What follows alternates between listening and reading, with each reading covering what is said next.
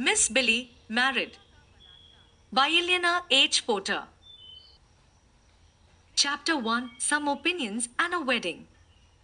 I, Bertram, take thee, Billy, chanted the white-robed clergyman.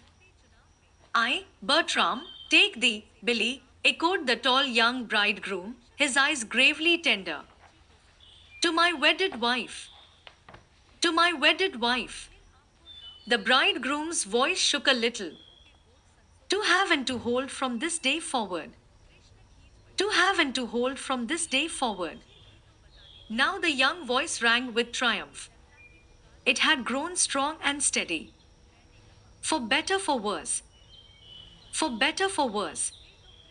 For richer, for poorer, droned the clergyman, with the weariness of uncounted repetitions. For richer, for poorer, avowed the bridegroom, with the decisive emphasis of one to whom the words are new and significant. In sickness and in health. In sickness and in health. To love and to cherish. To love and to cherish. The younger voice carried infinite tenderness now. Till death us do part. Till death us do part, repeated the bridegroom's lips, but everybody knew that what his heart said was, now, and through all eternity. According to God's holy ordinance. According to God's holy ordinance. And thereto I plight thee my troth. And thereto I plight thee my troth. There was a faint stir in the room. In one corner, a white-haired woman blinked tear-wet eyes and pulled a fleecy white shawl more closely about her shoulders. Then the minister's voice sounded again. I, Billy, take thee, Bertram. I, Billy, take thee, Bertram. This time the echoing voice was a feminine one, low and sweet, but clearly distinct and vibrant with joyous confidence, on through one after another of the ever familiar, but ever impressive phrases of the service that gives into the hands of one man and of one woman the future happiness, each of the other. The wedding was at noon. That evening Mrs. Kate Hartwell, sister of the bridegroom, wrote the following letter. Boston, 15th July. My dear husband, well, it's all over with, and they're married. I couldn't do one thing to prevent it. Much as ever as they would even listen to what I had to say, and when they knew how I had hurried east to say it, too, with only 2 hours' notice. But then, what can you expect? From time immemorial lovers never did have any sense, and when those lovers are such irresponsible flutterbudgets as Billy and Bertram. And such a wedding. I couldn't do anything with that, either, though I tried hard. They had it in Billy's living room at noon, with nothing but the sun for light. There was no maid of honor, no bridesmaids, no wedding cake, no wedding veil, no presents, except from the family, and from that ridiculous Chinese cook of Brother William's, Ding Dong, or whatever his name is. He tore in just before the wedding ceremony, and insisted upon seeing Billy to give her a wretched little green stone idol, which he declared would bring her, he plenty whaley good lucky, if she received it before she got married. I wouldn't have the hideous, grinning thing around, but William says it's real jade, and very valuable, and of course Billy was crazy over it, or pretended to be. There was no trousseau, either, and no reception. There was no anything but the bridegroom, and when I tell you that Billy actually declared that was all she wanted, you will understand how absurdly in love she is, in spite of all those weeks and weeks of broken engagement when I, at least, supposed she had come to her senses, until I got that crazy note from Bertram a week ago saying they were to be married today. I can't say that I've got any really satisfactory explanation of the matter. Everything has been in such a hubbub, and those 2 ridiculous children have been so afraid they wouldn't be together every minute possible, that any really rational conversation with either of them was out of the question. When Billy broke the engagement last spring, none of us knew why she had done it, as you know, and I fancy we shall be almost as much in the dark as to why she has, mended it now, as you might say. As near as I can make out, however, she thought he didn't want her, and he thought she didn't want him. I believe matters were still further complicated by a girl Bertram was painting, and a young fellow that used to sing with Billy, a Mr. Arkwright. Anyhow, things came to a head last spring. Billy broke the engagement and fled to parts unknown with Aunt Henna, leaving Bertram here in Boston to alternate between stony despair and reckless gaiety, according to William, and it was while he was in the latter mood that he had that awful automobile accident and broke his arm and almost his neck. He was wildly delirious and called continually for Billy. Well, it seems Billy didn't know all this, but a week ago she came home and in some way found out about it. I think through Pete, William's old butler, you know. Just exactly what happened I can't say, but I do know that she dragged poor old Aunt Henna down to Bertram's at some unearthly hour and in the rain, and Aunt Henna couldn't do a thing with her. All Billy would say was, Bertram wants me. And Aunt Henna told me that if I could have seen Billy's face, I'd have known that she'd have gone to Bertram then if he'd been at the top of the Himalaya mountains or at the bottom of the China Sea. So perhaps it's just as well, for Aunt Henna's sake, at least, that he was in no worse place than on his own couch at home. Anyhow, she went, and in half an hour they blandly informed Aunt Henna that they were going to be married today. Aunt Henna said she tried to stop that and get them to put it off till October, the original date, you know, but Bertram was obdurate. And when he declared he'd marry her the next day if it wasn't for the new license law, Aunt Henna said she gave up for fear he'd get a special dispensation, or go to the governor or the president, or do some other dreadful thing. What a funny old soul Aunt Henna is. Bertram told me that he should never feel safe till Billy was really his, that she'd read something, or hear something, or think something, or get a letter from me, as if anything I could say would do any good or harm, and so break the engagement again. Well, she's his now, so I suppose he's satisfied, though, for my part, I haven't changed my mind at all. I still say that they are not one bit suited to each other, and that matrimony will simply ruin his career. Bertram never has loved and never will love any girl long, except to paint.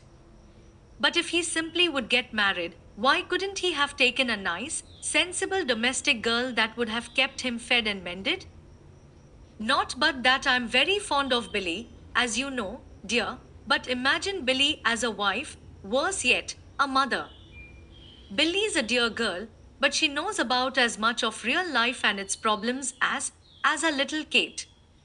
A more impulsive, irresponsible, regardless of consequences young woman I never saw.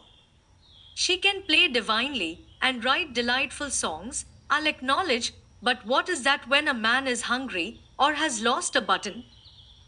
Billy has had her own way and had everything she wanted for years now, a rather dangerous preparation for marriage, especially marriage to a fellow like Bertram who has had his own way and everything he's wanted for years. Pray, what's going to happen when those ways conflict and neither one gets the thing wanted? And think of her ignorance of cooking, but there. What's the use? They're married now, and it can't be helped. Mercy, what a letter I've written. But I had to talk to someone. Besides, I'd promised I to let you know how matters stood as soon as I could. As you see, though, my trip east has been practically useless. I saw the wedding, to be sure, but I didn't prevent it, or even postpone it, though I meant to do one or the other, else I should never have made that tiresome journey half across the continent at 2 hours' notice. However, we shall see what we shall see. As for me, I'm dead tired. Good night. Affectionately yours, Kate. Quite naturally, Mrs. Kate Hartwell was not the only one who was thinking that evening of the wedding. In the home of Bertram's brother Cyril, Cyril himself was at the piano, but where his thoughts were was plain to be seen, or rather, heard, for from under his fingers there came the Lohengrin wedding march until all the room seemed filled with the scent of orange blossoms, the mistiness of floating veils, and the echoing peals of faraway organs heralding the fair bride and groom. Over by the table in the glowing circle of the shaded lamp sat Marie, Cyril's wife, a dainty sewing basket by her side. Her hands, however, lay idly across the stocking in her lap. As the music ceased, she drew a long sigh. What a perfectly beautiful wedding that was! She breathed. Cyril whirled about on the piano stool. It was a very sensible wedding, he said with emphasis. They looked so happy, both of them, went on Murray, dreamily, so sort of above and beyond everything about them, as if nothing ever could trouble them, now. Cyril lifted his eyebrows. Humph! Well, as I said before, it was a very sensible wedding, he declared. This time Mary noticed the emphasis. She laughed, though her eyes looked a little troubled. I know, dear, of course, what you mean. I thought our wedding was beautiful, but I would have made it simpler if I'd realized in time you. How I abhorred pink teas and purple pageants, he finished for her, with a frowning smile. Oh, well, I stood it, for the sake of what it brought me. His face showed now only the smile, the frown had vanished. For a man known for years to his friends as a hater of women and all other confusion, Cyril Henshaw was looking remarkably well pleased with himself. His wife of less than a year colored as she met his gaze. Hurriedly she picked up her needle. The man laughed happily at her confusion. What are you doing? Is that my stocking? He demanded. A look, half pain, half reproach, crossed her face. Why, Cyril, of course not. You told me not to, long ago. You said my dance made bunches. Ho! I meant I didn't want to wear them, retorted the man, upon whom the tragic wretchedness of that half-sobbed bunches had been quite lost. I love to see you mending them, he finished, with an approving glance at the pretty little picture of domesticity before him. A peculiar expression came to Mary's eyes. Why, Cyril, you mean you like to have me mend them just for the sake of seeing me do it, when you know you won't ever wear them? Sure, nodded the man, imperturbably. Then, with a sudden laugh, he asked, I wonder now, does Billy love to mend socks? Mary smiled, but she sighed, too, and shook her head. I'm afraid not, Cyril. Nor cook. Mary laughed outright this time. The vaguely troubled look had fled from her eyes. Oh, Billy's helped me beat eggs and butter sometimes, but I never knew her to cook a thing or want to cook a thing, but once, then she spent nearly 2 weeks trying to learn to make puddings, for you. For me. Mary puckered her lips queerly. Well, I supposed they were for you at the time. At all events, she was trying to make them for some one of you boys. Probably it was really for Bertram, though. Humph, grunted Cyril. Then, after a minute, he observed, I judge Kate thinks Billy'll never make them for anybody. I'm afraid Sister Kate isn't pleased. Oh, but Mrs. Hartwell was disappointed in the wedding, apologized Mary quickly. You know she wanted it put off anyway, and she didn't like such a simple one. As usual, Sister Kate forgot it wasn't her funeral. I mean, her wedding, retorted Cyril dryly. Kate is never happy, you know, unless she's managing things. Yes, I know, nodded Mary, with a frowning smile of recollection at certain features of her own wedding. She doesn't approve of Billy's taste in guests, either, remarked Cyril, after a moment's silence. I thought her guests were lovely, spoke up Mary, in quick defense. Of course, most of her social friends are away in July, but Billy is never a society girl, in spite of the way society is always trying to lionize her and Bertram. Oh, of course, Kate knows that, but she says it seems as if Billy needn't have gone out and gathered in the lame and the halt and the blind. Nonsense, cried Murray, with unusual sharpness for her. I suppose she said that just because of Mrs. Gregay's and Tommy Dunn's crutches.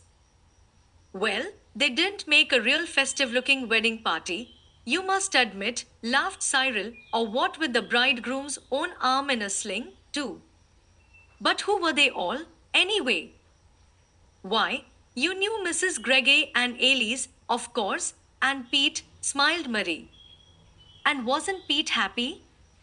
Billy says she'd have had Pete if she had no one else, that there wouldn't have been any wedding, anyway, if it hadn't been for his telephoning Aunt Hannah that night. Yes, Will told me. As for Tommy and the others, most of them were those people that Billy had at her home last summer for a 2 weeks vacation, people, too poor to give themselves one, and too proud to accept one from ordinary charity. Billy's been following them up and doing little things for them ever since, sugar plums and frosting on their cake, she calls it, and they adore her, of course. I think it was lovely of her to have them, and they did have such a good time. You should have seen Tommy when you played that wedding march for Billy to enter the room. His poor little face was so transfigured with joy that I almost cried just to look at him. Billy says he loves music, poor little fellow. Well, I hope they'll be happy, in spite of Kate's doleful prophecies. Certainly they looked happy enough today, declared Cyril, patting a yawn as he rose to his feet. I fancy Will and Aunt Hannah are lonesome, though, about now, he added.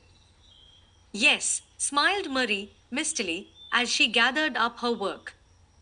I know what Aunt Hannah's doing. She's helping Rosa put the house to rights, and she's stopping to cry over every slipper and handkerchief of Billy's she finds. And she'll do that until that funny clock of hers strikes 12, then she'll say, oh, my grief and conscience, midnight. But the next minute she'll remember that it's only 11:30 after all, and she'll send Rosa to bed and sit patting Billy's slipper in her lap till it really is midnight by all the other clocks.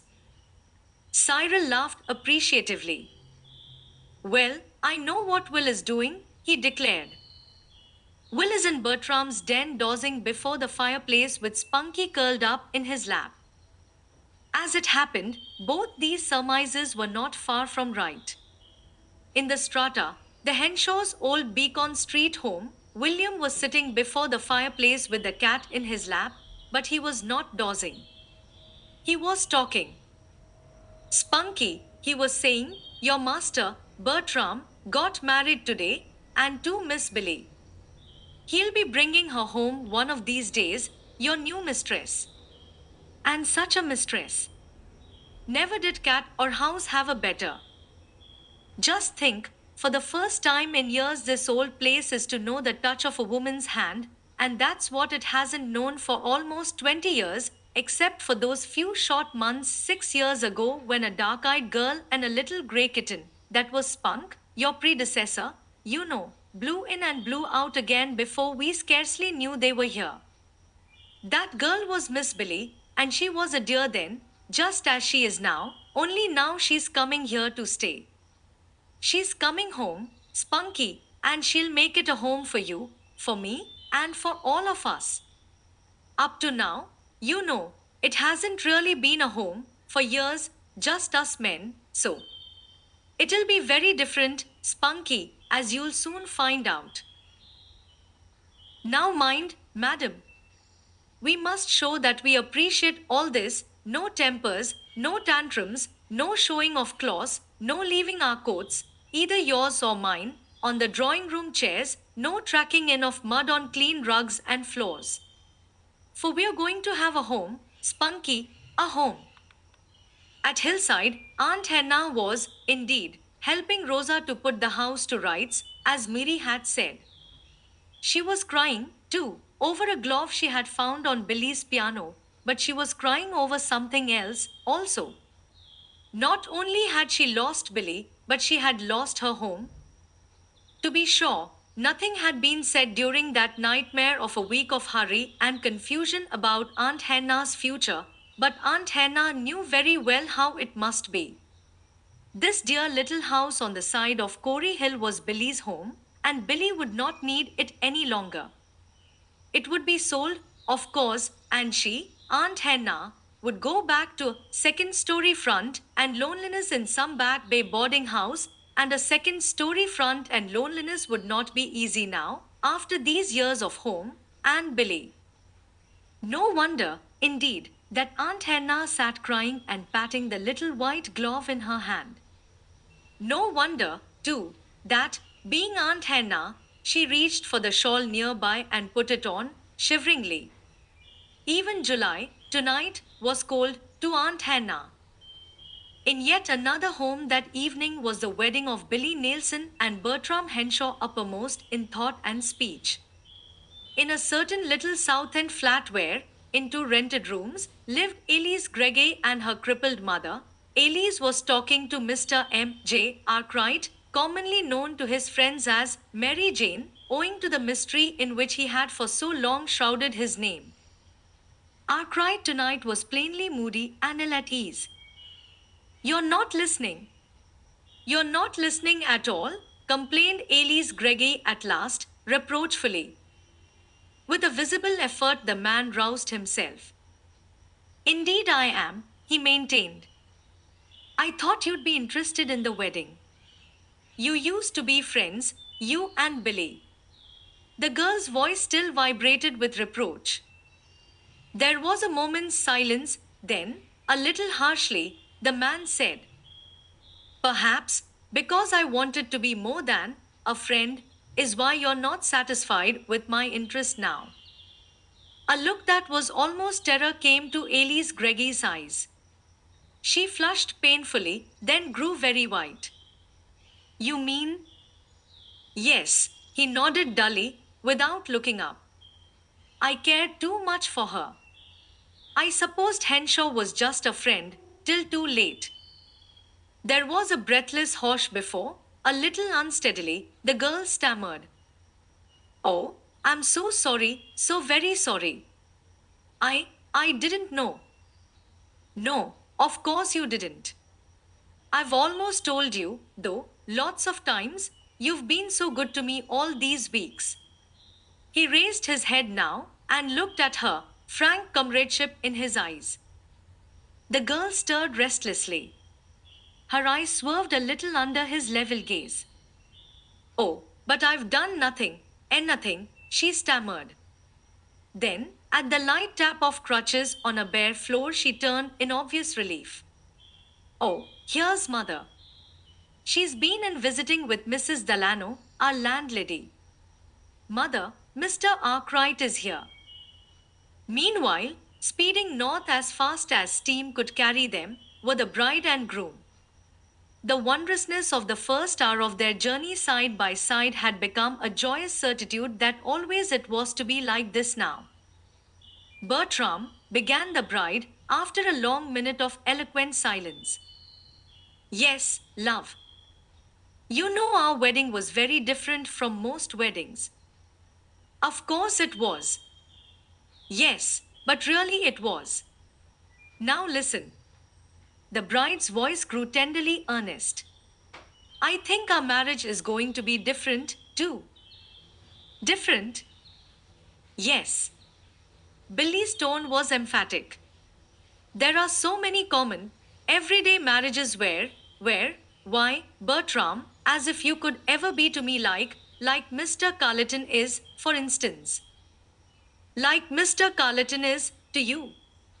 Bertram's voice was frankly puzzled. No, no. As Mr. Carleton is to Mrs. Carleton, I mean. Oh.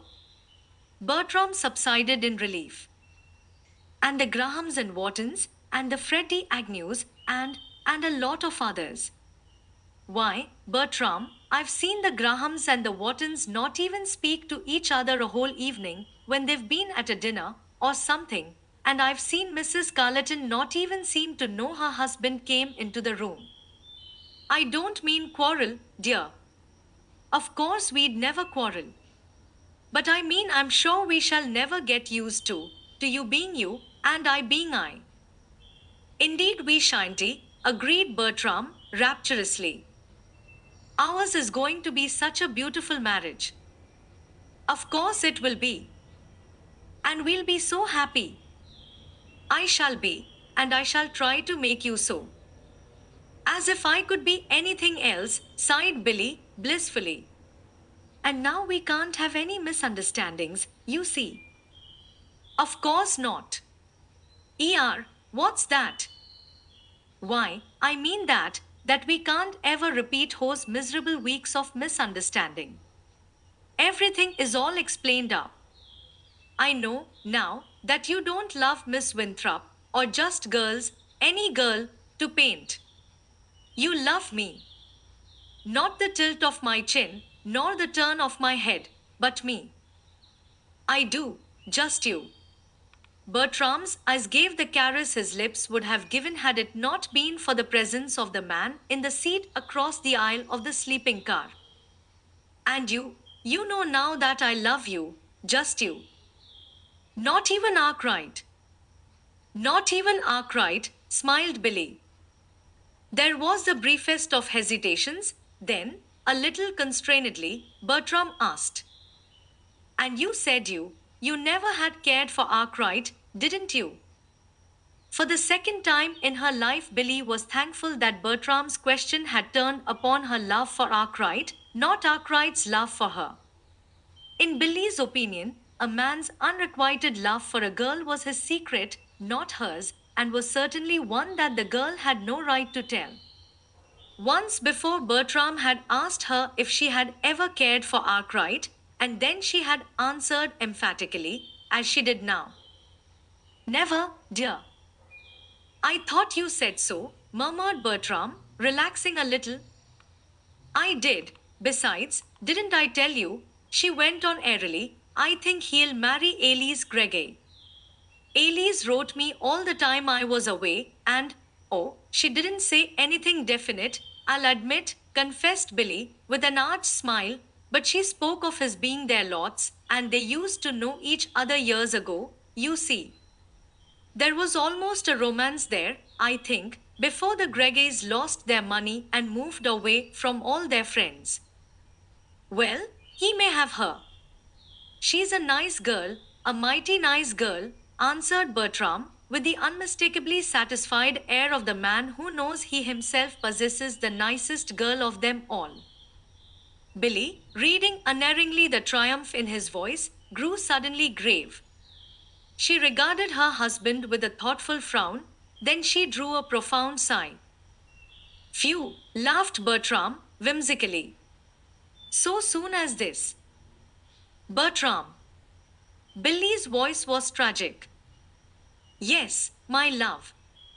The bridegroom pulled his face into sobriety, then Billy spoke, with solemn impressiveness. Bertram, I don't know a thing about cooking, except what I've been learning in Rosa's cookbook this last week. Bertram laughed so loud that the man across the aisle glanced over the top of his paper surreptitiously. Rosa's cookbook. Is that what you were doing all this week? Yes, that is, I tried so hard to learn something, stammered Billy. But I'm afraid I didn't much. There were so many things for me to think of, you know, with only a week. I believe I could make peach fritters, though. They were the last thing I studied. Bertram laughed again, uproariously, but at Billy's unchangingly tragic face, he grew suddenly very grave and tender. Billy, dear, I didn't marry you to get a cook, he said gently. Billy shook her head. I know, but Aunt Hannah said that even if I never expected to cook myself, I ought to know how it was done, so to properly oversee it. She said that no woman who didn't know how to cook and keep house properly had any business to be a wife. And, Bertram, I did try, honestly, all this week. I tried so hard to remember when you sponged bread and when you needed it. I don't ever need yours, cut in Bertram, shamelessly, but he got only a deservedly stern glance in return. And I repeated over and over again how many cupfuls of flour and pinches of salt and spoonfuls of baking powder went into things, but, Bertram, I simply could not keep my mind on it. Everything, everywhere was singing to me. And how do you suppose I could remember how many pinches of flour and spoonfuls of salt and cupfuls of baking powder went into a loaf of cake when all the while the very tea kettle on the stove was singing, "It's all right, Bertram loves me, I'm going to marry Bertram." You darling! In spite of the man across the aisle, Bertram did almost kiss her this time. As if anybody cared how many cupfuls of baking powder went anywhere, with that in your heart. Aunt Hannah says you will, when you're hungry. And Kate said. Bertram uttered a sharp word behind his teeth. Billy, for heaven's sake, don't tell me what Kate said. If you want me to stay sane and not attempt to fight somebody, broken arm and all. Kate thinks she's kind, and I suppose she means well, but, well, she's made trouble enough between us already. I've got you now, sweetheart. You're mine, all mine. His voice shook and dropped to a tender whisper, "Till death us do part." Yes, till death us do part, breathed Billy. And then, for a time, they fell silent. "I, Bertram, take thee," Billy sang the whirring wheels beneath them, to one. "I, Billy, take thee," Bertram sang the whirring wheels beneath them, to the other. While straight ahead before them both, stretched fair and beautiful in their eyes, the wondrous path of life which they were to tread together. Chapter 2. For William, a home. On the first Sunday after the wedding, Pete came upstairs to tell his master, William, that Mrs. Stetson wanted to see him in the drawing room. William went down at once. "Well, Aunt Hannah," he began, reaching out a cordial hand. "Why, what's the matter?" he broke off concernedly, as he caught a clearer view of the little old lady's drawn face and troubled eyes. "William, it's silly, of course," cried Aunt Hannah tremulously, "but I simply had to go to someone. I feel so nervous and unsettled." Did Billy say anything to you? What she was going to do? What she was going to do? About what? What do you mean? About the house, selling it, faltered Aunt Hannah, sinking wearily back into her chair. William frowned thoughtfully. "Why, no," he answered. "It was all so hurried at the last, you know. There was really very little chance to make plans for anything, except the wedding," he finished, with a smile. "Yes, I know," sighed Aunt Hannah. "Everything was in such confusion. Still, I didn't know but she might have said something to you." "No, she didn't. But I imagine it won't be hard to guess what she'll do. When they get back from their trip, I fancy she won't lose much time in having what things she wants brought down here. Then she'll sell the rest and put the house on the market." "Yes, of course," stammered Aunt Hannah, pulling herself hastily to a more erect position. "That's what I thought, too." "Then don't you think we'd better dismiss Rosa and close the house at once?" "Why, yes, perhaps so. Why not? Then you'd be all settled here when she comes home. I'm sure the sooner you come, the better I'll be pleased," he smiled. Aunt Hannah turned sharply. "Here," she ejaculated. "William Henshaw, you didn't suppose I was coming here to live, did you?" It was William's turn to look amazed. Why, of course you're coming here. Where else should you go, pray? Where I was before Billy came to you, returned Aunt Hannah a little tremulously, but with a certain dignity. I shall take a room in some quiet boarding house, of course. Nonsense, Aunt Hannah. As if Billy would listen to that. You came before, why not come now? Aunt Hannah lifted her chin the fraction of an inch. You forget. I was needed before. Billy is a married woman now. She needs no chaperone. Nonsense, scowled William again. Billy will always need you. Aunt Hannah shook her head mournfully. I like to think she wants me, William, but I know, in my heart, it isn't best. Why not? There was a moment's pause, then, decisively came the answer. Because I think young married folks should not have outsiders in the home. William laughed relievedly. Oh, so that's it. Well, Aunt Hannah, you're no outsider. Come, run right along home and pack your trunk. Aunt Hannah was plainly almost crying, but she held her ground. William, I can't, she reiterated. But Billy is such a child, and for once in her circumspect life, Aunt Hannah was guilty of an interruption. Pardon me, William, she is not a child. She is a woman now, and she has a woman's problems to meet. Well, then, why don't you help her meet them? Retorted William, still with a whimsical smile. But Aunt Hannah did not smile.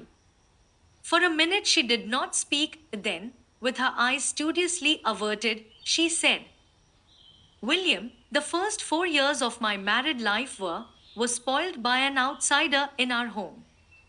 I don't mean to spoil Billy's. William relaxed visibly. The smile fled from his face. Why, Aunt Hannah, he exclaimed. The little old lady turned with a weary sigh. Yes, I know. You are shocked, of course. I shouldn't have told you. Still, it is all past long ago, and I wanted to make you understand why I can't come. He was my husband's eldest brother, a bachelor. He was good and kind, and meant well, I suppose, but he interfered with everything. I was young, and probably headstrong. At all events, there was constant friction. He went away once and stayed 2 whole months. I shall never forget the utter freedom and happiness of those months for us, with the whole house to ourselves. No, William, I can't come. She rose abruptly and turned toward the door. Her eyes were wistful, and her face was still drawn with suffering, but her whole frail little self quivered plainly with high resolve. John has Peggy outside. I must go.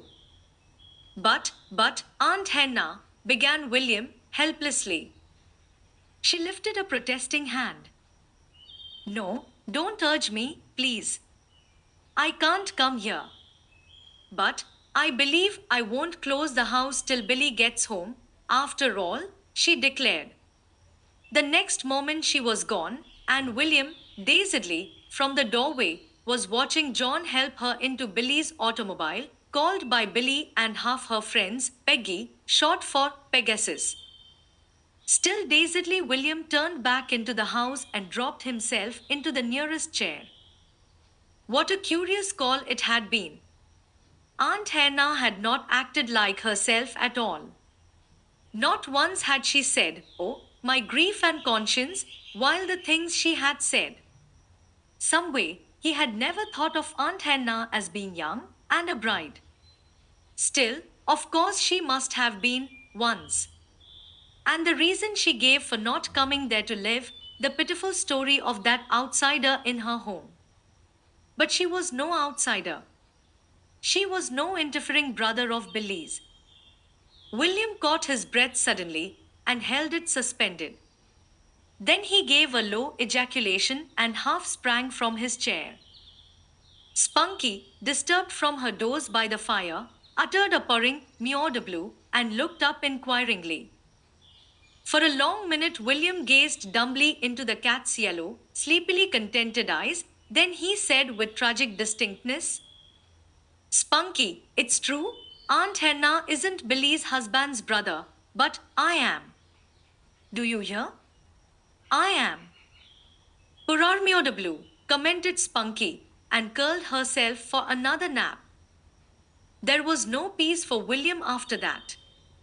In vain he told himself that he was no interfering brother, and that this was his home and had been all his life. In vain did he declare emphatically that he could not go, he would not go, that Billy would not wish him to go. Always before his eyes was the vision of that little bride of years long gone. Always in his ears was the echo of Aunt Henna's, I shall never forget the utter freedom and happiness of those months for us, with the whole house to ourselves.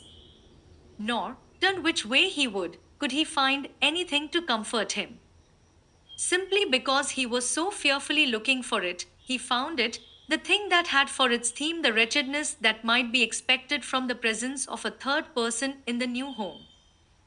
Poor William!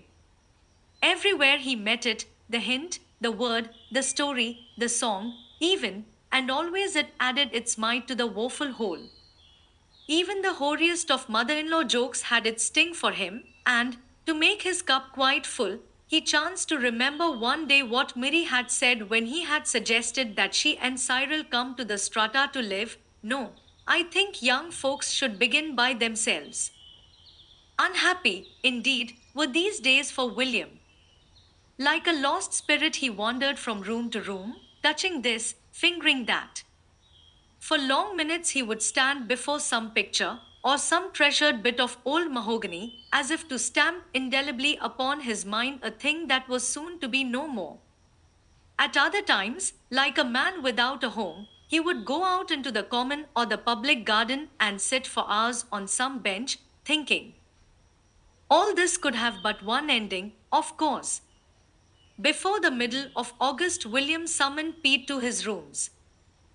Oh, Pete, I'm going to move next week, he began nonchalantly. His voice sounded as if moving were a pleasurable circumstance that occurred in his life regularly once a month. I'd like you to begin to pack up these things, please, tomorrow. The old servant's mouth fell open. You're going to what, sir? He stammered. Move, move, I said. William spoke with unusual harshness.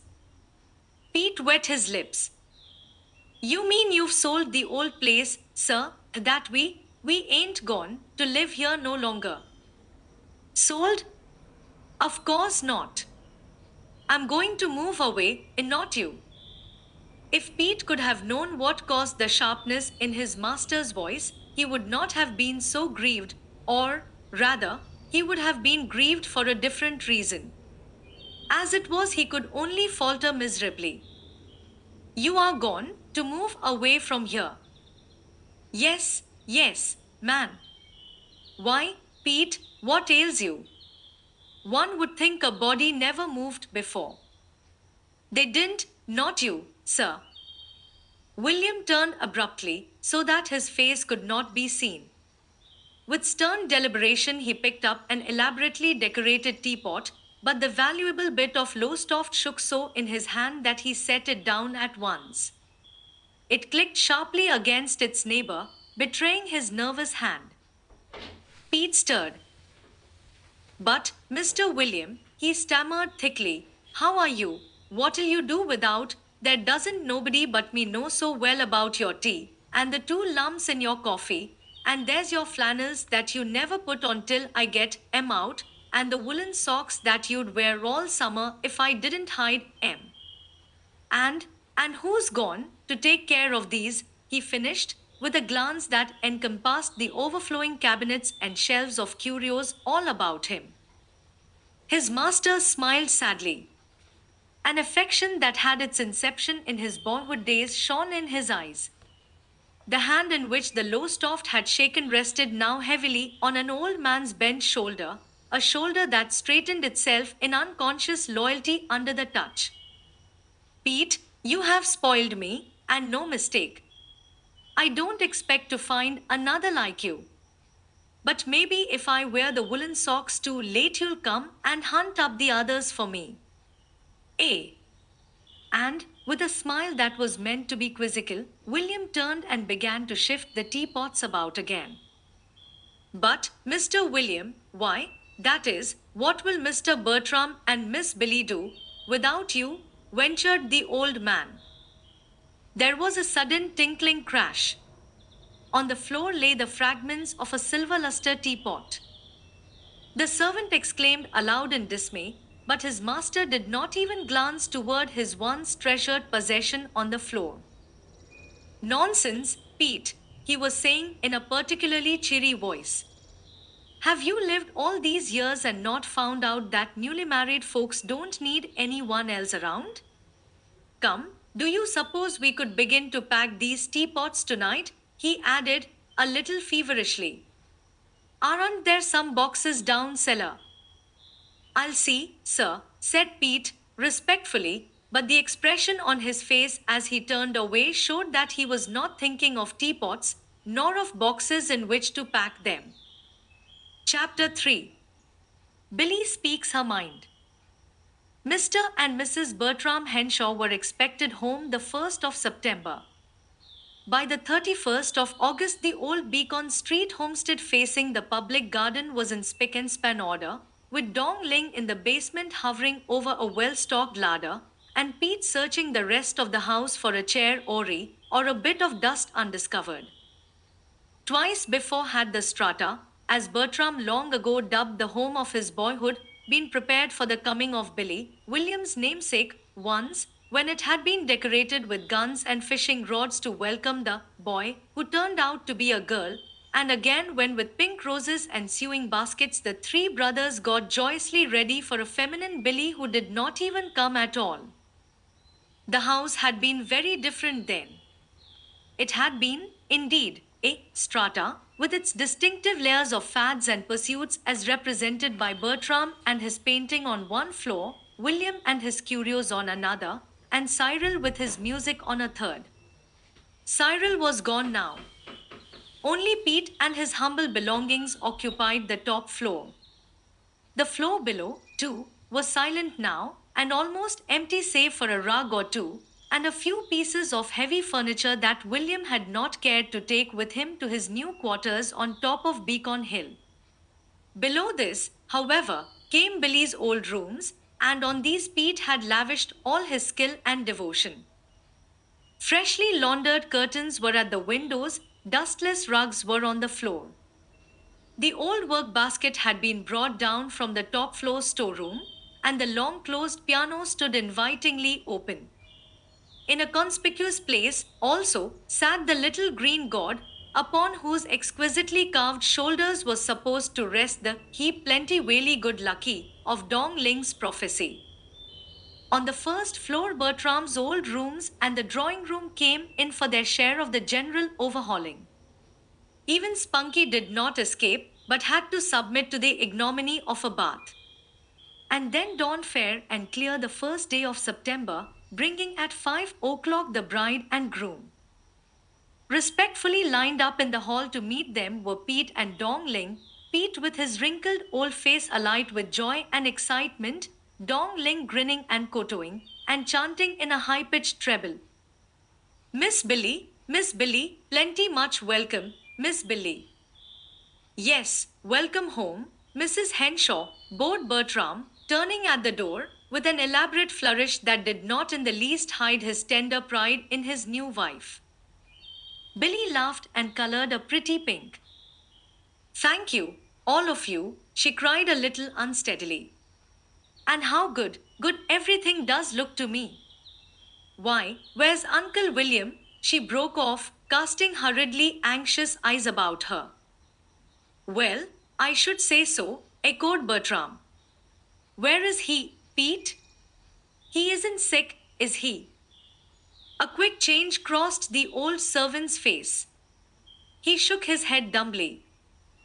Billy gave a gleeful laugh. I know, he's asleep, she caroled, skipping to the bottom of the stairway and looking up. Ho, Uncle William. Better wake up, sir. The folks have come. Pete cleared his throat. Mr. William isn't here, ma'am, he corrected miserably. Billy smiled, but she frowned too. Not here.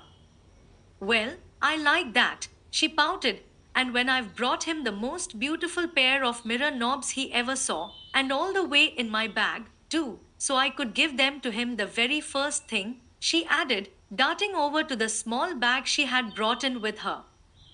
I'm glad I did, too, for our trunks didn't come, she continued laughingly.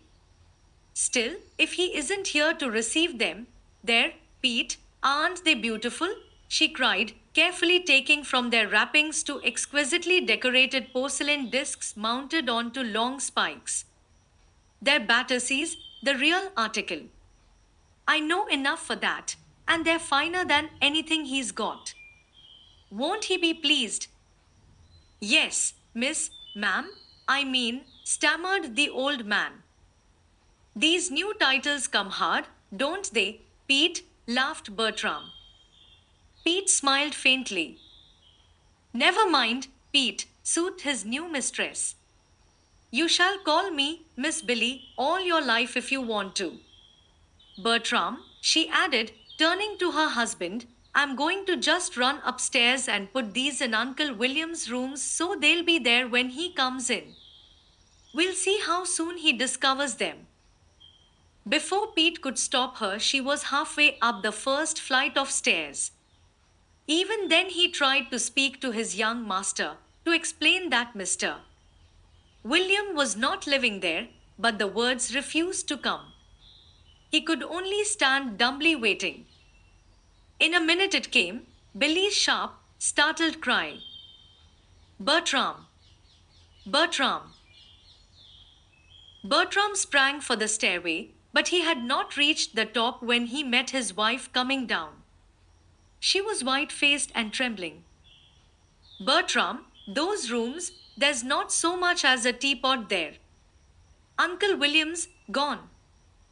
Gone. Bertram wheeled sharply. Pete, what is the meaning of this? Where is my brother? To hear him, one would think he suspected the old servant of having hidden his master. Pete lifted a shaking hand and fumbled with his collar. He's moved, sir. Moved? Oh, you mean two other rooms, to Cyril's. Bertram relaxed visibly. He's upstairs, maybe. Pete shook his head. No, sir. He's moved away, out of the house, sir. For a brief moment, Bertram stared as if he could not believe what his ears had heard. Then, step by step, he began to descend the stairs. Do you mean to say that my brother has gone away, left his home? He demanded. Yes, sir. Billy gave a low cry. But why? Why? She choked, almost stumbling headlong down the stairway in her effort to reach the two men at the bottom. Pete, why did he go? There was no answer. Pete, Bertram's voice was very sharp. What is the meaning of this? Do you know why my brother left his home? The old man wet his lips and swallowed chokingly, but he did not speak. I'm waiting, Pete. Billy laid one hand on the old servant's arm. In the other hand, she still tightly clutched the mirror knobs. Pete, if you do know, won't you tell us, please? She begged. Pete looked down at the hand, then up at the troubled young face with the beseeching eyes. His own features worked convulsively. With a visible effort, he cleared his throat. I know what he said, he stammered, his eyes averted. What was it? There was no answer.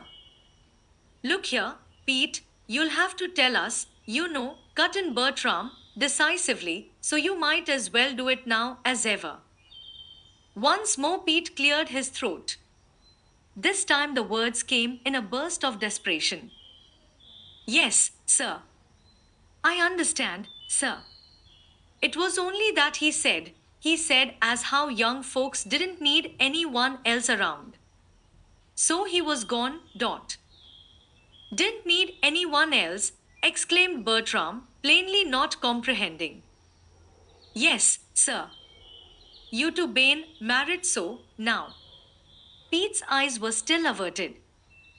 Billy gave a low cry. You mean, because I came? She demanded. Why, yes, miss, no. That is, Pete stopped with an appealing glance at Bertram. Then it was, on account of me, choked Billy. Pete looked still more distressed. No, no, he faltered. It was only that he thought you wouldn't want him here now. Want him here? Ejaculated Bertram. Want him here? Echoed Billy with a sob. Pete, where is he? As she asked the question, she dropped the mirror knobs into her open bag and reached for her coat and gloves. She had not removed her hat. Pete gave the address. It's just down the street a bit and up the hill, he added excitedly, divining her purpose. It's a sort of a boarding house, I reckon. A boarding house for Uncle William, scorned Billy, her eyes ablaze. Come, Bertram, we'll see about that. Bertram reached out a detaining hand. But, dearest, you're so tired, he demurred. Hadn't we better wait till after dinner, or till tomorrow? After dinner. Tomorrow. Billy's eyes blazed anew. Why, Bertram Henshaw, do you think I'd leave that dear man even 1 minute longer, if I could help it, with the notion in his blessed old head that we didn't want him? But you said a little while ago you had a headache, dear, still objected Bertram. If you'd just eat your dinner. Dinner, choked Billy. I wonder if you think I could eat any dinner with Uncle William turned out of his home. I'm going to find Uncle William. And she stumbled blindly toward the door. Bertram reached for his hat. He threw a despairing glance into Pete's eyes. We'll be back when we can, he said, with a frown. Yes, sir, answered Pete, respectfully. Then, as if impelled by some hidden force, he touched his master's arm. It was that way she looked, sir, when she came to you, that night last July, with her eyes all shining, he whispered. A tender smile curved Bertram's lips. The frown vanished from his face. Bless you, Pete, and bless her, too, he whispered back. The next moment he had hurried after his wife. The house that bore the number Pete had given proved to have a pretentious doorway and a landlady who, in response to the summons of the neat maid, appeared with a most impressive rustle of black silk and jet bugles. No, Mr. William Henshaw was not in his rooms. In fact, he was very seldom there. His business, she believed, called him to State Street through the day. Outside of that, she had been told, he spent much time sitting on a bench in the common. Doubtless, if they cared to search, they could find him there now. A bench in the common, indeed, stormed Billy, as she and Bertram hurried down the wide stone steps. Uncle William, on a bench. But surely now, dear, ventured her husband, you'll come home and get your dinner. Billy turned indignantly. And leave Uncle William on a bench in the common? Indeed, no. Why, Bertram, you wouldn't, either, she cried, as she turned resolutely toward one of the entrances to the common. And Bertram, with the eyes all shining, still before him, could only murmur, no, of course not, dear, and follow obediently where she led. Under ordinary circumstances, it would have been a delightful hour for a walk. The sun had almost set, and the shadows lay long across the grass. The air was cool and unusually bracing for a day so early in September. But all this was lost on Bertram. Bertram did not wish to take a walk. He was hungry. He wanted his dinner, and he wanted, too, his old home with his new wife flitting about the rooms as he had pictured this first evening together. He wanted William, of course. Certainly he wanted William, but if William would insist on running away and sitting on park benches in this ridiculous fashion, he ought to take the consequences until tomorrow. 5, 10, 15 minutes passed. Up one path and down another trudged the anxious eyed Billy and her increasingly impatient husband. Then, when the 15 weary minutes had become a still more weary half hour, the bonds Bertram had set on his temper snapped. Billy, he remonstrated despairingly, do, please, come home. Don't you see how highly improbable it is that we should happen on William if we walked like this all night? He might move, change his seat, go home, even. He probably has gone home. And surely never before did a bride insist on spending the first evening after her return tramping up and down a public park for hour after hour like this, looking for any man. Won't you come home? But Billy had not even heard. With a glad little cry, she had darted to the side of the humped up figure of a man alone on a park bench just ahead of them. Uncle William! Oh, Uncle William, how could you? She cried, dropping herself onto one end of the seat and catching the man's arm in both her hands. Yes, how could you? Demanded Bertram, with just a touch of irritation, dropping himself onto the other end of the seat and catching the man's other arm in his one usable hand. The bent shoulders and bowed head straightened up with a jerk. Well, well, bless my soul. If it isn't our little bride, cried Uncle William, fondly. And the happy bridegroom, too. When did you get home? We haven't got home, retorted Bertram, promptly, before his wife could speak. Oh, we looked in at the door an hour or so back, but we didn't stay. We've been hunting for you ever since. Nonsense, children. Uncle William spoke with gay cheeriness, but he refused to meet either Billy's or Bertram's eyes. Uncle William, how could you do it? Reproached Billy, again. Do what? Uncle William was plainly fencing for time. Leave the house like that. Ho! I wanted a change. As if we'd believe that, scoffed Billy. All right, let's call it you've had the change, then, laughed Bertram, and we'll send over for your things tomorrow. Come, now let's go home to dinner. William shook his head. He essayed a gay smile. Why, I've only just begun. I'm going to stay, oh, I don't know how long I'm going to stay, he finished blithely. Billy lifted her chin a little. Uncle William, you aren't playing square. Pete told us what you said when you left. Eh? What? William looked up with startled eyes. About our not needing you. So we know, now, why you left, and we shan't stand it. Pete? That? Oh, that's nonsense. I'll settle with Pete. Billy laughed softly. Poor Pete. Don't. We simply dragged it out of him. And now we're here to tell you that we do want you, and that you must come back. Again William shook his head. A swift shadow crossed his face. Thank you, no, children, he said dully. You're very kind, but you don't need me. I should be just an interfering elder brother. I should spoil your young married life.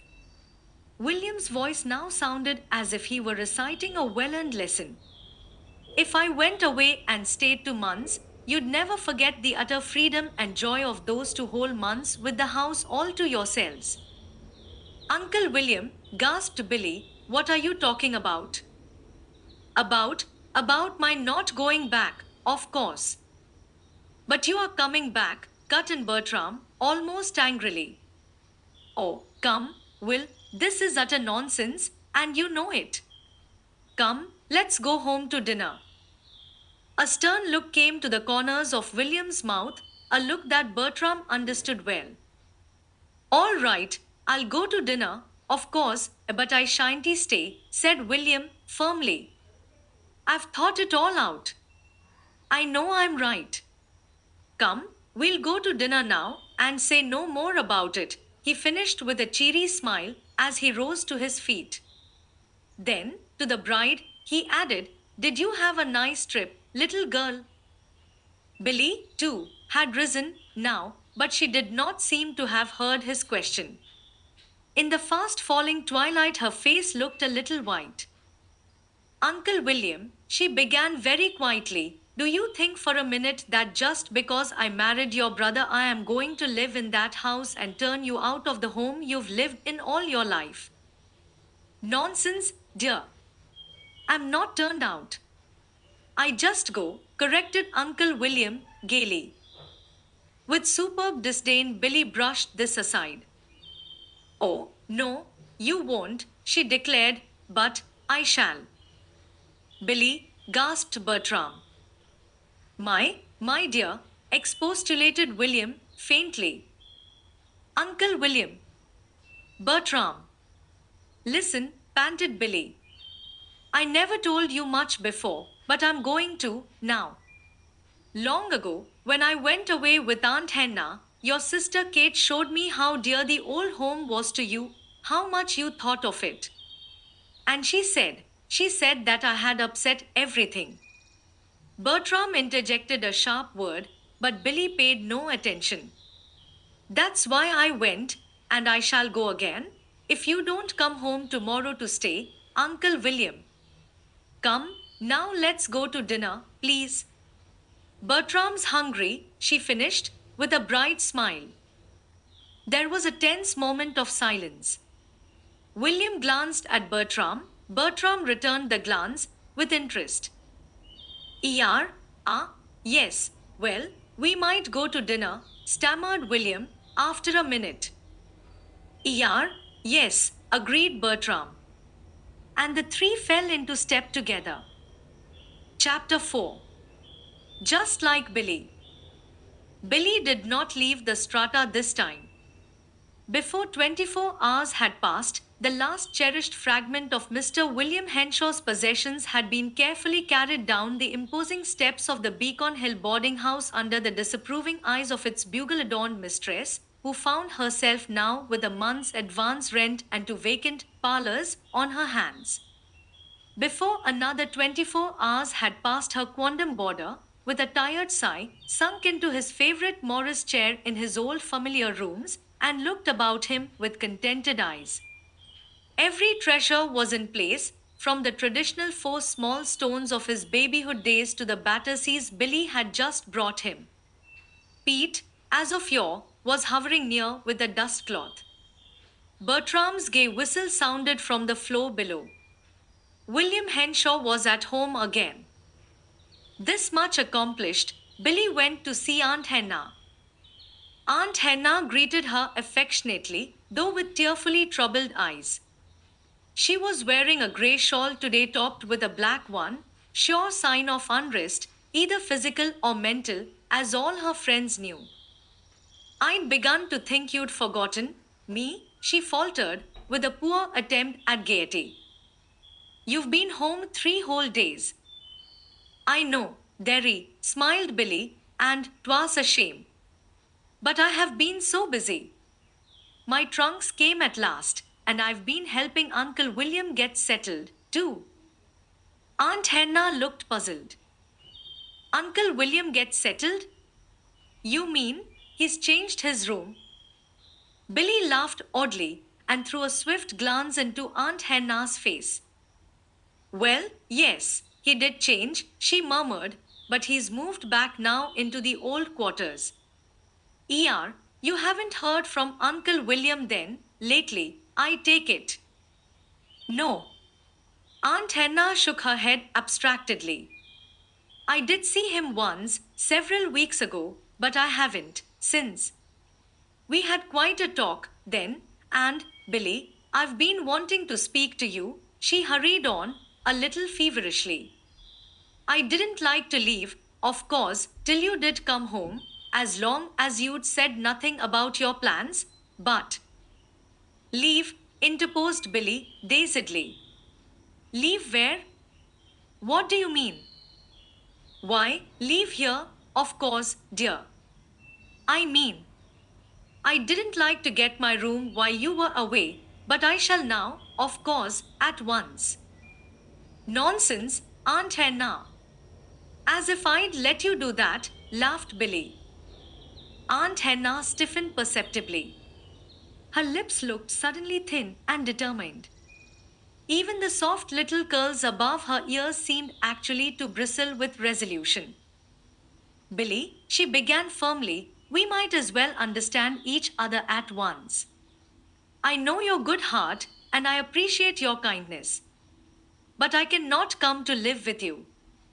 I shall not. It wouldn't be best. I should be like an interfering elder brother in your home. I should spoil your young married life, and if I went away for 2 months, you'd never forget the utter joy and freedom of those 2 months with the whole house alley to yourselves. At the beginning of this speech, Billy's eyes had still carried their dancing smile, but as the peroration progressed on to the end, a dawning surprise, which soon became a puzzled questioning, drove the smile away. Then Billy sat suddenly erect. Why, Aunt Henna, that's exactly what Uncle William. Billy stopped and regarded Aunt Henna with quick suspicion. The next moment she burst into gleeful laughter. Aunt Henna looked grieved and not a little surprised, but Billy did not seem to notice this. Oh, Aunt Henna, you, too.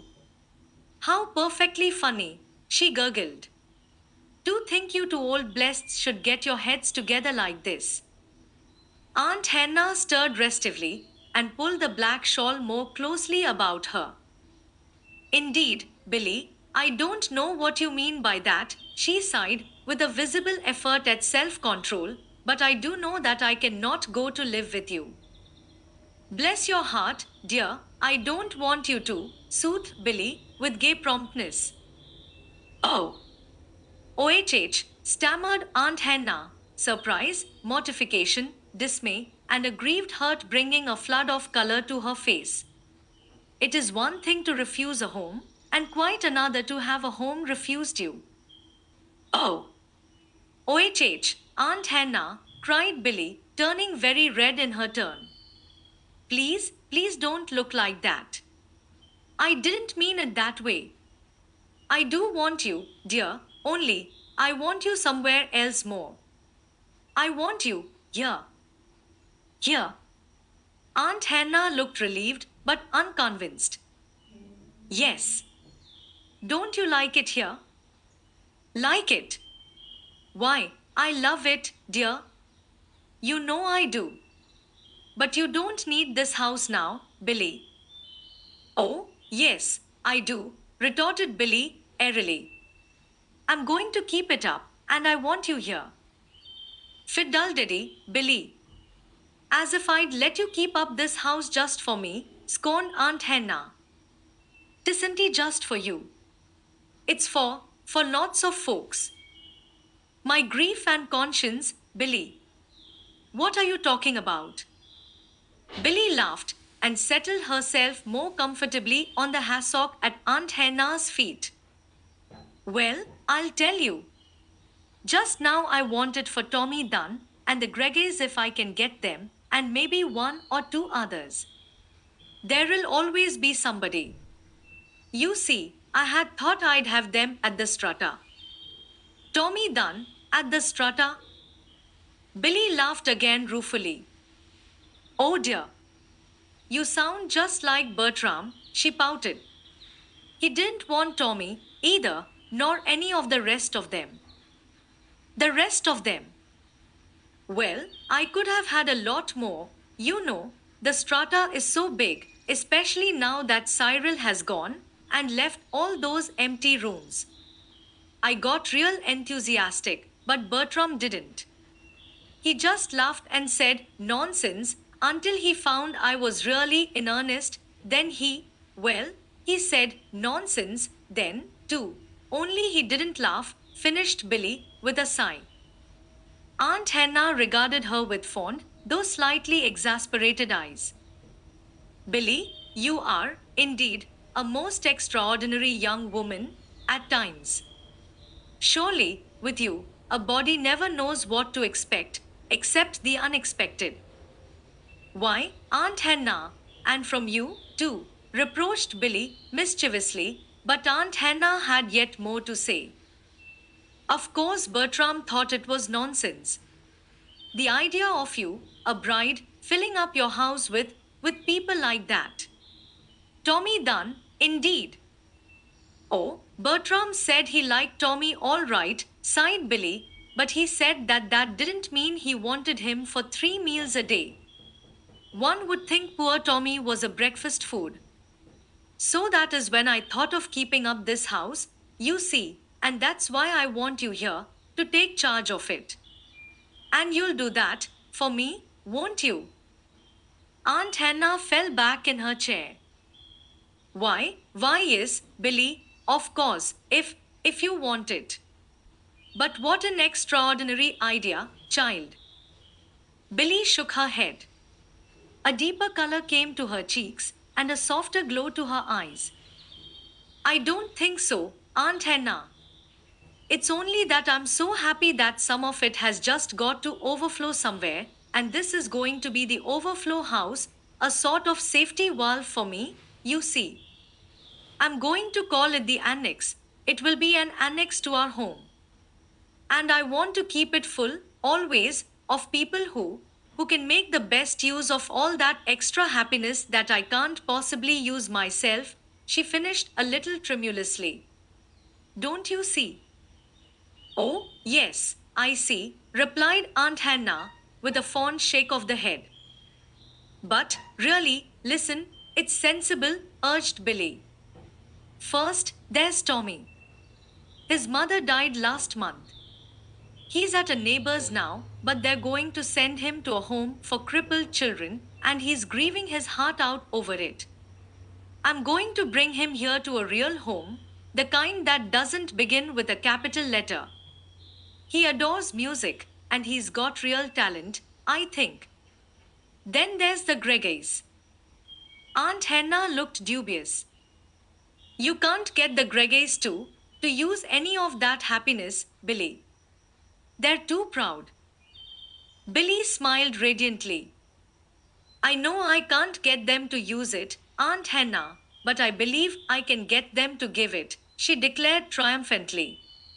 "I shall ask Elise Gregay to teach Tommy music, and I shall ask Mrs. Gregay to teach him books, and I shall tell them both that I positively need them to keep you company." "Oh, but Billy," bridled Aunt Hannah, with prompt objection. "Tut, tut, I know you'll be willing to be thrown as a little bit of a sop to the Greggy's pride," coaxed Billy. "You just wait till I get the overflow annex in running order. Why, Aunt Hannah, you don't know how busy you're going to be handing out all that extra happiness that I can't use." "You dear child." Aunt Hannah smiled mistily. The black shawl had fallen unheeded to the floor now. As if anybody ever had any more happiness than one's self could use. "I have," avowed Billy, promptly, "and it's going to keep growing and growing, I know." "Oh, my grief and conscience, Billy, don't," exclaimed Aunt Hannah, lifting shocked hands of remonstrance. "Rap on wood, do. How can you boast like that?" Billy dimpled roguishly and sprang to her feet. "Why, Aunt Hannah, I'm ashamed of you. To be superstitious like that, you, a good Presbyterian." Aunt Hannah subsided shamefacedly. "Yes, I know, Billy, it is silly, but I just can't help it." "Oh, but it's worse than silly, Aunt Hannah. teased Billy with a remorseless chuckle. It's really heathen. Bertram told me once that it dates way back to the time of the Druids, appealing to the god of trees, or something like that. When you rap on wood, you know. Ah, shuddered Aunt Henna. As if I would, Billy. How is Bertram, by the by? A swift shadow crossed Billy's bright face. He's lovely, only his arm. His arm! But I thought that was better. Oh, it is, drooped Billy, but it gets along so slowly, and it frets him dreadfully. You know he never can do anything with his left hand, he says, and he just hates to have things done for him.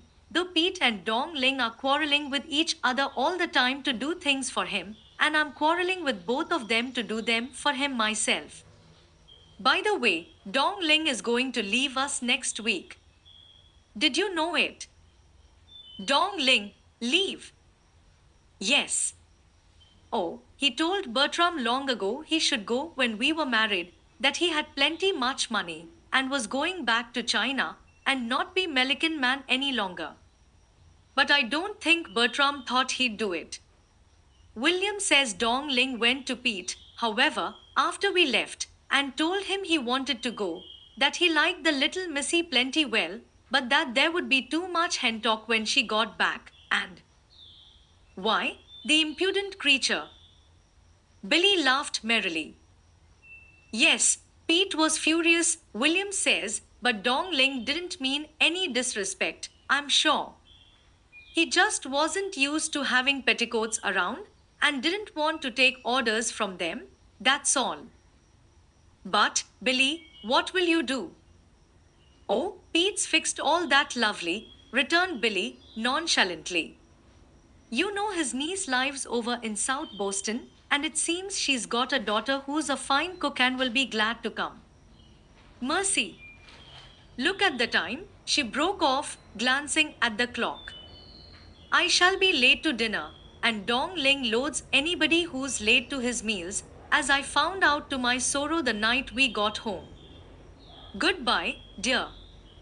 I'll be out soon again and fix it all up, about the annex, you know.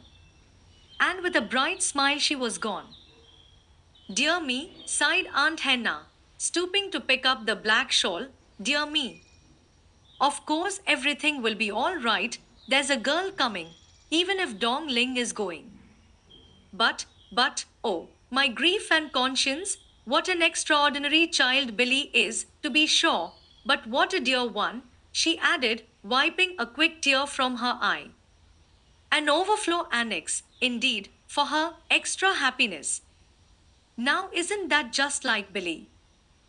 Chapter 5 Tiger Skins. September passed and October came, bringing with it cool days and clear, crisp evenings royally ruled over by a gorgeous harvest moon. According to Billy, everything was just perfect, except, of course, poor Bertram's arm, and even the fact that that gained so slowly was not without its advantage, again according to Billy, for it gave Bertram more time to be with her. You see, dear, as long as you can't paint, she told him earnestly, one day, why, I'm not really hindering you by keeping you with me so much. You certainly are not, he retorted, with a smile. Then I may be just as happy as I like over it, settled Billy comfortably. As if you ever could hinder me, he ridiculed. Oh, yes, I could, nodded Billy emphatically. You forget, sir. That was what worried me so. Everybody, even the newspapers and magazines, said I would do it, too. They said I'd slay your art, stifle your ambition, destroy your inspiration, and be a nuisance generally. And Kate said, yes. Well, never mind what Kate said, interrupted the man, savagely. Billy laughed and gave his ear a playful tweak. All right, but I'm not going to do it, you know, spoil your career, sir. You just wait, she continued dramatically. The minute your arm gets so you can paint, I myself shall conduct you to your studio, thrust the brushes into your hand, fill your palette with all the colors of the rainbow, and order you to paint, my lord, paint. But until then, I'm going to have you all I like, she finished, with a complete change of manner, nestling into the ready curve of his good left arm. You witch, laughed the man, fondly. Why, Billy, you couldn't hinder me. You'll be my inspiration, dear, instead of slaying it. You'll see. This time, Marguerite Winthrop's portrait is going to be a success. Billy turned quickly. Then you are, that is, you haven't, I mean, you're going to, paint it. I just am, avowed the artist. And this time it'll be a success, too, with you to help. Billy drew in her breath tremulously. I didn't know, but you'd already started it, she faltered. He shook his head. No. After the other one failed, and Mr. Winthrop asked me to try again, I couldn't then. I was so troubled over you. That's the time you did hinder me, he smiled. Then came your note breaking the engagement. Of course, I knew too much to attempt a thing like that portrait then. But now. The pause and the emphasis were eloquent. Of course, now, nodded Billy, brightly, but a little feverishly. And when do you begin? Not till January. Miss Winthrop won't be back till then. I saw J.G. last week, and I told him I'd accept his offer to try again. What did he say? He gave my left hand a big grip and said, Good, and you'll win out this time. Of course you will, nodded Billy, again, though still a little feverishly. And this time I shan't mind a bit if you do stay to luncheon and break engagements with me, sir, she went on, tilting her chin archly, for I shall know it's the portrait and not the sitter that's really keeping you. Oh, you'll see what a fine artist's wife I'll make. The very best, declared Bertram so ardently that Billy blushed and shook her head in reproof. Nonsense! I wasn't fishing. I didn't mean it that way, she protested. Then, as he tried to catch her, she laughed and danced teasingly out of his reach. Because Bertram could not paint, therefore, Billy had him quite to herself these October days, nor did she hesitate to appropriate him. Neither, on his part, was Bertram loath to be appropriated. Like to lovers, they read and walk and talk together, and like to children, sometimes they romped through the stately old rooms with Spunky, or with Tommy Dunn, who was a frequent guest. Spunky, be it known, was renewing her kittenhood, so potent was the influence of the dangling strings and rolling balls that she encountered everywhere, and Tommy Dunn, with Billy's help, was learning that not even a pair of crutches need keep a lonely little lad from a frolic. Even William, roused from his after-dinner doze by peals of laughter, was sometimes inveigled into activities that left him breathless but curiously aglow. While Pete, polishing silver in the dining room downstairs, smiled indulgently at the merry clatter above and forgot the teasing pain in his side. But it was not all nonsense with Billy, nor gay laughter. More often it was a tender glow in the eyes, a softness in the voice, a radiance something like an aura of joy all about her, that told how happy indeed were these days for her. There was proof by word of mouth, too.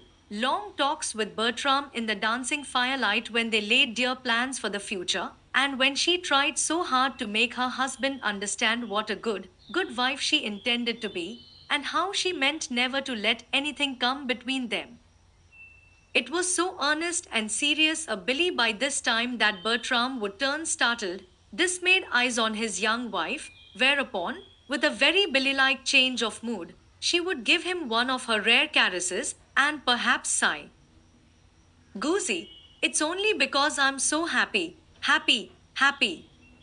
Why, Bertram, if it weren't for that overflow annex, I believe I just couldn't live.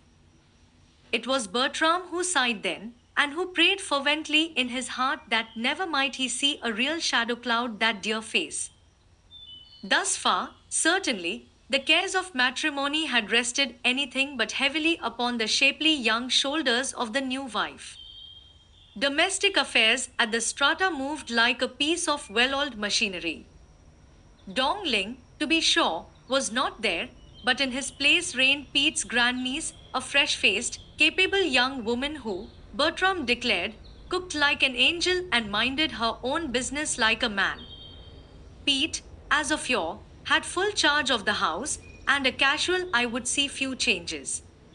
Even the brothers themselves saw few, for that matter.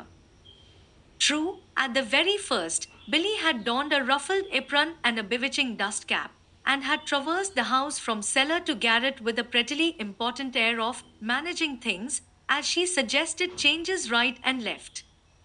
She had summoned Pete, too, for 3 mornings in succession, and with great dignity had ordered the meals for the day. But when Bertram was discovered one evening tugging back his favorite chair, and when William had asked if Billy were through using his pipe tray, the young wife had concluded to let things remain about as they were. And when William ate no breakfast one morning, and Bertram aggrievedly refused dessert that night at dinner, Billy, learning through an apologetic Pete that Master William always had to have eggs for breakfast no matter what else there was, and that Master Bertram never ate boiled rice, gave up planning the meals.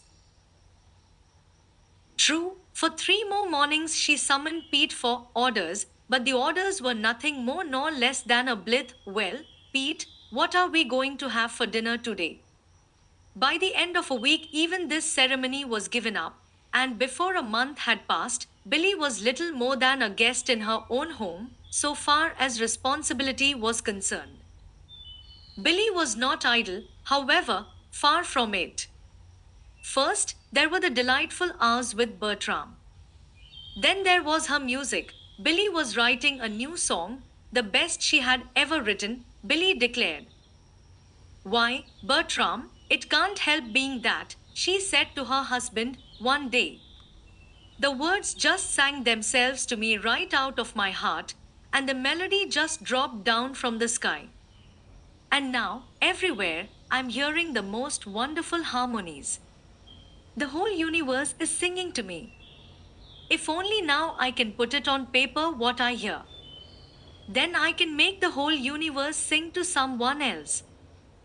Even music, however, had to step one side for the wedding calls which were beginning to be received and which must be returned, in spite of the occasional rebellion of the young husband. There were the more intimate friends to be seen, also, and Cyril and Mary to be visited. And always there was the annex.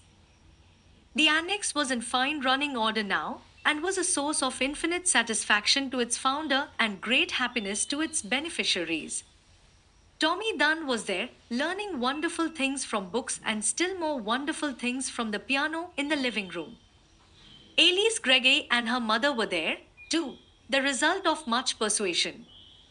Indeed, according to Bertram, Billy had been able to fill the annex only by telling each prospective resident that he or she was absolutely necessary to the welfare and happiness of every other resident.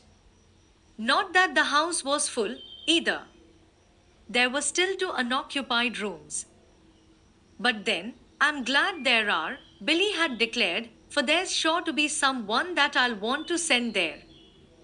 Someone, did you say? Bertram had retorted, meaningly, but his wife had disdained to answer this. Billy herself was frequently at the annex. She told Aunt Hannah that she had to come often to bring the happiness, it accumulated so fast. Certainly, she always found plenty to do there whenever she came.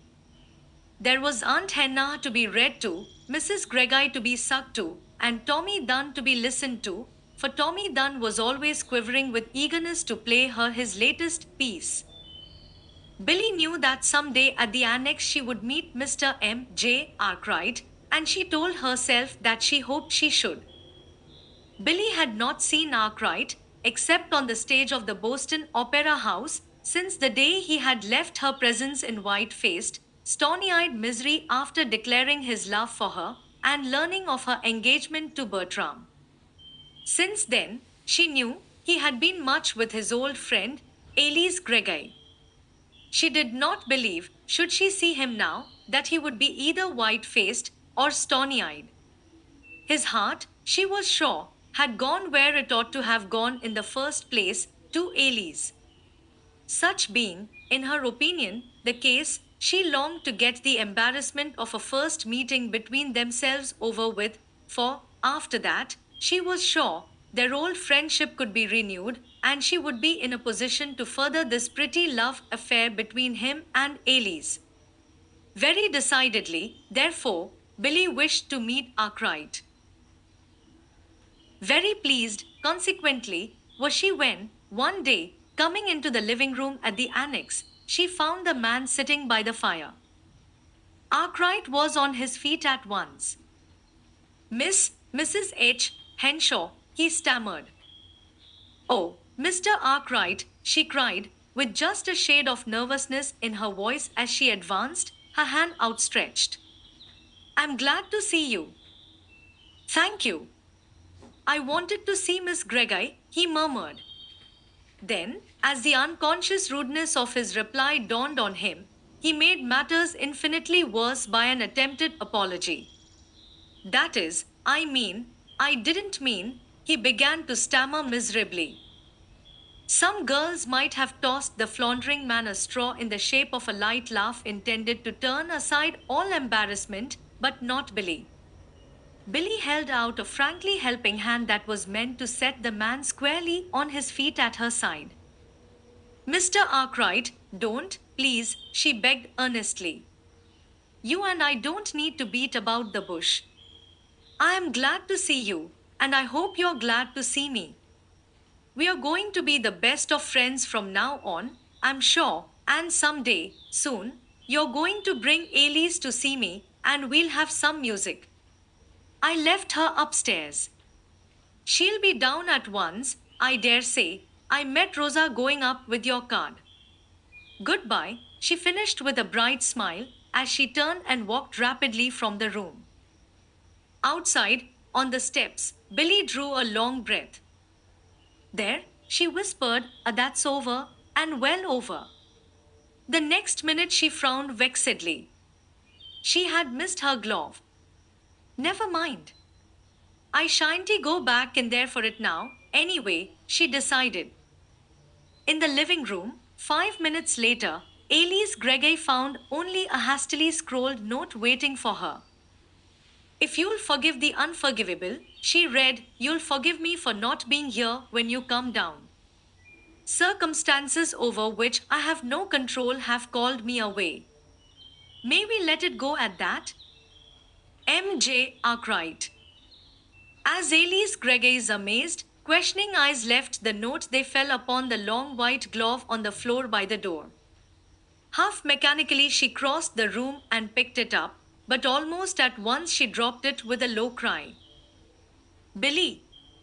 He saw Billy. Then a flood of understanding dyed her face scarlet as she turned and fled to the blessedly unseeing walls of her own room. Not 10 minutes later, Rosa tapped at her door with a note. It's from Mr. Arkwright, miss. He's downstairs. Rosa's eyes were puzzled and a bit startled. Mr. Arkwright. Yes, miss. He's come again. That is, I didn't know he'd went, but he must have, for he's come again now. He wrote something in a little book, then he tore it out and gave it to me. He said he'd wait, please, for an answer. Oh, very well, Rosa. Miss Gregory took the note and spoke with an elaborate air of indifference that was meant to express a calm ignoring of the puzzled questioning in the other's eyes. The next moment she read this in Arkwright's peculiar scrawl. If you've already forgiven the unforgivable, you'll do it again, I know, and come downstairs. Won't you, please? I want to see you. Miss Gregory lifted her head with a jerk. Her face was a painful red. Tell Mr. Arkwright I can't possibly. She came to an abrupt pause. Her eyes had encountered Rosa's, and in Rosa's eyes the puzzled questioning was plainly fast becoming a shrewd suspicion. There was the briefest of hesitations, then, lightly, Miss Greggy tossed the note aside. Tell Mr. Arkwright I'll be down at once, please, she directed carelessly as she turned back into the room. But she was not down at once. She was not down until she had taken time to bathe her red eyes, powder her telltale nose, smooth her ruffled hair, and whip herself into the calm, steady eyed, self controlled young woman that Arkwright finally rose to meet when she came into the room. I thought it was only women who were privileged to change their mind, she began brightly, but Arkwright ignored her attempt to conventionalize the situation. Thank you for coming down, he said, with a weariness that instantly drove the forced smile from the girl's lips. I wanted to talk to you. Yes. She seated herself and motioned him to a chair near her. He took the seat and then fell silent, his eyes out the window.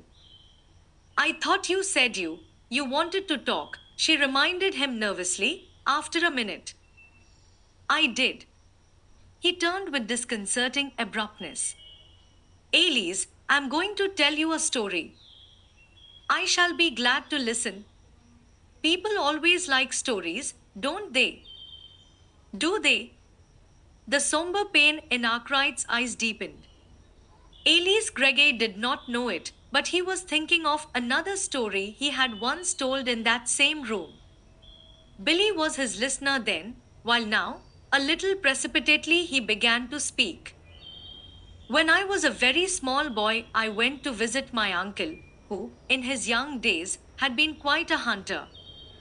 Before the fireplace in his library was a huge tiger skin with a particularly lifelike head. The first time I saw it, I screamed and ran and hid. I refused then even to go into the room again. My cousins urged, scolded, pleaded, and laughed at me by turns, but I was obdurate. I would not go where I could see the fearsome thing again, even though it was, as they said, nothing but a dead old rug. Finally, one day, my uncle took a hand in the matter.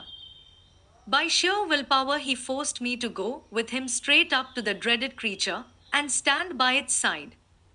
He laid one of my shrinking hands on the beast's smooth head and thrust the other one quite into the open red mouth with its gleaming teeth. You see, he said, there's absolutely nothing to fear. He can't possibly hurt you. Just as if you weren't bigger and finer and stronger in every way than that dead thing on the floor. Then, when he had got me to the point where of my own free will I would walk up and touch the thing, he drew a lesson for me. Now remember, he charged me. Never run and hide again. Only cowards do that. Walk straight up and face the thing. 10 to 1 you'll find it's nothing but a dead skin masquerading as the real thing. Even if it isn't, if it's alive, face it. Find a weapon and fight it. Know that you are going to conquer it and you'll conquer. Never run. Be a man. Men don't run, my boy. Arkwright paused and drew a long breath. He did not look at the girl in the opposite chair.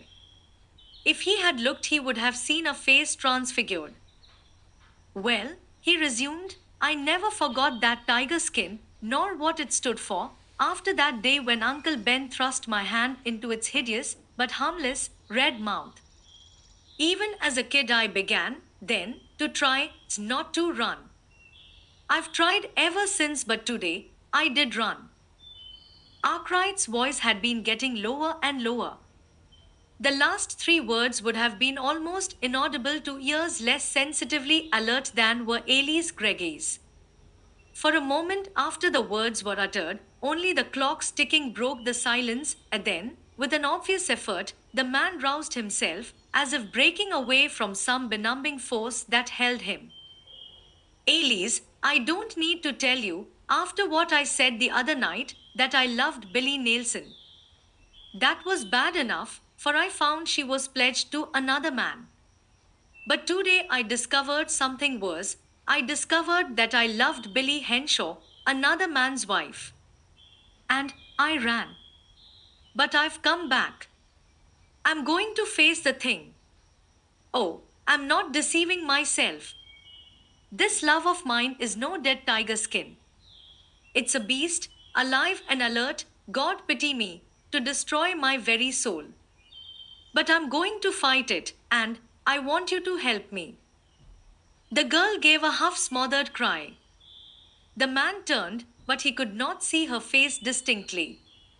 Twilight had come, and the room was full of shadows. He hesitated, then went on, a little more quietly. That's why I've told you all this, so you would help me. And you will, won't you? There was no answer. Once again he tried to see her face, but it was turned now quite away from him. You've been a big help already, little girl. Your friendship, your comradeship, they've been everything to me. You're not going to make me do without them, now. No, oh, no.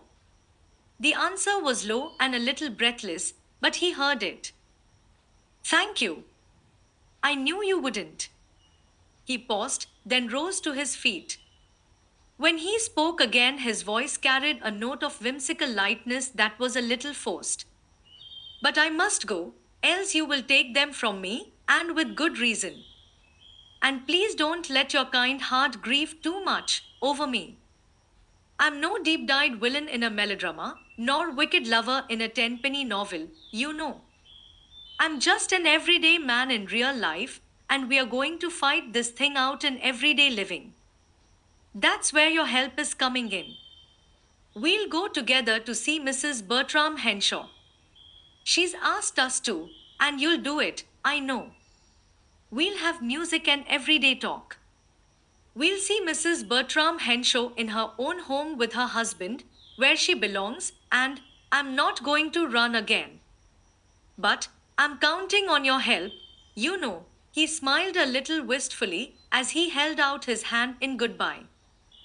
1 minute later, Elise Gregor, alone, was hurrying upstairs. I can't, I can't, I know I can't, she was whispering wildly. Then, in her own room, she faced herself in the mirror. Yes, you can, Elise Gregor, she asserted, with swift change of voice and manner. This is your tiger skin, and you're going to fight it. Do you understand? Fight it. And you're going to win, too. Do you want that man to know you care? Chapter 6. The Painting Look. It was toward the last of October that Billy began to notice her husband's growing restlessness. Twice, when she had been playing to him, she turned to find him testing the suppleness of his injured arm. Several times, failing to receive an answer to her questions, she had looked up to discover him gazing abstractedly at nothing in particular. They read and walked and talked together, to be sure, and Bertram's devotion to her lightest wish was beyond question, but more and more frequently these days Billy found him hovering over his sketches in his studio, and once, when he failed to respond to the dinner bell, search revealed him buried in a profound treatise on the art of foreshortening. Then came the day when Billy, after an hour's vain effort to imprison within notes a tantalizing melody, captured the truant and ran down to the studio to tell Bertram of her victory. But Bertram did not seem even to hear her. True, he leaped to his feet and hurried to meet her, his face radiantly aglow, but she had not ceased to speak before he himself was talking. Billy, Billy, I've been sketching, he cried. My hand is almost steady. See, some of those lines are all right. I just picked up a crayon and he stopped abruptly, his eyes on Billy's face. A vaguely troubled shadow crossed his own. Did you, were you saying anything in particular, when you came in, he stammered. For a short half minute, Billy looked at her husband without speaking. Then, A little queerly, she laughed. Oh, no, nothing at all in particular, she retorted airily.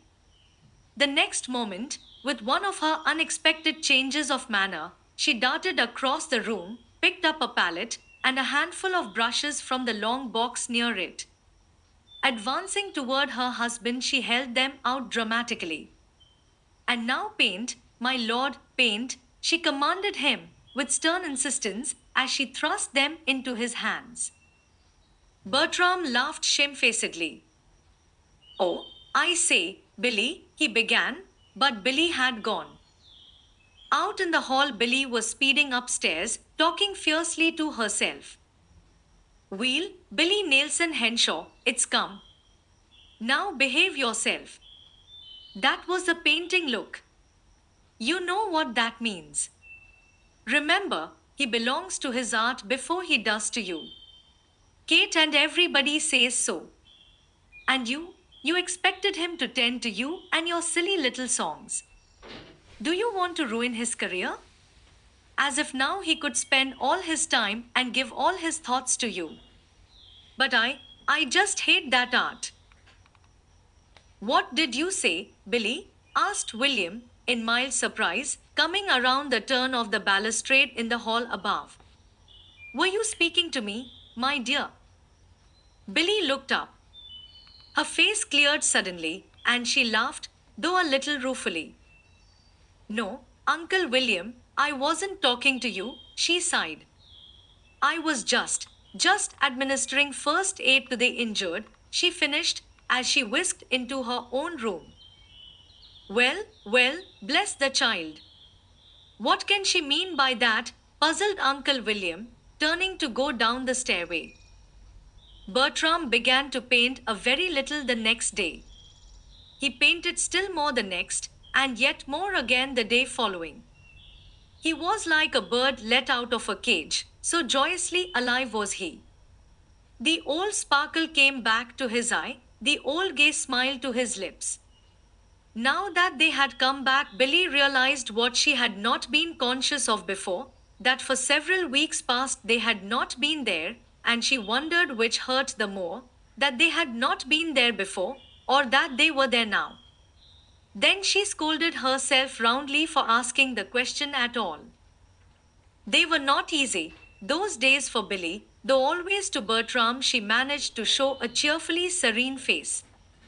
To Uncle William, also, and to Aunt Hannah she showed a smiling countenance, and because she could not talk to anybody else of her feelings, she talked to herself. This, however, was no new thing for Billy to do. From earliest childhood she had fought things out in like manner. But it's so absurd of you, Billy Henshaw, she berated herself one day, when Bertram had become so absorbed in his work that he had forgotten to keep his appointment with her for a walk. Just because you have had his constant attention almost every hour since you were married is no reason why you should have it every hour now, when his arm is better. Besides, it's exactly what you said you wouldn't do, object to his giving proper time to his work. But I'm not objecting, stormed the other half of herself. I'm telling him to do it. It's only that he's so pleased to do it. He doesn't seem to mind a bit being away from me. He's actually happy. Well, don't you want him to be happy in his work? Fine. For shame. A fine artist's wife you are. It seems Kate was right, then, you are going to spoil his career. Ho, quoth Billy, and tossed her head. Forthwith she crossed the room to her piano and plumped herself down hard onto the stool. Then, from under her fingers there fell a rollicking melody that seemed to fill the room with little dancing feet. Faster and faster sped Billy's fingers, swifter and swifter twinkled the little dancing feet. Then a door was jerked open, and Bertram's voice called, Billy!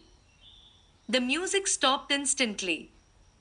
Billy sprang from her seat, her eyes eagerly seeking the direction from which had come the voice. Perhaps Bertram wanted her. Perhaps he was not going to paint any longer that morning, after all. Billy called the voice again. Please, do you mind stopping that playing just for a little while? I'm a brute, I know, dear, but my brush will try to keep time with that crazy little tune of yours, and you know my hand is none too steady, anyhow, and when it tries to keep up with that jiggity, jiggity, jig. Do you mind, darling, just sewing, or doing something still for a while? All the light fled from Billy's face, but her voice, when she spoke, was the quintessence of cheery indifference. Why, no, of course not, dear.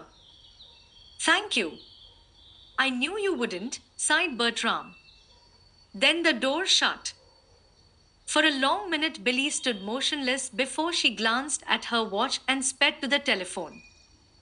Is Miss Gregay there, Rosa? She called when the operator's ring was answered. Miss Gregay, the lame one? No, Miss Gregay, Miss Ailey's. Oh, yes, Em. Then won't you ask her to come to the telephone, please? There was a moment's wait, during which Billy's small, well-shod foot beat a nervous tattoo on the floor. Oh, is that you, Elise? She called then. Are you going to be home for an hour or two? Yes, indeed. Then I'm coming over. We'll play duets, sing, anything. I want some music. Do. And Mr. Arkwright is here. He'll help. Mr. Arkwright? You say he's there? Then I won't. Yes, I will, too. Billy spoke with renewed firmness. I'll be there right away. Goodbye. And she hung up the receiver and went to tell Pete to order John and Peggy at once. I suppose I ought to have left Elise and Mr. Arkwright alone together, muttered the young wife feverishly as she hurriedly prepared for departure. But I'll make it up to them later. I'm going to give them lots of chances. But today I just had to go somewhere. At the annex, with Elise Gregay and Arkwright, Billy sang duets and trios and reveled in a sonorous wilderness of new music to her heart's content.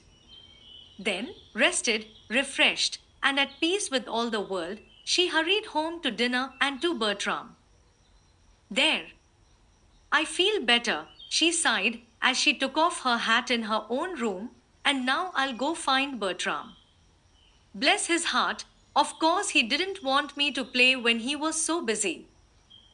Billy went straight to the studio, but Bertram was not there. Neither was he in William's room, nor anywhere in the house. Downstairs in the dining room, Pete was found looking rather white, leaning back in a chair. He struggled at once to his feet, however, as his mistress entered the room. Billy hurried forward with a startled exclamation. Why, Pete, what is it? Are you sick? She cried, her glance encompassing the half-set table. No, ma'am. Oh, no, ma'am. The old man stumbled forward and began to arrange the knives and forks. It's just a pesky pain, beggin' yer pardon, in my side. But I ain't sick. No, ma'am. Billy frowned and shook her head. Her eyes were on Pete's palpably trembling hands. But, Pete, you are sick, she protested. Let Eliza do that. Pete drew himself stiffly erect. The color had begun to come back to his face.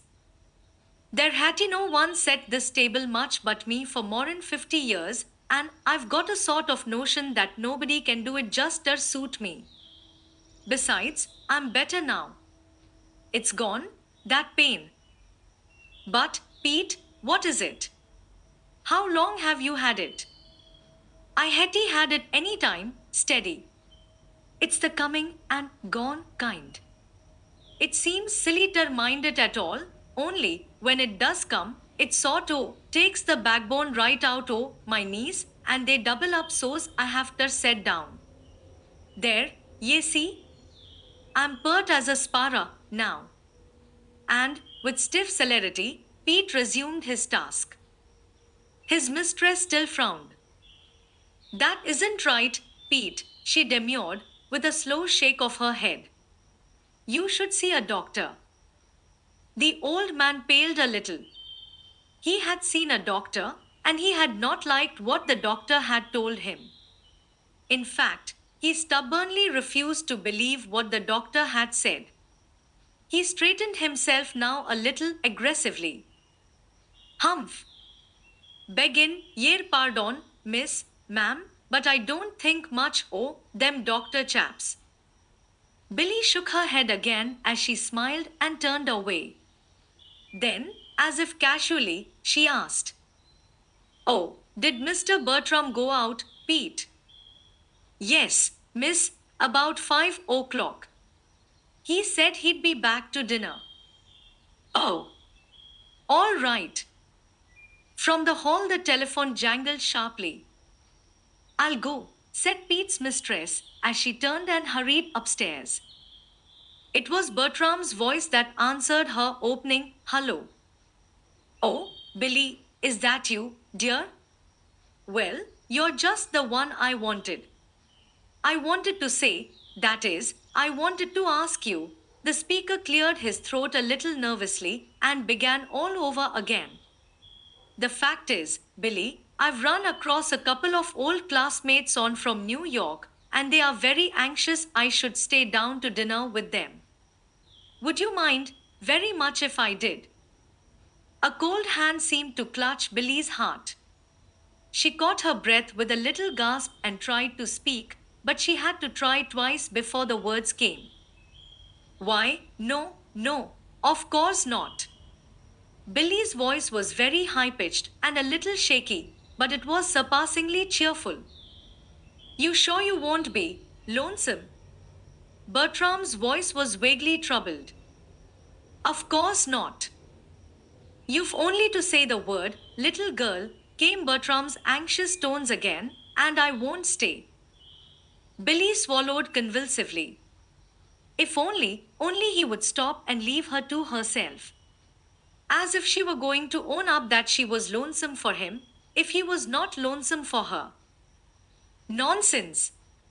Of course you'll stay, called Billy, still in that high-pitched, shaky treble.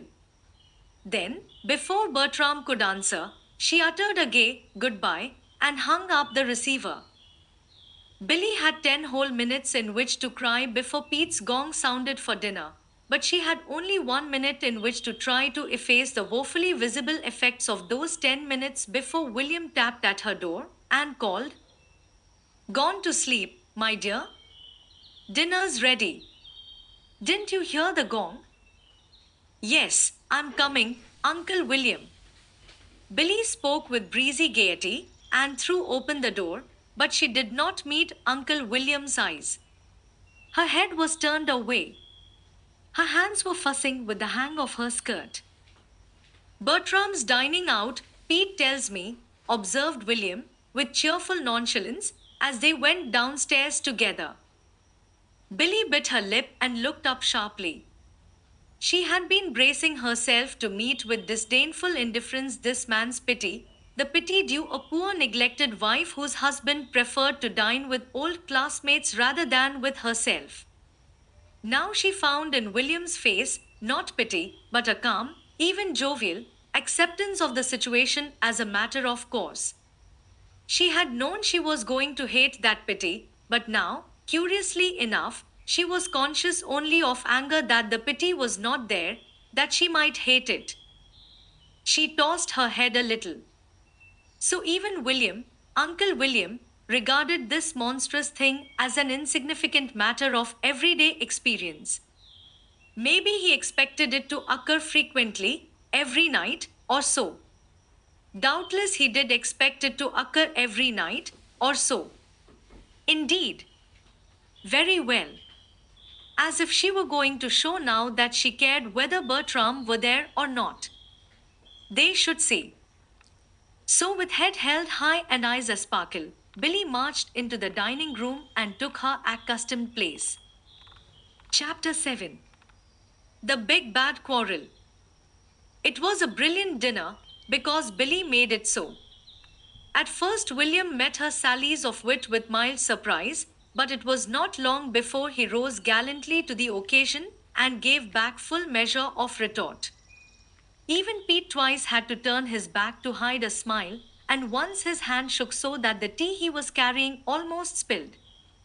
This threatened catastrophe, however, seemed to frighten him so much that his face was very grave throughout the rest of the dinner.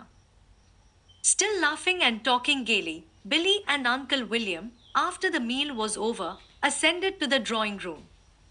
There, however, the man, in spite of the young woman's gay badinage, fell to dozing in the big chair before the fire, leaving Billy with only Spunky for company. Spunky, who, disdaining every effort to entice her into a romp, only winked and blinked stupid eyes, and finally curled herself on the rug for a nap.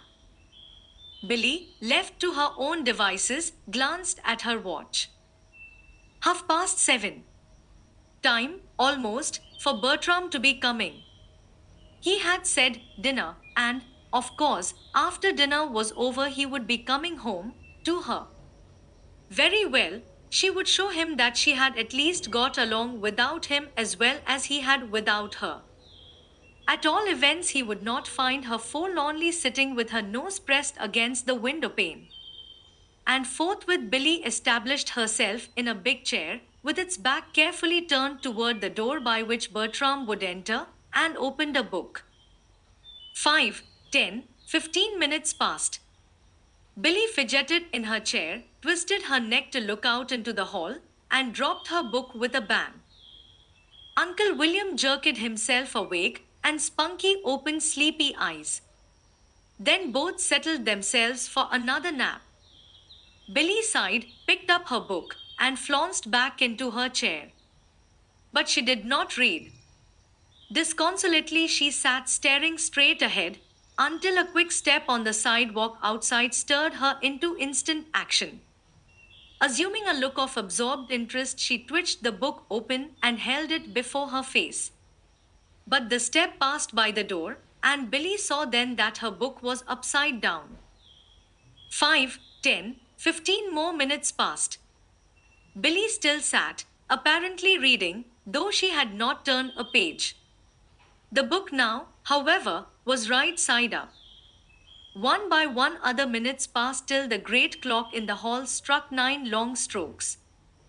Well, well, bless my soul, mumbled Uncle William, resolutely forcing himself to wake up. What time was that? 9 o'clock. Billy spoke with tragic distinctness, yet very cheerfully. Eh? Only 9? Blinked Uncle William. I thought it must be 10. Well, anyhow, I believe I'll go upstairs. I seem to be unusually sleepy. Billy said nothing. Only 9, indeed, she was thinking wrathfully. At the door, Uncle William turned. You're not going to sit up, my dear, of course, he remarked. For the second time that evening, a cold hand seemed to clutch Billy's heart. Sit up.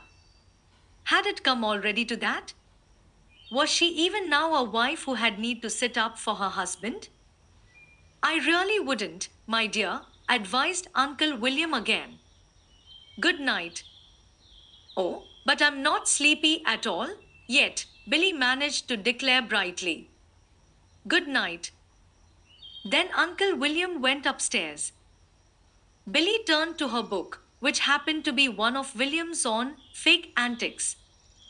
To collect anything, these days, requires expert knowledge and the utmost care and discrimination, read Billy's eyes. So Uncle William expected Bertram was going to spend the whole evening as well as stay to dinner. Ran Billy's thoughts. The enormous quantity of bijouterie, Dresden and Battersea enamelware that is now flooding the market, is made on the continent and made chiefly for the American trade, continued the book. Well, who cares if it is, snapped Billy, springing to her feet and tossing the volume aside. Spunky, come here. You've simply got to play with me. Do you hear? I want to be gay, gay, gay. He's gay. He's down there with those men, where he wants to be, where he'd rather be than be with me. Do you think I want him to come home and find me mopping over a stupid old book? Not much. I'm going to have him find me gay, too. Now, come, Spunky, hurry, wake up. He'll be here right away, I'm sure. And Billy shook a pair of worsted reins, hung with little soft balls, full in Spunky's face. But Spunky would not wake up, and Spunky would not play. She pretended to. She bit at the reins and sunk her sharp claws into the dangling balls. For a fleeting instant, even something like mischief gleamed in her big yellow eyes. Then the jaws relaxed, the paws turned to velvet, and Spunky's sleek gray head settled slowly back into lazy comfort. Spunky was asleep. Billy gazed at the cat with reproachful eyes. And you, too, Spunky, she murmured. Then she got to her feet and went back to her chair. This time she picked up a magazine and began to turn the leaves very fast, one after another. 9:30 came, then 10. Pete appeared at the door to get Spunky and to see that everything was all right for the night.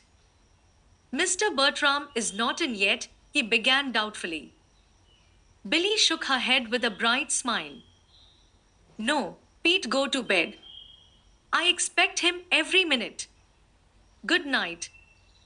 Thank you, ma'am. Good night. The old man picked up the sleepy cat and went downstairs. A little later, Billy heard his quiet steps coming back through the hall and ascending the stairs. She listened until from away at the top of the house she heard his door close. Then she drew a long breath. 10 o'clock, after 10 o'clock, and Bertram not there yet. And was this what he called dinner? Did one eat, then, till 10 o'clock, when one dined with one's friends? Billy was angry now, very angry. She was too angry to be reasonable. This thing that her husband had done seemed monstrous to her, smarting, as she was, under the sting of hurt pride and grieved loneliness, the state of mind into which she had worked herself. No longer now did she wish to be gay when her husband came. No longer did she even pretend to assume indifference. Bertram had done wrong. He had been unkind, cruel, thoughtless, inconsiderate of her comfort and happiness. Furthermore, he did not love her as well as she did him, or he never, never could have done it. She would let him see, when he came, just how hurt and grieved she was, and how disappointed, too. Billy was walking the floor now, back and forth, back and forth. 10:30 came, then 11. As the 11 long strokes reverberated through the silent house, Billy drew in her breath and held it suspended. A new look came to her eyes. A growing terror crept into them and culminated in a frightened stare at the clock. Billy ran then to the great outer door and pulled it open. A cold wind stung her face and caused her to shut the door quickly. Back and forth she began to pace the floor again, but in 5 minutes she had run to the door once more. This time she wore a heavy coat of Bertram's which she caught up as she passed the hall rack. Out onto the broad top step Billy hurried and peered down the street. As far as she could see, not a person was in sight. Across the street in the public garden, the wind stirred the great tree branches and set them to casting weird shadows on the bare, frozen ground. A warning something behind her sent Billy scurrying into the house just in time to prevent the heavy doors closing and shutting her out, keyless, in the cold. 11:30 came, and again Billy ran to the door. This time she put the floor mat against the casing so that the door could not close. Once more she peered wildly up and down the street and across into the deserted, wind-swept garden. There was only terror now in Billy's face. The anger was all gone. In Billy's mind, there was not a shadow of doubt something had happened to Bertram. Bertram was ill, hurt, dead. And he was so good, so kind, so noble, such a dear, dear husband. If only she could see him once. If only she could ask his forgiveness for those wicked, unkind, accusing thoughts. If only she could tell him again that she did love him. If only. Far down the street, a step rang sharply on the frosty air. A masculine figure was hurrying toward the house. Retreating well into the shadow of the doorway, Billy watched it, her heart pounding against her side in great suffocating throbs. Nearer and nearer strode the approaching figure until Billy had almost sprung to meet it with a glad cry, almost, but not quite, for the figure neither turned nor paused, but marched straight on, and Billy saw then, under the arc light, a brown bearded man who was not Bertram at all.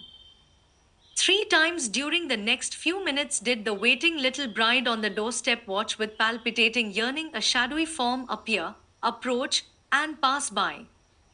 At the third heartbreaking disappointment, Billy wrung her hands helplessly.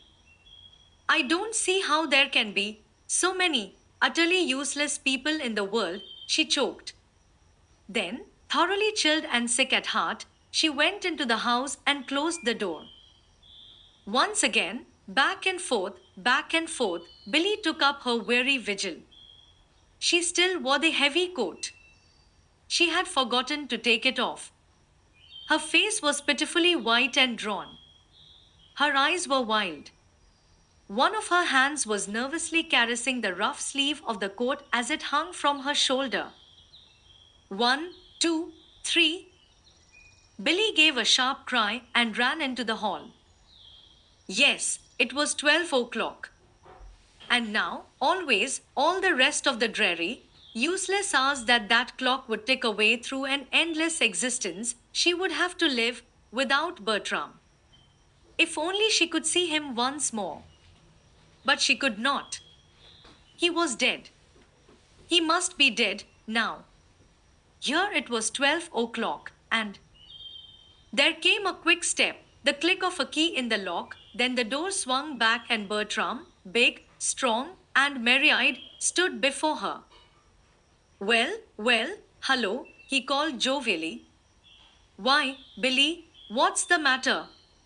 He broke off, in quite a different tone of voice. And then a curious thing happened. Billy, who, a minute before, had been seeing only a dear, noble, adorable, lost Bertram, saw now suddenly only the man that had stayed happily till midnight with 2 friends, while she. Matter, exclaimed Billy sharply, then. Is this what you call staying to dinner, Bertram Henshaw? Bertram stared. A slow red stole to his forehead. It was his first experience of coming home to meet angry eyes that questioned his behavior, and he did not like it. He had been, perhaps, a little conscience smitten when he saw how late he had stayed, and he had intended to say he was sorry, of course. But to be thus sharply called to account for a perfectly innocent good time with a couple of friends. To come home and find Billy making a ridiculous scene like this. He would not stand for it. Bertram's lips snapped open.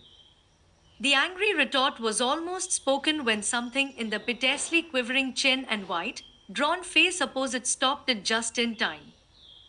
Why, Billy, darling, he murmured instead. It was Billy's turn to change. All the anger melted away before the dismayed tenderness in those dear eyes and the grieved hurt in that dear voice. Well, Billy began to cry.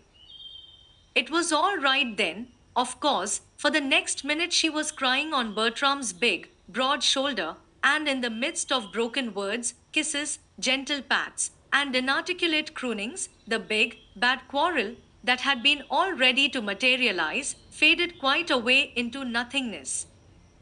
I didn't have such an awfully good time, anyhow, avowed Bertram, when speech became rational. I'd rather have been home with you. Nonsense, blinked Billy valiantly. Of course, you had a good time, and it was perfectly right you should have it, too. And I hope you'll have it again. I shan't, emphasized Bertram, promptly, not and leave you. Billy regarded him with adoring eyes. I'll tell you, we'll have M come here, she proposed gaily. Sure we will, agreed Bertram. Yes, sure we will, echoed Billy with a contented sigh. Then, a little breathlessly, she added, anyhow, I'll know where you are. I won't think you're dead. You blessed little goose, scolded Bertram, punctuating each word with a kiss. Billy drew a long sigh. If this is a quarrel, I'm going to have them often, she announced placidly. Billy. The young husband was plainly aghast. Well, I am, because I like the making up, dimpled Billy, with a mischievous twinkle as she broke from his clasp and skipped ahead up the stairway. Chapter 8. Billy cultivates a comfortable indifference. The next morning, under the uncompromising challenge of a bright sun, Billy began to be uneasily suspicious that she had been just a bit unreasonable and exacting the night before. To make matters worse, she chanced to run across a newspaper criticism of a new book bearing the ominous title, When the Honeymoon Wanes, A Talk to Young Wives. Such a title, of course, attracted her supersensitive attention at once, and, with a curiously faint feeling, she picked up the paper and began to read. As the most of the criticism was taken up with quotations from the book, it was such sentences as these that met her startled eyes. Perhaps the first test comes when the young wife awakes to the realization that while her husband loves her very much, he can still make plans with his old friends which do not include herself. Then is when the foolish wife lets her husband see how hurt she is that he can want to be with any one but herself. Then is when the husband, used all his life to independence, perhaps, begins to chafe under these new bonds that hold him so fast. No man likes to be held up at the end of a threatened scene and made to give an account of himself. Before a woman has learned to cultivate a comfortable indifference to her husband's comings and goings, she is apt to be tyrannical and exacting. Comfortable indifference, indeed, stormed Billy to herself. As if I ever could be comfortably indifferent to anything Bertram did. She dropped the paper, but there were still other quotations from the book there, she knew, and in a moment she was back at the table reading them. No man, however fondly he loves his wife, likes to feel that she is everlastingly peering into the recesses of his mind and weighing his every act to find out if he does or does not love her today as well as he did yesterday at this time. Then, when spontaneity is dead, she is the chief mourner at its funeral. A few couples never leave the Garden of Eden. They grow old hand in hand. They are the ones who bear and forbear, who have learned to adjust themselves to the intimate relationship of living together.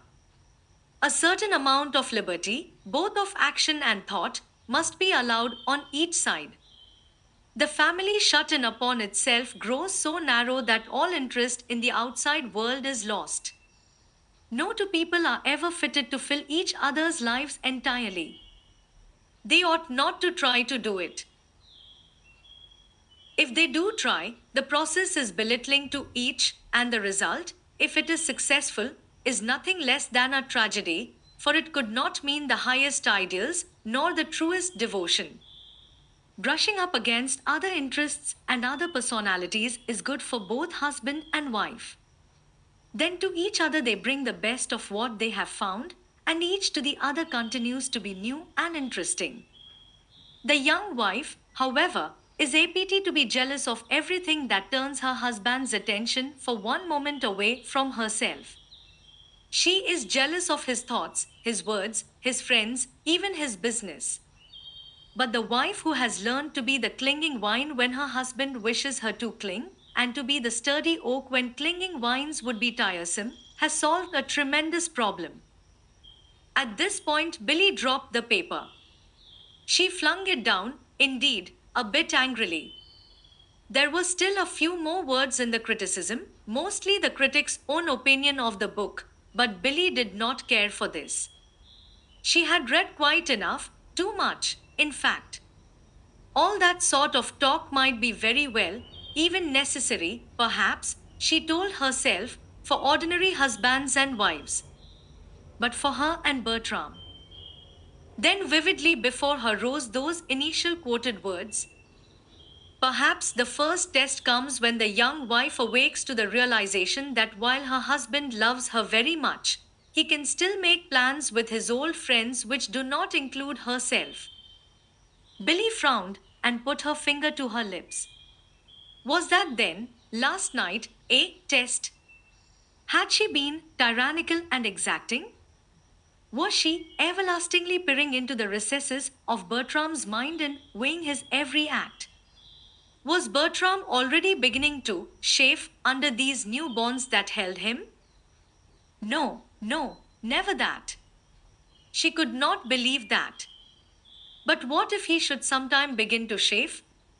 What if they too should, in days to come, degenerate into just the ordinary, everyday married folk whom she saw about her everywhere and for whom just such horrid books as this must be written?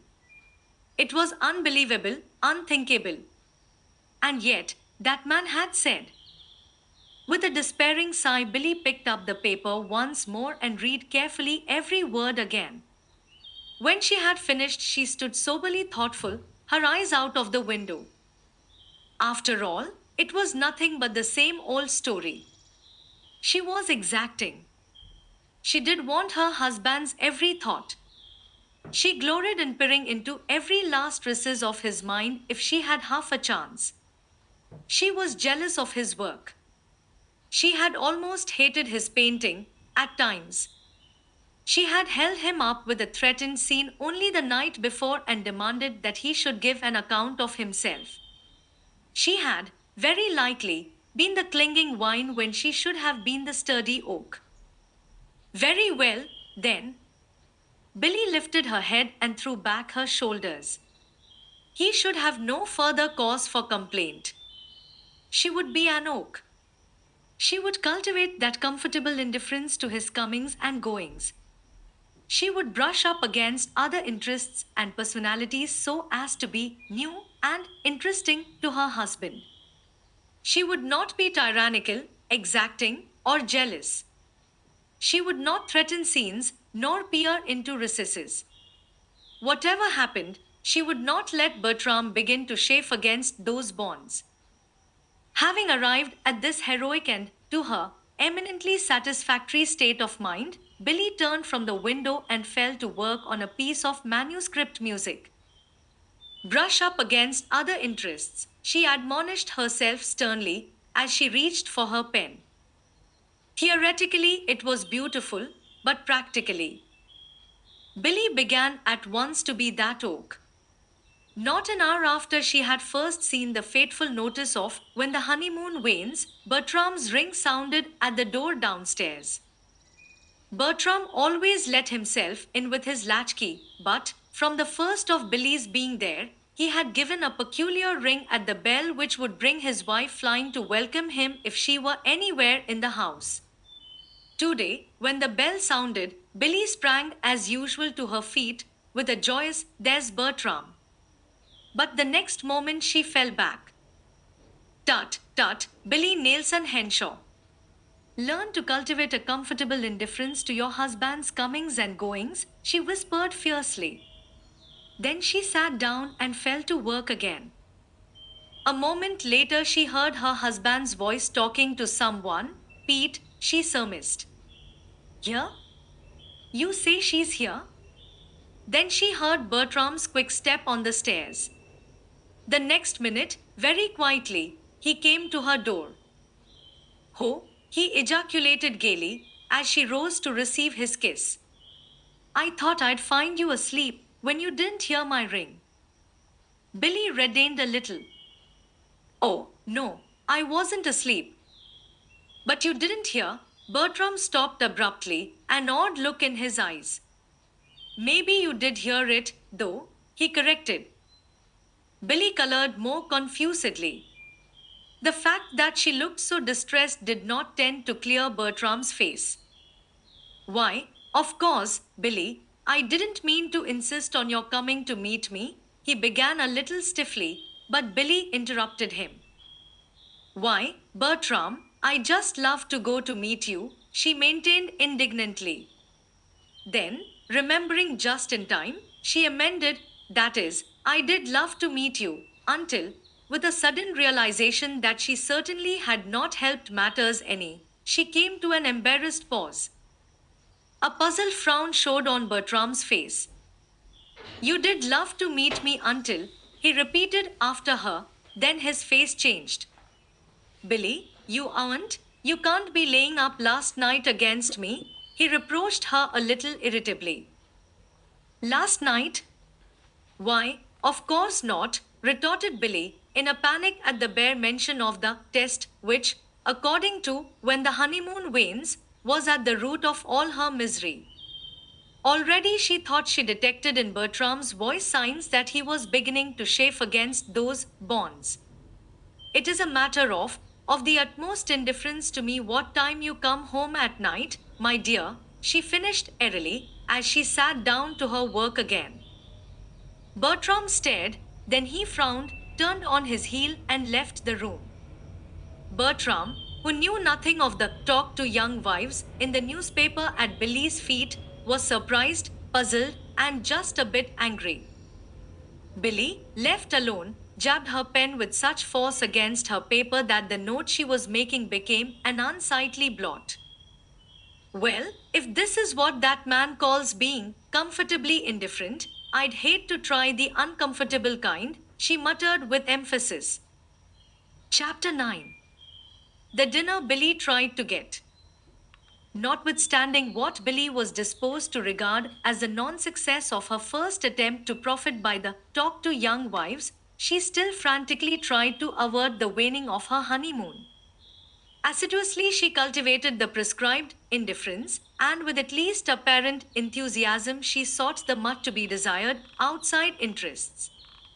That is, she did all this when she thought of it when something reminded her of the sword of destruction hanging over her happiness. At other times, when she was just being happy without question, she was her old self impulsive, affectionate, and altogether adorable. Naturally, under these circumstances, her conduct was somewhat erratic. For 3 days, perhaps, she would fly to the door at her husband's ring and hang upon his every movement. Then, for the next 3, she would be a veritable will-o'-the-wisp for elusiveness, caring, apparently, not one whit whether her husband came or went until poor Bertram, at his wits' end, scourged himself with a merciless catechism as to what he had done to vex her.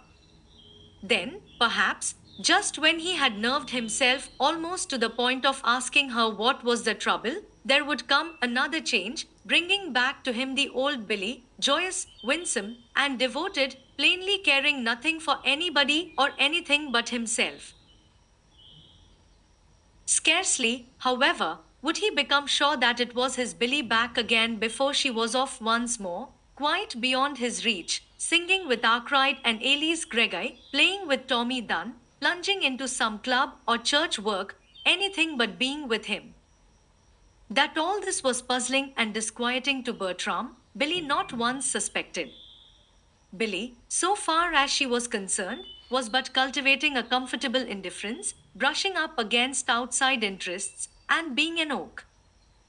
December passed, and January came, bringing Miss Marguerite Winthrop to her Boston home. Bertram's arm was as good as ever, now, according to its owner, and the sittings for the new portrait began at once.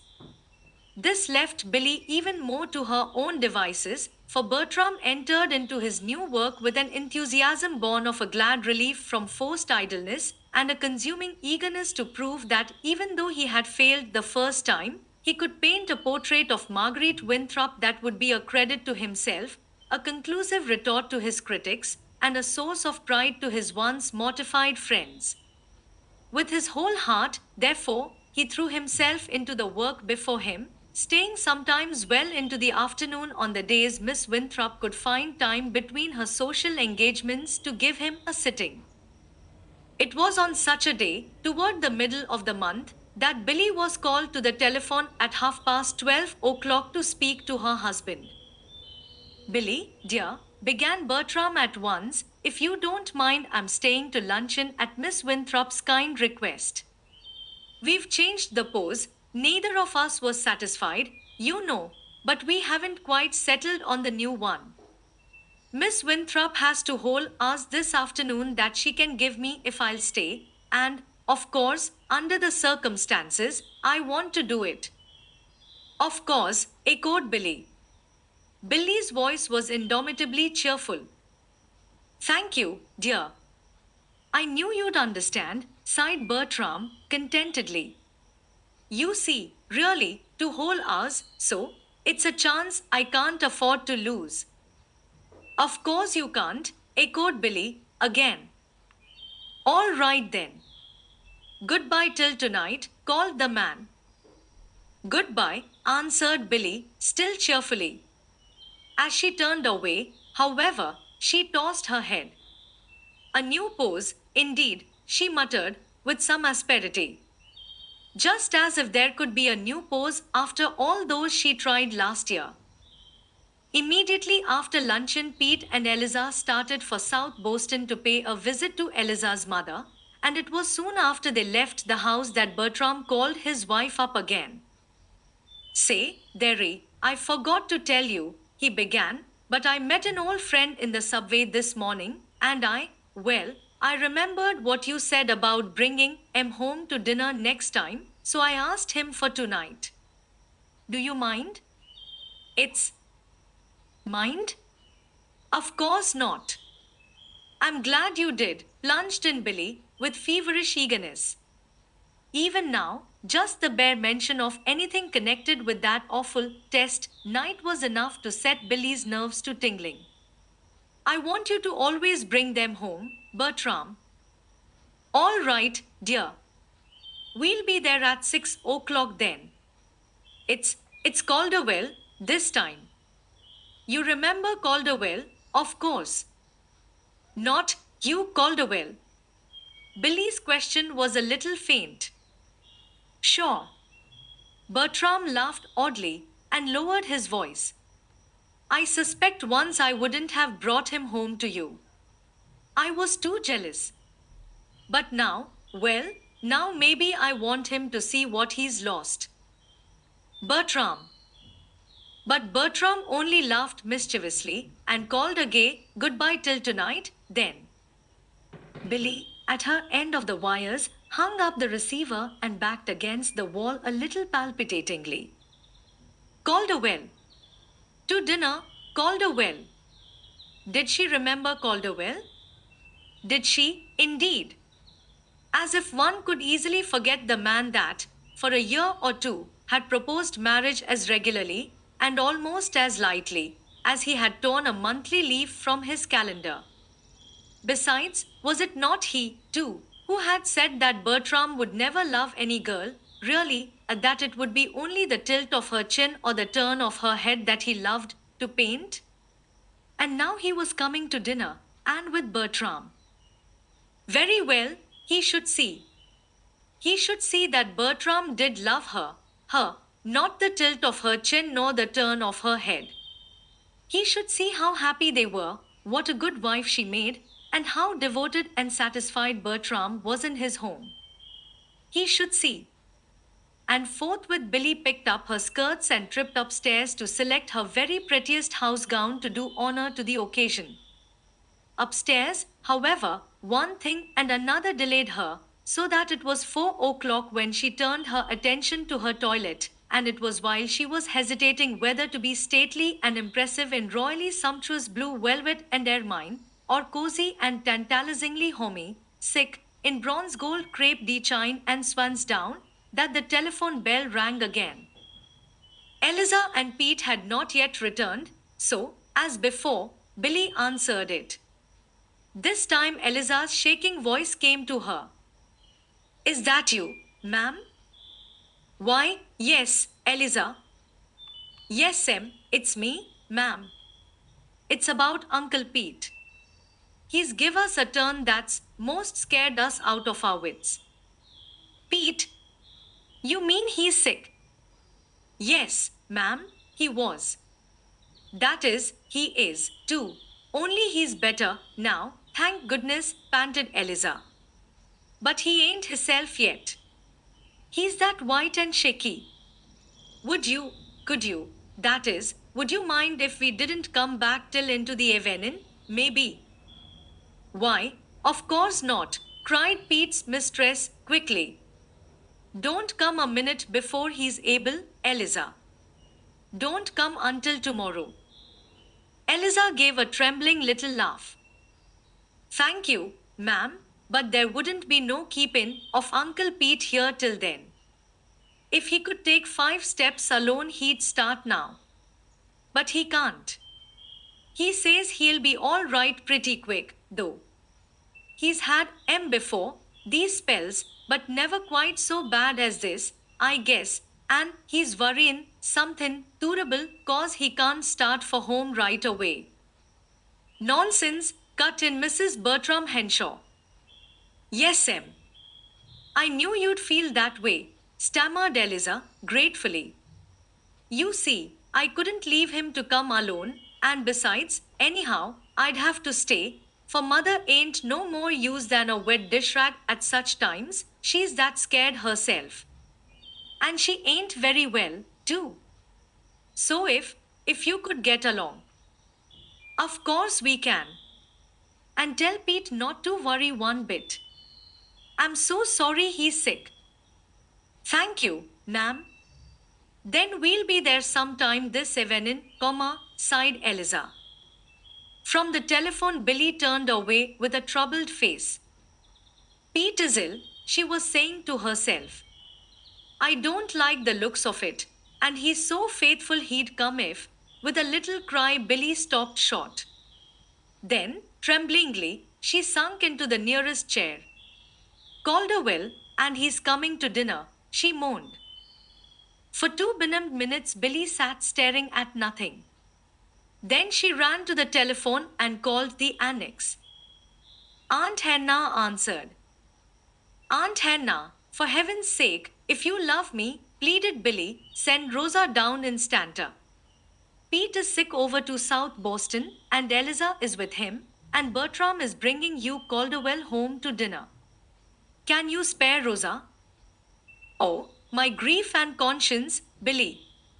Of course I can. I mean I could, but Rosa isn't here, dear child. It's her day out, you know. Oh dear, of course it is. I might have known, if I'd thought, but Pete and Eliza have spoiled me. They never take days out at mealtime, both together, I mean, until tonight. But, my dear child, what will you do? I don't know. I've got to think. I must do something. Of course you must. I'd come over myself if it wasn't for my cold. As if I'd let you. There isn't anybody here, only Tommy. Even Elise is gone. Oh, Billy, this only goes to prove what I've always said, that no woman ought to be a wife until she's an efficient housekeeper, and... Yes, Aunt Hannah, I know, moaned Billy, frenziedly. But I am a wife, and I'm not an efficient housekeeper, and you Calderwell won't wait for me to learn. He's coming tonight. Tonight. And I've got to do something. Never mind. I'll fix it some way. Goodbye. But, Billy. Oh, my grief and conscience, fluttered Aunt Hannah's voice across the wires as Billy snapped the receiver into place. For the second time that day, Billy backed palpitatingly against the wall. Her eyes sought the clock fearfully. 15 minutes past 4. She had an hour and 3/4. She could, of course, telephone Bertram to dine Calderwell at a club or some hotel. But to do this now, the very first time, when it had been her own suggestion that he bring them home, no, no, she could not do that. Anything but that. Besides, very likely she could not reach Bertram anyway. Doubtless he had left the Winthrops by this time. There was Murray. She could telephone Murray. But Murray could not very well come just now, she knew, and then, too, there was Cyril to be taken into consideration. How Cyril would jibe at the wife who had to call in all the neighbors just because her husband was bringing home a friend to dinner. How he would, well, he shouldn't. He should not have the chance. So, there. With a jerk, Mrs. Bertram Henshaw pulled herself away from the wall and stood erect. Her eyes snapped, and the very poise of her chin spelled determination. Very well, she would show them. Was not Bertram bringing this man home because he was proud of her? Mighty proud he would be if she had to call in half of Boston to get his dinner for him. Nonsense! She would get it herself. Was not this the time, if ever, to be an oak? A whine, doubtless, would lean and cling and telephone, and whine, I can't. But not an oak. An oak would hold up its head and say, I can. An oak would go ahead and get that dinner. She would be an oak. She would get that dinner. What if she didn't know how to cook bread and cake and pies and things? One did not have to cook bread and cake and pies just to get a dinner, meat and potatoes and vegetables. Besides, she could make peach fritters. She knew she could. She would show them. And with actually a bit of song on her lips, Billy skipped upstairs for her ruffled apron and dust cap, two necessary accompaniments to this dinner getting, in her opinion. Billy found the apron and dust cap with no difficulty, but it took fully 10 of her precious minutes to unearth from its obscure hiding place the blue and gold Bride's Helper cookbook, one of Aunt Hannah's wedding gifts. On the way to the kitchen, Billy planned her dinner. As was natural, perhaps, she chose the things she herself would like to eat. I won't attempt anything very elaborate, she said to herself. It would be wiser to have something simple, like chicken pie, perhaps. I love chicken pie. And I'll have oyster stew first, that is, after the grapefruit. Just oysters boiled in milk must be easier than soup to make. I'll begin with grapefruit with a cherry in it, like Pete fixes it. Those don't have to be cooked, anyhow. I'll have fish, Bertram loves the fish course. Let me see, halibut, I guess, with egg sauce. I won't have any roast, nothing but the chicken pie. And I'll have squash and onions. I can have a salad, easy, just lettuce and stuff. That doesn't have to be cooked. Oh, and the peach fritters, if I get time to make them. For dessert, well, maybe I can find a new pie or pudding in the cookbook. I want to use that cookbook for something, after hunting all this time for it. In the kitchen, Billy found exquisite neatness and silence. The first brought an approving light to her eyes, but the second, for some unapparent reason, filled her heart with vague misgiving.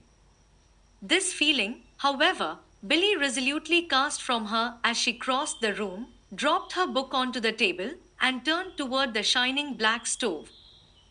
There was an excellent fire. Glowing points of light showed that only a good draught was needed to make the whole mass of coal red hot. Billy, however, did not know this. Her experience of fires was confined to burning wooden open grates, and wooden open grates had to be poked to make it red and glowing. With confident alacrity now, therefore, Billy caught up the poker, thrust it into the mass of coals and gave them a fine stirring up. Then she set back the lid of the stove and went to hunt up the ingredients for her dinner.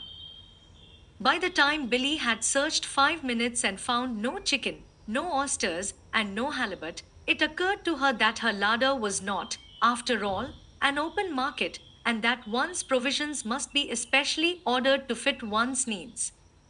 As to ordering them now, Billy glanced at the clock and shook her head. It's almost 5 already, and they'd never get here in time, she sighed regretfully. I'll have to have something else. Billy looked now, not for what she wanted, but for what she could find. And she found some cold roast lamb, at which she turned up her nose, an uncooked beef steak, which she appropriated doubtfully, a raw turnip and a head of lettuce, which she hailed with glee, and some beets, potatoes, onions, and grapefruit, from all of which she took a generous supply. Thus laden she went back to the kitchen. Spread upon the table they made a brave show. Oh, well, I'll have quite a dinner, after all, she triumphed, cocking her head happily. And now for the dessert, she finished, pouncing on the cookbook. It was while she was turning the leaves to find the pies and puddings that she ran across the vegetables and found the word beets staring her in the face. Mechanically, she read the line below. Winter beets will require 3 hours to cook. Use hot water. Billy's startled eyes sought the clock. 3 hours, and it was 5 now. Frenziedly, then, she ran her finger down the page. Onions, 1½ hours. Use hot water. Turnips require a long time, but if cut thin, they will cook in an hour and a quarter. An hour and a quarter, indeed, she moaned. Isn't there anything anywhere that doesn't take forever to cook? Early peas, green corn, summer squash, mumbled Billy's dry lips. But what do folks eat in January? January. It was the apparently inoffensive sentence, new potatoes will boil in 30 minutes, that brought fresh terror to Billy's soul and set her to fluttering the cookbook leaves with renewed haste. If it took new potatoes 30 minutes to cook, how long did it take old ones? In vain she searched for the answer. There were plenty of potatoes. They were mashed, whipped, scalloped, creamed, fried, and broiled. They were made into puffs, croquettes, potato border, and potato snow. For many of these they were boiled first, until tender, one rule said. But that doesn't tell me how long it takes to get tender, fumed Billy, despairingly. I suppose they think anybody ought to know that, but I don't. Suddenly her eyes fell once more on the instructions for boiling turnips, and her face cleared. If it helps to cut turnips thin, why not potatoes? She cried. I can do that, anyhow, and I will, she finished, with a sigh of relief, as she caught up half a dozen potatoes and hurried into the pantry for a knife. A few minutes later, the potatoes, peeled and cut almost to wafer thinness, were dumped into a basin of cold water. There. Now I guess you'll cook, nodded Billy to the dish in her hand as she hurried to the stove. Chilled by an ominous unresponsiveness, Billy lifted the stove lid and peered inside. Only a mass of black and graying coals greeted her. The fire was out. To think that even you had to go back on me like this, upbraided Billy, eyeing the dismal mass with reproachful gaze. This disaster, however, as Billy knew, was not so great as it seemed, for there was still the gas stove. In the old days, under Dong Ling's rule, there had been no gas stove. Dong Ling disapproved of devil stoves that had no coalie, no woody, but burned like hell. Eliza, however, did approve of them, and not long after her arrival, a fine one had been put in for her use. So now Billy soon had her potatoes with a brisk blaze under them. In frantic earnest, then, Billy went to work. Brushing the discarded onions, turnip, and beets into a pail under the table, she was still confronted with the beefsteak, lettuce, and grapefruit. All but the beefsteak she pushed to one side with gentle pats. You're all right, she nodded to them. I can use you. You don't have to be cooked, bless your hearts. But you. Billy scowled at the beefsteak and ran her finger down the index of the bride's helper. Billy knew how to handle that book now. No, you don't, not for me, she muttered, after a minute, shaking her finger at the tenderloin on the table. I haven't got any hot coals, and I thought a gridiron was where they played football, though it seems it's some sort of a dish to cook you in here, but I shouldn't know it from a teaspoon, probably, if I should see it. No, sir. It's back to the refrigerator for you, and a nice cold sensible roast leg of lamb for me that doesn't have to be cooked. Understand? Cooked, she finished, as she carried the beefsteak away and took possession of the hitherto despised cold lamb. Once more, Billy made a mad search through cupboards and shelves. This time, she bore back in triumph a can of corn, another of tomatoes, and a glass jar of preserved peaches. In the kitchen, a cherry bubbling from the potatoes on the stove greeted her. Billy's spirits rose with the steam. There, Spunky, she said gaily to the cat, who had just uncurled from a nap behind the stove. Tell me I can't get up a dinner. And maybe we'll have the peach fritters, too, she chirped. I've got the peach part, anyway. But Billy did not have the peach fritters, after all. She got out the sugar and the flour, to be sure, and she made a great ado looking up the rule, but a hurried glance at the clock sent her into the dining room to set the table, and all thought of the peach fritters was given up.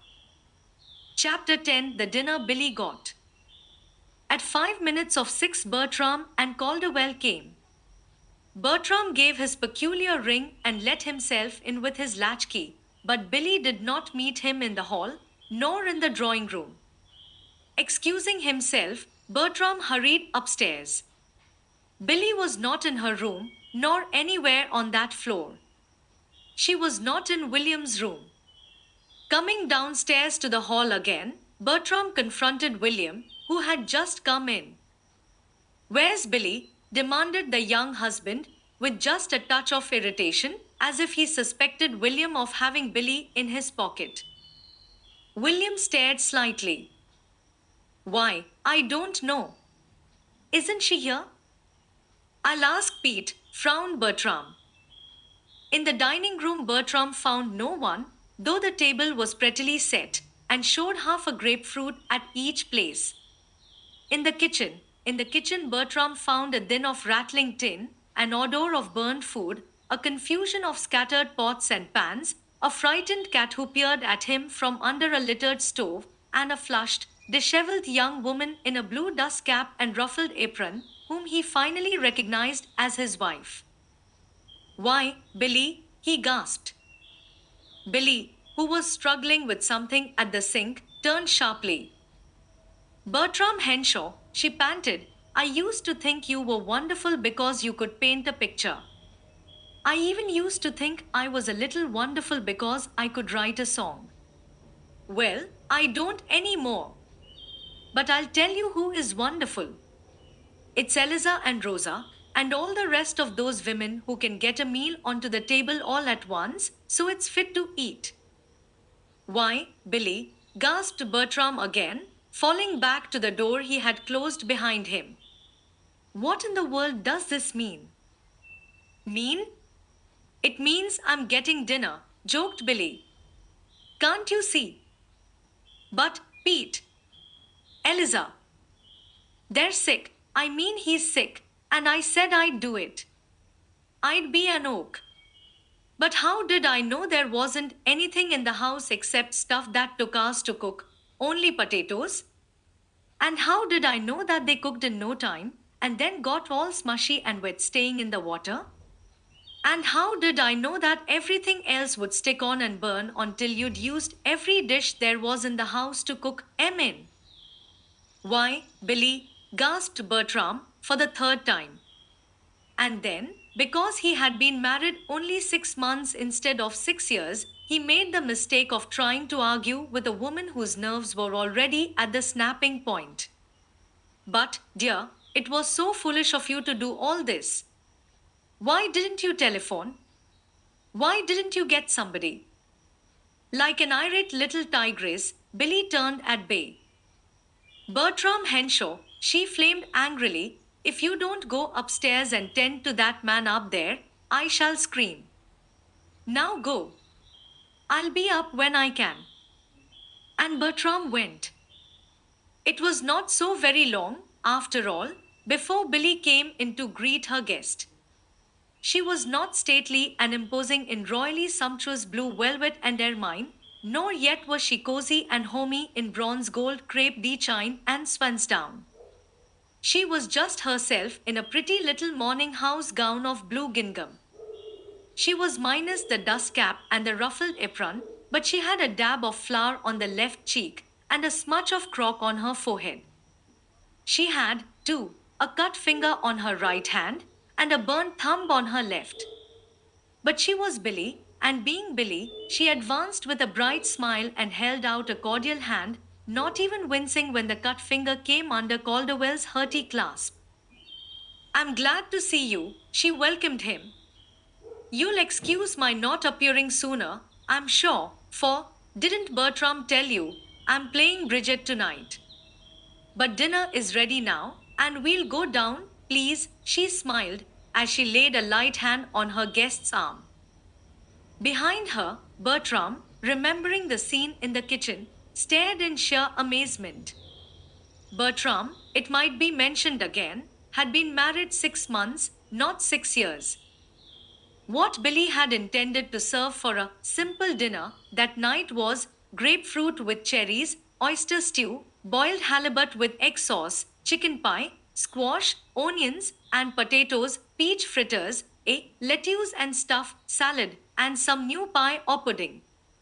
What she did serve was grapefruit without the cherries, cold roast lamb, potatoes, a mush of sogginess, tomatoes, canned and slightly burned, corn, canned and very much burned, lettuce, plain, and for dessert, preserved peaches and cake, the latter rather dry and stale.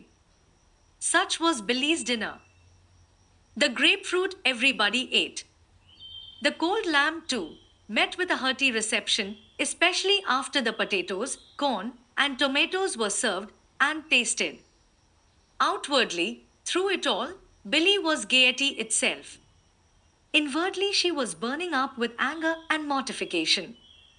And because she was all this, there was, apparently, no limit to her laughter and sparkling repartee as she talked with Calderwell, her guest, the guest who, according to her original plans, was to be shown how happy she and Bertram were, what a good wife she made, and how devoted and satisfied Bertram was in his home. William, picking at his dinner, as only a hungry man can pick at a dinner that is uneatable, watched Billy with a puzzled, uneasy frown. Bertram, choking over the few mouthfuls he ate, marked his wife's animated face and Calderwell's absorbed attention and settled into gloomy silence. But it could not continue forever. The preserved peaches were eaten at last, and the stale cake left. Billy had forgotten the coffee, which was just as well, perhaps. Then the four trailed upstairs to the drawing room. At 9 o'clock, an anxious Eliza and a remorseful, apologetic Pete came home and descended to the horror the once orderly kitchen and dining room had become. At 10, Calderwell, with very evident reluctance, tore himself away from Billy's gay badinage and said good night. At 2 minutes past 10, an exhausted, nerve-racked Billy was trying to cry on the shoulders of both Uncle William and Bertram at once. There, child, don't. It went off all right, patted Uncle William. Billy, darling, pleaded Bertram, please don't cry so. As if I'd ever let you step foot in that kitchen again. At this, Billy raised a tear-wet face, aflame with indignant determination. As if I'd ever let you keep me from it, Bertram Henshaw, after this, she contested. I'm not going to do another thing in all my life but cook. When I think of the stuff we had to eat, after all the time I took to get it, I'm simply crazy. Do you think I'd run the risk of such a thing as this ever happening again? Chapter 11. Calderwell does some questioning. On the day after his dinner with Mr. and Mrs. Bertram Henshaw, Hugh Calderwell left Boston and did not return until more than a month had passed. One of his first acts, when he did come, was to look up Mr. M.J. Arkwright at the address which Billy had given him. Calderwell had not seen Arkwright since they parted in Paris some 2 years before, after a 6 months tramp through Europe together. Calderwell liked Arkwright then greatly, and he lost no time now in renewing the acquaintance. The address, as given by Billy, proved to be an attractive but modest apartment hotel near the Conservatory of Music, and Calderwell was delighted to find Arkwright at home in his comfortable little bachelor suite. Arkwright greeted him most cordially. "Well, well," he cried, "if it isn't Calderwell. And how's Mont Blanc? Or is it the Killarney Lakes this time? Or maybe the Sphinx that I should inquire for, eh?" "Guess again," laughed Calderwell, throwing off his heavy coat and settling himself comfortably in the inviting-looking Morris chair his friend pulled forward. "Shan't do it," retorted Arkwright, with a smile. "I never gamble on palpable uncertainties, except for a chance throw or two, as I gave a minute ago. Your movements are altogether too erratic and too far-reaching for ordinary mortals to keep track of." "Well, maybe you're right," grinned Calderwell, appreciatively. "Anyhow, you would have lost this time, sure thing, for I've been working." "Seen the doctor yet?" queried Arkwright, coolly, pushing the cigars across the table. "Thanks, for both," sniffed Calderwell, with a reproachful glance, helping himself. "Your good judgment in some matters is still unimpaired, I see," he observed, tapping the little gilded band which had told him the cigar was an old favorite. "As to other matters, however, you're wrong again, my friend, in your surmise. I'm not sick, and I have been working." "So? Well, I'm told they have very good specialists here. Some one of them ought to hit your case. Still, how long has it been running?" Arkwright's face showed only grave concern. "Oh, come, let up, Arkwright," snapped Calderwell, striking his match alight with a vigorous jerk. "I'll admit I haven't ever given any special indication of an absorbing passion for work. But what can you expect of a fellow born with a whole dozen silver spoons in his mouth? And that's what I was, according to Bertram Henshaw. According to him again, it's a wonder I ever tried to feed myself, and perhaps he's right, with my mouth already so full." "I should say so," laughed Arkwright. "Well, be that as it may. I'm going to feed myself, and I'm going to earn my feed, too. I haven't climbed a mountain or paddled a canoe for a year. I've been in Chicago cultivating the acquaintance of John Doe and Richard Roe." "You mean law?" "Sure. I studied it here for a while, before that bout of ours a couple of years ago. Billy drove me away, then." "Billy, Mrs. Henshaw?" "Yes. I thought I told you. She turned down my 10,000 proposal so emphatically that I lost all interest in Boston and took to the tall timber again. But I've come back. A friend of my father's wrote me to come on and consider a good opening there was in his law office. I came on a month ago and considered. Then I went back to pack up. Now I've come for good, and here I am. You have my history to date. Now tell me of yourself. You're looking as fit as a penny from the mint, even though you have discarded that lovely brown beard. Was that a concession to, Mary Jane?" Arkwright lifted a quick hand of protest. "Michael Jeremiah, please. There is no Mary Jane, now," he said a bit stiffly. The other stared a little. Then he gave a low chuckle. "Michael Jeremiah," he repeated musingly, eyeing the glowing tip of his cigar. And to think how that mysterious MJ used to tantalize me. Do you mean, he added, turning slowly, that no one calls you Mary Jane now? Not if they know what is best for them. Oh. Calderwell noted the smoldering fire in the other's eyes a little curiously. Very well. I'll take the hint, Michael Jeremiah. Thanks. Arkwright relaxed a little. To tell the truth, I've had quite enough now of Mary Jane. Very good. So be it, nodded the other, still regarding his friend thoughtfully. But tell me, what of yourself? Arkwright shrugged his shoulders. There's nothing to tell. You've seen? I'm here. Humph. Very pretty, scoffed Calderwell. Then if you won't tell, I will. I saw Billy a month ago, you see. It seems you've hit the trail for Grand Opera, as you threatened to that night in Paris, but you haven't brought up in vaudeville, as you prophesied you would do, though, for that matter, judging from the plums some of the stars are picking on the vaudeville stage nowadays, that isn't to be sneezed at. But Billy says you've made 2 or 3 appearances already on the sacred boards themselves, one of them a subscription performance, and that you created no end of a sensation. Nonsense! I'm merely a student at the opera school here, scowled Arkwright.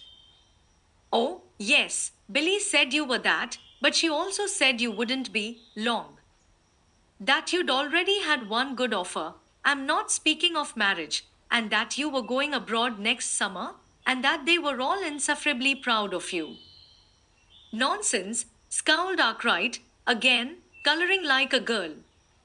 That is only some of Mrs. Henshaw's kind flattery. Calderwell jerked the cigar from between his lips and sat suddenly forward in his chair. Arkwright, tell me about them. How are they making it go? Arkwright frowned. Who? Make what go? He asked. The Henshaws. Is she happy? Is he, on the square? Arkwright's face darkened. Well, really, he began, but Calderwell interrupted. Oh, come, don't be squeamish.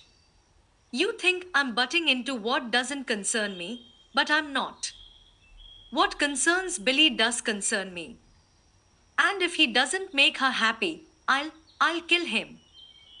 In spite of himself, Arkwright laughed. The vehemence of the other's words and the fierceness with which he puffed at his cigar as he fell back in his chair were most expressive. Well, I don't think you need to load revolvers nor sharpen daggers just yet, he observed grimly. Calderwell laughed this time, though without much mirth. Oh, I'm not in love with Billy now, he explained. Please don't think I am. I shouldn't see her if I was, of course. Arkwright changed his position suddenly, bringing his face into the shadow. Calderwell talked on without pausing. No, I'm not in love with Billy. But Billy's a trump. You know that. I do. The words were low, but steadily spoken. Of course you do. We all do. And we want her happy. But as for her marrying Bertram, you could have bowled me over with a soap bubble when I heard she'd done it. Now understand, Bertram is a good fellow, and I like him. I've known him all his life, and he's all right. Oh, 6 or 8 years ago, to be sure, he got in with a set of fellows, Bob Seaver and his clique, that were no good. Went in for bohemianism and all that rot. It wasn't good for Bertram.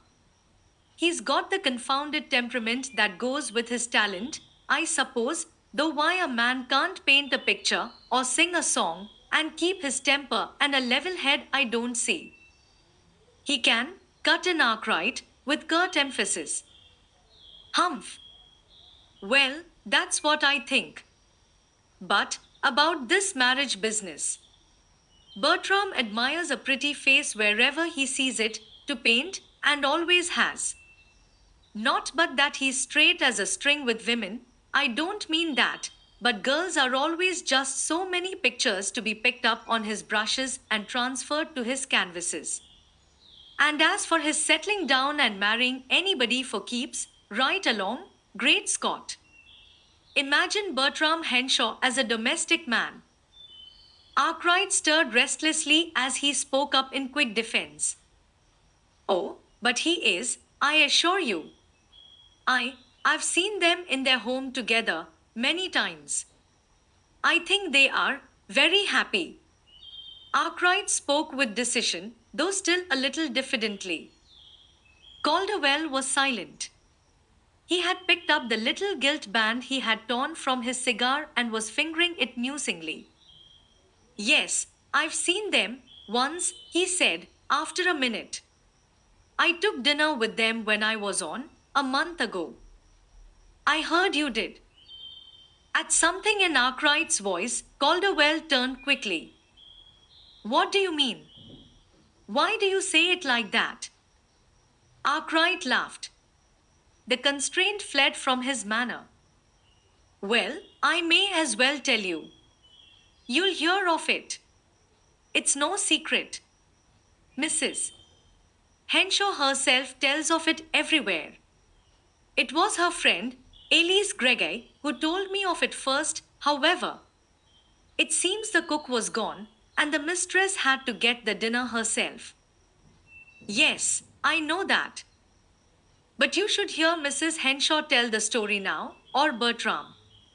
It seems she knew nothing whatever about cooking, and her trials and tribulations in getting that dinner onto the table were only 1 degree worse than the dinner itself, according to her story.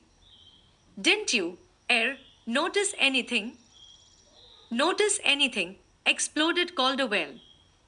I noticed that Billy was so brilliant she fairly radiated sparks, and I noticed that Bertram was so glum he almost radiated thunderclaps. Then I saw that Billy's high spirits were all assumed to cover a threatened burst of tears, and I laid it all to him. I thought he'd said something to hurt her, and I could have punched him. Great Scott! Was that what ailed them? I reckon it was. Elise says that since then Mrs. Henshaw has fairly haunted the kitchen, begging Eliza to teach her everything, every single thing she knows. Calderwell chuckled. If that isn't just like Billy. She never does anything by house. By George, but she was game over that dinner. I can see it all now. Ailey says she's really learning to cook, in spite of old Pete's horror, and Eliza's pleadings not to spoil her pretty hands. Then Pete is back all right? What a faithful old soul he is. Arkwright frowned slightly.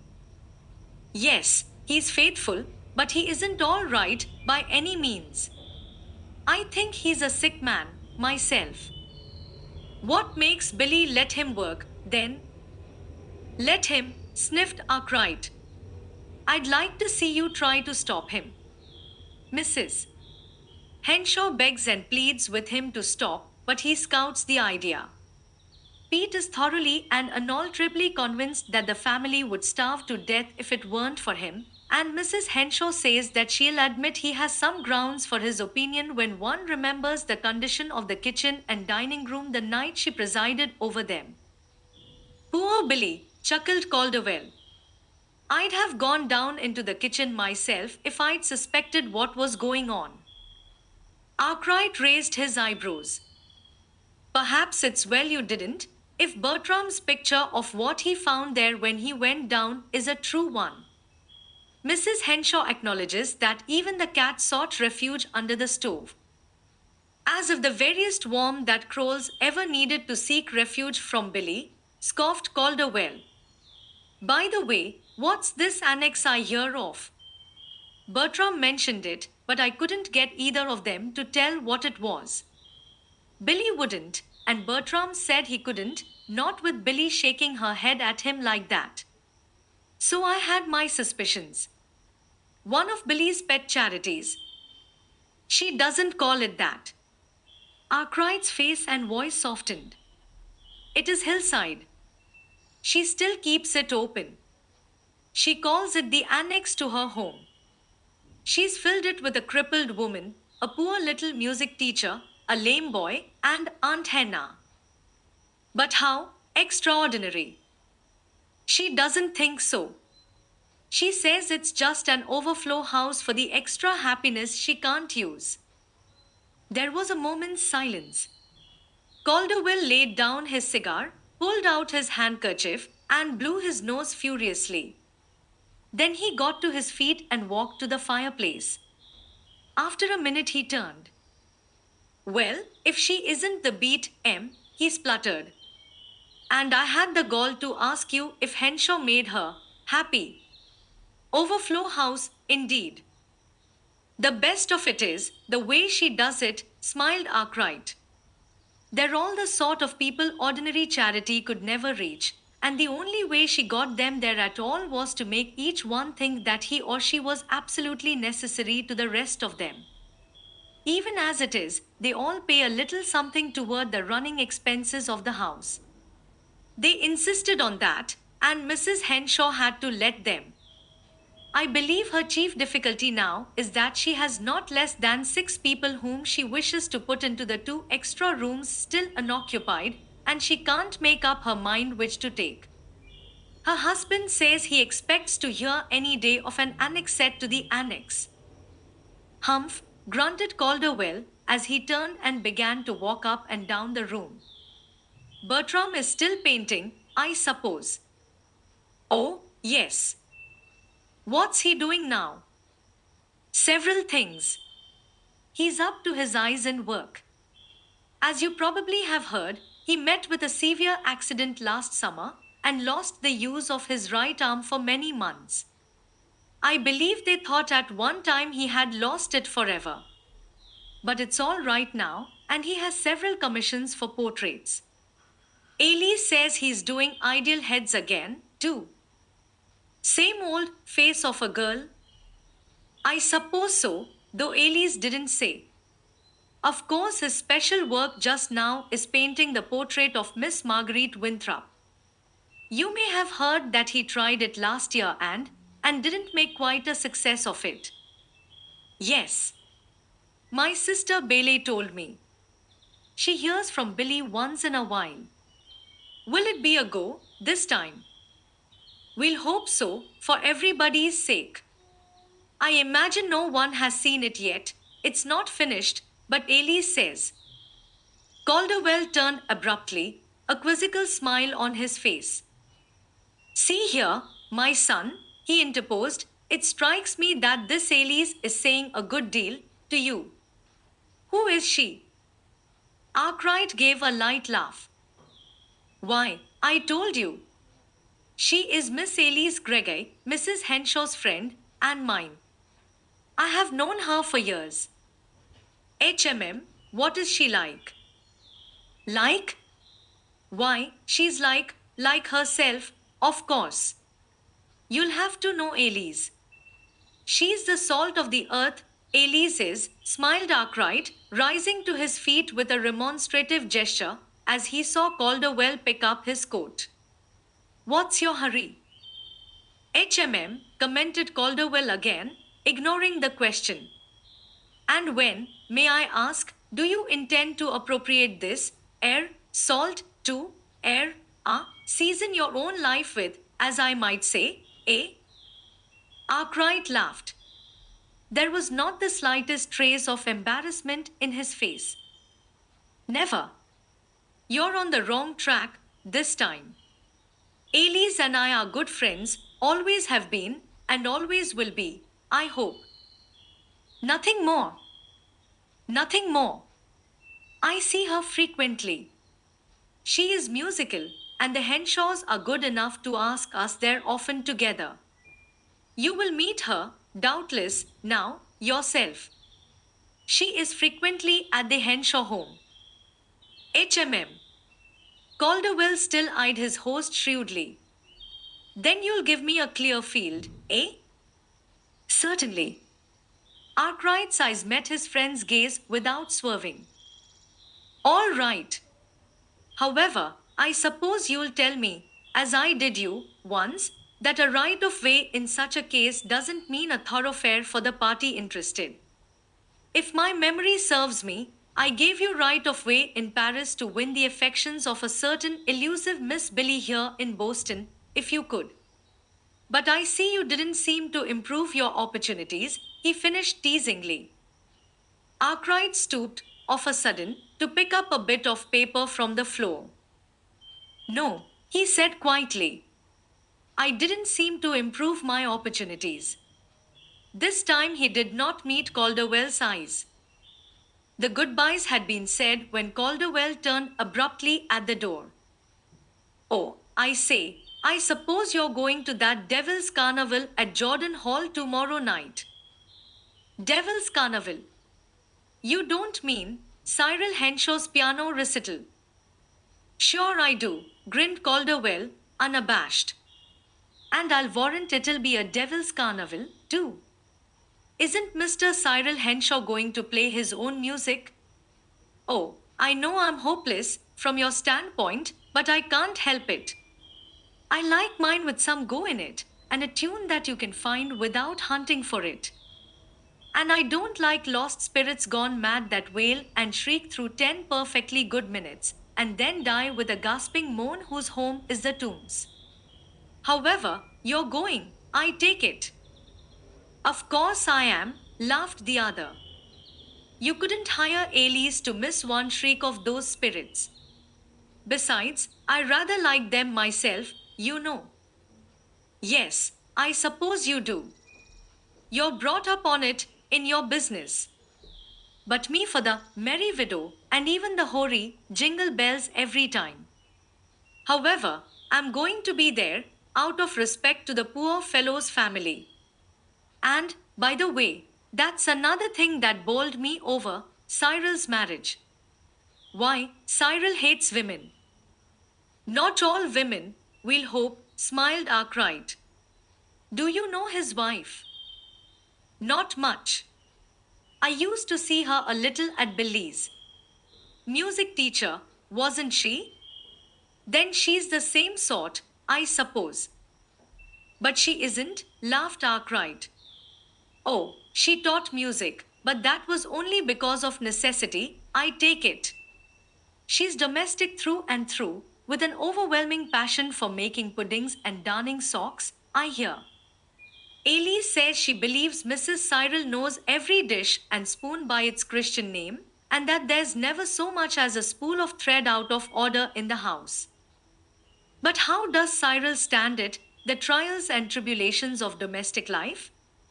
Bertram used to declare that the whole strata was aquiver with fear when Cyril was composing, and I remember him as a perfect bear if anybody so much as whispered when he was in one of his moods. I never forgot the night Bertram and I were up in William's room trying to sing When Johnny Comes Marching Home, to the accompaniment of a banjo in Bertram's hands and a guitar in mine. Gory! It was Hugh that went marching home that night. Oh, well, from reports I reckon Mrs. Cyril doesn't play either a banjo or a guitar, smiled Arkwright. Elise says she wears rubber heels on her shoes and has put hooshes on all the chair legs and felt mats between all the plates and saucers. Anyhow, Cyril is building a new house and he looks as if he were in a pretty healthy condition, as you'll see tomorrow night. Humph! I wish he'd make his music healthy, then, grumbled Calderwell as he opened the door. Chapter 12. For Billy, some advice. February brought busy days. The public opening of the Bohemian 10 Club exhibition was to take place the 6th of March, with a private view for invited guests the night before, and it was at this exhibition that Bertram planned to show his portrait of Marguerite Winthrop. He also, if possible, wished to enter 2 or 3 other canvases, upon which he was spending all the time he could get. Bertram felt that he was doing very good work now.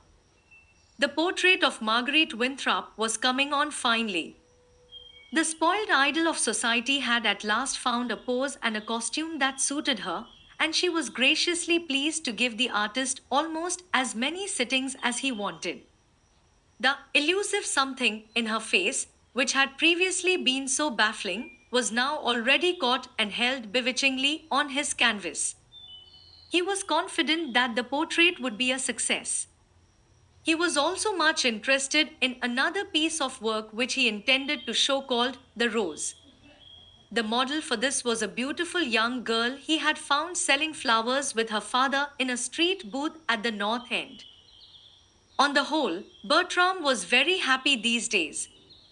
He could not, to be sure, spend quite so much time with Billy as he wished, but she understood, of course, as did he, that his work must come first. He knew that she tried to show him that she understood it. At the same time, he could not help thinking, occasionally, that Billy did sometimes mind his necessary absorption in his painting. To himself, Bertram owned that Billy was, in some ways, a puzzle to him. Her conduct was still erratic at times. One day he would seem to be everything to her, the next, almost nothing, judging by the ease with which she relinquished his society and substituted that of someone else, Arkwright, or Calderwell, for instance. And that was another thing. Bertram was ashamed to hint even to himself that he was jealous of either of those men. Surely, after what had happened, after Billy's emphatic assertion that she had never loved anyone but himself, it would seem not only absurd, but disloyal, that he should doubt for an instant Billy's entire devotion to him, and yet, there were times when he wished he could come home and not always find Elise Gregor, Calderwell, Arkwright, or all three of them strumming the piano in the drawing room. At such times, always, though, if he did feel impatient, he immediately demanded of himself, are you, then, the kind of husband that begrudges your wife young companions of her own age and tastes to help her while away the hours that you cannot possibly spend with her yourself? This question, and the answer that his better self always gave to it, were usually sufficient to send him into some florist's for a bunch of violets for Billy, or into a candy shop on a like atoning errand. As to Billy, Billy, too, was busy these days, chief of her concerns being, perhaps, attention to that honeymoon of hers, to see that it did not wane. At least, the most of her thoughts, and many of her actions, centered about that object. Billy had the book, now, that talked to young wives. For a time she had worked with only the newspaper criticism to guide her, but, coming at last to the conclusion that if a little was good, more must be better, she had shyly gone into a bookstore one day and, with a pink blush, had asked for the book. Since bringing it home, she had studied assiduously, though never if Bertram was near, keeping it well hidden, when not in use, in a remote corner of her desk. There was a good deal in the book that Billy did not like, and there were some statements that worried her, but yet there was much that she tried earnestly to follow. She was still striving to be the oak, and she was still eagerly endeavoring to brush up against those necessary outside interests. She was so thankful, in this connection, for Elise Gregor and for Arkwright and Hugh Calderwell. It was such a help that she had them. They were not only very pleasant and entertaining outside interests, but one or another of them was almost always conveniently within reach. Then, too, it pleased her to think that she was furthering the pretty love story between Elise and Mr. Arkwright. And she was furthering it. She was sure of that. Already she could see how dependent the man was on Elise, how he looked to her for approbation, and appealed to her on all occasion, exactly as if there was not a move that he wanted to make without her presence near him. Billy was very sure, now, of Arkwright. She only wished she were as much so of Elise. But Elise troubled her. Not but that Elise was kindness itself to the man, either. It was only a peculiar something almost like fear or constraint that Billy thought she saw in Ailey's eyes sometimes when Arkwright made a particularly intimate appeal. There was Calderwell, too. He also worried Billy. She feared he was going to complicate matters still more by falling in love with Ailey's himself, and this, certainly, Billy did not want at all. As this phase of the matter presented itself, indeed, Billy determined to appropriate Calderwell a little more exclusively to herself when the four were together, thus leaving Ailey's for Arkwright. After all, it was rather entertaining, this playing at Cupid's assistant. If she could not have Bertram all the time, it was fortunate that these outside interests were so pleasurable. Most of the mornings Billy spent in the kitchen, despite the remonstrances of both Pete and Eliza. Almost every meal, now, was graced with a palatable cake, pudding, or muffin that Billy would proudly claim as her handiwork. Pete still served at table and made strenuous efforts to keep up all his old duties, but he was obviously growing weaker, and really serious blunders were beginning to be noticeable. Bertram even hinted once or twice that perhaps it would be just as well to insist on his going, but to this Billy would not give her consent. Even when one night his poor old trembling hands spilled half the contents of a soup plate over a new and costly evening gown of Billy's own, she still refused to have him dismissed. Why, Bertram, I wouldn't do it, she declared hotly, and you wouldn't, either. He's been here more than 50 years. It would break his heart. He's really too ill to work, and I wish he would go of his own accord, of course, but I shan't ever tell him to go, not if he spills soup on every dress I've got. I'll buy more, and more, if it's necessary.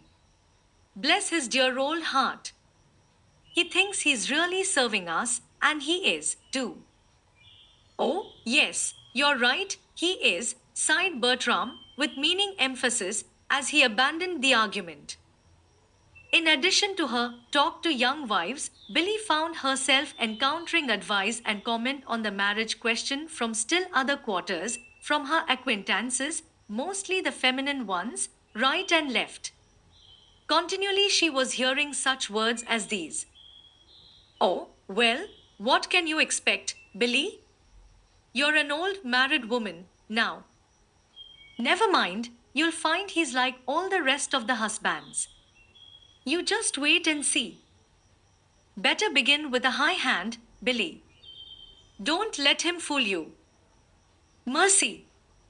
If I had a husband whose business it was to look at women's beautiful eyes, peachy cheeks, and luxurious dresses, I should go crazy.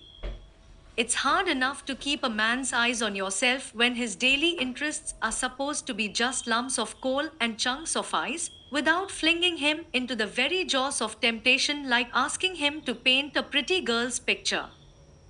In response to all this, of course, Billy could but laugh and blush and toss back some gay reply with a careless unconcern.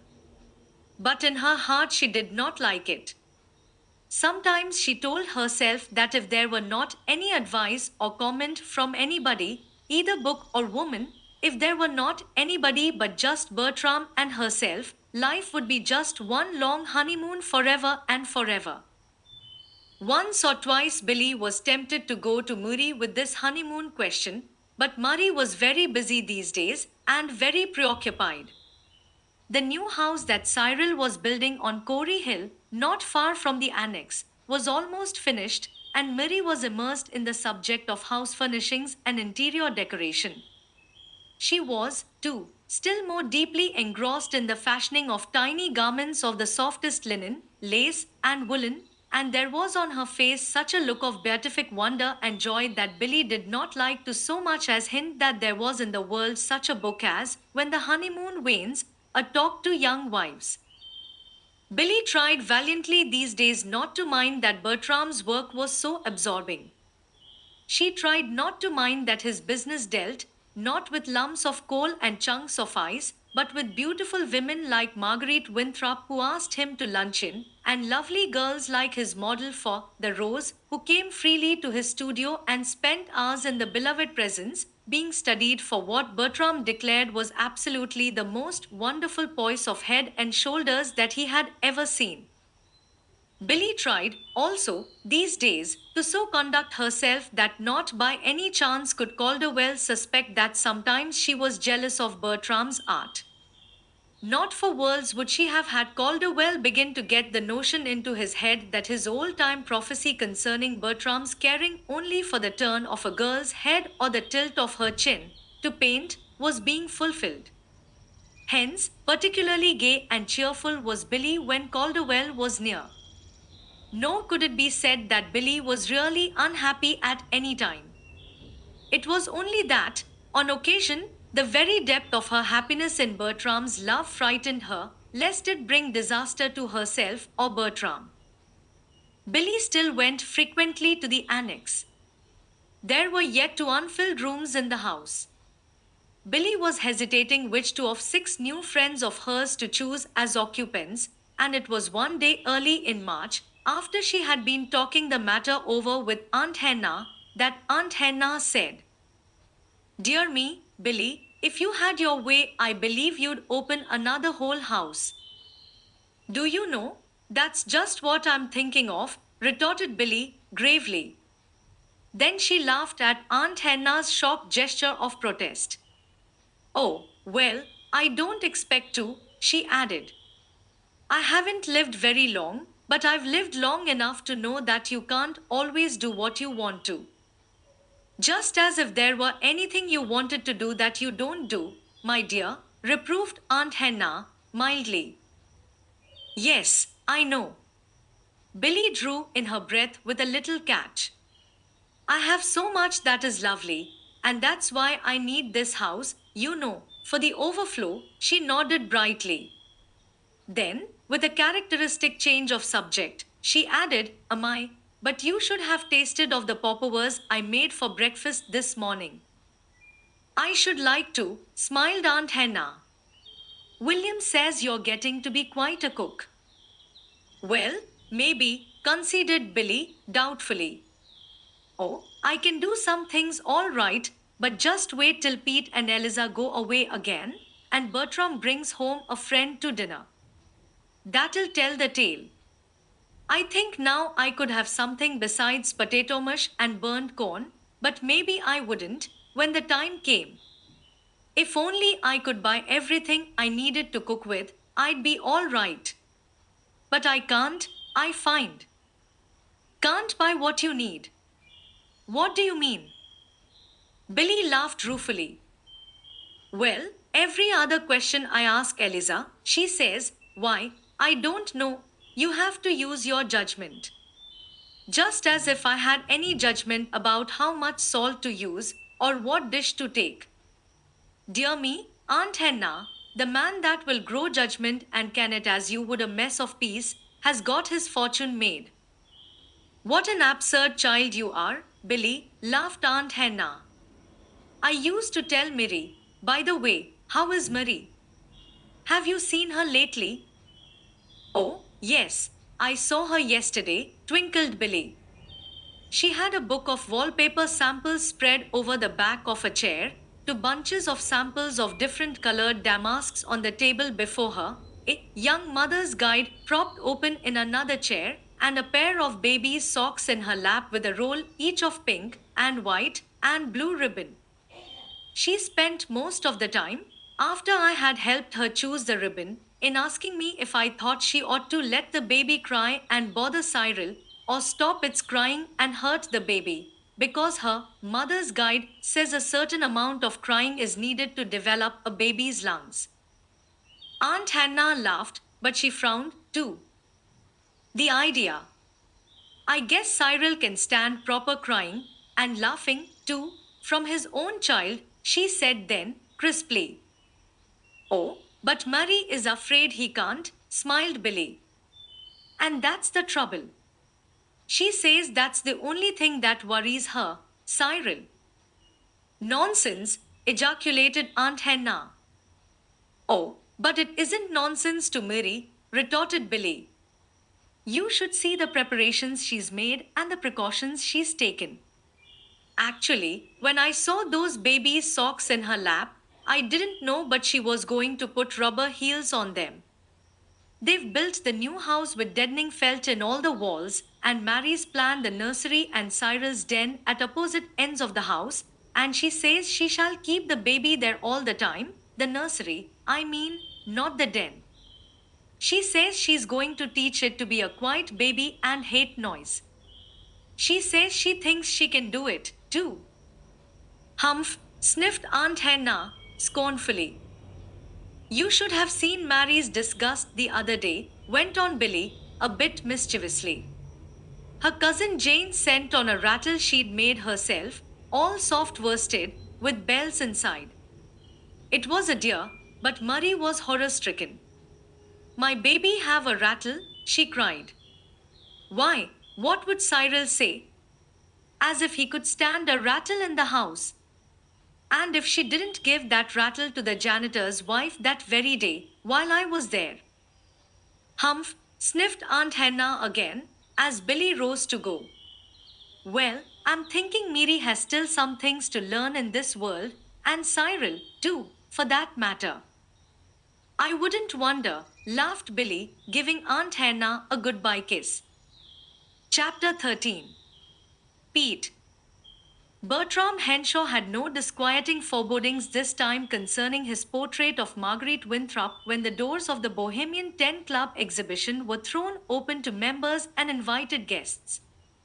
Just how great a popular success it was destined to be, he could not know, of course, though he might have suspected it when he began to receive the admiring and hearty congratulations of his friends and fellow artists on that first evening. Nor was the Winthrop portrait the only jewel in his crown on that occasion. His marvelously exquisite The Rose and his smaller ideal picture, Expectation, came in for scarcely less commendation. There was no doubt now. The originator of the famous Face of a Girl had come into his own again. On all sides, this was the verdict. One long haired critic of international fame even claiming openly that Henshaw had not only equaled his former best work, but had gone beyond it in both artistry and technique. It was a brilliant gathering. Society, as usual, in costly evening gowns and correct swallowtails rubbed elbows with names famous in the world of art and letters. Everywhere were gay laughter and sparkling repartee. Even the austere-faced J.G. Winthrop unbent to the extent of grim smiles in response to the laudatory comments bestowed upon the pictured image of his idol, his beautiful daughter. As to the great financier's own opinion of the work, no one heard him express it except, perhaps, the artist, and all that he got was a grip of the hand in a good. I knew you'd fetch it this time, my boy. But that was enough. And, indeed, no one who knew the stern old man needed to more than look into his face that evening to know of his entire satisfaction in this portrait soon to be the most recent and the most cherished addition to his far-famed art collection. As to Bertram, Bertram was pleased and happy and gratified, of course, as was natural, but he was not one whit more so than was Bertram's wife.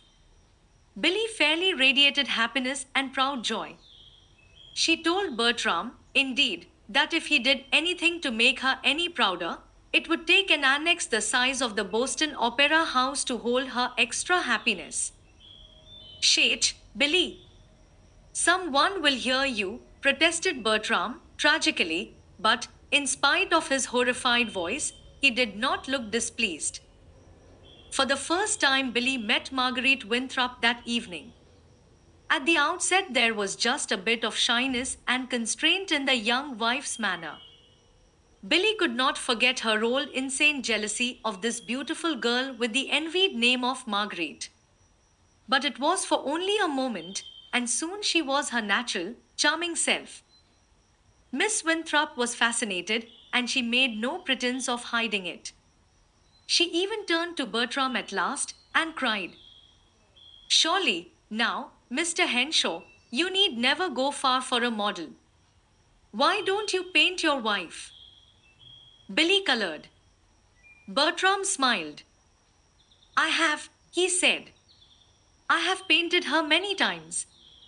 In fact, I have painted her so often that she once declared it was only the tilt of her chin and the turn of her head that I loved to paint, he said merrily, enjoying Billy's pretty confusion and not realizing that his words really distressed her. I have a whole studio full of Billies at home. Oh, have you, really? Questioned Miss Winthrop eagerly. Then mayn't I see them? Mayn't I, please, Mrs. Henshaw? I'd so love to. Why, of course you may, murmured both the artist and his wife. Thank you. Then I'm coming right away. May I? I'm going to Washington next week, you see. Will you let me come tomorrow at 3:30, then? Will it be quite convenient for you, Mrs. Henshaw? Quite convenient. I shall be glad to see you, smiled Billy. And Bertram echoed his wife's cordial permission. Thank you. Then I'll be there at 3:30, nodded Miss Winthrop, with a smile, as she turned to give place to an admiring group who were waiting to pay their respects to the artist and his wife. There was, after all, that evening, one fly in Billy's ointment. It fluttered in at the behest of an old acquaintance, one of the advice women, as Billy termed some of her too interested friends. Well, they're lovely, perfectly lovely, of course, Mrs. Henshaw, said this lady, coming up to say good night. But, all the same, I'm glad my husband is just a plain lawyer. Look out, my dear, that while Mr. Henshaw is stealing all those pretty faces for his canvases, just look out that the fair ladies don't turn around and steal his heart before you know it. Dear me, but you must be so proud of him. I am, smiled Billy, serenely, and only the jagged split that rents the glove on her hand, at that moment, told of the fierce anger behind that smile. As if I couldn't trust Bertram, raged Billy passionately to herself, stealing a surreptitious glance at her ruined glove. And as if there weren't ever any perfectly happy marriages, even if you don't ever hear of them or read of them. Bertram was not home to luncheon on the day following the opening night of the Bohemian Ten Club. A matter of business called him away from the house early in the morning, but he told his wife that he surely would be on hand for Miss Winthrop's call at 3:30 that afternoon. Yes, do, Billy had urged. I think she's lovely, but you know her so much better than I do that I want you here. Besides, you needn't think I'm going to show her all those Billies of yours.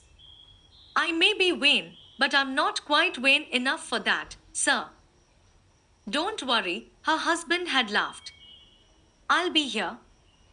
As it chanced, however, something occurred an hour before 3:30 that drove every thought of Miss Winthrop's call from Billy's head. For 3 days, now, Pete had been at the home of his niece in South Boston.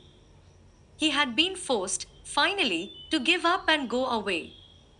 News from him the day before had been anything but reassuring, and today, Bertram being gone, Billy had suggested that Eliza serve a simple luncheon and go immediately afterward to South Boston to see how her uncle was.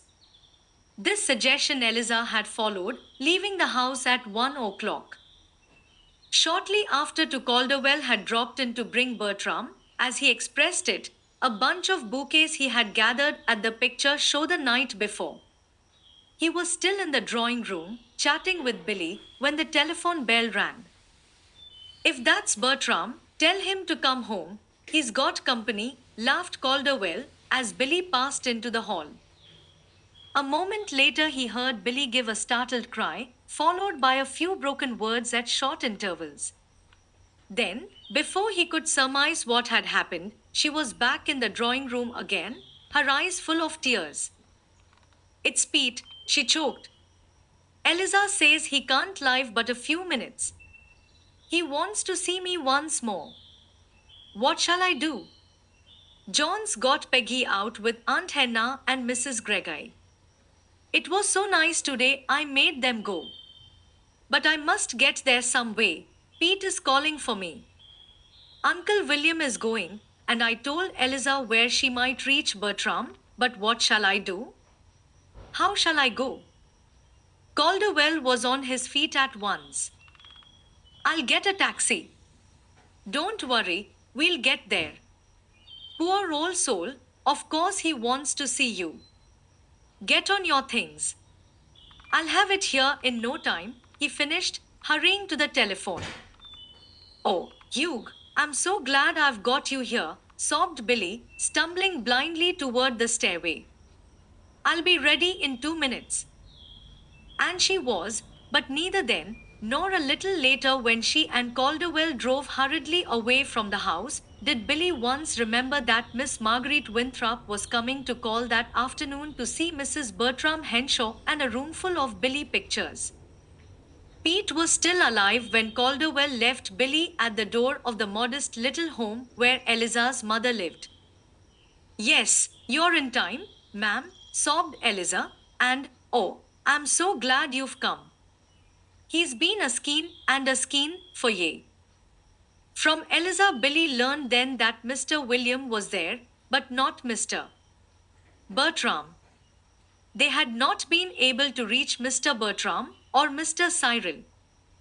Billy never forgot the look of reverent adoration that came into Pete's eyes as she entered the room where he lay. Miss Billy, my Miss Billy. You were so good to come, he whispered faintly. Billy choked back a sob. Of course I'd come, Pete, she said gently, taking one of the thin, worn hands into both her soft ones. It was more than a few minutes that Pete lived. 4 o'clock came, and 5, and he was still with them. Often he opened his eyes and smiled. Sometimes he spoke a low word to William or Billy, or to one of the weeping women at the foot of the bed. That the presence of his beloved master and mistress meant much to him was plain to be seen. I'm so sorry, he faltered once, about that pretty dress I spoiled, Miss Billy. But you know, my hands. I know, soothed Billy, but don't worry. It wasn't spoiled, Pete. It's all fixed now. Oh, I'm so glad, sighed the sick man. After another long interval of silence, he turned to William. Them socks, the medium thin ones, you'd ought to be puttin' 'em on soon, sir, now. They're in the right-hand corner of the bottom drawer, you know. Yes, Pete, I'll attend to it, William managed to stammer after he had cleared his throat. Eliza's turn came next. Remember about the coffee, Pete said to her, the way Mr. William likes it. And always eggs, you know, for, his voice trailed into an indistinct murmur, and his eyelids drooped wearily. One by one the minutes passed. The doctor came and went, there was nothing he could do. At 5:30 the thin old face became again alight with consciousness. There was a goodbye message for Bertram, and one for Cyril. Aunt Hannah was remembered, and even little Tommy Dunn. Then, gradually, a grey shadow crept over the wasted features. The words came more brokenly. The mind, plainly, was wandering, for old Pete was young again, and around him were the lads he loved, William, Cyril, and Bertram. And then, very quietly, soon after the clock struck 6, Pete fell into the beginning of his long sleep. Chapter 14. When Bertram came home. It was a little after 3:30 that afternoon when Bertram Henshaw hurried up Beacon Street toward his home. He had been delayed, and he feared that Miss Winthrop would already have reached the house. Mindful of what Billy had said that morning, he knew how his wife would fret if he were not there when the guest arrived. The sight of what he surmised to be Miss Winthrop's limousine before his door hastened his steps still more. But as he reached the house, he was surprised to find Miss Winthrop herself turning away from the door. Why, Miss Winthrop, he cried, you're not going now. You can't have been here any yet. Well, no, I haven't, retorted the lady, with heightened color and a somewhat peculiar emphasis. My ring wasn't answered. Wasn't answered. Bertram reddened angrily. Why, what can that mean? Where's the maid? Where's my wife? Mrs. Henshaw must be here. She was expecting you. Bertram, in his annoyed amazement, spoke loudly, vehemently. Hence, he was quite plainly heard by the group of small boys and girls who had been improving the mild weather for a frolic on the sidewalk, and who had been attracted to his door a moment before by the shining magnet of the Winthrop limousine with its resplendently liveried chauffeur. As Bertram spoke, one of the small girls, Bessie Bailey, stepped forward and piped up a shrill reply. She ain't, Mr. Henshaw. She ain't here. I saw her go away just a little while ago. Bertram turned sharply. You saw her go away. What do you mean? Small Bessie swelled with importance. Bessie was 13, in spite of her diminutive height. Bessie's mother was dead, and Bessie's caretakers were gossiping nurses and servants, who frequently left in her way books that were much too old for Bessie to read, but she read them. I mean, she ain't here, your wife, Mr. Henshaw. She went away. I saw her. I guess likely she's eloped, sir. Eloped. Bessie swelled still more importantly. To her experienced eyes, the situation contained all the necessary elements for the customary flight of the heroine in her storybooks, as here, now, was the irate, deserted husband. Sure. And 'twas just before you came, quite a while before. A big shiny black automobile like this drove up, only it wasn't quite such a nice one, and Mrs. Henshaw and a man came out of your house and got in, and drove right away quick. They just ran to get into it, too, didn't they? She appealed to her young mates grouped about her. A chorus of shrill exclamations brought Mr. Bertram Henshaw suddenly to his senses. By a desperate effort, he hid his angry annoyance as he turned to the manifestly embarrassed young woman who was already descending the steps. My dear Miss Winthrop, he apologized contritely, I'm sure you'll forgive this seeming great rudeness on the part of my wife. Notwithstanding the lurid tales of our young friends here, I suspect nothing more serious has happened than that my wife has been hastily summoned to Aunt Hannah, perhaps. Or, of course, she may not have understood that you were coming today at 3:30, though I thought she did. But I'm so sorry, when you were so kind as to come, Miss Winthrop interrupted with a quick gesture. Say no more, I beg of you, she entreated. Mrs. Henshaw is quite excusable, I'm sure. Please don't give it another thought, she finished, as with a hurried direction to the man who was holding open the door of her car, she stepped inside and bade her goodbyes.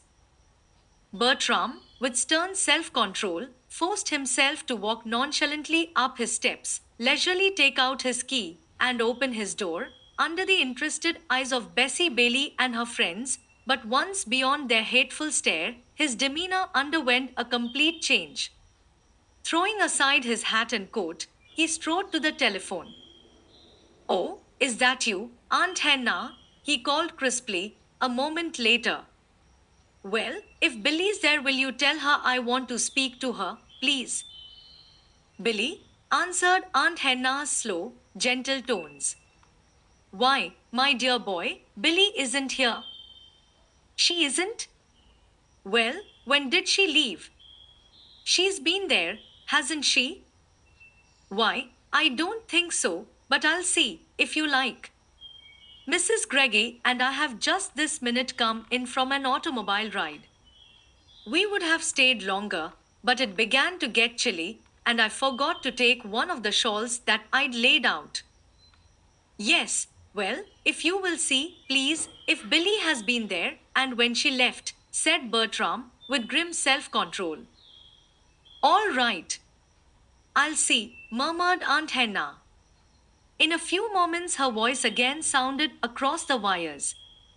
Why, no, Bertram, Rosa says she hasn't been here since yesterday. Isn't she there somewhere about the house? Didn't you know where she was going? Well, no, I didn't, else I shouldn't have been asking you, snapped the irate Bertram and hung up the receiver with most rude haste, thereby cutting off an astounded, oh, my grief and conscience, in the middle of it. The next 10 minutes Bertram spent in going through the whole house, from garret to basement. Needless to say, he found nothing to enlighten him or to soothe his temper. 4 o'clock came, then half past, and 5. At 5 Bertram began to look for Eliza, but in vain. At 5:30 he watched for William, but William, too, did not come. Bertram was pacing the floor now, nervously. He was a little frightened, but more mortified and angry. That Billy should have allowed Miss Winthrop to call by appointment only to find no hostess, no message, no maid, even, to answer her ring, it was inexcusable. Impulsiveness, unconventionality, and girlish irresponsibility were all very delightful, of course, at times, but not now, certainly. Billy was not a girl any longer. She was a married woman. Something was due to him, her husband. A pretty picture he must have made on those steps, trying to apologize for a truant wife and to laugh off that absurd Bessie Bailey's preposterous assertion at the same time. What would Miss Winthrop think? What could she think? Bertram fairly ground his teeth with chagrin at the situation in which he found himself. Nor were matters helped any by the fact that Bertram was hungry. Bertram's luncheon had been meager and unsatisfying. That the kitchen downstairs still remained in silent, spotless order instead of being astir with the sounds and smells of a good dinner, as it should have been, did not improve his temper. Where Billy was he could not imagine. He thought, once or twice, of calling up some of her friends, but something held him back from that, though he did try to get Murray, knowing very well that she was probably over to the new house and would not answer. He was not surprised, therefore, when he received no reply to his ring. That there was the slightest truth in Bessie Bailey's absurd elopement idea, Bertram did not, of course, for an instant believe. The only thing that rankled about that was the fact that she had suggested such a thing, and that Miss Winthrop and those silly children had heard her. He recognized half of Bessie's friends as neighborhood youngsters, and he knew very well that there would be many a quiet laugh at his expense around various Beacon Street dinner tables that night. At the thought of those dinner tables, he scowled again. He had no dinner table, at least, he had no dinner on it. Who the man might be, Bertram thought he could easily guess. It was either Arkwright or Calderwell, of course, and probably that tiresome Alice Greggy was mixed up in it somehow. He did wish Billy. 6 o'clock came, then half past. Bertram was indeed frightened now, but he was more angry and still more hungry. He had, in fact, reached that state of blind unreasonableness said to be peculiar to hungry males from time immemorial. At 10 minutes of 7 a key clicked in the lock of the outer door, and William and Billy entered the hall. It was almost dark. Bertram could not see their faces. He had not lighted the hall at all. Well, he began sharply, is this the way you receive your callers, Billy? I came home and found Miss Winthrop just leaving, no one here to receive her. Where have you been? Where's Eliza? Where's my dinner? Of course, I don't mean to scold, Billy, but there is a limit to even my patience, and it's reached now. I can't help suggesting that if you would tend to your husband and your home a little more, and go gallivanting off with Calderwell and Arkwright and Alice Greggy a little less, that, where is Eliza? Anyway, he finished irritably, switching on the lights with a snap. There was a moment of dead silence. At Bertram's first words, Billy and William had stopped short. Neither had moved since. Now William turned and began to speak, but Billy interrupted. She met her husband's gaze steadily. I will be down at once to get your dinner, she said quietly. Eliza will not come tonight. Pete is dead. Bertram started forward with a quick cry. Dead? Oh, Billy. Then you were there. Billy. But his wife did not apparently hear him. She passed him without turning her head and went on up the stairs, leaving him to meet the sorrowful, accusing eyes of William. Chapter 15. After the storm. The young husband's apologies were profuse and abject. Bertram was heartily ashamed of himself and was man enough to acknowledge it. Almost on his knees, he begged Billy to forgive him, and in a frenzy of self denunciation, he followed her down into the kitchen that night, piteously beseeching her to speak to him, to just look at him, even so that he might know he was not utterly despised, though he did, indeed, deserve to be more than despised, he moaned. At first, Billy did not speak or even vouchsafe a glance in his direction. Very quietly, she went about her preparations for a simple meal, paying apparently no more attention to Bertram than as if he were not there. But that her ears were only seemingly, and not really deaf, was shown very clearly a little later, when, at a particularly abject wail on the part of the babbling shadow at her heels, Billy choked into a little gasp, half laughter, half sob. It was all over then. Bertram had her in his arms in a twinkling, while to the floor clattered and rolled a knife and a half-peeled baked potato. Naturally, after that, there could be no more dignified silences on the part of the injured wife. There were, instead, half smiles, tears, sobs, a tremulous telling of Pete's going and his messages, followed by a tearful listening to Bertram's story of the torture he had endured at the hands of Miss Winthrop, Bessie Bailey, and an empty Dinnerly's house. And thus, in one corner of the kitchen, some time later, a hungry, desperate William found them, the half-peeled, cold-baked potato still at their feet. Torn between his craving for food and his desire not to interfere with any possible peacemaking, William was obviously hesitating what to do when Billy glanced up and saw him. She saw, too, at the same time, the empty, blazing gas stove burner and the pile of half-prepared potatoes, to warm which the burner had long since been lighted. With a little cry, she broke away from her husband's arms. Mercy! And here's poor Uncle William, bless his heart, with not a thing to eat yet. They all got dinner then, together, with many a sigh and quick-coming tear as everywhere they met some sad reminder of the gentle old hands that would never again minister to their comfort.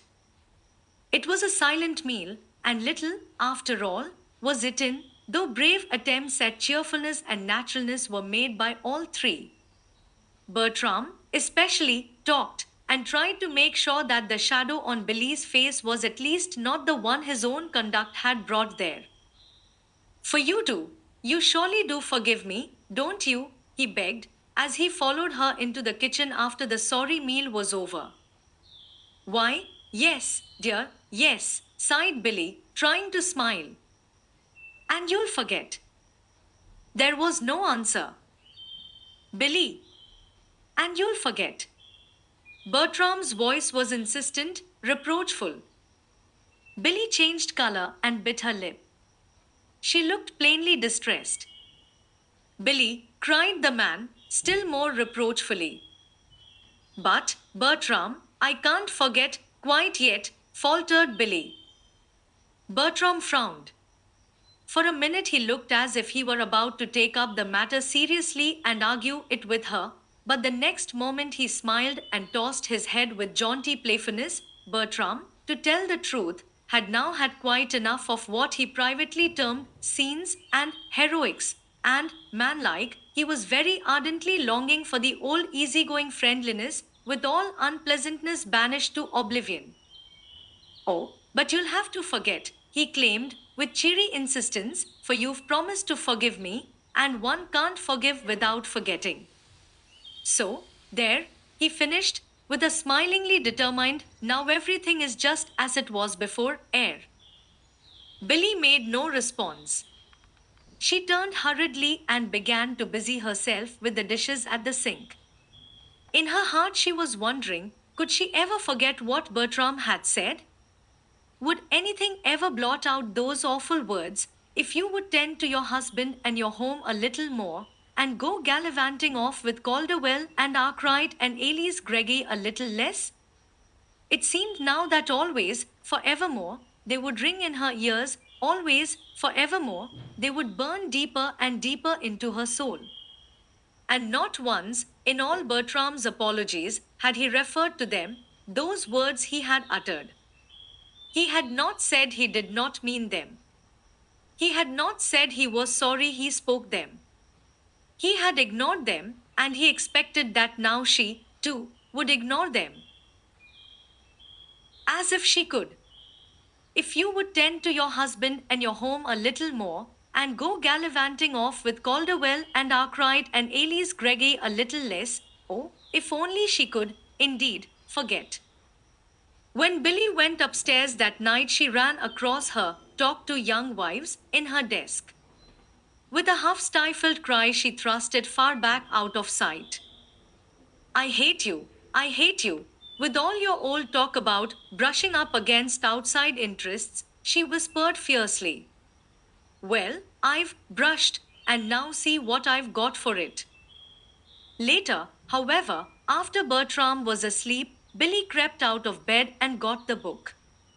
Under the carefully shaded lamp in the adjoining room, she turned the pages softly till she came to the sentence, perhaps it would be hard to find a more utterly unreasonable, irritable, irresponsible creature than a hungry man. With a long sigh, she began to read, and not until some minutes later did she close the book, turn off the light, and steal back to bed. During the next 3 days, until after the funeral at the shabby little South Boston house, Eliza spent only about half of each day at the Strata. This, much to her distress, left many of the household tasks for her young mistress to perform. Billy, however, attacked each new duty with a feverish eagerness that seemed to make the performance of it very like some glad penance done for past misdeeds. And when, on the day after they had laid the old servant in his last resting place, a despairing message came from Eliza to the effect that now her mother was very ill and would need her care, Billy promptly told Eliza to stay as long as was necessary, that they could get along all right without her. But, Billy, what are we going to do? Bertram demanded when he heard the news. We must have somebody. I'm going to do it. Nonsense. As if you could, scoffed Bertram. Billy lifted her chin. Couldn't I, indeed, she retorted. Do you realize, young man, how much I've done the last 3 days? How about those muffins you had this morning for breakfast, and that cake last night? And didn't you yourself say that you never ate a better pudding than that date puff yesterday noon? Bertram laughed and shrugged his shoulders. My dear love, I'm not questioning your ability to do it, he soothed quickly. Still, he added, with a whimsical smile, I must remind you that Eliza has been here half the time, and that muffins and date puffs, however delicious, aren't all there is to running a big house like this. Besides, just be sensible, Billy, he went on more seriously, as he noted the rebellious gleam coming into his young wife's eyes, you'd know you couldn't do it, if you'd just stop to think. There's the Carltons coming to dinner Monday, and my studio tea tomorrow, to say nothing of the symphony and the opera, and the concerts you'd lose because you were too dead tired to go to them. You know how it was with that concert yesterday afternoon, which Elise Gregor wanted you to go to with her. I didn't want to go, choked Billy under her breath. And there's your music. You haven't done a thing with that for days, yet only last week you told me the publishers were hurrying you for that last song to complete the group. I haven't felt like writing, stammered Billy, still half under her breath. Of course you haven't, triumphed Bertram. You've been too dead tired. And that's just what I say. Billy, you can't do it all yourself. But I want to. I want to tend to things, faltered Billy, with a half fearful glance into her husband's face. Billy was hearing very loudly now that accusing, if you tend to your husband and your home a little more, Bertram, however, was not hearing it, evidently. Indeed, he seemed never to have heard it, much less to have spoken it. Tend to things, he laughed lightly. Well, you'll have enough to do to tend to the maid, I fancy. Anyhow, we are going to have one. I'll just step into one of those, what do you call, intelligence offices on my way down and send one up, he finished, as he gave his wife a goodbye kiss. An hour later, Billy, struggling with the broom and the drawing room carpet, was called to the telephone. It was her husband's voice that came to her. Billy, for heaven's sake, take pity on me. Won't you put on your duds and come and engage your maid yourself? Why, Bertram, what's the matter? Matter?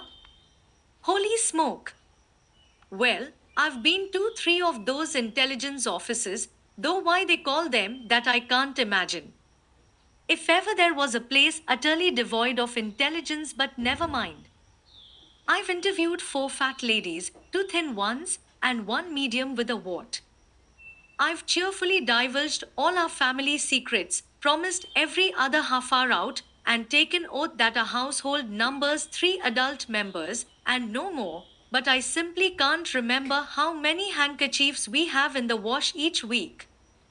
Billy, will you come? Maybe you can do something with them. I'm sure you can. Why, of course I'll come, chirped Billy. Where shall I meet you? Bertram gave the street and number. Good. I'll be there, promised Billy, as she hung up the receiver. Quite forgetting the broom in the middle of the drawing room floor, Billy tripped upstairs to change her dress. On her lips was a gay little song. In her heart was joy. I rather guess now I'm tending to my husband and my home, she was crowing to herself. Just as Billy was about to leave the house, the telephone bell jangled again. It was Elise Gregor. Billy, dear, she called, can't you come out? Mr. Arkwright and Mr. Calderwell are here, and they've brought some new music. We want you. Will you come? I can't, dear. Bertram wants me. He sent for me.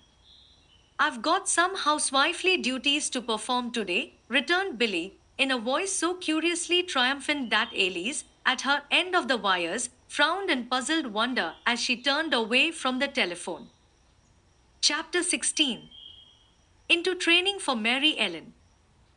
Bertram told a friend afterwards that he never knew the meaning of the word chaos until he had seen the strata during the weeks immediately following the laying away of his old servant. Every stratum was aquiver with apprehension, he declared, and there was never any telling when the next grand upheaval would rock the whole structure to its foundations. Nor was Bertram so far from being right. It was, indeed, a chaos, as none knew better than did Bertram's wife. Poor Billy! Sorry indeed were these days for Billy, and, as if to make her cup of woe full to overflowing, there was Sister Kate's epistolary, I told you so, and Aunt Hannah's ever recurring lament, if only, Billy, you were a practical housekeeper yourself, they wouldn't impose on you so. Aunt Hannah, to be sure, offered Rosa, and Kate, by letter, offered advice, plenty of it. But Billy, stung beyond all endurance, and fairly radiating hurt pride and dogged determination, disdained all assistance, and, with head held high, declared she was getting along very well indeed. And this was the way she got along. First came Nora. Nora was a blue eyed, black haired Irish girl, the sixth that the despairing Billy had interviewed on that fateful morning when Bertram had summoned her to his aid. Nora stayed 2 days. During her reign, the entire strata echoed to banged doors, dropped china, and slammed furniture. At her departure, the Henshaw's possessions were less by 4 cups, 2 saucers, 1 plate, 1 salad ball, 2 cut glass tumblers, and a teapot, the latter William's choicest bit of Lowestoft. Olga came next. Olga was a treasure. She was low voiced, gentle eyed, and a good cook. She stayed a week.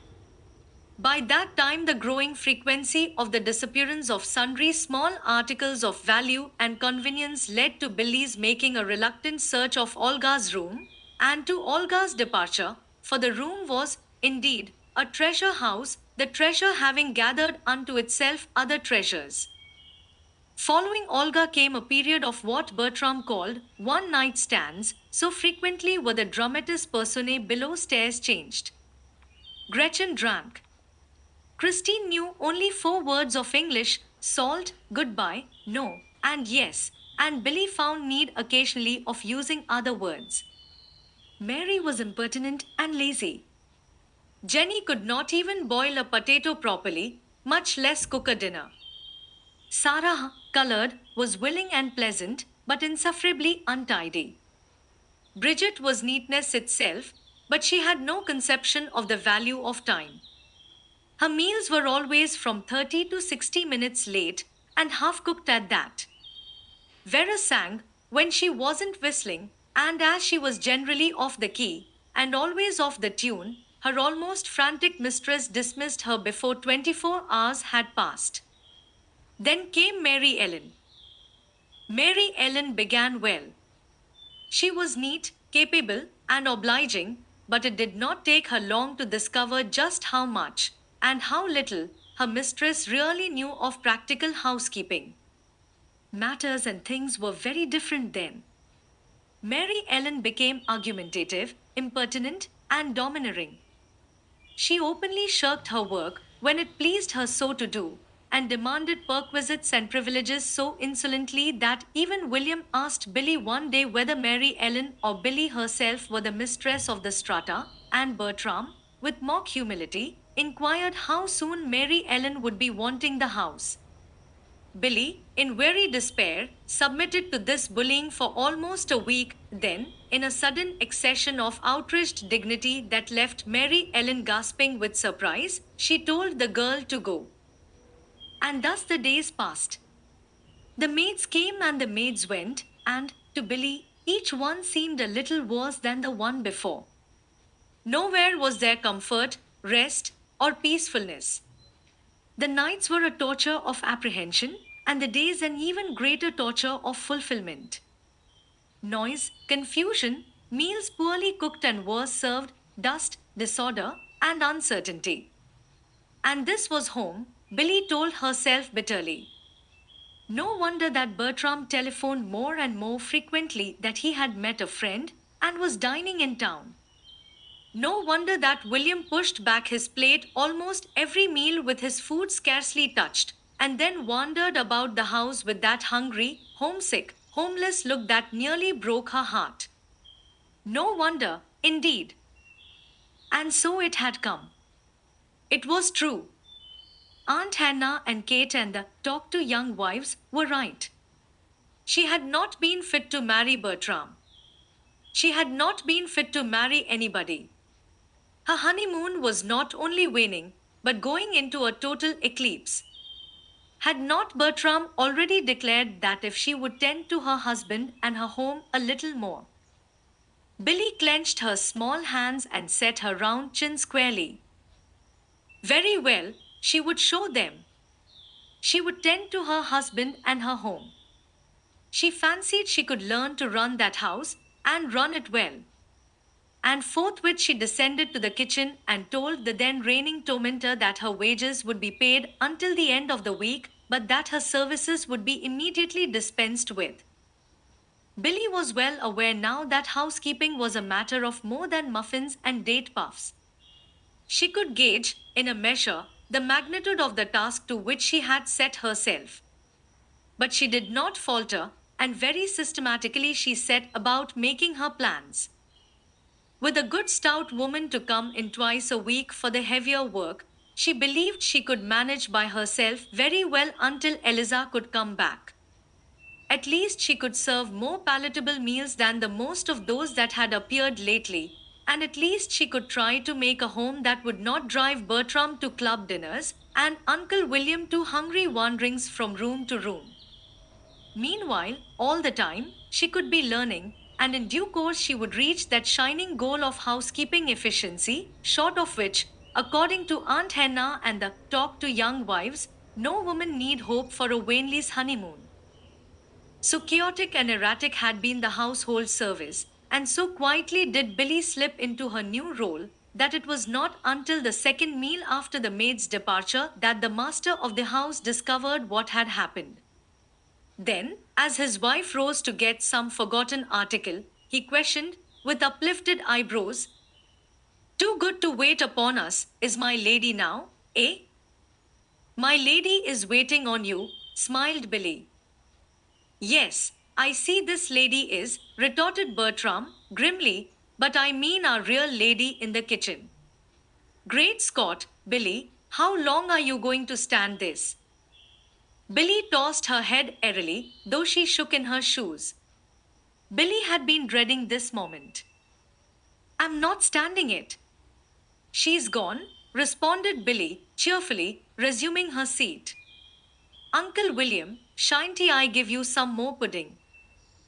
"Gone, so soon?" groaned Bertram, as William passed his plate, with a smiling nod. "Oh, well," went on Bertram, resignedly, "she stayed longer than the last one." "When is the next one coming?" "She's already here."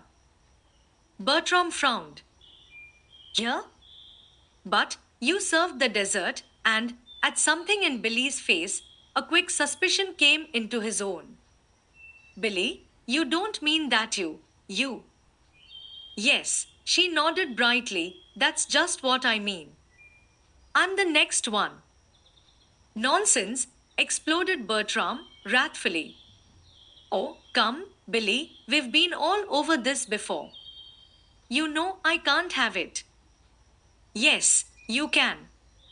You've got to have it," retorted Billy, still with that disarming, airy cheerfulness. "Besides, 'twon't be half so bad as you think. Wasn't that a good pudding tonight?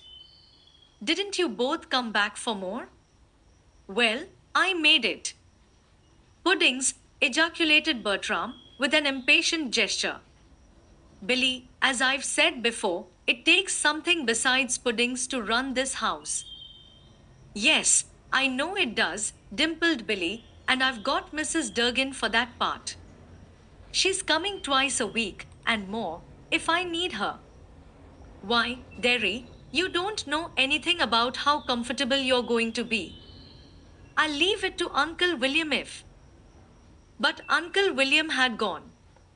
Silently he had slipped from his chair and disappeared. Uncle William, it might be mentioned in passing, had never quite forgotten Aunt Henna's fateful call with its dire revelations concerning a certain unwanted, superfluous, third party husband's brother. Remembering this, there were times when he thought absence was both safest and best. This was one of the times. "But, Billy, dear," still argued Bertram, irritably, "how can you? You don't know how. You've had no experience." Billy threw back her shoulders. An ominous light came to her eyes. She was no longer airily playful. That's exactly it, Bertram. I don't know how, but I'm going to learn. I haven't had experience, but I'm going to get it. I can't make a worse mess of it than we've had ever since Eliza went, anyway. But if you'd get a maid, a good maid, persisted Bertram, feebly. I had one, Mary Ellen. She was a good maid until she found out how little her mistress knew. Then, well, you know what it was then. Do you think I'd let that thing happen to me again? No, sir. I'm going into training for my next Mary Ellen. And with a very majestic air, Billy rose from the table and began to clear away the dishes. Chapter 17. The Efficiency Star and Billy. Billy was not a young woman that did things by halves. Long ago, in the days of her childhood, her Aunt Ella had once said of her, if only Billy didn't go into things all over, so, but whether it's measles or mud pies, I always know that she'll be the measliest or the muddiest of any child in town. It could not be expected, therefore, that Billy would begin to play her new role now with any lack of enthusiasm. But even had she needed any incentive, there was still ever ringing in her ears Bertram's accusing, if you tend to your husband and your home a little more. Billy still declared very emphatically that she had forgiven Bertram, but she knew, in her heart, that she had not forgotten. Certainly, as the days passed, it could not be said that Billy was not tending to her husband and her home. From morning till night, now, she tended to nothing else. She seldom touched her piano, save to dust it, and she never touched her half finished song manuscript, long since banished to the oblivion of the music cabinet. She made no calls except occasional flying visits to the annex, or to the pretty new home where Murray and Cyril were now delightfully settled. The opera and the symphony were over for the season, but even had they not been, Billy could not have attended them. She had no time. Surely she was not doing any gallivanting now, she told herself sometimes, a little aggrievedly. There was, indeed, no time. From morning until night, Billy was busy, flying from one task to another. Her ambition to have everything just right was equaled only by her dogged determination to just show them that she could do this thing. At first, of course, hampered as she was by ignorance and inexperience, each task consumed about twice as much time as was necessary. Yet afterwards, when accustomedness had brought its reward of speed, there was still for Billy no time, for increased knowledge had only opened the way to other paths, untrodden and alluring. Study of cookbooks had led to the study of food values. Billy discovered suddenly that potatoes, beef, onions, oranges, and puddings were something besides vegetables, meat, fruit, and dessert. They possessed attributes known as proteins, fats, and carbohydrates.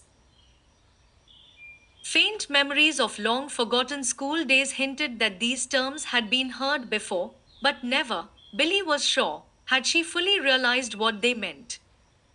It was at this juncture that Billy ran across a book entitled Correct Eating for Efficiency. She bought it at once and carried it home in triumph.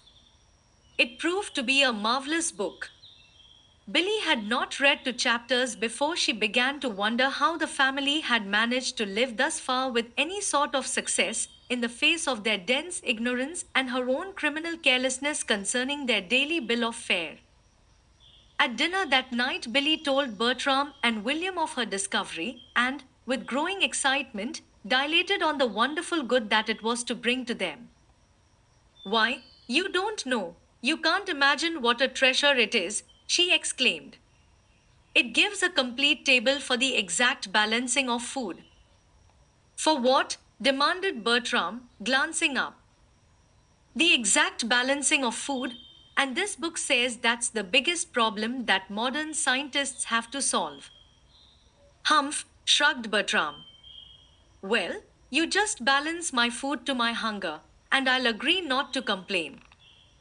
Oh, But, Bertram, it's serious, really, urged Billy, looking genuinely distressed.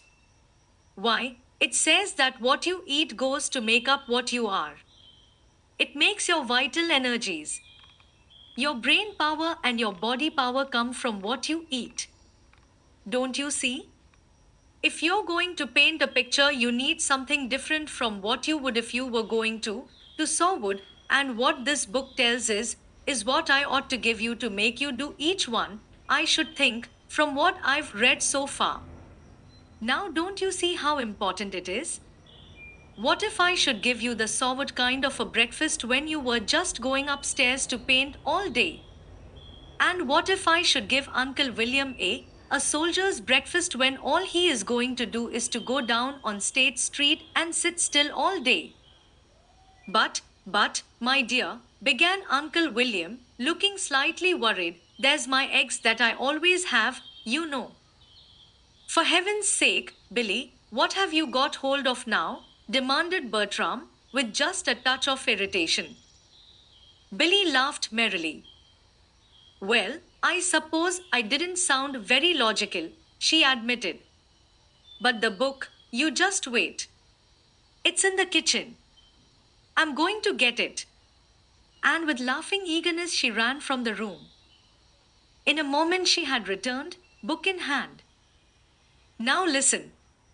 This is the real thing, not my garbled inaccuracies. The food which we eat serves three purposes: it builds the body substance, bone, muscle, etc., it produces heat in the body, and it generates vital energy. Nitrogen in different chemical combinations contributes largely to the manufacture of body substances, the fats produce heat, and the starches and sugars go to make the vital energy. The nitrogenous food elements we call proteins, the fats and oils, fats, and the starches and sugars, because of the predominance of carbon, we call carbohydrates. Now, in selecting the diet for the day, you should take care to choose those foods which give the proteins, fats, and carbohydrates in just the right proportion. Oh, Billy, groaned Bertram. But it's so, Bertram, maintained Billy anxiously. And it's every bit here. I don't have to guess at it at all. They even give the quantities of calories of energy required for different sized men. I'm going to measure you both tomorrow, and you must be weighed, too, she continued, ignoring the sniffs of remonstrance from her two listeners. Then I'll know just how many calories to give each of you. They say a man of average size and weight and sedentary occupation should have at least 2000 calories, and some authorities say 3000, in this proportion: proteins 300 calories, fats 350 calories, carbohydrates 1350 calories. But you both are taller than 5 feet 5 inches, and I should think you weighed more than 145 pounds, so I can't tell just yet how many calories you will need. How many we will need, indeed, ejaculated Bertram. But, my dear, you know I have to have my eggs, began Uncle William again, in a worried voice. Of course you do, dear, and you shall have them, soothed Billy, brightly. It's only that I'll have to be careful and balance up the other things for the day accordingly. Don't you see? Now listen. We'll see what eggs are. She turned the leaves rapidly. Here's the food table. It's lovely. It tells everything. I never saw anything so wonderful. A, B, C, D, E, here we are. Eggs, scrambled or boiled, fats and proteins, 1 egg, 100. If it's poached, it's only 50, but you like yours boiled, so we'll have to reckon on the 100. And you always have to, so that means 200 calories in fats and proteins. Now, don't you see? If you can't have but 300 proteins and 350 fats all day, and you've already eaten 200 in your 2 eggs, that'll leave just 450 for all the rest of the day, of fats and proteins, you understand. And you've no idea how fast that'll count up. Why? Just one serving of butter is 100 of fats, and 8 almonds is another, while a serving of lentils is 100 of proteins.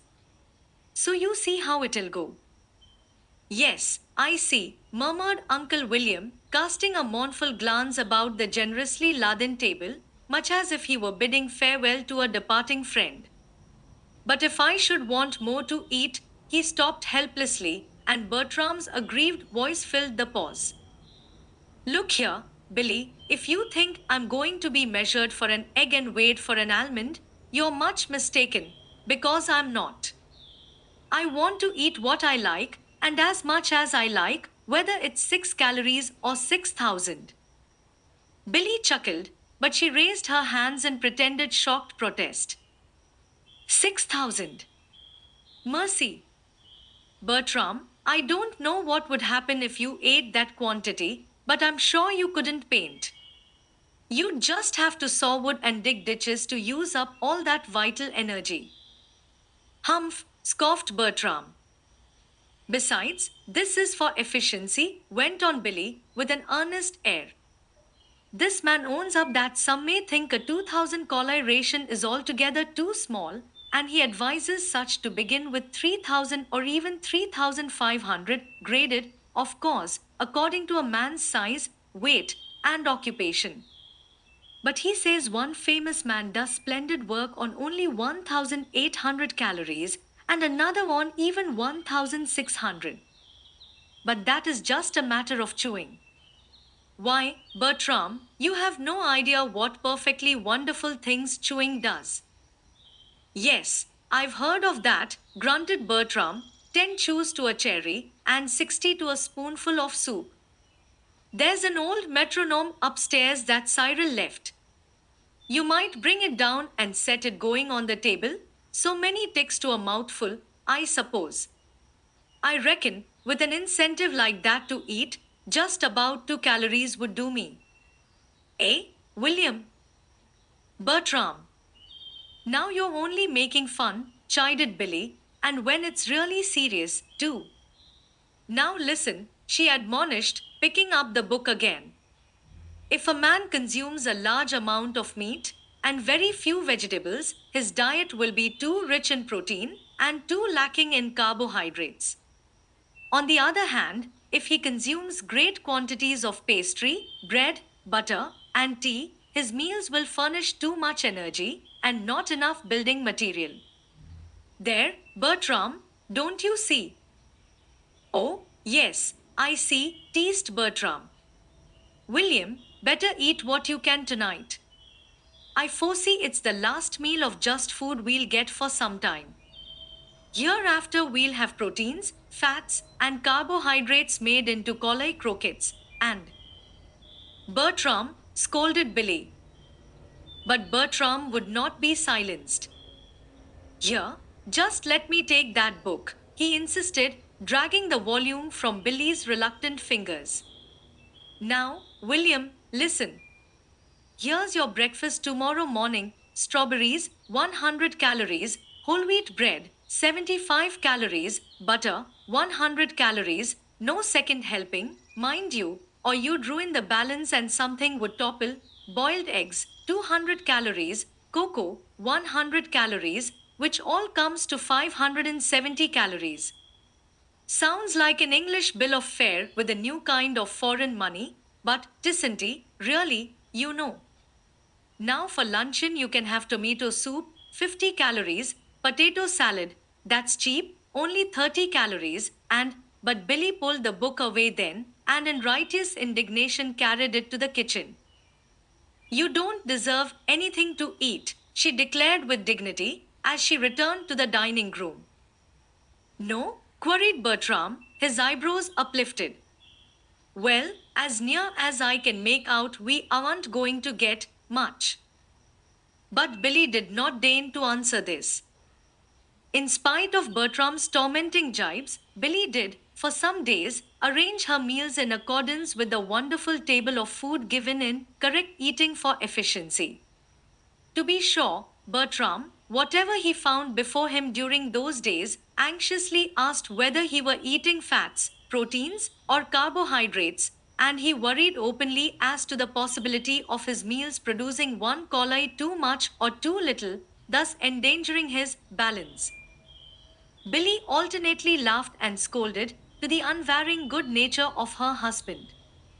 As it happened, however, even this was not for long, for Billy ran across a magazine article on food adulteration, and this so filled her with terror lest, in the food served, she were killing her family by slow poison, that she forgot all about the proteins, fats, and carbohydrates. Her talk these days was of formaldehyde, benzoate of soda, and salicylic acid.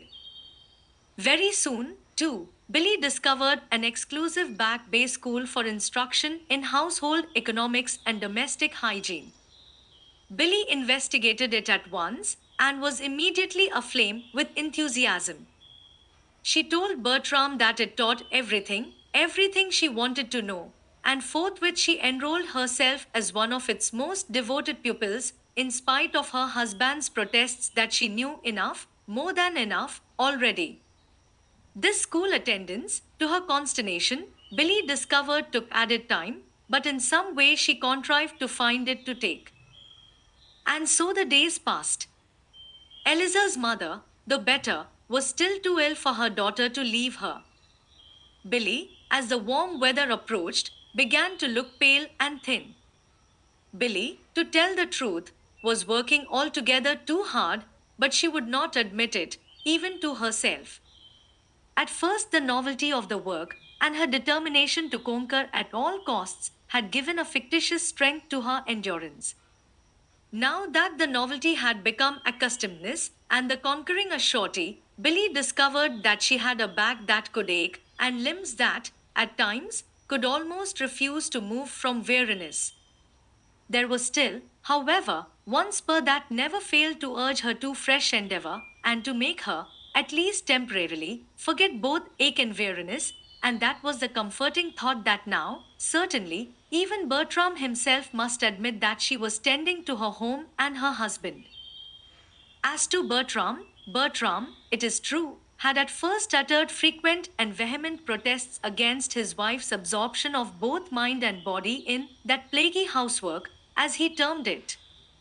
But as the days passed, and blessed order superseded chaos, peace followed discord, and delicious, well served meals took the place of the horrors that had been called meals in the past, he gradually accepted the change with tranquil satisfaction, and forgot to question how it was brought about, though he did still, sometimes, rebel because Billy was always too tired or too busy to go out with him. Of late, however, he had not done even this so frequently, for a new face of a girl had possessed his soul, and all his thoughts and most of his time had gone to putting on canvas the vision of loveliness that his mind's eye saw. By June 15th, the picture was finished. Bertram awoke then to his surroundings. He found summer was upon him with no plans made for its enjoyment. He found William had started west for a 2 weeks business trip. But what he did not find one day, at least at first, was his wife, when he came home unexpectedly at 4 o'clock. And Bertram especially wanted to find his wife that day, for he had met three people whose words had disquieted him not a little. First, Aunt Hannah.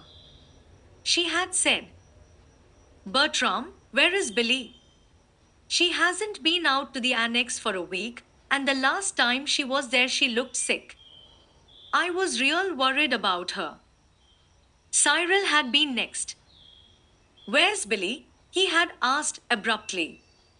Miri says she hasn't seen her for 2 weeks. Mary's afraid she's sick. She says Billy didn't look well a bit when she did see her. Calderwell had capped the climax. He had said, Great Scott, Henshaw, where have you been keeping yourself? And where's your wife? Not one of us has caught more than a glimpse of her for weeks. She hasn't sung with us, nor played for us, nor let us take her anywhere for a month of Sundays.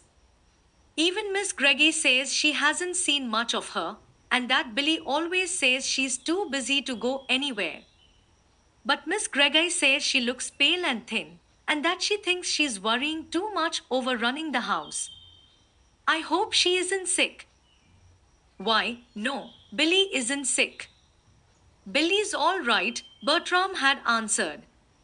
He had spoken lightly, nonchalantly, with an elaborate air of carelessness, but after he had left Calderwell, he had turned his steps abruptly and a little hastily toward home. And he had not found Billy, at least not at once. He had gone first down into the kitchen and dining room. He remembered then, uneasily, that he had always looked for Billy in the kitchen and dining room of late. Today, however, she was not there. On the kitchen table, Bertram did see a book wide open, and, mechanically, he picked it up. It was a much thumbed cookbook, and it was open where two once blank pages bore his wife's handwriting. On the first page, under the printed heading Things to Remember, he read these sentences: That rice swells till every dish in the house is full, and that spinach shrinks till you can't find it. That beets boil dry if you look out the window. That biscuits which look as if they'd been mixed up with a rusty stove poker haven't really been so, but have only got too much undissolved soda in them. There were other sentences, but Bertram's eyes chanced to fall on the opposite page where the things to remember had been changed to things to forget, and here Billy had written just four words: burns, cuts, and yesterday's failures. Bertram dropped the book then with a spasmodic clearing of his throat and hurriedly resumed his search. When he did find his wife, at last, he gave a cry of dismay. She was on her own bed, huddled in a little heap and shaking with sobs. Billy! Why, Billy, he gasped, striding to the bedside. Billy sat up at once and hastily wiped her eyes. Oh, is it you, B. Bertram? I didn't hear you come in. You said you weren't coming till 6 o'clock, she choked. Billy, what is the meaning of this? Anything. I guess I'm just tired. What have you been doing? Bertram spoke sternly, almost sharply. He was wondering why he had not noticed before the little hollows in his wife's cheeks. Billy, what have you been doing? Why, and nothing extra, only some sweeping and cleaning out the refrigerator. Sweeping? Cleaning? You. I thought Mrs. Durgin did that. She does. I mean, she did. But she couldn't come. She broke her leg, fell off the stepladder where she was 3 days ago. So I had to do it. And today, some way, everything went wrong. I burned me, and I cut me, and I used two sodas with not any cream of tartar, and I should think I didn't know anything, not anything. And down went Billy's head into the pillows again in another burst of sobs. With gentle yet uncompromising determination, Bertram gathered his wife into his arms and carried her to the big chair. There, for a few minutes, he soothed and petted her as if she were a tired child, which, indeed, she was. Billy, this thing has got to stop, he said then. There was a very inexorable ring of decision in his voice. What thing? This housework business. Billy sat up with a jerk. But, Bertram, it isn't fair. You can't, you mustn't, just because of today. I can do it. I have done it. I've done it days and days, and it's gone beautifully, even if they did say I couldn't. Couldn't what? Be an efficient housekeeper. Who said you couldn't? Aunt Hannah and Kate. Bertram said a savage word under his breath. Holy smoke, Billy. I didn't marry you for a cook or a scrub lady. If you had to do it, that would be another matter, of course, and if we did have to do it, we wouldn't have a big house like this for you to do it in. But I didn't marry for a cook, and I knew I wasn't getting one when I married you. Billy bridled into instant wrath. Well, I like that, Bertram Henshaw. Can't I cook? Haven't I proved that I can cook? Bertram laughed and kissed the indignant lips till they quivered into an unwilling smile. Bless your spunky little heart, of course you have. But that doesn't mean that I want you to do it. You see, it so happens that you can do other things, too, and I'd rather you did those. Billy, you haven't played to me for a week, nor sucked to me for a month. You're too tired every night to talk, or read together, or go anywhere with me. I married for companionship, not cooking and sweeping. Billy shook her head stubbornly. Her mouth settled into determined lines. That's all very well to say. You aren't hungry now, Bertram. But it's different when you are, and they said, "'Twould be. Humph. They are Aunt Hannah and Kate, I suppose. Yes, and the talk to young wives. The W what? Billy choked a little. She had forgotten that Bertram did not know about the talk to young wives. She wished that she had not mentioned the book, but now that she had, she would make the best of it. She drew herself up with dignity. It's a book, a very nice book. It says lots of things that have come true. Where is that book? Let me see it, please. With visible reluctance, Billy got down from her perch on Bertram's knee, went to her desk, and brought back the book. Bertram regarded it frowningly, so frowningly that Billy hastened to its defense. And it's true, what it says in there, and what Aunt Hannah and Kate said. It is different when they're hungry. You said yourself if I tend to my husband and my home a little more, and... Bertram looked up with unfeigned amazement. I said what? He demanded. In a voice shaken with emotion, Billy repeated the fateful words. I never, when did I say that?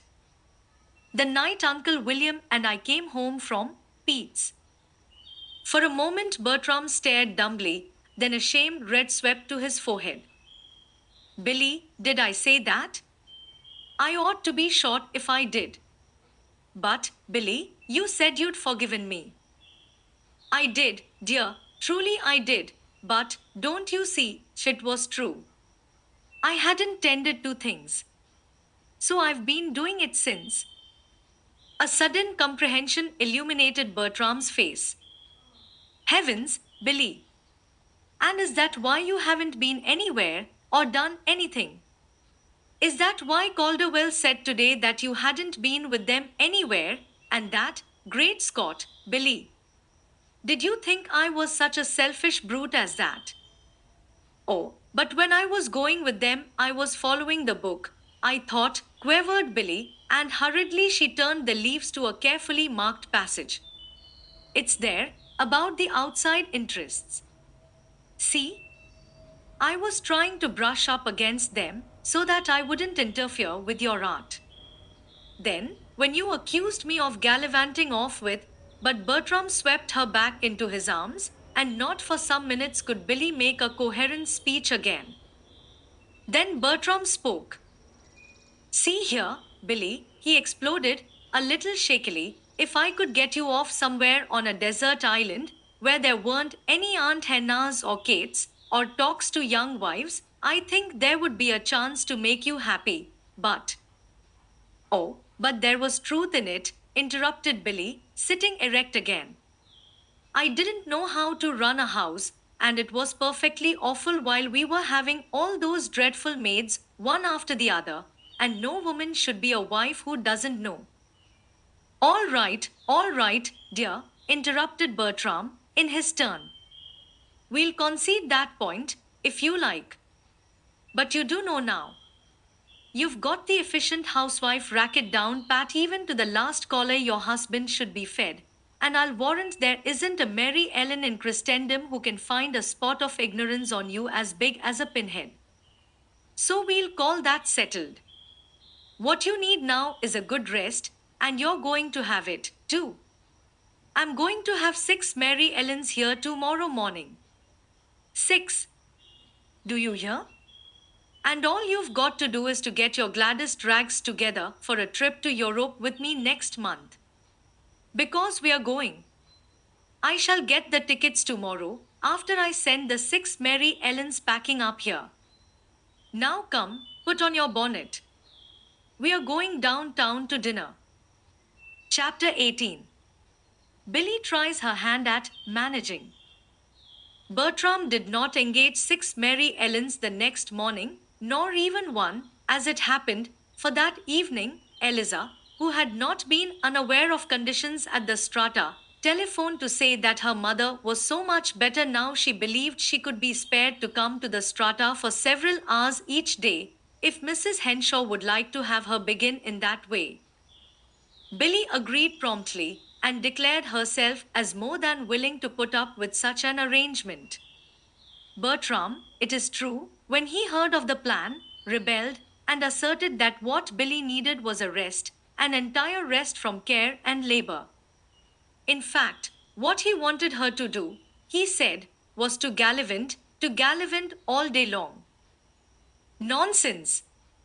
Billy had laughed, coloring to the tips of her ears.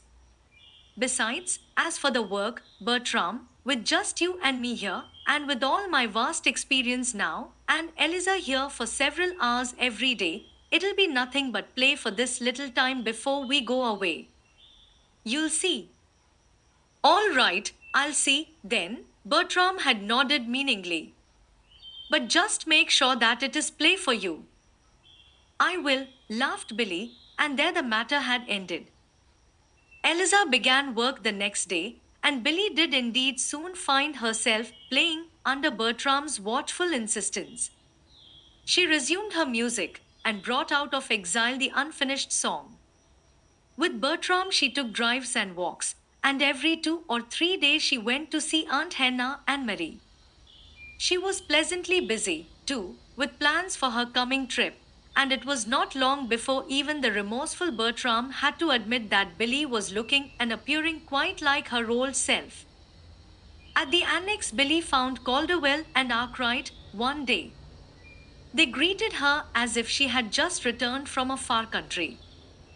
Well, if you aren't the stranger lady, began Calderwell, looking frankly pleased to see her. We'd thought of advertising in the daily press somewhat after this fashion: lost, strayed, or stolen, one Billy, a comrade, good friend, and kind cheerer up of lonely hearts. Any information thankfully received by her bereft, sorrowing friends.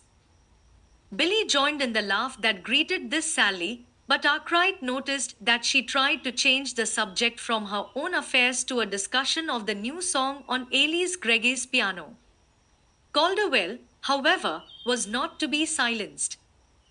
The last I heard of this elusive Billy, he resumed, with teasing cheerfulness, she was running down a certain lost collie that had slipped away from her husband's breakfast, and Billy wheeled sharply. Where did you get hold of that? She demanded. Oh, I didn't, returned the man, defensively. I never got hold of it at all. I never even saw the collie, though, for that matter, I don't think I should know one if I did see it. What we feared was that, in hunting the lost collie, you had lost yourself, but Billy would hear no more. With her disdainful nose in the air, she walked to the piano. Come, Mr. Arkwright, she said with dignity. Let's try this song. Arkwright rose at once and accompanied her to the piano. They had sung the song through twice when Billy became uneasily aware that, on the other side of the room, Calderwell and Elise Greggy were softly chuckling over something they had found in a magazine. Billy frowned and twitched the corners of a pile of music with restless fingers. I wonder if Elise hasn't got some quartets here somewhere, she murmured, her disapproving eyes still bent on the absorbed couple across the room. Arkwright was silent. Billy, throwing a hurried glance into his face, thought she detected a somber shadow in his eyes. She thought, too, she knew why it was there. So possessed had Billy been, during the early winter, of the idea that her special mission in life was to inaugurate and foster a love affair between disappointed Mr. Arkwright and lonely Elise Gregor, that now she forgot, for a moment, that Arkwright himself was quite unaware of her efforts. She thought only that the present shadow on his face must be caused by the same thing that brought worry to her own heart, the manifest devotion of Calderwell to Elise Gregor just now across the room. Instinctively, therefore, as to a co-worker in a common cause, she turned a disturbed face to the man at her side. It is, indeed, high time that I looked after something besides lost calories, she said significantly. Then, at the evident uncomprehension in Arkwright's face, she added, has it been going on like this very long? Arkwright still, apparently, did not understand. Has what been going on? He questioned. That, over there, answered Billy, impatiently, scarcely knowing whether to be more irritated at the threatened miscarriage of her cherished plans, or at Arkwright's, to her, wilfully blind insistence on her making her meaning more plain. Has it been going on long, such utter devotion? As she asked the question, Billy turned and looked squarely into Arkwright's face. She saw, therefore, the great change that came to it as her meaning became clear to him. Her first feeling was one of shocked realization that Arkwright had, indeed, been really blind. Her second, she turned away her eyes hurriedly from what she thought she saw in the man's countenance. With an assumedly gay little cry, she sprang to her feet. Come, come, what are you two children chuckling over? She demanded, crossing the room abruptly. Didn't you hear me say I wanted you to come and sing a quartet? Billy blamed herself very much for what she called her stupidity in so boldly summoning Arkwright's attention to Calderwell's devotion to Elise Gregor. She declared that she ought to have known better, and she asked herself if this were the way she was furthering matters between Elise Gregor and Arkwright. Billy was really seriously disturbed.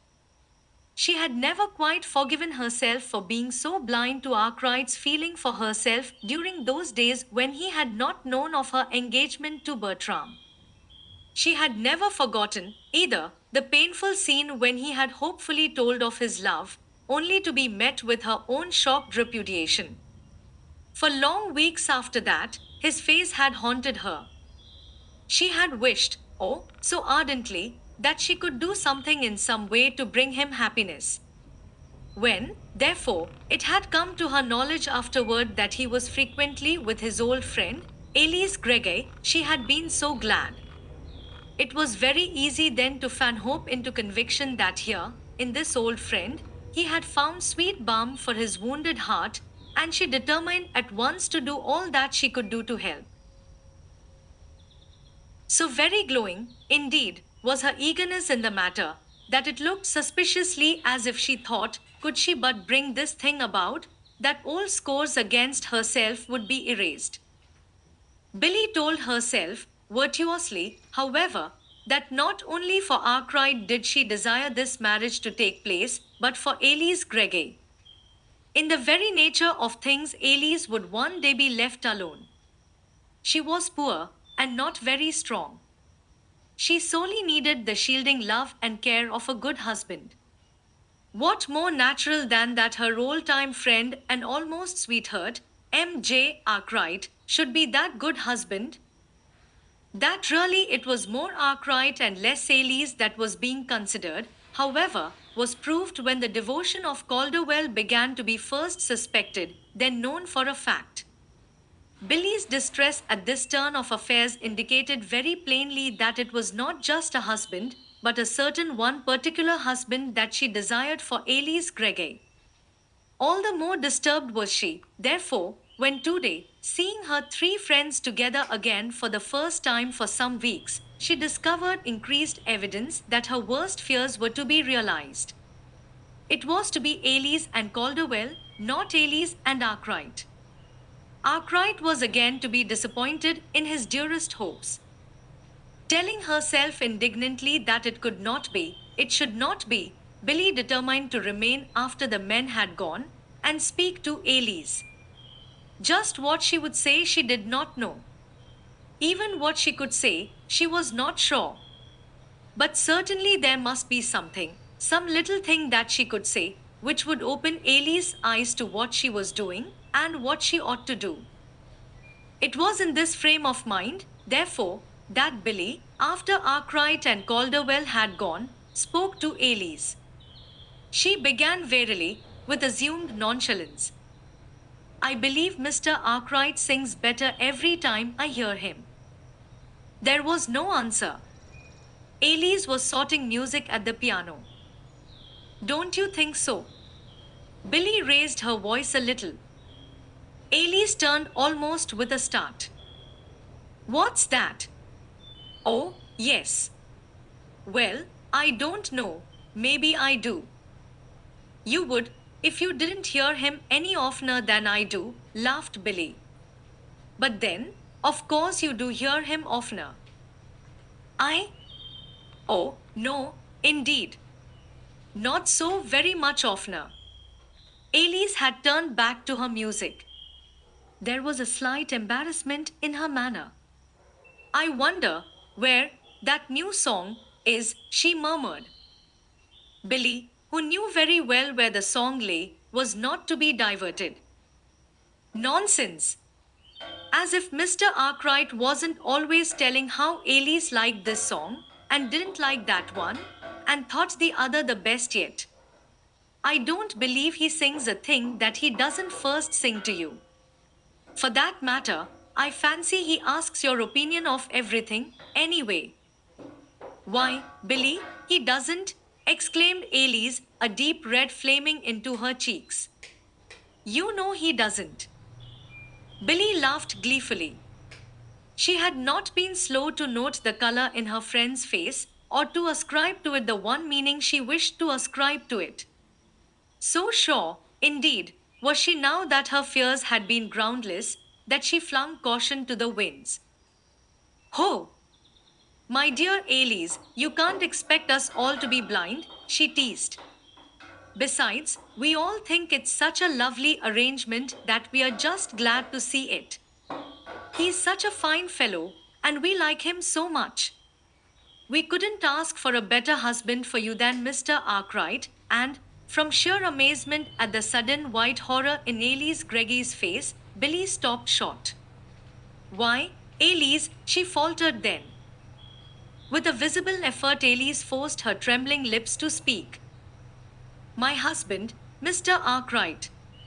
Why, Billy, you couldn't have seen, you haven't seen, there's nothing you could see. He isn't, he wasn't, he can't be. We are nothing but friends, Billy, just good friends. Billy, though dismayed, was still not quite convinced. Friends? Nonsense. When? But Elise interrupted feverishly. Elise, in an agony of fear lest the true state of affairs should be suspected, was hiding behind a bulwark of pride. Now, Billy, please. Say no more. You're quite wrong, entirely. You'll never hear of my marrying Mr. Arkwright. As I said before, we are friends, the best of friends, and that is all. We couldn't be anything else, possibly. Billy, plainly discomfited, fell back, but she threw a sharp glance into her friend's flushed countenance. You mean, because of Hugh Calderwell? She demanded. Then, for the second time that afternoon throwing discretion to the winds, she went on plaintively, You won't listen, of course. Girls in love never do.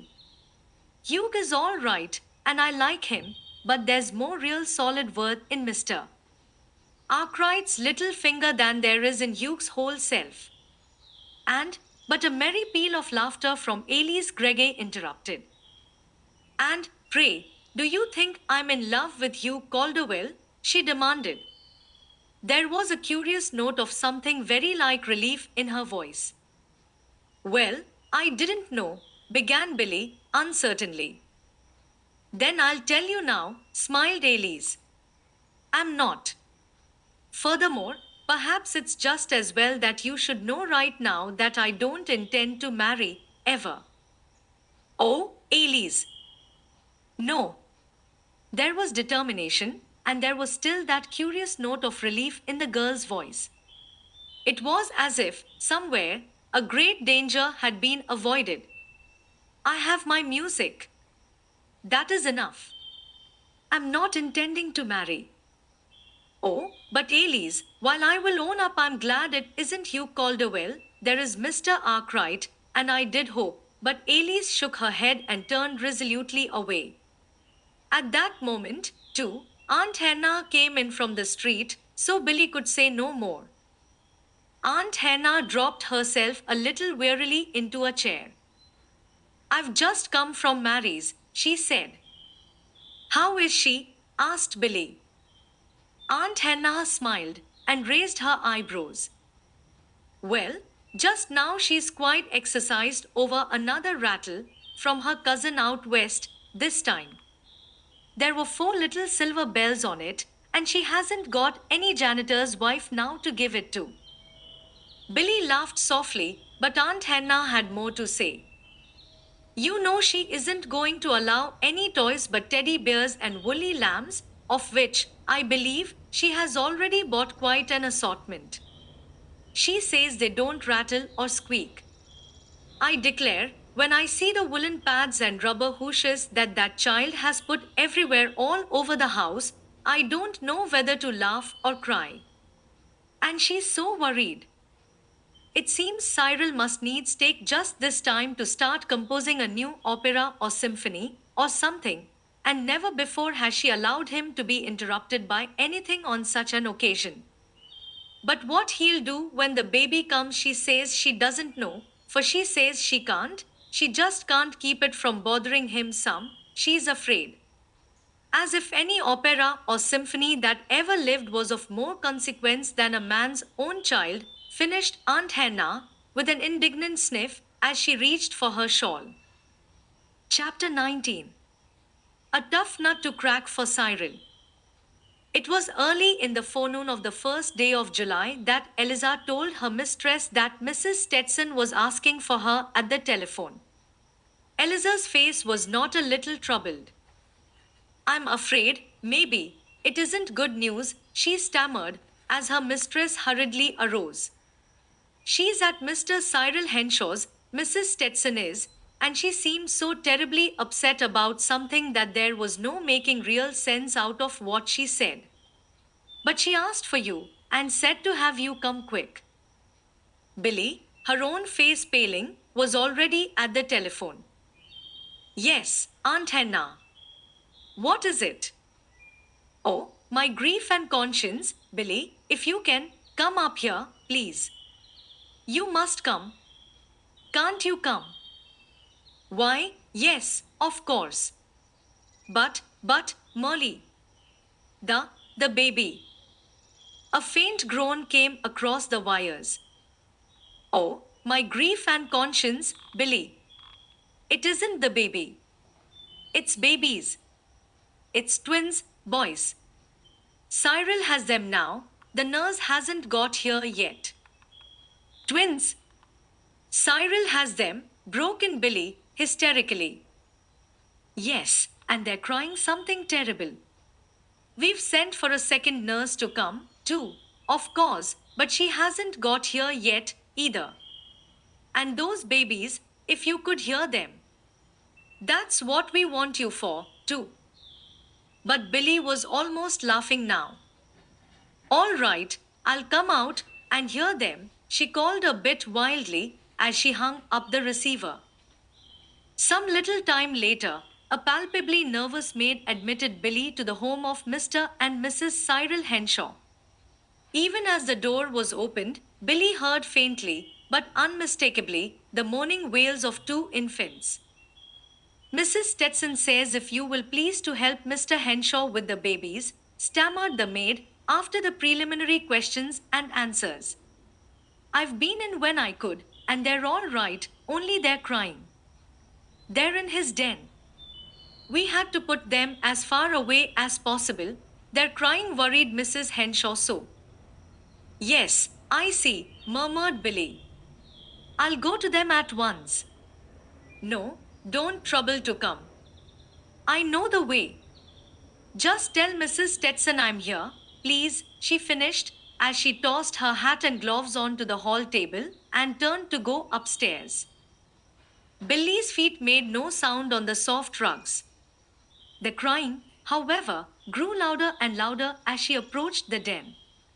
Softly she turned the knob and pushed open the door. She stopped short, then, at what she saw. Cyril had not heard her, nor seen her. His back was partly toward the door. His coat was off, and his hair stood fiercely on end as if a nervous hand had ruffled it. His usually pale face was very red, and his forehead showed great drops of perspiration. He was on his feet, hovering over the couch, at each end of which lay a rumpled roll of linen, lace, and flannel, from which emerged a prodigiously puckered little face, to uncertainly waving rose-leaf fists, and a wail of protesting rage that was not uncertain in the least. In one hand Cyril held a teddy bear, in the other his watch, dangling from its fob chain. Both of these he shook feebly, one after the other, above the tiny faces. Oh, come, come, pretty baby, good baby, hosh, hosh, he begged agitatedly. In the doorway, Billy clapped her hands to her lips and stifled a laugh. Billy knew, of course, that what she should do was to go forward at once and help this poor, distracted man, but Billy, just then, was not doing what she knew she ought to do.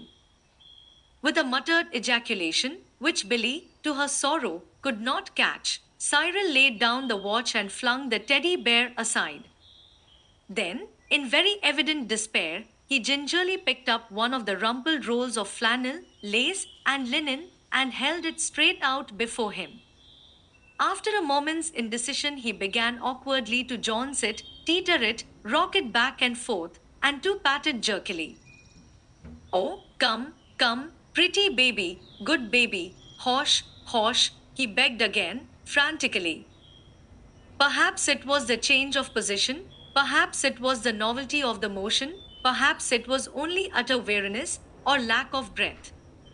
Whatever the cause, the wailing sobs from the bundle in his arms dwindled suddenly to a gentle whisper, then ceased altogether. With a ray of hope illuminating his drawn countenance, Cyril carefully laid the baby down and picked up the other. Almost confidently now he began the jouncing and teetering and rocking as before. There, there. Oh, come, come, pretty baby, good baby, hosh, hosh, he chanted again. This time he was not so successful. Perhaps he had lost his skill. Perhaps it was merely the world-old difference in babies. At all events, this infant did not care for jerks and jaunces, and showed it plainly by emitting loud and yet louder wails of rage, wails in which his brother on the couch speedily joined. Oh, come, come, pretty baby, good baby, hosh, hosh, confound it, hosh, I say, exploded the frightened, weary, baffled, distracted man, picking up the other baby, and trying to hold both his sons at once. Billy hurried forward then, tearfully, remorsefully, her face all sympathy, her arms all tenderness. Here, Cyril, let me help you, she cried. Cyril turned abruptly. Thank God, someone's come, he groaned, holding out both the babies with an exuberance of generosity. Billy, you've saved my life. Billy laughed tremulously. Yes, I've come, Cyril, and I'll help every bit I can, but I don't know a thing, not a single thing about them myself. Dear me, aren't they cunning? But, Cyril, do they always cry so? The father of Anna drew himself stiffly erect. Cry, What do you mean? Why shouldn't they cry? He demanded indignantly. I want you to understand that Dr. Brown said those were a number I find boys. Anyhow, I guess there's no doubt they've got lungs all right, he added, with a grim smile, as he pulled out his handkerchief and drew it across his perspiring brow. Billy did not have an opportunity to show Cyril how much or how little she knew about babies, for in another minute the maid had appeared with the extra nurse, and that young woman, with trained celerity and easy confidence, assumed instant command, and speedily had peace and order restored. Cyril, freed from responsibility, cast longing eyes for a moment upon his work, but the next minute, with a despairing glance about him, he turned and fled precipitately. Billy, following the direction of his eyes, suppressed a smile. On the top of Cyril's manuscript music on the table lay a hot water bottle. Draped over the back of his favorite chair was a pink bordered baby blanket. On the piano stool rested a berubed and beruffled baby's toilet basket. From behind the sofa pillow leered ridiculously the teddy bear, just as it had left Cyril's desperate hand. No wonder, indeed, that Billy smiled. Billy was thinking of what Murray had said not a week before. I shall keep the baby, of course, in the nursery. I've been in homes where they've had baby things strewn from one end of the house to the other, but it won't be that way here. In the first place, I don't believe in it, but even if I did, I'd have to be careful on account of Cyril. Imagine Cyrus trying to write his music with a baby in the room. No. I shall keep the baby in the nursery, if possible, but wherever it is, it won't be anywhere near Cyrus' den, anyway. Billy suppressed many a smile during the days that immediately followed the coming of the twins. Some of the smiles, however, refused to be suppressed. They became, indeed, shamelessly audible chuckles. Billy was to sail the 10th, and, naturally, during those early July days, her time was pretty much occupied with her preparations for departure, but nothing could keep her from frequent, though short, visits to the home of her brother in law. The twins were proving themselves to be fine, healthy boys. Two trained maids and two trained nurses ruled the household with a rod of iron. As to Cyril, Billy declared that Cyril was learning something every day of his life now. Oh, yes, he's learning things, she said to Aunt Hannah one morning, lots of things. For instance, he has his breakfast now, not when he wants it, but when the maid wants to give it to him, which is precisely at 8 o'clock every morning. So he's learning punctuality. And for the first time in his life, he has discovered the astounding fact that there are several things more important in the world than is the special piece of music he happens to be composing, chiefly the twins' bath, the twins' nap, the twins' airing, and the twins' colic. Aunt Hannah laughed, though she frowned too. But, surely, Billy, with two nurses and the maids, Cyril doesn't have to. She came to a helpless pause. Oh, no, laughed Billy. Cyril doesn't have to really attend to any of those things, though I have seen each of the nurses, at different times, unhesitatingly thrust a twin into his arms and bid him hold the child till she comes back. But it's this way. You see, Mary must be kept quiet, and the nursery is very near her room. It worries her terribly when either of the children cries. Besides, the little rascals have apparently fixed up some sort of labor union compact with each other, so that if one cries for something or nothing, the other promptly joins in and helps. So the nurses have got into the habit of picking up the first disturber of the peace and hurrying him to quarters remote, and Cyrus' den being the most remote of all, they usually fetch up there. You mean, they take those babies into Cyrus' den, now? Even Aunt Hannah was plainly aghast. Yes, twinkled Billy. I fancy their hygienic immaculacies approved of Cyril's bare floors, undraped windows, and generally knickknackless condition. Anyhow, they've made his den a sort of annex to the nursery. But Cyril, what does he say? Stammered the dumbfounded Aunt Hannah. Think of Cyril standing a thing like that. Doesn't he do anything? Or say anything? Billy smiled and lifted her brows quizzically. My dear Aunt Hannah, did you ever know many people to have the courage to say things to one of those becapped, beprinted, bespotless creatures of loftily superb superiority known as trained nurses? Besides, you wouldn't recognize Cyril now. Nobody would.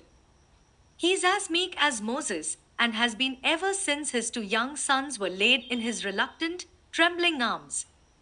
He breaks into a cold sweat at nothing, and moves about his own home as if he were a stranger and an interloper, endured merely on sufferance in this abode of strange women and strange babies.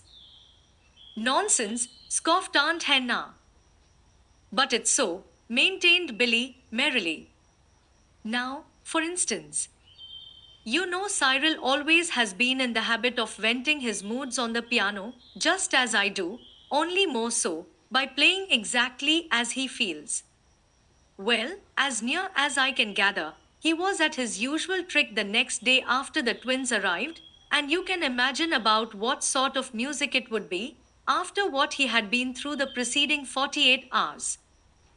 Of course, I don't know exactly what happened, but Julia, Mary's second maid, you know, tells the story. She's been with them long enough to know something of the way the whole household always turns on the pivot of the master's whims, so she fully appreciated the situation. She says she heard him begin to play, and that she never heard such queer, creepy, shivery music in her life, but that he hadn't been playing 5 minutes before one of the nurses came into the living room where Julia was dusting, and told her to tell whoever was playing to stop that dreadful noise, as they wanted to take the twins in there for their nap. But I didn't do it, ma'am, Julia says. I went looking for Lawson, my place, and I let the young woman do the job herself. And she done it, pert as you please. And just as I was seeking a hidden place for the explosion, if Mr. Henshaw didn't come out looking a little wild, but as meek as a lamb, and when he sees me, he asked, wouldn't I please get him a cup of coffee, good and strong? And I got it. So you see, finished Billy, Cyril is learning things, lots of things. Oh, my grief and conscience. I should say he was, half shivered Aunt Hannah. Cyril looking meek as a lamb, indeed. Billy laughed merrily. Well, it must be a new experience for Cyril. For a man whose daily existence for years has been rubber-heeled and woolen padded, and whose family from boyhood has stood at attention and saluted if he so much as looked at them, it must be quite a change, as things are now. However, it'll be different, of course, when Mary is on her feet again. Does she know at all how things are going? Not very much, as yet, though I believe she has begun to worry some. She confided to me one day that she was glad, of course, that she had two darling babies instead of one, but that she was afraid it might be hard, just at first, to teach them both at once to be quiet, for she was afraid that while she was teaching one, the other would be sure to cry or do something noisy. Do something noisy, indeed, ejaculated Aunt Hannah. As for the real state of affairs, Mary doesn't dream that Cyril's sacred den is given over to teddy bears and baby blankets. All is, I hope she'll be measurably strong before she does find it out, laughed Billy as she rose to go. Chapter 20. Arkwright's eyes are opened. William came back from his business trip the 8th of July, and on the 9th Billy and Bertram went to New York. Eliza's mother was so well now that Eliza had taken up her old quarters in the strata, and the household affairs were once more running like clockwork. Later in the season, William would go away for a month's fishing trip, and the house would be closed. Mr. and Mrs. Bertram Henshaw were not expected to return until the 1st of October, but with Eliza to look after the comfort of William, the mistress of the house did no worrying. Ever since Pete's going, Eliza had said that she preferred to be the only maid, with a charwoman to come in for the heavier work, and to this arrangement her mistress had willingly consented for the present. Mary and the babies were doing finely, and Aunt Hannah's health and affairs at the annex were all that could be desired. As Billy, indeed, saw it, there was only one flaw to mar her perfect content on this holiday trip with Bertram, and that was her disappointment over the very evident disaster that had come to her cherished matrimonial plans for Arkwright and Elise Gregg. She could not forget Arkwright's face that day at the annex, when she had so foolishly called his attention to Calderwell's devotion, and she could not forget, either, Elise Gregg's very obvious perturbation a little later, and her suspiciously emphatic assertion that she had no intention of marrying anyone, certainly not Arkwright. As Billy thought of all this now, she could not but admit that it did look dark for Arkwright, poor Arkwright, whom she, more than anyone else in the world, perhaps, had a special reason for wishing to see happily married. There was, then, this one cloud on Billy's horizon as the big boat that was to bear her across the water steamed down the harbor that beautiful July day. As it chanced, naturally, perhaps, not only was Billy thinking of Arkwright that morning, but Arkwright was thinking of Billy. Arkwright had thought frequently of Billy during the last few days, particularly since that afternoon meeting at the annex when the four had renewed their old good times together. Up to that day, Arkwright had been trying not to think of Billy. He had been fighting his tiger skin. Sternly, he had been forcing himself to meet her, to see her, to talk with her, to sing with her, or to pass her by, all with the indifference properly expected to be shown in association with Mrs. Bertram Henshaw, another man's wife. He had known, of course, that deep down in his heart he loved her, always had loved her, and always would love her. Hopelessly and really he accepted this as a fact even while with all his might fighting that tiger skin. So sure was he, indeed, of this, so implicitly had he accepted it as an unalterable certainty, that in time even his efforts to fight it became almost mechanical and unconscious in their stern round of forced indifference. Then came that day at the annex, and the discovery which he had made when Billy called his attention to Calderwell and Elise Gregg across the room in the corner, the discovery which had come with so blinding a force, and which even now he was tempted to question as to its reality, the discovery that not Billy Nelson, nor Mrs. Bertram Henshaw, nor even the tender ghost of a lost love held the center of his heart, but Elise Gregg. The first intimation of all this had come with his curious feeling of unreasoning hatred and blind indignation toward Calderwell as, through Billy's eyes, he had seen the two together. Then had come the overwhelming longing to pick up Elise Gregg and run off with her, somewhere, anywhere, so that Calderwell could not follow. At once, however, he had pulled himself up short with the mental cry of absurd. What was it to him if Calderwell did care for Elise Gregg? Surely he himself was not in love with the girl. He was in love with Billy, that is. It was all confusion then, in his mind, and he was glad indeed when he could leave the house. He wanted to be alone. He wanted to think. He must, in some way, thrash out this astounding thing that had come to him. Arkwright did not visit the annex again for some days. Until he was more nearly sure of himself and of his feelings, he did not wish to see Elise Gregg. It was then that he began to think of Billy, deliberately, purposefully, for it must be, of course, that he had made a mistake, he told himself. It must be that he did, really, still care for Billy, though of course he ought not to. Arkwright made another discovery then. He learned that, however deliberately he started in to think of Billy, He ended every time in thinking of Elise. He thought of how good she had been to him, and of how faithful she had been in helping him to fight his love for Billy. Just here he decided, for a moment, that probably, after all, his feeling of anger against Calderwell was merely the fear of losing this helpful comradeship that he so needed.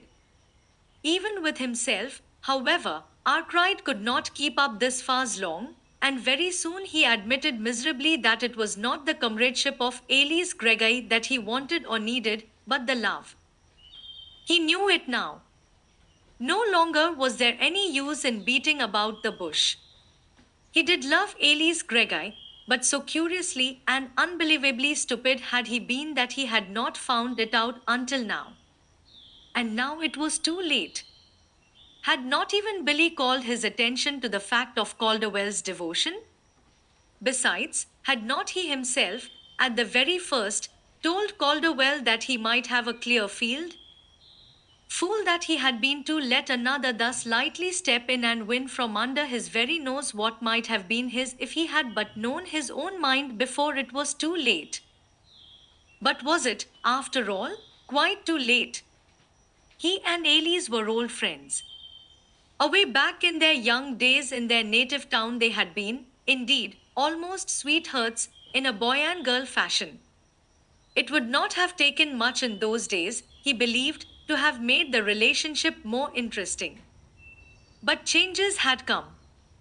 Elise had left town, and for years they had drifted apart. Then had come Billy, and Billy had found Elise, thus bringing about the odd circumstance of their renewing of acquaintanceship. Perhaps, at that time, if he had not already thought he cared for Billy, there would have been something more than acquaintanceship. But he had thought he cared for Billy all these years, and now, at this late day, to wake up and find that he cared for Elise. A pretty mess he had made of things. Was he so inconstant then, so fickle? Did he not know his own mind 5 minutes at a time? What would Elise Gregory think, even if he found the courage to tell her? What could she think? What could anybody think? Arkwright fairly ground his teeth in impotent wrath, and he did not know whether he were the most angry that he did not love Billy, or that he had loved Billy, or that he loved somebody else now. It was while he was in this unenviable frame of mind that he went to see Elise. Not that he had planned definitely to speak to her of his discovery, nor yet that he had planned not to. He had, indeed, planned nothing. For a man usually so decided as to purpose and energetic as to action, he was in a most unhappy state of uncertainty and changeableness. One thing only was unmistakably clear to him, and that was that he must see Elise.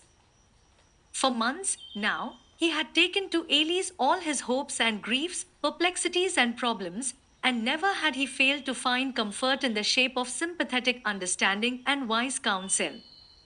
To Elise, therefore, now he turned as a matter of course, telling himself vaguely that, perhaps, after he had seen Elise, he would feel better. Just how intimately this particular problem of his concerned Elise herself, he did not stop to realize. He did not, indeed, think of it at all from Elise's standpoint until he came face to face with the girl in the living room at the annex. Then, suddenly, he did. His manner became at once, consequently, full of embarrassment and quite devoid of its usual frank friendliness.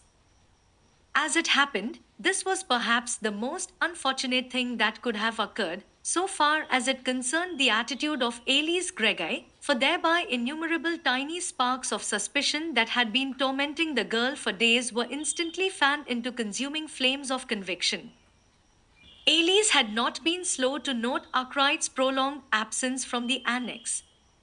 Coming as it did so soon after her most disconcerting talk with Billy in regard to her own relations with him, it had filled her with frightened questionings. If Billy had seen things to make her think of linking their names together, perhaps Arkwright himself had heard some such idea put forth somewhere, and that was why he was staying away, to show the world that there was no foundation for such rumors. Perhaps he was even doing it to show her that. Even in her thoughts, Elise could scarcely bring herself to finish the sentence.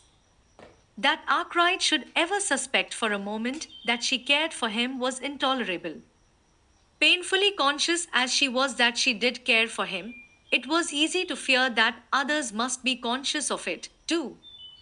Had she not already proved that Billy suspected it? Why, then, might not it be quite possible, even probable, that Arkwright suspected it also, and, because he did suspect it, had decided that it would be just as well, perhaps, if he did not call so often. In spite of Ailey's angry insistence to herself that, after all, this could not be the case, that the man knew she understood he still loved Billy, she could not help fearing, in the face of Arkwright's unusual absence, that it might yet be true. When, therefore, he finally did appear, only to become at once obviously embarrassed in her presence, her fears instantly became convictions. It was true, then. The man did believe she cared for him, and he had been trying to teach her, to save her. To teach her. To save her, indeed. Very well, he should see. And forthwith, from that moment, Elise Gregay's chief reason for living became to prove to Mr. M.J. Arkwright that he needed not to teach her, to save her, nor yet to sympathize with her.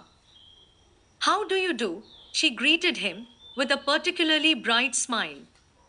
I'm sure I hope you are well, such a beautiful day as this. Oh, yes, I'm well, I suppose. Still, I have felt better in my life, smiled Arkwright, with some constraint. Oh, I'm sorry, murmured the girl, striving so hard to speak with impersonal unconcern that she did not notice the inaptness of her reply. Eh? Sorry, I felt better, are you? Retorted Arkwright, with nervous humor.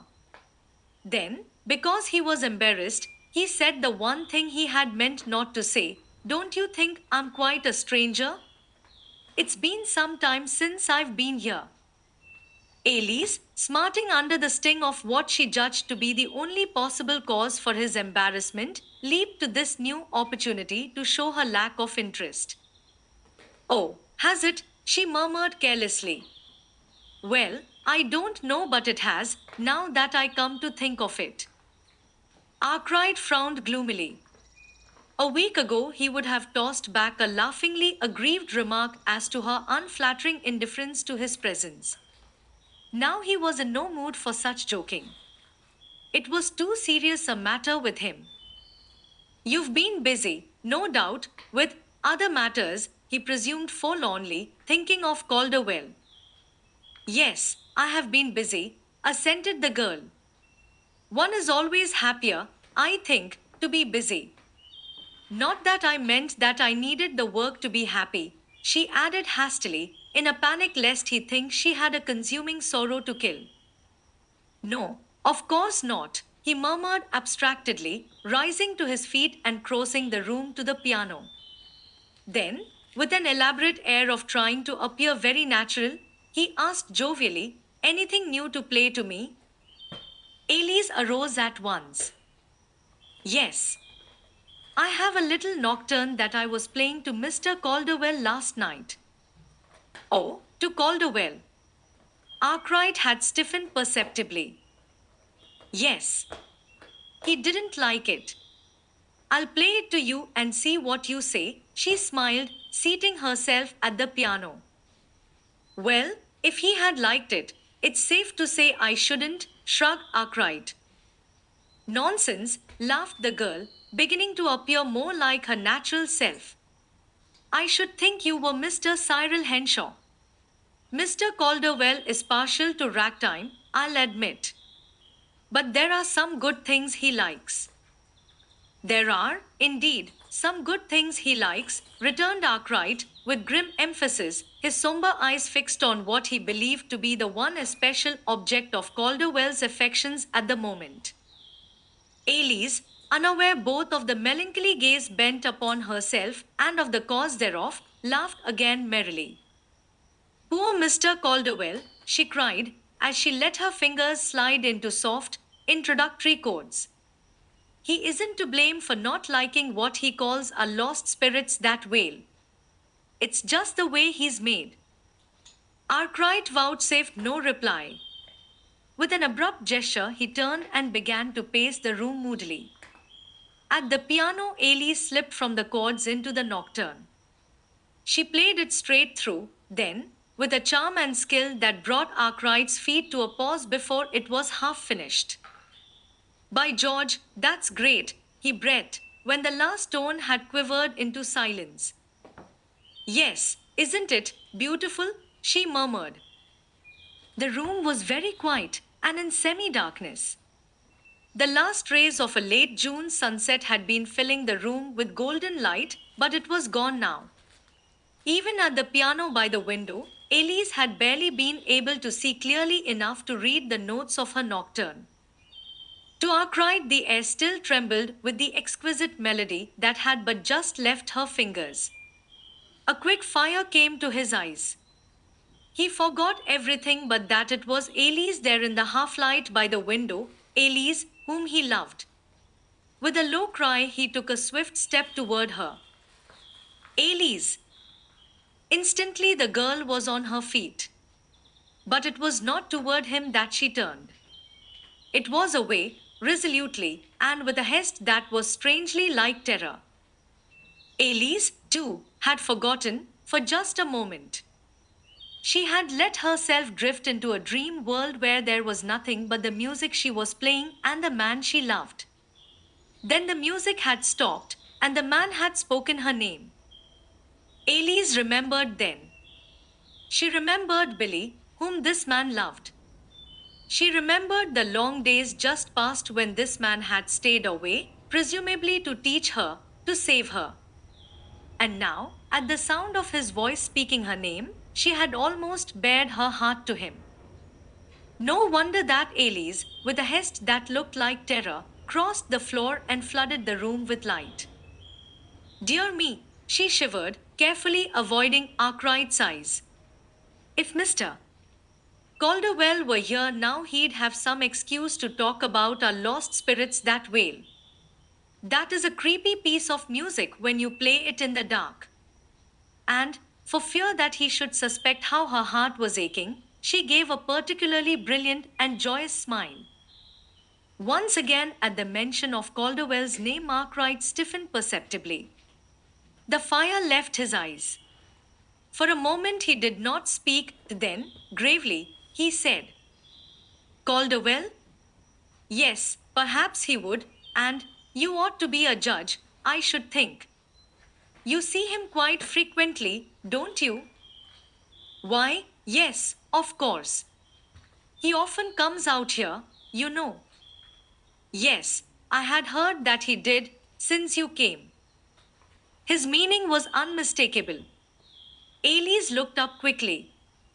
A prompt denial of his implication was on her lips when the thought came to her that perhaps just here lay a sure way to prove to this man before her that there was, indeed, no need for him to teach her, to save her, or yet to sympathize with her. She could not affirm, of course, but she need not deny, yet. Nonsense, she laughed lightly, pleased that she could feel what she hoped would pass for a telltale color burning her cheeks. Come, let us try some duets, she proposed, leading the way to the piano. And Arkwright, interpreting the apparently embarrassed change of subject exactly as she had hoped that he would interpret it, followed her, sick at heart. O wert thou in the cold blast, sang Arkwright's lips a few moments later. I can't tell her now, when I know she cares for Calderwell, gloomily ran his thoughts, the while. It would do no possible good, and would only make her unhappy to grieve me. O wert thou in the cold blast, chimed in Elise alto, low and sweet. I reckon now he won't be staying away from here any more just to save me, ran Elise thoughts, palpitatingly triumphant. Chapter 21. Billy takes her turn at questioning. Arkwright did not call to see Elise Greggy for some days. He did not want to see Elise now. He told himself wearily that she could not help him fight this tiger skin that lay across his path. The very fact of her presence by his side would, indeed, incapacitate himself for fighting. So he deliberately stayed away from the annex until the day before he sailed for Germany. Then he went out to say goodbye. Chagrined as he was at what he termed his imbecile stupidity in not knowing his own heart all these past months, and convinced, as he also was, that Elise and Calderwell cared for each other, he could see no way for him but to play the part of a man of kindliness and honor, leaving a clear field for his preferred rival, and bringing no shadow of regret to mar the happiness of the girl he loved. As for being his old, easy, frank self on this last call, however, that was impossible, so Elise found plenty of fuel for her still burning fires of suspicion, fires which had, indeed, blazed up anew at this second long period of absence on the part of Arkwright. Naturally, therefore, the call was anything but a joy and comfort to either one. Arkwright was nervous, gloomy, and abnormally gay by turns. Elise was nervous and abnormally gay all the time. Then they said goodbye and Arkwright went away. He sailed the next day, and Elise settled down to the summer of study and hard work she had laid out for herself. On the 10th of September, Billy came home. She was brown, plump cheeked, and smiling. She declared that she had had a perfectly beautiful time, and that there couldn't be anything in the world nicer than the trip she and Bertram had taken, just they two together.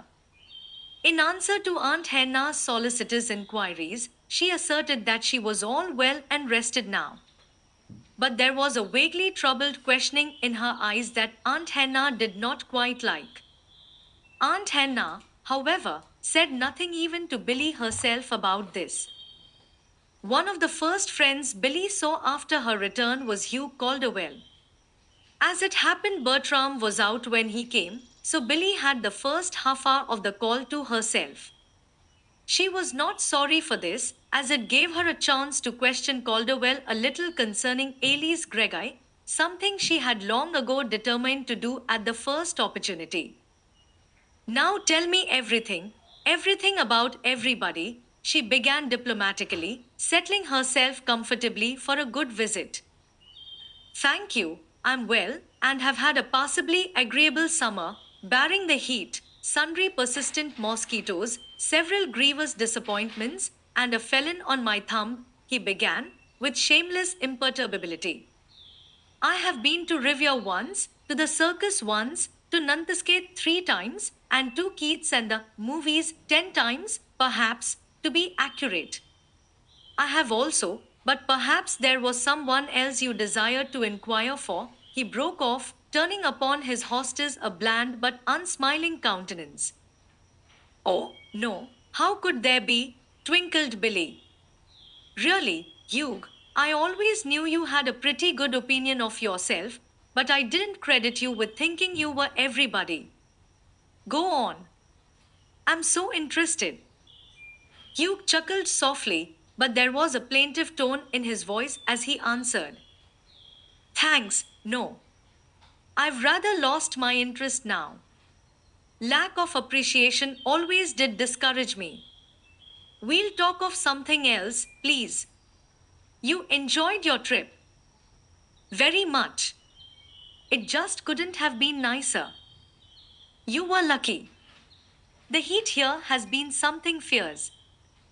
What made you stay? Reasons too numerous, and one too heartbreaking, to mention. Besides, you forget, with dignity. There is my profession.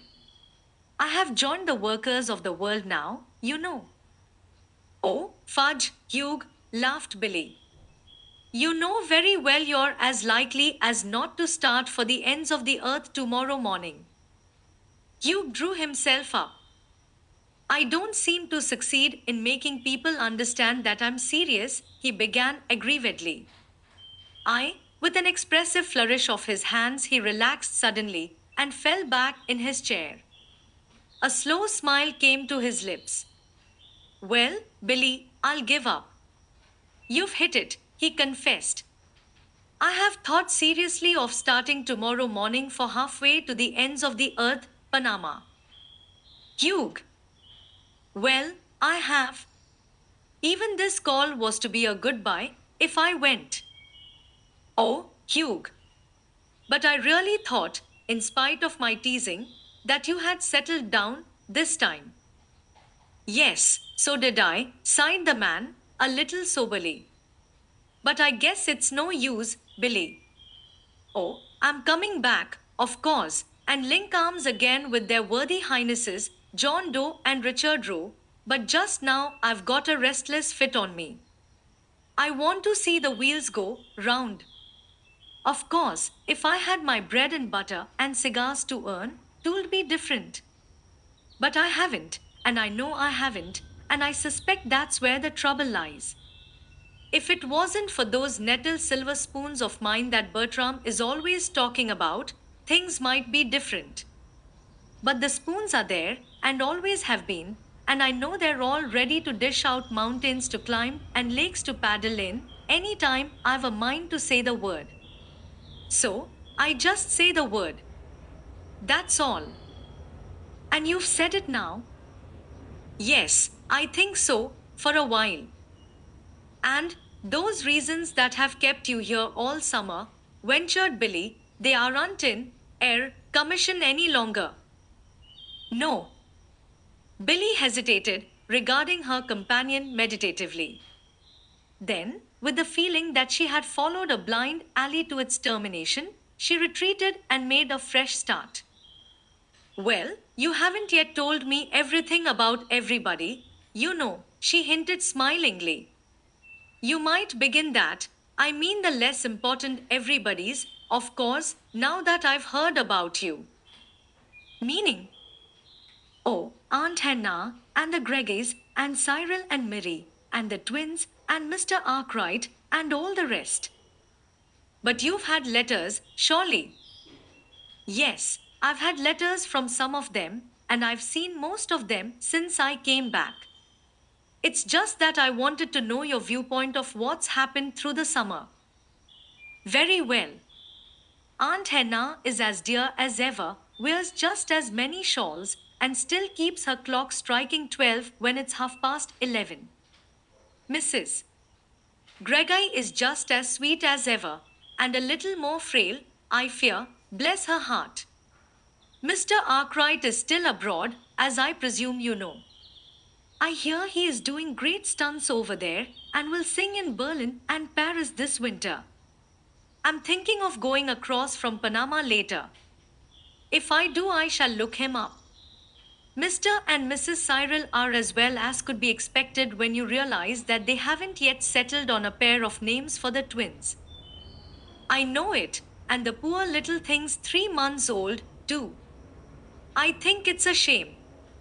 You've heard the reason, I suppose. Cyril declares that naming babies is one of the most serious and delicate operations in the world, and that, for his part, he thinks people ought to select their own names when they've arrived at years of discretion.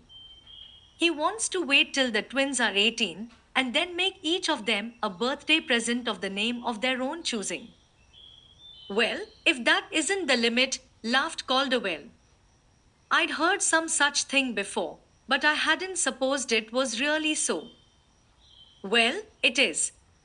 He says he knows more tomboys and enormous fat women named Grace and Lily, and sweet little mouse like ladies staggering along under a sonorous Jerusha Theodosia or Zenobia Jane, and that if he should name the boys Franz and Felix after Schubert and Mendelssohn as Mary wants to, they'd as likely as not turn out to be men who hated the sound of music and doted on stocks and dry goods. Humph, grunted Calderwell. I saw Cyril last week, and he said he hadn't named the twins yet, but he didn't tell me why. I offered him two perfectly good names myself, but he didn't seem interested. What were they? Eldad and Bildad. Hugh, protested Billy. Well, why not? Bridled the man. I'm sure those are new and unique, and really musical, too, way ahead of your Franz and Felix. But those aren't really names. Indeed, they are. Where did you get them? Off our family tree, though their Bible names, Bailey says. Perhaps you didn't know, but Sister Bailey has been making the dirt fly quite lively of late around that family tree of ours, and she wrote me some of her discoveries. It seems two of the roots, or branches, say, our ancestors' roots, or branches, were called Eldad and Bildad. Now I thought those names were good enough to pass along, but, as I said before, Cyril wasn't interested. I should say not, laughed Billy. But, honestly, Hugh, it's really serious. Mary wants them named something, but she doesn't say much to Cyril. Mary wouldn't really breathe, if she thought Cyril disapproved of breathing. And in this case, Cyril does not hesitate to declare that the boys shall name themselves. What a situation, laughed Calderwell. Isn't it? But, do you know, I can sympathize with it, in a way, for I've always mourned so over my name. Billy was always such a trial to me. Poor Uncle William wasn't the only one that prepared guns and fishing rods to entertain the expected boy. I don't know, though, I'm afraid if I'd been allowed to select my name, I should have been Helen Clarabella all my days, for that was the name I gave all my dolls, with first, second, third, and so on, added to them for distinction. Evidently, I thought that Helen Clarabella was the most feminine appellation possible and the most foreign to the despised Billy. So you see, I can sympathize with Cyril to a certain extent. But they must call the little chaps something, now, argued Hugh. Billy gave a sudden merry laugh. They do, she gurgled, and that's the funniest part of it. Oh, Cyril doesn't. He always calls them impersonally, they or it. He doesn't see much of them anyway, now, I understand. Mary was horrified when she realized how the nurses had been using his den as a nursery annex, and she changed all that instanter when she took charge of things again. The twins stay in the nursery now, I'm told. But about the names, the nurses, it seems, have got into the way of calling them Dot and Dimple. One has a dimple in his cheek, and the other is a little smaller of the two. Miri is no end distressed, particularly as she finds that she herself calls them that, and she says the idea of boys being Dot and Dimple. I should say so, laughed Calderwell. Not I regard that as worse than my Eldad and Bildad. I know it, and Elise says, by the way, you haven't mentioned Elise, but I suppose you see her occasionally. Billy paused in evident expectation of a reply. Billy was, in fact, quite pluming herself on the adroit casualness with which she had introduced the subject nearest her heart. Calderwell raised his eyebrows. Oh, yes, I see her. But you hadn't mentioned her. There was the briefest of pauses, then with a half-quizzical dejection, there came the remark. You seem to forget. I told you that I stayed here this summer for reasons too numerous and one too heartbreaking to mention. She was the one. You mean? Yes. The usual thing. She turned me down. Oh, I haven't asked her yet as many times as I did you, but... Hugh! Hugh tossed her a grim smile and went on imperturbably. I'm older now, of course, and no more, perhaps. Besides, the finality of her remarks was not to be mistaken. Billy, in spite of her sympathy for Calderwell, was conscious of a throb of relief that at least one stumbling block was removed from Arkwright's possible pathway to Elise's heart. Did she give any special reason? hazarded Billy, a shade too anxiously. Oh, yes. She said she wasn't going to marry anybody, only her music. Nonsense, ejaculated Billy, falling back in her chair a little. Yes, I said that, too, gloomed the man, but it didn't do any good. You see, I had known another girl who would said the same thing once. He did not look up, but a vivid red flamed suddenly into Billy's cheeks. And she, when the right one came, forgot all about the music and married the man. So I naturally suspected that Elise would do the same thing. In fact, I said so to her. I was bold enough to even call the man by name. I hadn't been jealous of Arkwright for nothing, you see, but she denied it and flew into such an indignant allegation that there wasn't a word of truth in it, that I had to sue for pardon before I got anything like peace. "Oh," said Billy, in a disappointed voice, falling quite back in her chair this time. "And so that's why I'm wanting, especially just now, to see the wheels go round," smiled Calderwell, a little wistfully. "Oh, I shall get over it, I suppose. It isn't the first time, I'll own, but some day I take it there will be a last time. Enough of this, however. You haven't told me a thing about yourself.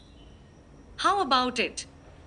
When I come back, are you going to give me a dinner cooked by your own fair hands? Going to still play Bridget?" Billy laughed and shook her head. "No, far from it. Eliza has come back, and her cousin from Vermont is coming as second girl to help her. But I could cook a dinner for you if I had to now, sir, and it wouldn't be potato mush and cold lamb," she bragged shamelessly, as there sounded Bertram's peculiar ring and the click of his key in the lock. It was the next afternoon that Billy called on Murray. From Mary's, Billy went to the annex, which was very near Cyril's new house, and there, in Aunt Hannah's room, she had what she told Bertram afterwards was a perfectly lovely visit. Aunt Hannah, too, enjoyed the visit very much, though yet there was one thing that disturbed her, the vaguely troubled look in Billy's eyes, which today was more apparent than ever. Not until just before Billy went home did something occur to give Aunt Hannah a possible clue as to what was the meaning of it. That something was a question from Billy. "Aunt Hannah, why don't I feel like Mary did? Why don't I feel like everybody does in books and stories?" Murray went around with such a detached, heavenly, absorbed look in her eyes before the twins came to her home. "But I don't. I don't find anything like that in my face when I look in the glass. And I don't feel detached and absorbed and heavenly. I'm happy, of course, but I can't help thinking of the dear, dear times Bertram and I have together, just we two, and I can't seem to imagine it at all with a third person around." "Billy. Third person, indeed. There. I knew 'twould shock you," moaned Billy. "It shocks me. I want to feel detached and heavenly and absorbed. But Billy, dear, think of it, calling your own baby a third person." Billy sighed despairingly. "Yes, I know. And I suppose I might as well own up to the rest of it too. I'm actually afraid of babies, Aunt Hannah." "Well, I am," she reiterated, in answer to Aunt Hannah's gasp of disapproval. "I'm not used to them at all. I never had any little brothers and sisters, and I don't know how to treat babies.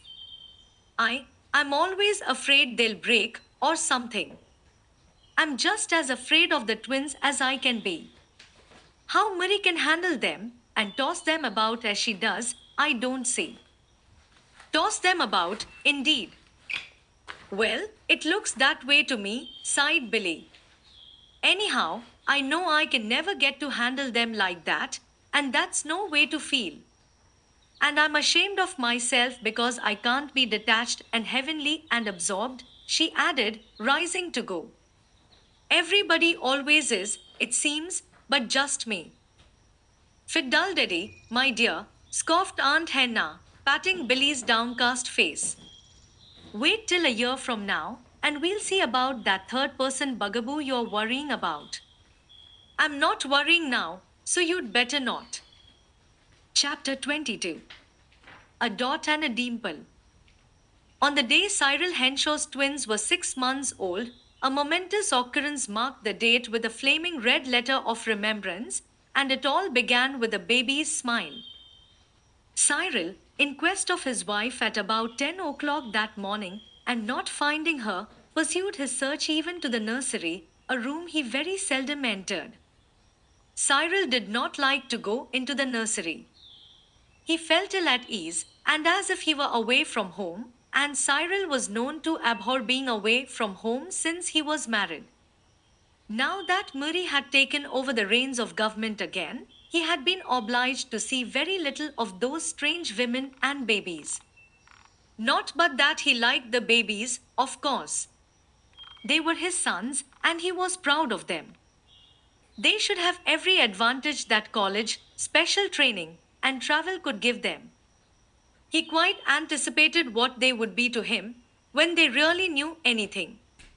But, of course, now, when they could do nothing but cry and wave their absurd little fists and wobble their heads in so fearsome a manner, as if they simply did not know the meaning of the word backbone, and, for that matter, of course they didn't, why, he could not be expected to be anything but relieved when he had his den to himself again, with a reasonable chance of finding his manuscript as he had left it, and not cut up into a ridiculous string of paper dolls holding hands, as he had once found it, after a visit from a woman with a small girl. Since Mary had been at the hem, however, he had not been troubled in such a way. He had, indeed, known almost his old customary peace and freedom from interruption, with only an occasional flitting across his path of the strange women and babies, though he had realized, of course, that they were in the house, especially in the nursery. For that reason, therefore, he always avoided the nursery when possible. But today he wanted his wife, and his wife was not to be found anywhere else in the house. So, reluctantly, he turned his steps toward the nursery and, with a frown, knocked and pushed open the door. Is Mrs. Henshaw here? He demanded, not over gently. Absolute silence greeted his question. The man saw then that there was no one in the room save a baby sitting on a mat in the middle of the floor, barricaded on all sides with pillows. With a deeper frown, the man turned to go, when a gleeful "ah, goo" halted his steps midway. He wheeled sharply. "Er, eh?" he queried, uncertainly eyeing his small son on the floor. "Ah, goo," observed the infant, who had been very lonesome, with greater emphasis, and this time he sent into his father's eyes the most bewitching of smiles. "Well, by George," murmured the man, weakly, a dawning amazement driving the frown from his face. "Spggh, oh, wah," gurgled the boy, holding out two tiny fists. A slow smile came to the man's face. "Well, I'll be darned," he muttered half shamefacedly, wholly delightedly. "If the rascal doesn't act as if he knew me." "Ah, go, spggh," grinned the infant, toothlessly, but entrancingly. With almost a stealthy touch, Cyril closed the door back of him and advanced a little dubiously toward his son. His countenance carried a mixture of guilt, curiosity, and dogged determination so ludicrous that it was a pity none but baby eyes could see it. As if to meet more nearly on a level this baffling new acquaintance, Cyril got to his knees, somewhat stiffly, it must be confessed, and faced his son. "Goo, oh, yeah," crowed the baby now, thrashing legs and arms about in a transport of joy at the acquisition of this new playmate.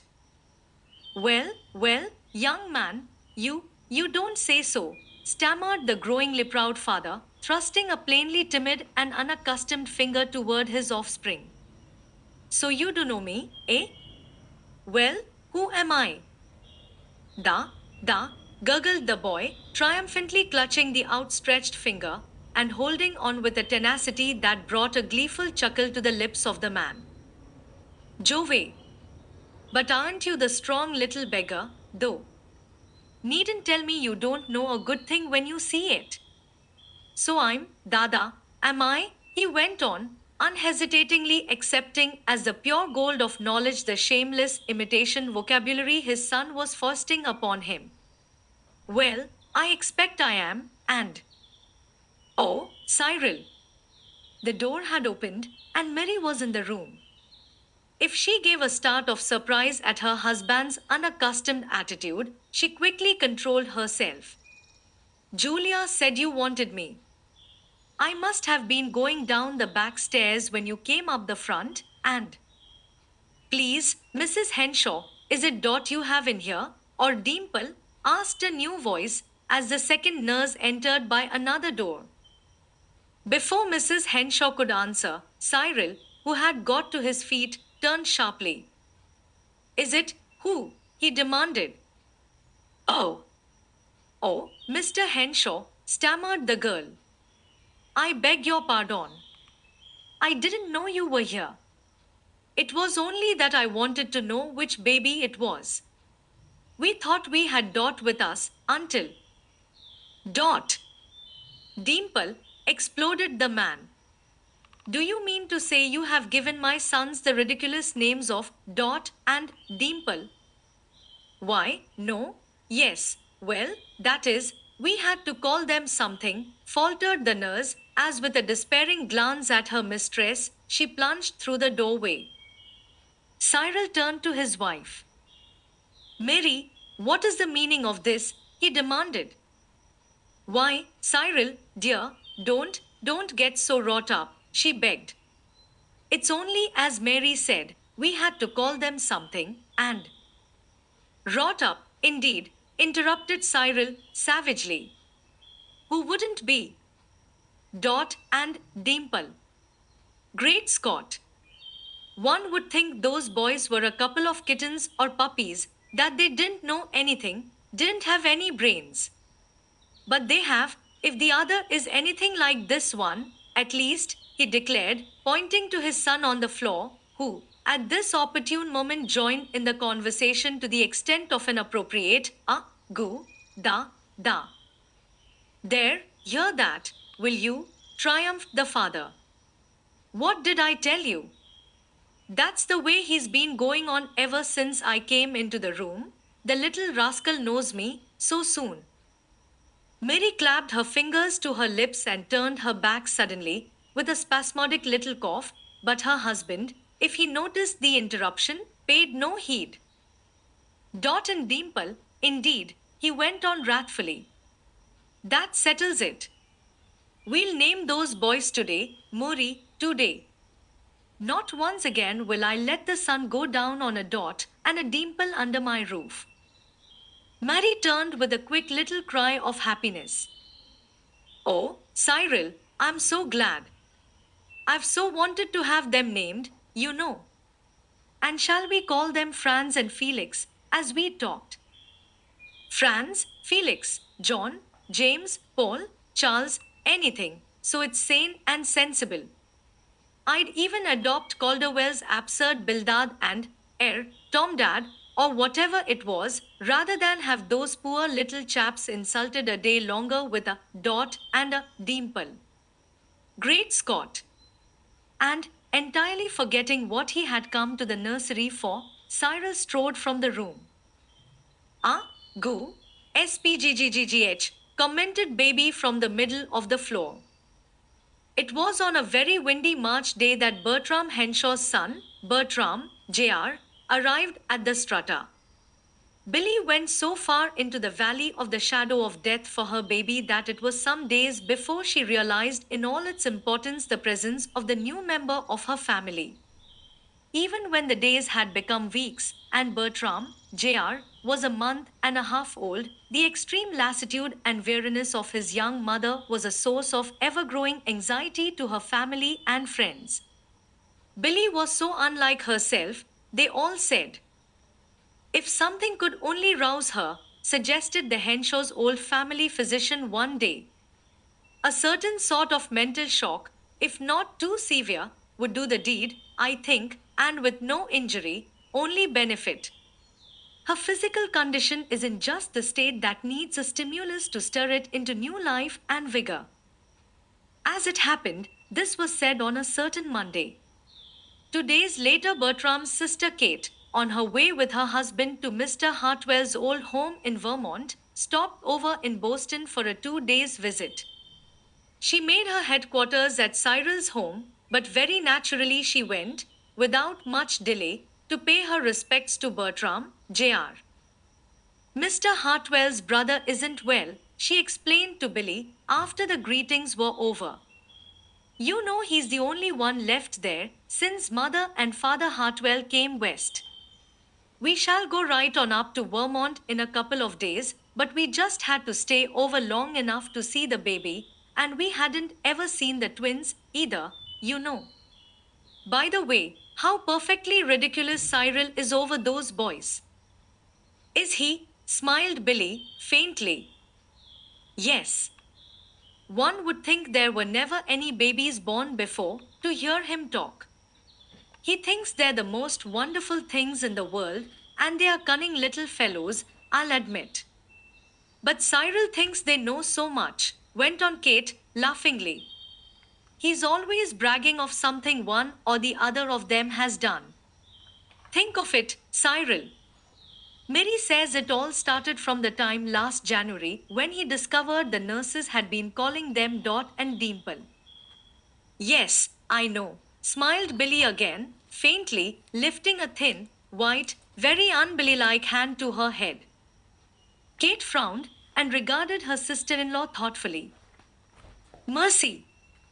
How you look, Billy, she exclaimed, with cheerful tactlessness. They said you did, but, I declare, you look worse than I thought. Billy's pale face reddened perceptibly. Nonsense! It's just that I'm so tired, she insisted. I shall be all right soon. How did you leave the children? Well, and happy, especially little Kate, because mother was going away. Kate is mistress, you know, when I'm gone, and she takes herself very seriously. Mistress. A little thing like her.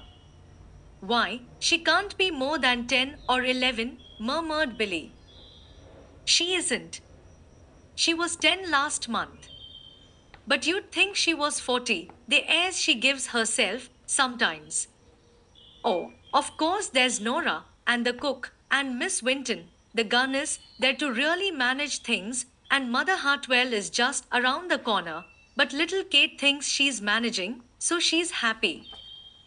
Billy suppressed a smile. Billy was thinking that little Kate came naturally by at least one of her traits.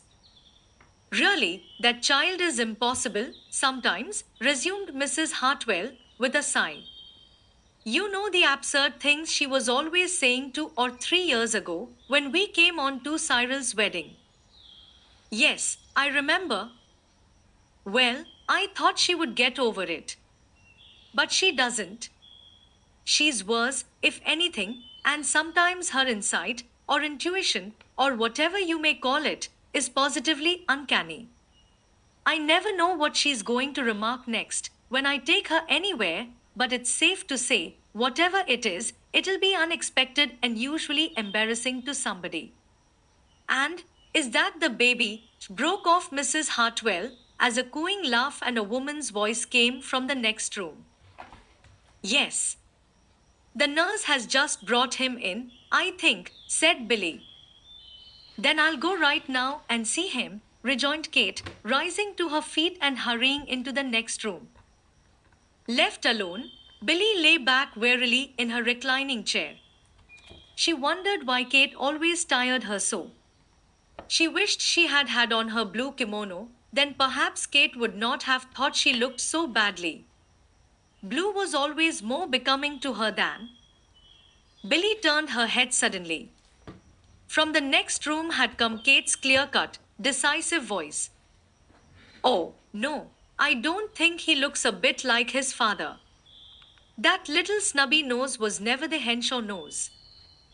Billy drew in her breath sharply and pulled herself half erect in her chair. From the next room came Kate's voice again, after a low murmur from the nurse. Oh, but he isn't, I tell you. He isn't one bit of a Henshaw baby. The Henshaw babies are always pretty ones. They have more hair and they look, well, different. Billy gave a low cry and struggled to her feet. Oh, no, spoke up Kate, in answer to another indistinct something from the nurse. I don't think he's near as pretty as the twins. Of course, the twins are a good deal older, but they have such a bright look, and they did have, from the very first. I saw it in their tiniest baby pictures. But this baby is mine, please, cut in a tremulous but resolute voice, and Mrs. Hartwell turned to confront Bertram, Jr.'s mother, manifestly weak and trembling, but no less manifestly blazing eyed and determined. Why, Billy, expostulated Mrs. Hartwell, as Billy stumbled forward and snatched the child into her arms. Perhaps he doesn't look like the Henshaw babies. Perhaps he isn't as pretty as the twins. Perhaps he hasn't much hair and does have a snub nose. He's my baby just the same, and I shall not stay calmly by and see him abused. Besides, I think he's prettier than the twins ever thought of being, and he's got all the hair I want him to have, and his nose is just exactly what a baby's nose ought to be. And, with a superb gesture, Billy turned and bore the baby away. Chapter 23. Billy and the Enormous Responsibility. When the doctor heard from the nurse of Mrs. Hartwell's visit and what had come of it, he only gave a discreet smile, as befitted himself and the occasion, but to his wife privately, that night, the doctor said, when he had finished telling the story. And I couldn't have prescribed a better pill if I tried. Pill, Mrs. Hartwell. Oh, Harold, reproved the doctor's wife, mildly. But the doctor only chuckled the more, and said, You wait and see. If Billy's friends were worried before because of her lassitude and lack of ambition, they were almost as worried now over her amazing alertness and insistent activity. Day by day, almost hour by hour, she seemed to gain in strength, and every bit she acquired she promptly tested almost to the breaking point, so plainly eager was she to be well and strong. And always, from morning until night, and again from night until morning, the pivot of her existence, around which swung all thoughts, words, actions, and plans, was the sturdy little plump cheeked, firm fleshed atom of humanity known as Bertram, Jr. Even Aunt Hannah remonstrated with her at last. But, Billy, dear, she exclaimed, one would almost get the idea that you thought there wasn't a thing in the world but that baby. Billy laughed.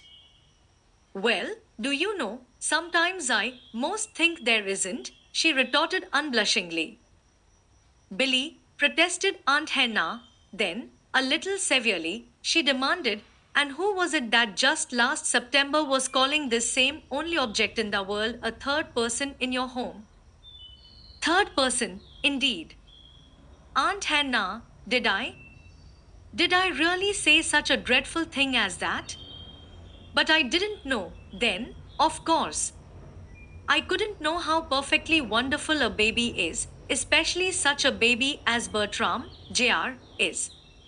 Why, Aunt Hannah, that little thing knows a whole lot already. He's known me for weeks, I know he has. And ages ago, he began to give me little smiles when he saw me. They were smiles, real smiles. Oh, yes, I know nurse said they weren't smiles at the first, admitted Billy, in answer to Aunt Henna's doubting expression. I know nurse said it was only wind on his stomach. Think of it, wind on his stomach. Just as if I didn't know the difference between my own baby's smile and wind on his stomach. And you don't know how soon he began to follow my moving finger with his eyes. Yes, I tried that one day, I remember, observed Aunt Hannah demurely. I moved my finger. He looked at the ceiling, fixedly. Well, probably he wanted to look at the ceiling, then, defended the young mother, promptly. I'm sure I wouldn't give a snap for a baby if he didn't sometimes have a mind of his own and exercise it. Oh, Billy, Billy, laughed Aunt Hannah, with a shake of her head as Billy turned away, chin up tilted. By the time Bertram, Jr., was 3 months old, Billy was unmistakably her old happy, merry self, strong and well.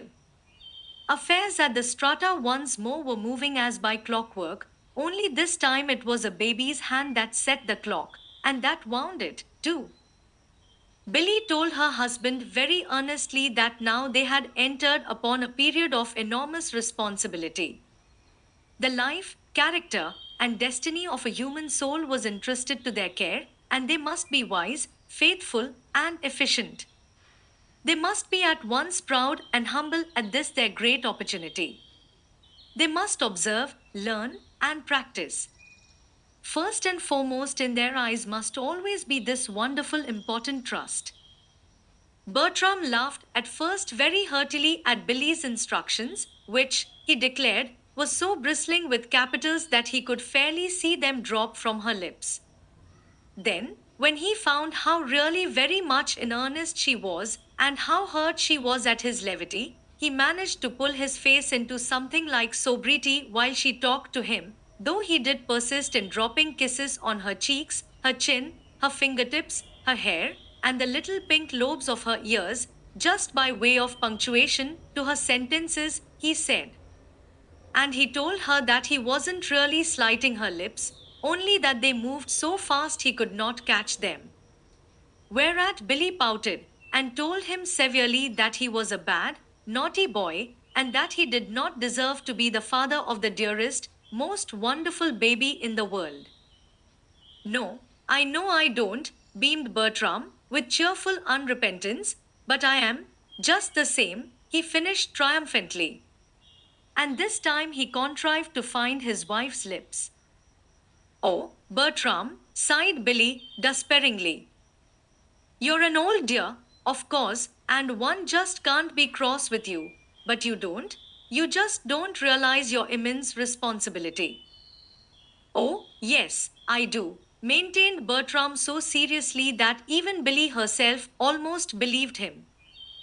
In spite of his assertions, however, it must be confessed that Bertram was much more inclined to regard the new member of his family as just his son rather than as an important trust, and there is little doubt that he liked to toss him in the air and hear his gleeful crows of delight, without any bother of observing him at all.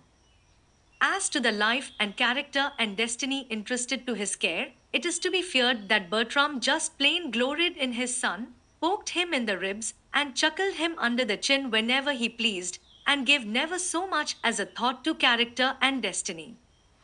It is to be feared, too, that he was proud without being humble, and that the only opportunity he really appreciated was the chance to show off his wife and baby to some less fortunate fellowman. But not so Billy. Billy joined a mother's club and entered a class in child training with an elaborate system of charts, rules, and tests. She subscribed to each new mother's helper and the like that she came across, devouring each and every one with an eagerness that was tempered only by a vague uneasiness at finding so many differences of opinion among those who knew. Undeniably, Billy, if not Bertram, was indeed realizing the enormous responsibility and was keeping ever before her the important trust. In June, Bertram took a cottage at the South Shore, and by the time the really hot weather arrived, the family were well settled. It was only an hour away from Boston and easy of access, but William said he guessed he would not go. He would stay in Boston, sleeping at the house and getting his meals at the club until the middle of July, when he was going down in Maine for his usual fishing trip, which he had planned to take a little earlier than usual this year. But you'll be so lonesome, Uncle William, Billy demurred, in this great house all alone. Oh, no, I shan't, rejoined Uncle William. I shall only be sleeping here, you know, he finished, with a slightly peculiar smile. It was well, perhaps, that Billy did not exactly realize the significance of that smile, nor the unconscious emphasis on the word sleeping, for it would have troubled her not a little. William, to tell the truth, was quite anticipating that sleeping. William's nights had not been exactly restful since the baby came. His evenings, too, had not been the peaceful things they were wont to be. Some of Billy's rules and tests were strenuously objected to on the part of her small son, and the young man did not hesitate to show it. Billy said that it was good for the baby to cry, that it developed his lungs, but William was very sure that it was not good for him. Certainly, when the baby did cry, William never could help hovering near the center of disturbance, and he always had to remind Billy that it might be a pin, you know, or some cruel thing that was hurting. As if he, William, a great strong man, could sit calmly by and smoke a pipe, or lie in his comfortable bed and sleep, while that blessed little baby was crying his heart out like that. Of course, if one did not know he was crying, hence William's anticipation of those quiet, restful nights when he could not know it. Very soon after Billy's arrival at the cottage, Aunt Hannah and Elise Gregor came down for a day's visit. Aunt Hannah had been away from Boston for several weeks, so it was some time since she had seen the baby. My, but hasn't he grown? She exclaimed, picking the baby up and stooping to give him a snuggling kiss. The next instant she almost dropped the little fellow, so startling had been Billy's cry. No, no, wait, Aunt Hannah, please, Billy was entreating, hurrying to the little corner cupboard. In a moment she was back with a small bottle and a bit of antiseptic cotton. We always sterilize our lips now before we kiss him. It's so much safer, you know. Aunt Hannah sat down limply, the baby still in her arms. Fiddlededdy, Billy. What an absurd idea. What have you got in that bottle? Why, Aunt Hannah, it's just a little simple Listerine, bridled Billy, and it isn't absurd at all. It's very sensible. My hygienic guide for mothers says. Well, I suppose I may kiss his hand, interposed Aunt Hannah, just a little curtly, without subjecting myself to a city hospital treatment. Billy laughed shamefacedly, but she still held her ground. No, you can't, nor even his foot. He might get them in his mouth. Aunt Hannah, why does a baby think that everything, from his own toes to his father's watch fob and the plush balls on a collar's wrist bag, is made to eat? As if I could sterilize everything and keep him from getting hold of germs somewhere. You'll have to have a germ-proof room for him, laughed Elise Gregor, playfully snapping her fingers at the baby in Aunt Hannah's lap. Billy turned eagerly. Oh, did you read about that, too? She cried. I thought it was so interesting, and I wondered if I could do it. Ailey stared frankly. You don't mean to say they actually have such things, she challenged. Well, I read about them in a magazine, asserted Billy, how you could have a germ-proof room. They said it was very simple, too. Just pasteurize the air, you know, by heating it to 110 and 1/2 degrees Fahrenheit for 17 and 1/2 minutes. I remember just the figures. Simple, indeed. It sounds so, scoffed Aunt Hannah, with uplifted eyebrows. Oh, well, I couldn't do it, of course, admitted Billy, regretfully. Bertram never did stand for that in the world.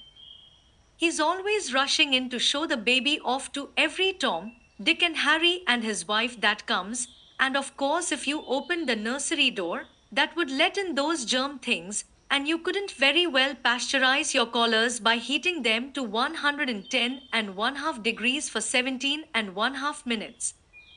I don't see how you could manage such a room, anyway, unless you had a system of rooms like locks, same as they do for water in canals. Oh, my grief and conscience, locks, indeed, almost groaned Aunt Henna. Here, Elise, will you please take this child? That is, if you have a germ-proof certificate about you to show to his mother. I want to take off my bonnet and gloves. Take him? Of course I'll take him, laughed Elise, and right under his mother's nose, too, she added, with a playful grimace at Billy. And we'll make patty cakes and send the little pigs to market and have such a beautiful time that we'll forget there ever was such a thing in the world as an old germ. Eh, babykins? Babykins cooed his unqualified approval of this plan, but his mother looked troubled. That's all right, Elise. You may play with him, she frowned doubtfully, but you mustn't do it long, you know, not over 5 minutes. 5 minutes? Well, I like that. When I've come all the way from Boston purposely to see him, pouted Elise. What's the matter now? Time for his nap. Oh, no, not for 13 minutes, replied Billy, consulting the watch at her belt. But we never play with baby more than 5 minutes at a time. My scientific care of infants says it isn't wise, that with some babies it's positively dangerous until after they're 6 months old. It makes them nervous and forces their mind, you know, she explained anxiously. So, of course, we'd want to be careful. Bertram, Jr., isn't quite 4 yet. Why, yes, of course, murmured Elise politely, stopping a pate cake before it was half baked. The infant, as if suspecting that he was being deprived of his lawful baby rights, began to fret and whimper. Poor Itty Singh, crooned Aunt Henna, who, having divested herself of bonnet and gloves, came hurriedly forward with outstretched hands. Do they just buzz, Em? Come here to your old auntie, sweetums, and we'll go walkie. I saw a bow wow, such a tunnin, icky wicky bow wow on the steps when I came in. Come, we go see icky wicky bow wow. Aunt Henna, please, protested Billy, both hands upraised in horror. Won't you say, dog, and leave out that dreadful icky wicky?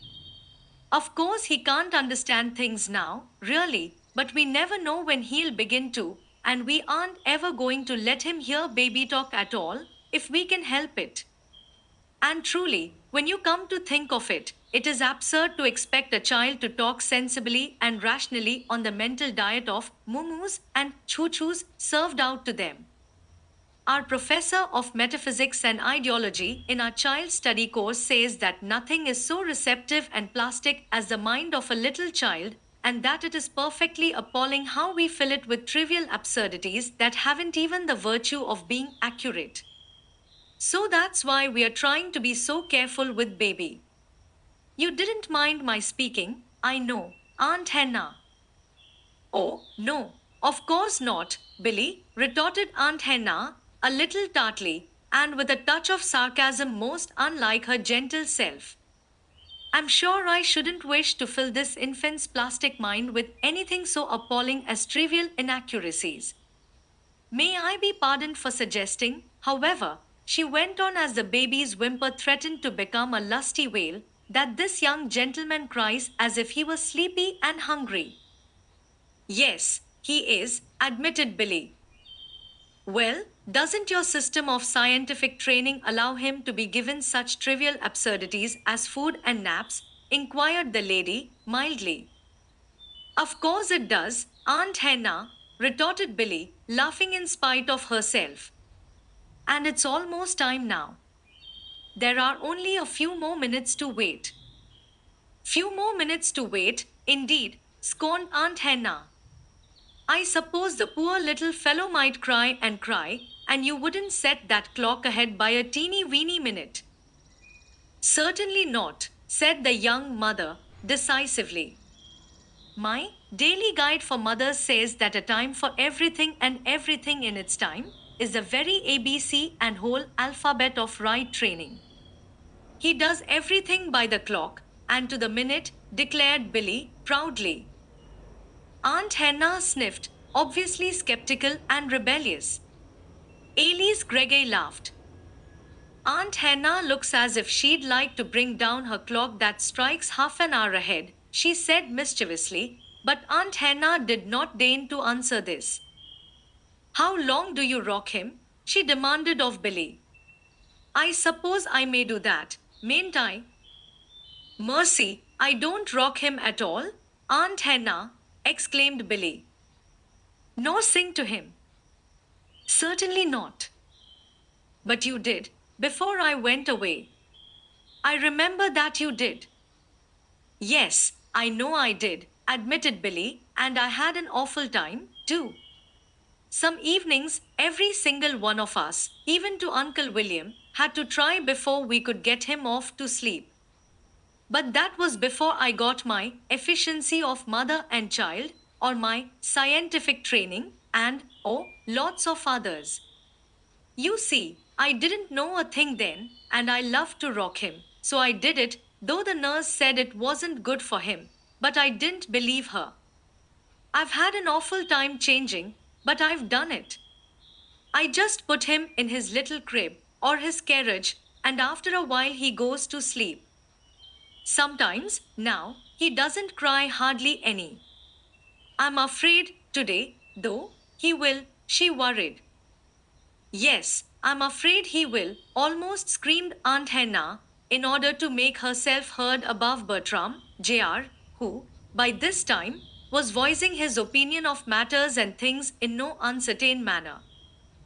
It was not, after all, so very long before peace and order reigned, and, in due course, Bertram, Jr., in his carriage, lay fast asleep. Then, while Aunt Hannah went to Billy's room for a short rest, Billy and Elise went out onto the wide veranda which faced the wonderful expanse of sky and sea. Now tell me of yourself, commanded Billy, almost at once.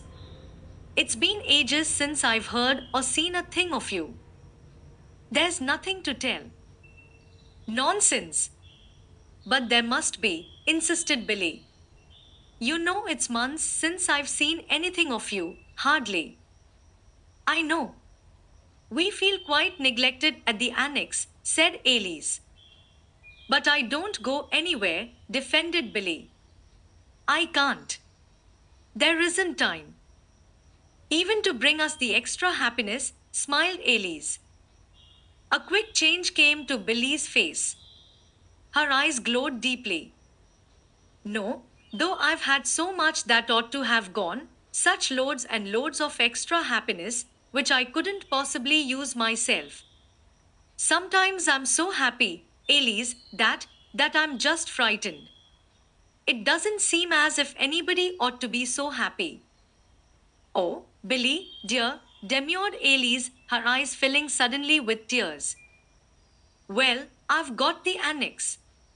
I'm glad I've got that for the overflow, anyway, resumed Billy, trying to steady her voice. I've sent a whole lot of happiness up there mentally, if I haven't actually carried it, so I'm sure you must have got it. Now tell me of yourself.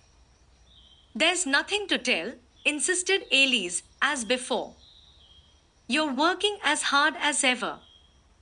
Yes, harder. New pupils? Yes, and some concert engagements, good ones, for next season. Accompaniments, you know. Billy nodded. Yes, I've heard of you already twice, lately, in that line, and very flatteringly, too. Have you? Well, that's good. HMM. There was a moment's silence, then, abruptly, Billy changed the subject. I had a letter from Bailey Calderwell yesterday. She paused expectantly, but there was no comment. You don't seem interested, she frowned after a minute.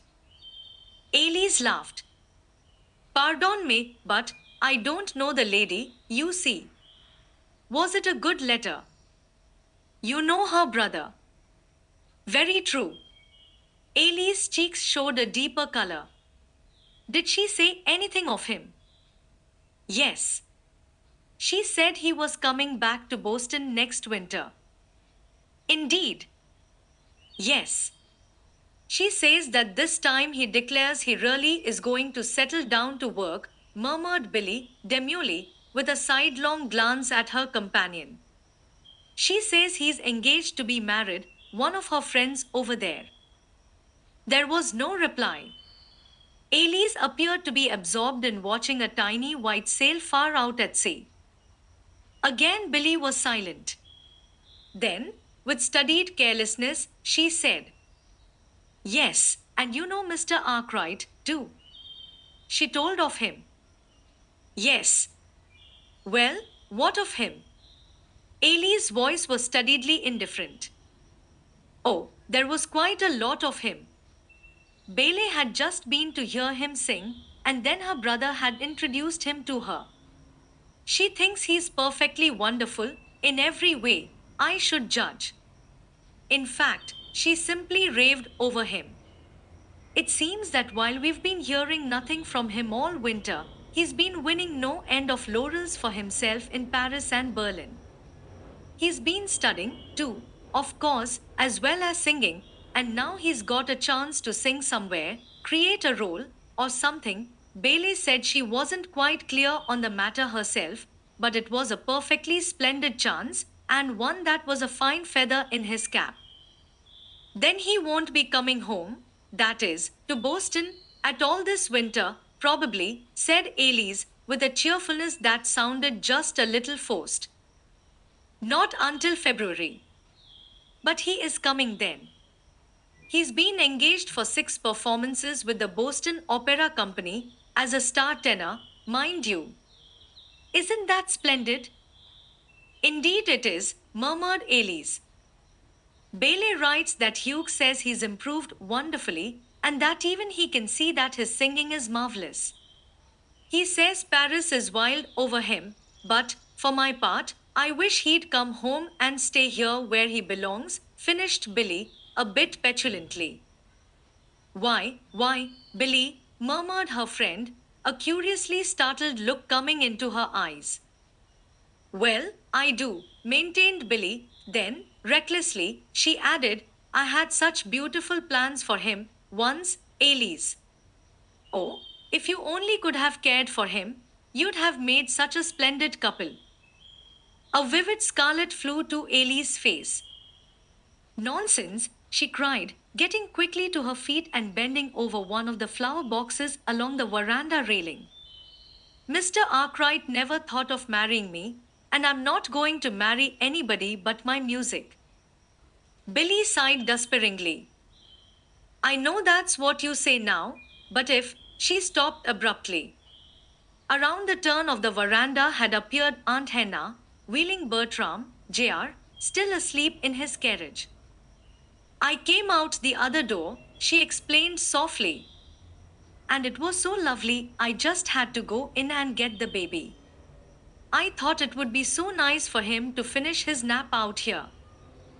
Billy arose with a troubled frown. But, Aunt Hannah, he mustn't, he can't stay out here.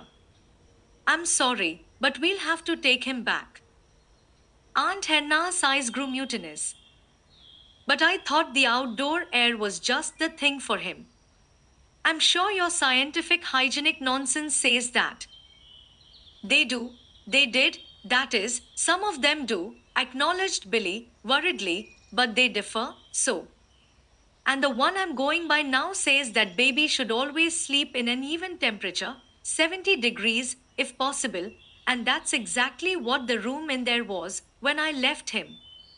It's not the same out here, I'm sure. In fact, I looked at the thermometer to see, just before I came out myself.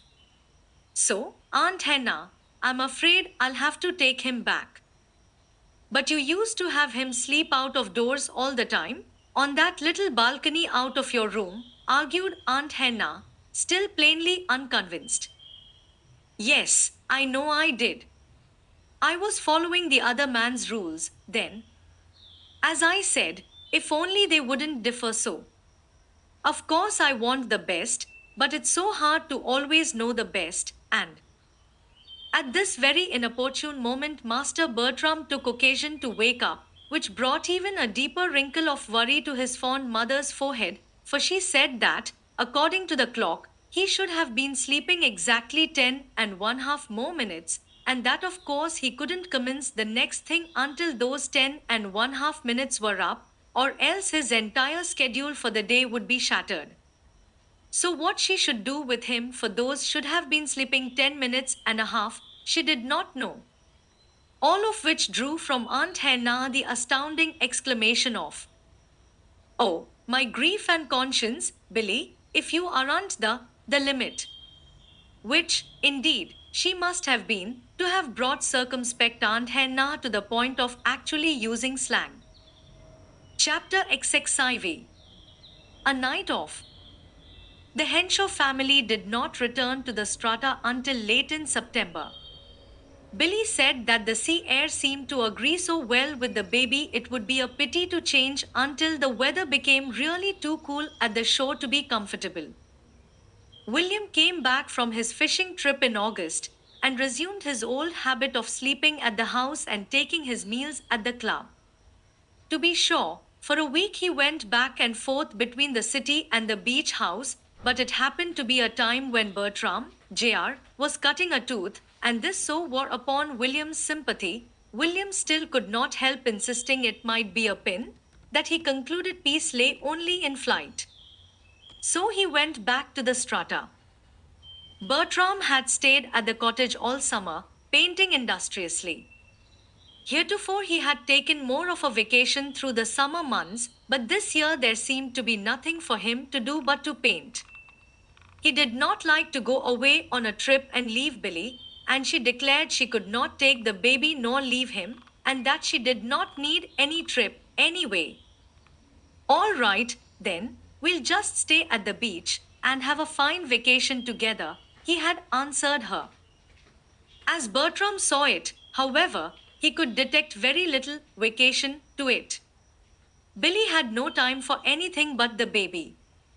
When she was not actually engaged in caring for it, she was studying how to care for it.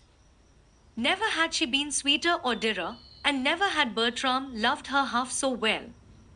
He was proud, too, of her devotion and of her triumphant success as a mother, but he did wish that sometimes, just once in a while, she would remember she was a wife and pay a little attention to him, her husband.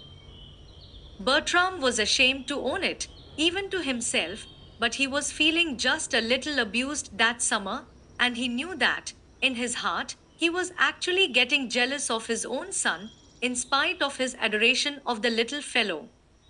He told himself defensively that it was not to be expected that he should not want the love of his wife, the attentions of his wife, and the companionship of his wife, a part of the time.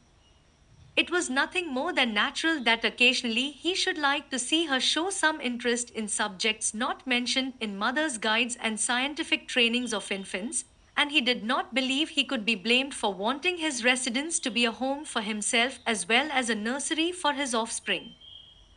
Even while he thus discontentedly argued with himself, however, Bertram called himself a selfish brute just to think such things when he had so dear and loving a wife as Billy, and so fine and splendid a baby as Bertram, Jr. He told himself, too, that very likely when they were back in their own house again, and when motherhood was not so new to her, Billy would not be so absorbed in the baby. She would return to her old interest in her husband, her music, her friends, and her own personal appearance. Meanwhile, there was always, of course, for him, his painting. So he would paint, accepting gladly what crumbs of attention fell from the baby's table, and trust to the future to make Billy none the less a mother, perhaps, but a little more the wife. Just how confidently he was counting on this coming change, Bertram hardly realized himself, but certainly the family was scarcely settled at the strata before the husband gaily proposed one evening that he and Billy should go to the theatre to see Romeo and Juliet. Billy was clearly both surprised and shocked. Why, Bertram, I can't, you know I can't, she exclaimed reprovingly. Bertram's heart sunk, but he kept a brave front. Why not? What a question! As if I'd leave baby. But, Billy, dear, you'd be gone less than 3 hours, and you say Delia's the most careful of nurses. Billy's forehead puckered into an anxious frown. I can't help it. Something might happen to him, Bertram. I couldn't be happy a minute. But, dearest, aren't you ever going to leave him? Demanded the young husband, forlornly. Why, yes, of course, when it's reasonable and necessary. I went out to the annex yesterday afternoon. I was gone almost 2 whole hours. Well, did anything happen? No, but then I telephoned, you see, several times, so I knew everything was all right. Oh, well, if that's all you want, I could telephone, you know, between every act, suggested Bertram, with a sarcasm that was quite lost on the earnest young mother. Why, yes, you could do that, couldn't you? Conceded Billy. And, of course, I haven't been anywhere much lately. Indeed, I could, agreed Bertram, with a promptness that carefully hid his surprise at her literal acceptance of what he had proposed as a huge joke. Come, is it a go? Shall I telephone to see if I can get seats? You think baby LL surely be all right? I certainly do. And you'll telephone home between every act. I will. Bertram's voice sounded almost as if he were repeating the marriage service. And we'll come straight home afterwards as fast as John and Peggy can bring us. Certainly. Then I think I'll go, breathed Billy, tremulously, plainly showing what a momentous concession she thought she was making. I do love Romeo and Juliet, and I haven't seen it for ages. Good. Then I'll find out about the tickets, cried Bertram, so elated at the prospect of having an old time evening out with his wife that even the Hafali telephones did not seem too great a price to pay. When the time came, they were a little late in starting. Baby was fretful, and though Billy usually laid him in his crib and unhesitatingly left the room, insisting that he should go to sleep by himself in accordance with the most approved rules in her scientific training, yet tonight she could not bring herself to the point of leaving the house until he was quiet. Hurried as they were when they did start, Billy was conscious of Bertram's frowning disapproval of her frock. You don't like it, of course, dear, and I don't blame you, she smiled remorsefully. Oh, I like it, that is, I did, when it was new, rejoined her husband, with apologetic frankness. But, dear, didn't you have anything else? This looks almost, well, mussy, you know. No, well, yes, maybe there were others, admitted Billy, but this was the quickest and easiest to get into, and it all came just as I was getting baby ready for bed, you know. I am a fright, though, I'll acknowledge, so far as clothes go. I haven't had time to get a thing since baby came. I must get something right away, I suppose. Yes, indeed, declared Bertram, with emphasis, hurrying his wife into the waiting automobile. Billy had to apologize again at the theatre, for the curtain had already risen on the ancient quarrel between the houses of Capulet and Montague, and Billy knew her husband's special abhorrence of tardy arrivals. Later, though, when well established in their seats, Billy's mind was plainly not with the players on the stage. Do you suppose baby is all right? she whispered after a time. Shit. Of course he is, dear. There was a brief silence during which Billy peered at her program in the semi darkness. Then she nudged her husband's arm ecstatically. Bertram, I couldn't have chosen a better play if I'd tried. There are 5 acts. I'd forgotten there were so many. That means you can telephone 4 times. Yes, dear. Bertram's voice was sternly cheerful. You must be sure they tell you exactly how baby is. All right, dear. Shit. Here's Romeo. Billy subsided. She even clapped a little in spasmodic enthusiasm. Presently, she peered at her program again. There wouldn't be time, I suppose, to telephone between the scenes, she hazarded wistfully. There are 16 of those. Well, hardly. Billy, you aren't paying one bit of attention to the play. Why, of course I am, whispered Billy indignantly. I think it's perfectly lovely, and I'm perfectly contented, too, since I found out about those 5 acts, and as long as I can't have the 16 scenes, she added, settling back in her seat. As if to prove that she was interested in the play, her next whisper, some time later, had to do with one of the characters on the stage. Who's that? The nurse? Mercy. We wouldn't want her for baby, would we? In spite of himself, Bertram chuckled this time. Billy, too, laughed at herself. Then, resolutely, she settled into her seat again. The curtain was not fairly down on the first act before Billy had laid an urgent hand on her husband's arm. Now, remember, ask if he's waked up or anything, she directed.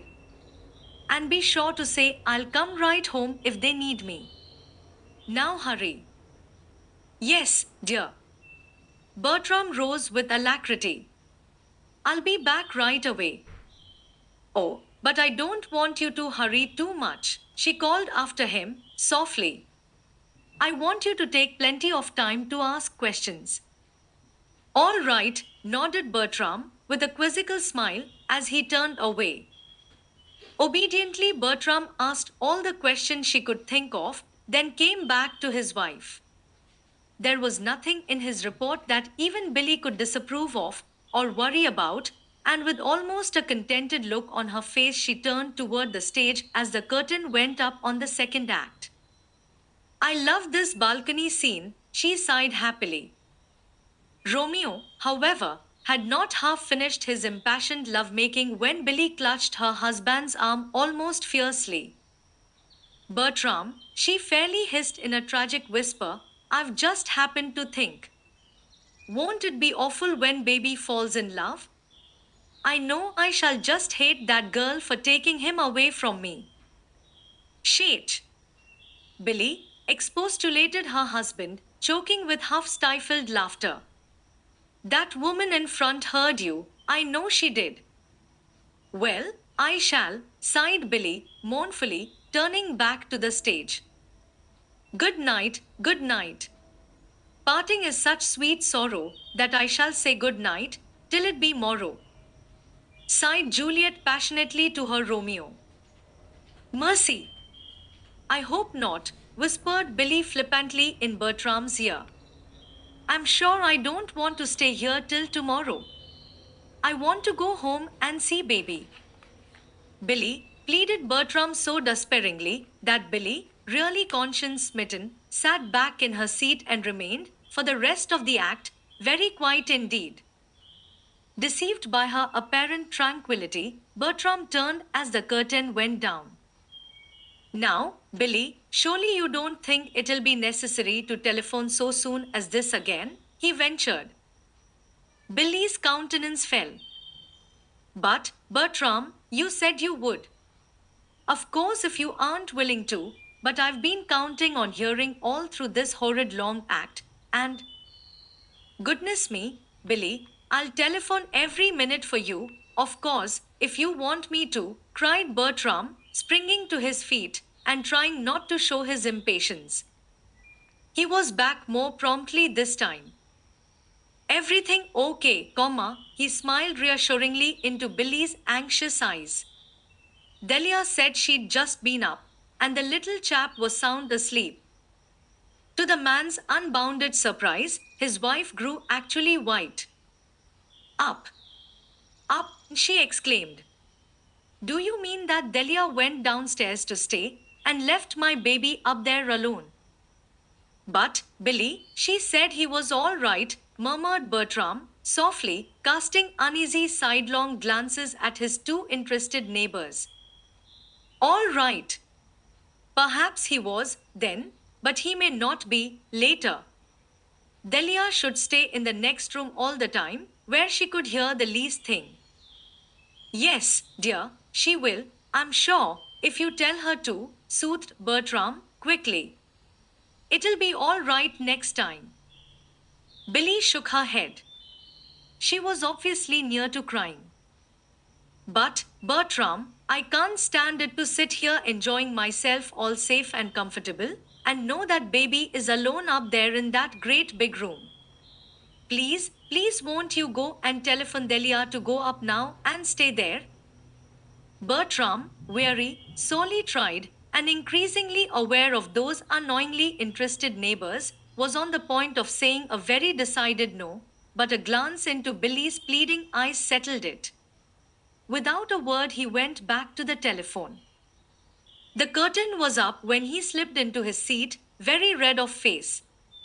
In answer to Billy's hurried whisper, he shook his head, but in the short pause between the first and second scenes, he said, in a low voice, I'm sorry, Billy, but I couldn't get the house at all. Couldn't get them. But you'd just been talking with them. That's exactly it, probably. I had just telephoned, so they weren't watching for the bell. Anyhow, I couldn't get them. Then you didn't get Delia at all? Of course not. And baby is still all alone. But he's all right, dear. Delia's keeping watch of him. For a moment there was silence, then, with clear decisiveness came Billy's voice. Bertram, I am going home. Billy. I am. Billy, for heaven's sake don't be a silly goose. The play's half over already. We'll soon be going, anyway. Billy's lips came together in a thin little determined line. Bertram, I am going home now, please, she said. You needn't come with me. I can go alone. Bertram said two words under his breath, which it was just as well, perhaps, that Billy and the neighbors did not hear. Then he gathered up their wraps and, with Billy, stalked out of the theatre. At home, everything was found to be absolutely as it should be. Bertram, Jr., was peacefully sleeping, and Delia, who had come up from downstairs, was sewing in the next room. There, you see, observed Bertram, a little solely. Billy drew a long, contented sigh. Yes, I see. Everything is all right. But that's exactly what I wanted to do, Bertram, you know, to see for myself, she finished happily. And Bertram, looking at her rapt face as she hovered over the baby's crib, called himself a brute and a beast to mind anything that could make Billy look like that. Chapter XXV. Should old acquaintance be forgot? Bertram did not ask Billy very soon again to go to the theatre. For some days, indeed, he did not ask her to do anything. Then, one evening, he did beg for some music. Billy, you haven't played to me or sung to me since I could remember, he complained. I want some music. Billy gave a merry laugh and wriggled her fingers experimentally. Mercy, Bertram. I don't believe I could play a note. You know I'm all out of practice. But why don't you practice? Why, Bertram, I can't.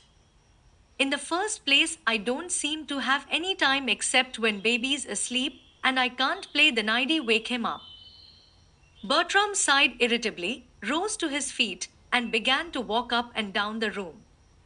He came to a pause at last, his eyes bent a trifle disapprovingly on his wife. Billy, dear, don't you wear anything but those wrapper things nowadays? He asked plaintively. Again, Billy laughed. But this time a troubled frown followed the laugh. I know, Bertram, I suppose they do look dowdy, sometimes, she confessed, but, you see, I hate to wear a really good dress, baby rumples them up so, and I'm usually in a hurry to get to him mornings, and these are so easy to slip into, and so much more comfortable for me to handle him in.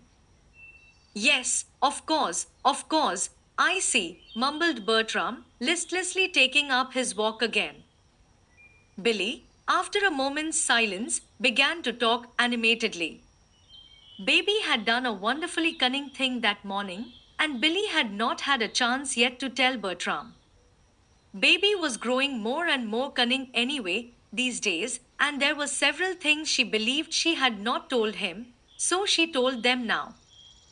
Bertram listened politely, interestedly.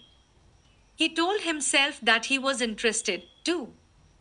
Of course, he was interested in the doings of his own child. But he still walked up and down the room a little restlessly, coming to a halt at last by the window, across which the shade had not been drawn.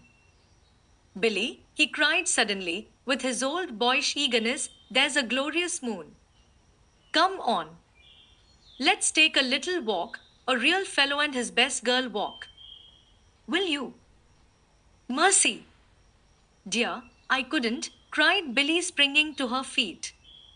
I'd love to, though, if I could, she added hastily, as she saw disappointment cloud her husband's face. But I told Delia she might go out. It isn't her regular evening, of course, but I told her I didn't mind staying with baby a bit.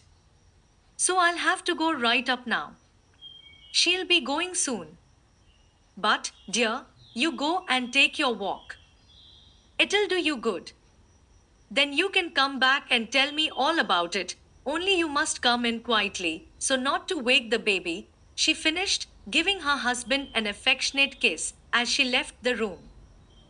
After a disconsolate 5 minutes of solitude, Bertram got his hat and coat and went out for his walk, but he told himself he did not expect to enjoy it.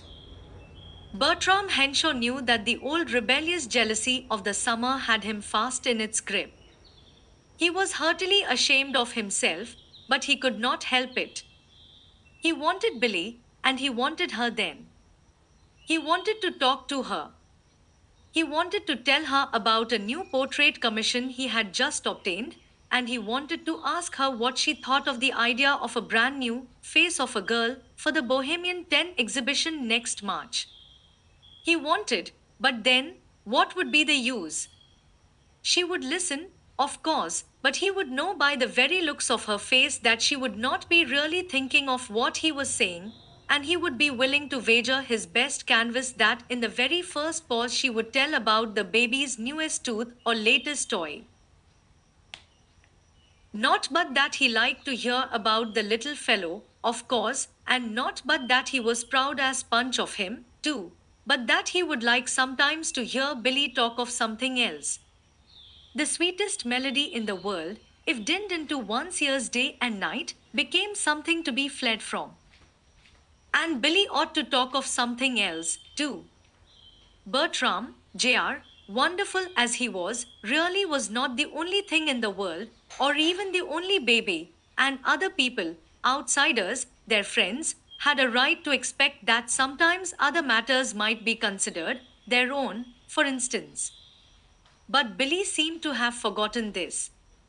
No matter whether the subject of conversation had to do with the latest novel or a trip to Europe, under Billy's guidance it invariably led straight to baby's Jack and Jill book, or to a perambulator journey in the public garden. If it had not been so serious, it would have been really funny the way all roads led straight to one goal. He himself, when alone with Billy, had started the most unusual and foreign subjects, sometimes just to see if there were not somewhere a little bypath that did not bring up in his own nursery. He never, however, found one. But it was not funny, it was serious. Was this glorious gift on parenthood to which he had looked forward as the crowning joy of his existence to be nothing but a tragedy that would finally wreck his domestic happiness? It could not be. It must not be. He must be patient and wait. Billy loved him. He was sure she did. By and by, this obsession of motherhood, which had her so fast in its grasp, would relax. She would remember that her husband had rights as well as her child. Once again, she would give him the companionship, love, and sympathetic interest so dear to him. Meanwhile, there was his work. He must bury himself in that. And fortunate, indeed, he was, he told himself, that he had something so absorbing. It was at this point in his meditations that Bertram rounded a corner and came face to face with a man who stopped him short with a jovial, "Isn't it, by George, it is Bertie Henshaw. Well, what do you think of that for luck, and me only 2 days home from Gay Party? Oh, Seaver, how are you? You are a stranger."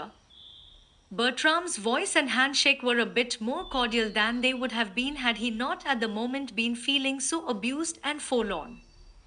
In the old days, he had liked this Bob Seaver well. Seaver was an artist like himself and was good company always. But Seaver and his crowd were a little too bohemian for William's taste, and after Billy came, she, too, had objected to what she called that horrid Seaver man. In his heart, Bertram knew that there was good foundation for their objections, so he had avoided Seaver for a time, and for some years now, the man had been abroad, somewhat to Bertram's relief. Tonight, however, Seaver's genial smile and hearty friendliness were like a sudden burst of sunshine on a rainy day, and Bertram detested rainy days.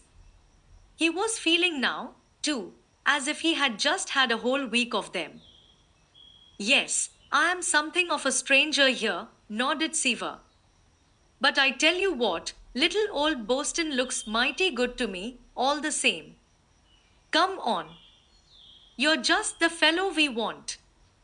I'm on my way now to the old stamping ground. Come, right about face, old chap, and come with me." Bertram shook his head. "Sorry, but I guess I can't, tonight," he sighed. Both gesture and words were unhesitating, but the voice carried the discontent of a small boy who, while the sun is still shining, has been told to come into the house. "Oh, rats! Yes, you can, too. Come on. Lots of the old crowd will be there, Griggs, Bebe, Jack Jenkins, and Tully. We need you to complete the show." "Jack Jenkins? Is he here?" A new eagerness had come into Bertram's voice. "Sure. He came on from New York last night. Great boy, Jenkins. Just back from Paris, fairly covered with medals, you know." "Yes, so I hear. I haven't seen him for 4 years. Better come tonight then." "No," began Bertram, with obvious reluctance. "It's already 9 o'clock, and—" "9 o'clock," cut in Seaver, with a broad grin. "Since when has your limit been 9 o'clock? I've seen the time when you didn't mind 9 o'clock in the morning, Bertie. What's got? Oh, I remember. I met another friend of yours in Berlin, chap named Arkwright, and say, he's some singer, you bet. You're going to hear of him one of these days. Well, he told me all about how you'd settled down now, son and heir, fireside bliss, pretty wife, and all the fixings. But, I say, Bertie, doesn't she let you out any?" "Nonsense, Seaver," flared Bertram in annoyed wrath. "Well, then, why don't you come tonight?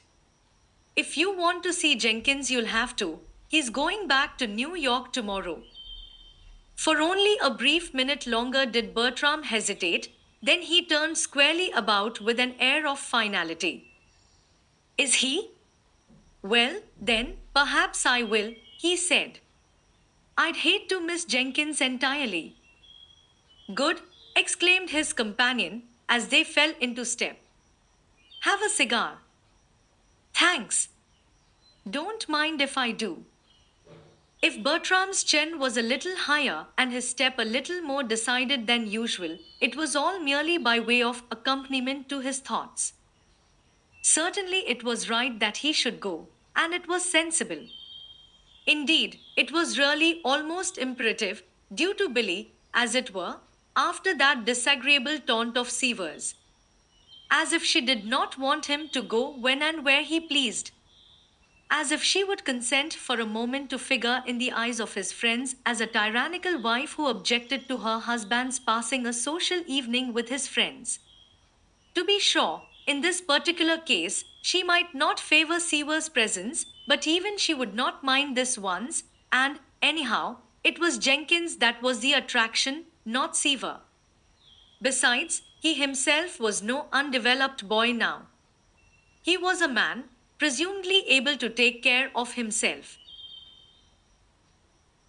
Besides, again, had not Billy herself told him to go out and enjoy the evening without her, as she had to stay with the baby? He would telephone her, of course, that he had met some old friends, and that he might be late, then she would not worry. And forthwith, having settled the matter in his mind, and to his complete satisfaction, Bertram gave his undivided attention to Seaver, who had already plunged into an account of a recent art exhibition he had attended in Paris. Chapter XXVI. Ghosts that walked for Bertram. October proved to be unusually mild, and about the middle of the month, Bertram, after much unselfish urging on the part of Billy, went to a friend's camp in the Adirondacks for a week's stay. He came back with an angry, lugubrious face and a broken arm. Oh, Bertram. And your right one, too, the same one you broke before, moaned Billy, tearfully. Of course, retorted Bertram, trying in vain to give an air of jauntiness to his reply. Didn't want to be too changeable, you know. But how did you do it, dear? Fell into a silly little hole covered with underbrush. But, oh, Billy, what's the use? I did it, and I can't undo it, more's the pity. Of course you can't, you poor boy, sympathized Billy, and you shan't be tormented with questions. We'll just be thankful 'twas no worse. You can't paint for a while, of course, but we won't mind that. It'll just give baby and me a chance to have you all to ourselves for a time, and we'll love that. Yes, of course, sighed Bertram, so abstractedly that Billy bridled with pretty resentment. Well, I like your enthusiasm, sir, she frowned. I'm afraid you don't appreciate the blessings you do have, young man. Did you realize what I said? I remarked that you could be with baby and me, she emphasized. Bertram laughed and gave his wife an affectionate kiss. Indeed, I do appreciate my blessings, dear, when those blessings are such treasures as you and baby, but only his doleful eyes fixed on his injured arm finished his sentence. I know, dear, of course, and I understand, murmured Billy, all tenderness at once. They were not easy for Bertram, those following days. Once again he was obliged to accept the little intimate personal services that he so disliked. Once again he could do nothing but read, or wander disconsolately into his studio and gaze at his half-finished face of a girl. Occasionally, it is true, driven nearly to desperation by the haunting vision in his mind's eye, he picked up a brush and attempted to make his left hand serve his will, but a bare half-dozen irritating, ineffectual strokes were usually enough to make him throw down his brush in disgust. He never could do anything with his left hand, he told himself dejectedly. Many of his hours, of course, he spent with Billy and his son, and they were happy hours, too. But they always came to be restless once before the day was half over. Billy was always devotion itself to him. When she was not attending to the baby, he had no fault to find with Billy. And the baby was delightful, he could find no fault with the baby. But the baby was fretful, he was teething, Billy said, and he needed a great deal of attention. So, naturally, Bertram drifted out of the nursery after a time and went down into his studio, where were his dear, empty palette, his orderly brushes, and his tantalizing face of a girl. From the studio, generally, Bertram went out onto the street. Sometimes he dropped into a fellow artist's studio. Sometimes he strolled into a club or cafe where he knew he would be likely to find some friend who would help him while away a tiresome hour. Bertram's friends quite vied with each other in rendering this sort of aid, so much so, indeed, that, naturally, perhaps, Bertram came to call on their services more and more frequently. Particularly was this the case when, after the splints were removed, Bertram found, as the days passed, that his arm was not improving as it should improve. This not only disappointed and annoyed him, but worried him.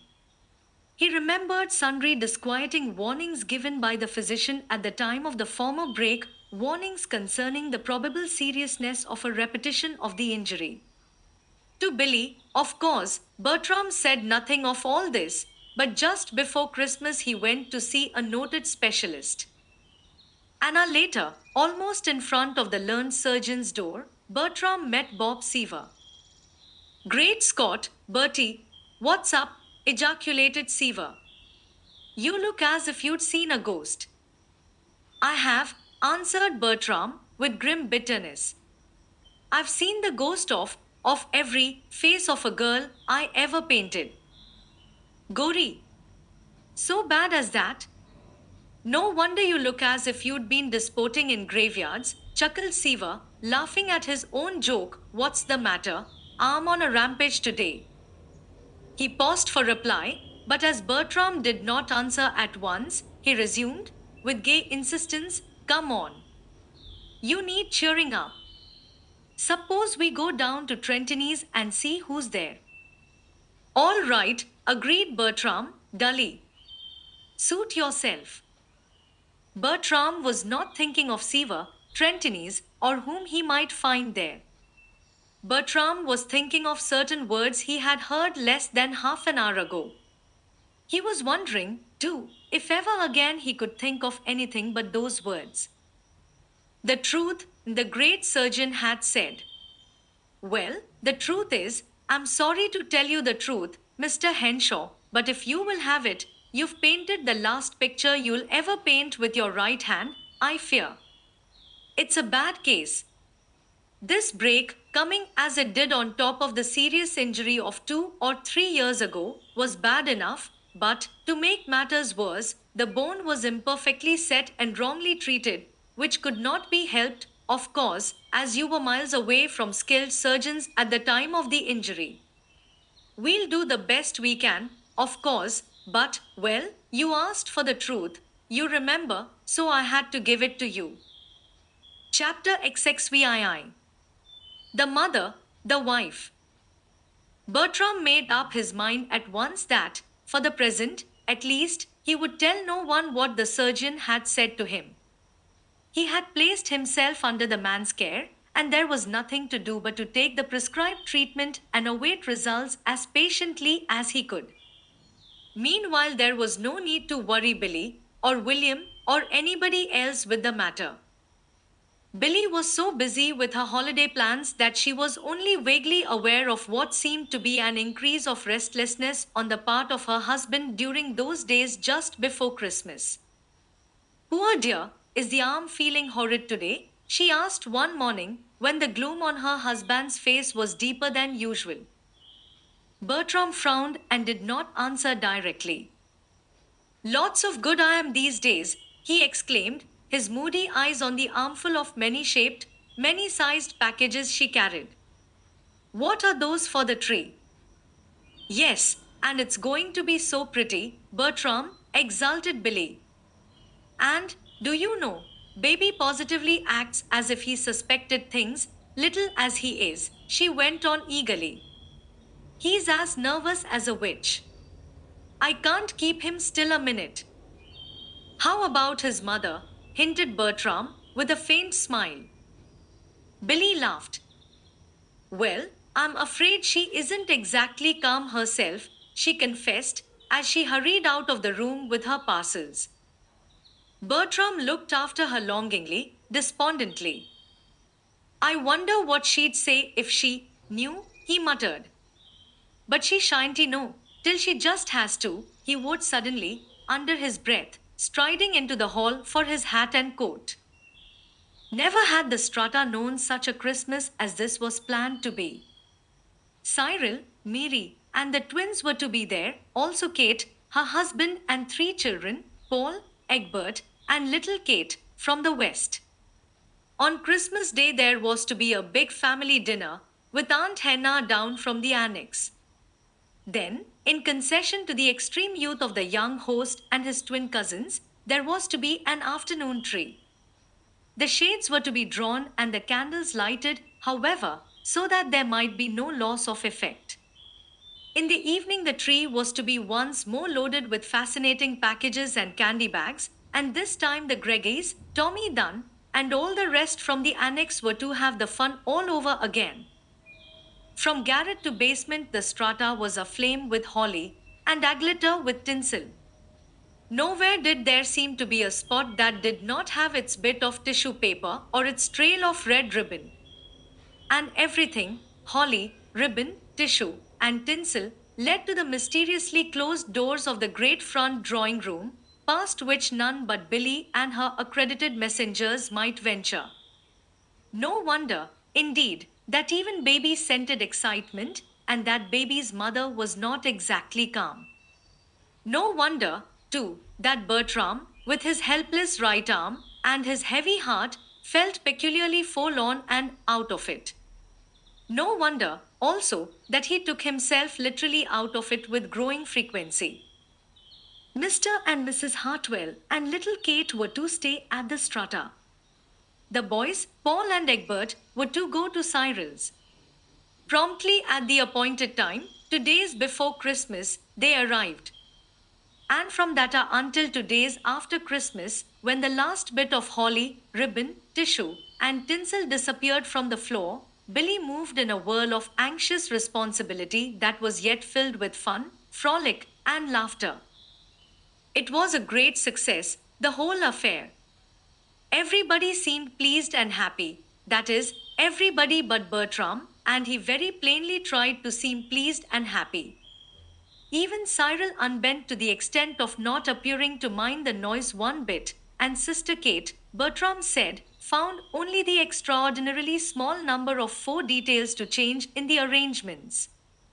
Baby obligingly let his teeth getting go for the occasion, and he and the twins, Franz and Felix, were the admiration and delight of all.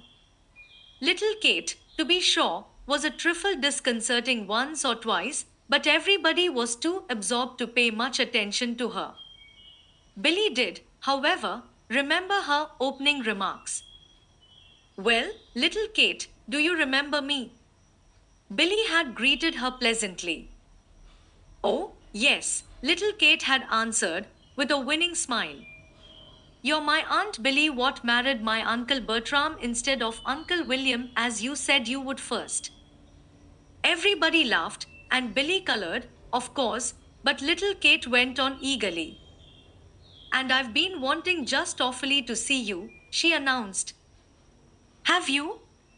I'm glad, I'm sure. I feel highly flattered, smiled Billy. Well, I have. You see, I wanted to ask you something. Have you ever wished that you had married Uncle William instead of Uncle Bertram, or that you tried for Uncle Cyril before Auntie Murray got him? Kate, gasped her horrified mother. I told you, you see, she broke off, turning to Billy despairingly. She's been pestering me with questions like that ever since she knew she was coming. She never has forgotten the way you changed from one uncle to the other. You may remember, it made a great impression on her at the time. Yes, I remember, stammered Billy, trying to laugh off her embarrassment. But you haven't told me yet whether you did wish you'd married Uncle William or Uncle Cyril, interposed little Kate persistently. No, no, of course not, exclaimed Billy, with a vivid blush, casting her eyes about for a door of escape and rejoicing greatly when she spied Delia with the baby coming toward them. There, look, my dear, here's your new cousin, little Bertram, she exclaimed. Don't you want to see him? Little Kate turned dutifully. Yes, Aunt Billy, but I'd rather see the twins. Mother says they're real pretty and cunning. Why yes, they are, murmured Billy, on whom the emphasis of the there had not been lost. Naturally, as may be supposed, therefore, Billy had not forgotten little Kate's opening remarks. Immediately after Christmas, Mr. Hartwell and the boys went back to their western home, leaving Mrs. Hartwell and her daughter to make a round of visits to friends in the east. For almost a week after Christmas, they remained at the Strata, and it was on the last day of their stay that little Kate asked the question that proved so momentous in results. Billy, almost unconsciously, had avoided tete-a-tetes with her small guest. But today they were alone together. Aunt Billy, began the little girl, after a meditative gaze into the other's face, you are married to Uncle Bertram, aren't you? I certainly am, my dear, smiled Billy, trying to speak unconcernedly. Well, then, what makes you forget it? What makes me forget? Why, child, what a question. What do you mean? I don't forget it, exclaimed Billy, indignantly. Then what did mother mean? I heard her tell Uncle William myself, she didn't know I heard, though, that she did wish you'd remember you were Uncle Bertram's wife as well as Cousin Bertram's mother. Billy flushed scarlet, then grew very white. At that moment, Mrs. Hartwell came into the room. Little Kate turned triumphantly. There, she hasn't forgotten, and I knew she hadn't, mother. I asked her just now, and she said she hadn't.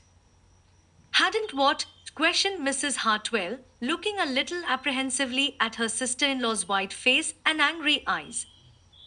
Hadn't forgotten that she was Uncle Bertram's wife. Kate, interposed Billy, steadily meeting her sister-in-law's gaze, will you be good enough to tell me what this child is talking about? Mrs. Hartwell sighed and gave an impatient gesture. Kate, I've a mind to take you home on the next train, she said to her daughter. Run away, now, downstairs. Your Aunt Billy and I want to talk. Come, hurry. I mean what I say, she added warningly, as she saw unmistakable signs of rebellion on the small young face. I wish, pouted little Kate, rising reluctantly and moving toward the door, that you didn't always send me away just when I wanted most to stay. Well, Kate, prompted Billy, as the door closed behind the little girl. Yes, I suppose I'll have to say it now, as long as that child has put her finger in the pie. But I hadn't intended to speak, no matter what I saw. I promised myself I wouldn't, before I came. I know, of course, how Bertram and Cyril, and William, too, say that I'm always interfering in affairs that don't concern me, though, for that matter, if my own brother's affairs don't concern me, I don't know whose should. But, as I said, I wasn't going to speak this time, no matter what I saw. And I haven't, except to William, and Cyril, and Aunt Henna, but I suppose somewhere little Kate got hold of it. It's simply this, Billy. It seems to me it's high time you began to realize that you're Bertram's wife as well as the baby's mother. I am. I don't think I quite understand, said Billy unsteadily. No, I suppose you don't, sighed Kate, though where your eyes are, I don't see, or, rather, I do see, there on the baby, always. It's all very well and lovely, Billy, to be a devoted mother, and you certainly are that. I'll say that much for you, and I'll admit I never thought you would be. But can't you see what you're doing to Bertram? Doing to Bertram by being a devoted mother to his son. Yes, doing to Bertram. Can't you see what a change there is in the boy? He doesn't act like himself at all. He's restless and gloomy and entirely out of sorts. Yes, I know, but that's his arm, pleaded Billy. Poor boy, he's so tired of it. Kate shook her head decisively. It's more than his arm, Billy. You'd see it yourself if you weren't blinded by your absorption in that baby. Where is Bertram every evening? Where is he daytimes? Do you realize that he's been at home scarcely one evening since I came? And as for the days, he's almost never here. But, Kate, he can't paint now, you know, so of course he doesn't need to stay so closely at home, defended Billy. He goes out to find distraction from himself. Yes, distraction, indeed, sniffed Kate. And where do you suppose he finds it? Do you know where he finds it? I tell you, Billy, Bertram Henshaw is not the sort of man that should find too much distraction outside his home. His tastes and his temperament are altogether too bohemian, and Billy interrupted with a peremptorily upraised hand. Please remember, Kate, you are speaking of my husband to his wife, and his wife has perfect confidence in him, and is just a little particular as to what you say. Yes, well, I'm speaking of my brother, too, whom I know very well, shrugged Kate. All is, you may remember sometime that I warned you, that's all. This trusting business is all very pretty, but I think 'twould be a lot prettier and a vast deal more sensible if you'd give him a little attention as well as trust, and see if you can't keep him at home a bit more. At least you'll know whom he's with, then. Cyril says he saw him last week with Bob Seaver. With Bob Seaver, faltered Billy, changing color. Yes. I see you remember him, smiled Kate, not quite agreeably. Perhaps now you'll take some stock in what I've said, and remember it. I'll remember it, certainly, returned Billy, a little proudly. You've said a good many things to me in the past, Mrs. Hartwell, and I've remembered them all, every one. It was Kate's turn to flush, and she did it. Yes, I know. And I presume very likely sometimes there hasn't been much foundation for what I've said. I think this time, however, you'll find there is, she finished, with an air of hurt dignity. Billy made no reply, perhaps because Delia, at that moment, brought in the baby. Mrs. Hartwell and little Kate left the strata the next morning. Until then, Billy contrived to keep, before them, a countenance serene and a manner free from unrest. Even when, after dinner that evening, Bertram put on his hat and coat and went out, Billy refused to meet her sister in law's meaning gaze. But in the morning, after they had left the house, Billy did not attempt to deceive herself. Determinedly, then, she set herself to going over in her mind the past months since the baby came, and she was appalled at what she found. Ever in her ears, too, was that feared name, Bob Seaver, and ever before her eyes was that night years ago when, as an 18-year-old girl, she had followed Bertram and Bob Seaver into a glittering cafe at 11 o'clock at night because Bertram had been drinking and was not himself. She remembered Bertram's face when he had seen her, and what he had said when she begged him to come home. She remembered, too, what the family had said afterward. But she remembered, also, that years later Bertram had told her what that escapade of hers had really done for him, and that he believed he had actually loved her from that moment. After that night, at all events, he had had little to do with Bob Seaver. And now Seaver was back again, it seemed, and with Bertram. They had been seen together. But if they had, what could she do? Surely she could hardly now follow them into a public cafe and demand that Seaver let her husband come home. But she could keep him at home, perhaps. Billy quite brightened at this thought. Kate had said that she was so absorbed in baby that her husband received no attention at all. Billy did not believe this was true, but if it were true, she could at least rectify that mistake. If it were attention that he wanted, he should want no more. Poor Bertram. No wonder that he had sought distraction outside. When one had a horrid broken arm that would not let one do anything, what else could one do? Just here, Billy suddenly remembered the book, A Talk to Young Wives. If she recollected rightly, there was a chapter that covered the very claim Kate had been making.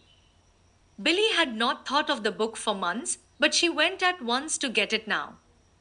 There might be, after all, something in it that would help her. The coming of the first baby.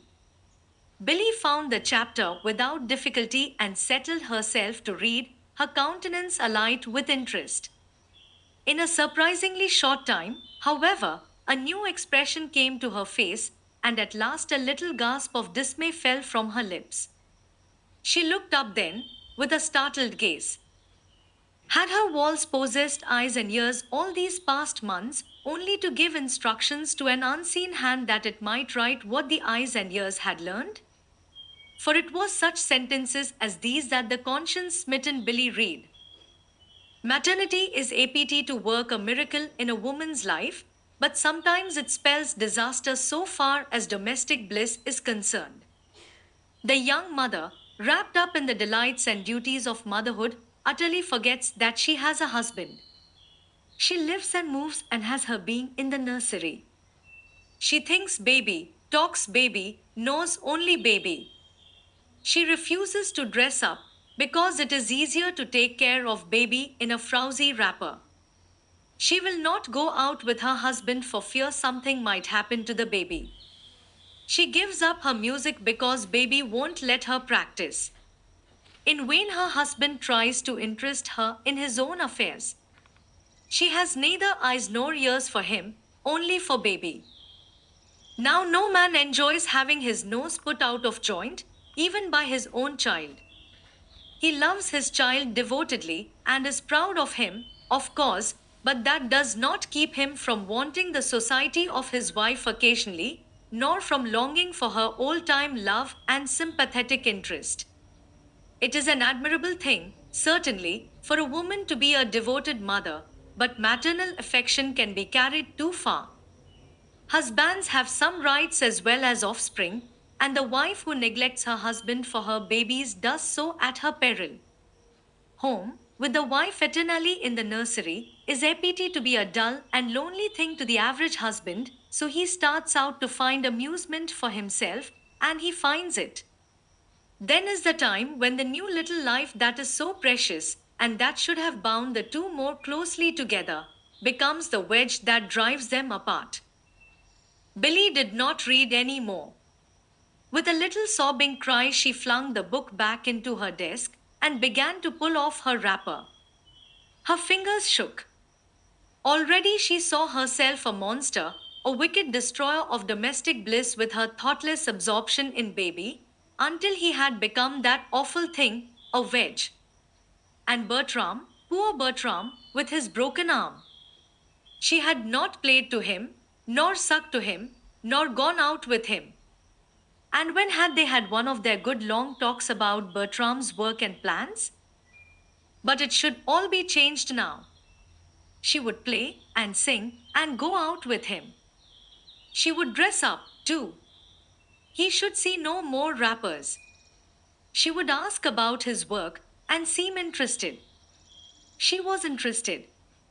She remembered now that just before he was hurt, he had told her of a new portrait and of a new face of a girl that he had planned to do.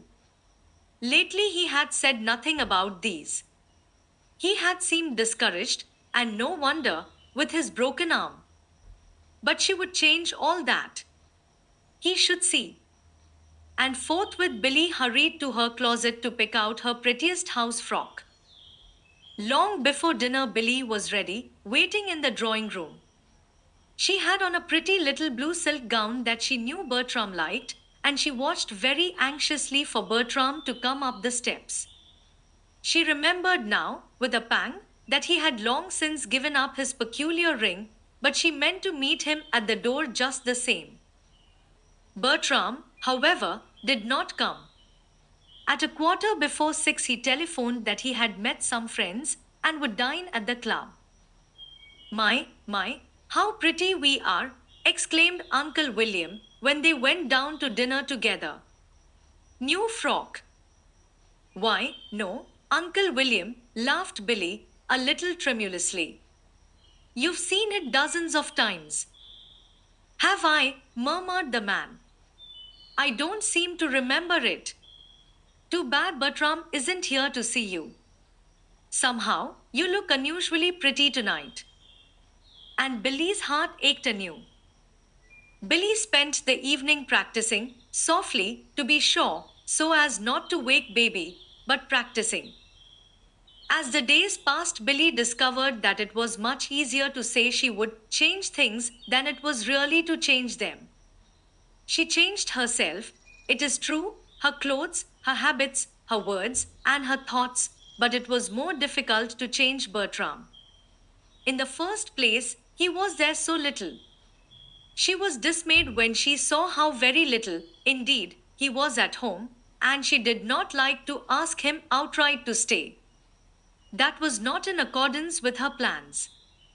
Besides, the talk to young wives said that indirect influence was much to be preferred always to direct persuasion, which last, indeed, usually failed to produce results. So Billy dressed up and practiced and talked of anything but the baby, and even hinted shamelessly once or twice that she would like to go to the theatre, but all to little avail. True, Bertram brightened up for a minute when he came home and found her in a new or a favorite dress, and he told her how pretty she looked. He appeared to like to have her play to him, too, even declaring once or twice that it was quite like old times. Yes, it was. But he never noticed her hints about the theatre, and he did not seem to like to talk about his work, even a little bit. Billy laid this last fact to his injured arm. She decided that he had become blue and discouraged, and that he needed cheering up, especially about his work, so she determinedly and systematically set herself to doing it. She talked of the fine work he had done, and of the still finer work he would yet do, when his arm was well. She told him how proud she was of him, and she let him see how dear his art was to her, and how badly she would feel if she thought he had really lost all his interest in his work and would never paint again. She questioned him about the new portrait he was to begin as soon as his arm would let him, and she tried to arouse his enthusiasm in the picture he had planned to show in the March exhibition of the Bohemian Ten, telling him that she was sure his arm would allow him to complete at least one canvas to hang. In none of this, however, did Bertram appear in the least interested. The one thing, indeed, which he seemed not to want to talk about was his work, and he responded to her overtures on the subject with only moody silence, or else with almost irritable monosyllables, all of which not only grieved but surprised Billy very much. For, according to the Talk to Young Wives, she was doing exactly what the ideal, sympathetic, interested in her husband's work wife should do. When February came, bringing with it no change for the better, Billy was thoroughly frightened. Bertram's arm plainly was not improving. He was more gloomy and restless than ever. He seemed not to want to stay at home at all, And Billy knew now for a certainty that he was spending more and more time with Bob Seaver and the boys. Poor Billy! Nowhere could she look these days and see happiness.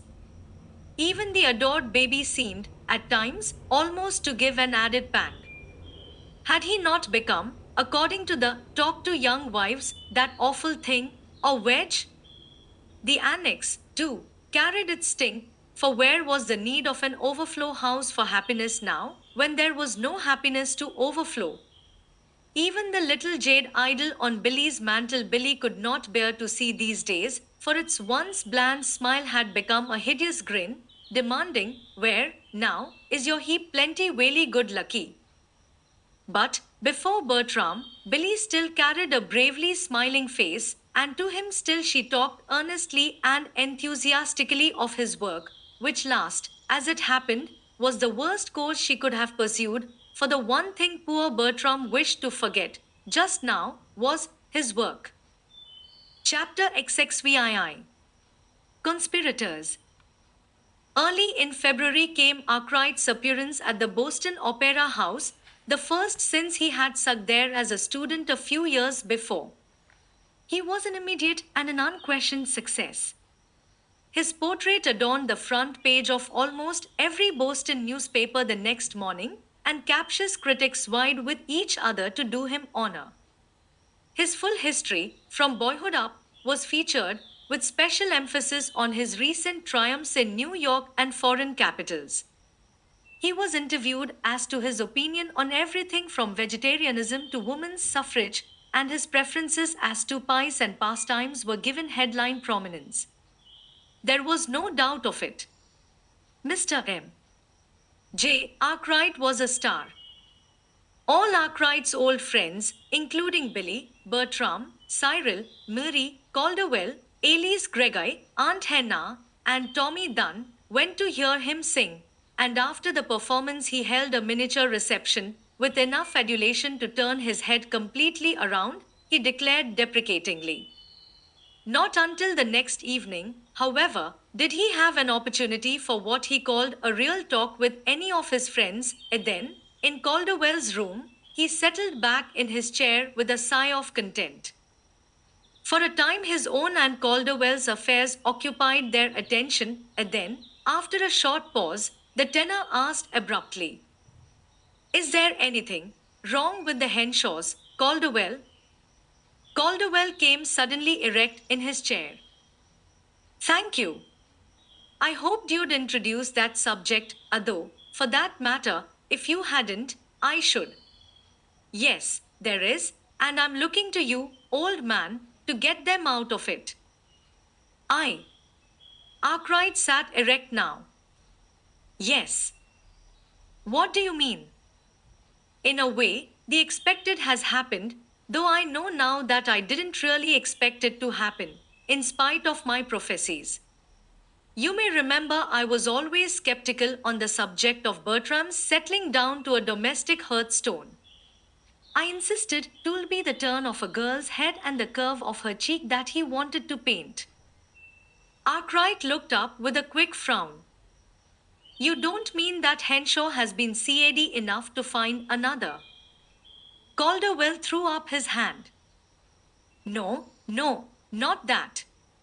We haven't that to deal with yet, thank goodness. There's no woman in it. And, really, when you come right down to it, if ever a fellow had an excuse to seek diversion, Bertram Henshaw has, poor chap. It's just this. Bertram broke his arm again last October." "Yes, so I hear, and I thought he was looking badly." "He is. It's a bad business. 'Twas improperly set in the first place, and it's not doing well now. In fact, I'm told on pretty good authority that the doctor says he probably will never use it again." "Oh, by George!" "Calderwell." "Yes. Tough, isn't it? Especially when you think of his work, and know, as I happen to, that he's particularly dependent on his right hand for everything. He doesn't tell this generally, and I understand Billy and the family know nothing of it, How hopeless the case is, I mean. Well, naturally, the poor fellow has been pretty thoroughly discouraged, and to get away from himself, he's gone back to his old bohemian habits, spending much of his time with some of his old cronies that are none too good for him. Seaver, for instance. Bob Seaver? Yes, I know him. Arkwright's lips snapped together crisply. Yes. He said he knew you. That's why I'm counting on your help. What do you mean? I mean, I want you to get Henshaw away from him and keep him away. Arkwright's face darkened with an angry flush. Great Scott, Calderwell. What are you talking about? Henshaw is no kid to be toted home, and I'm no nursery governess to do the toting. Calderwell laughed quietly. No, I don't think anyone would take you for a nursery governess, Arkwright, in spite of the fact that you are still known to some of your friends as Mary Jane. But you can sing a song, man, which will promptly give you a through ticket to their innermost sacred circle.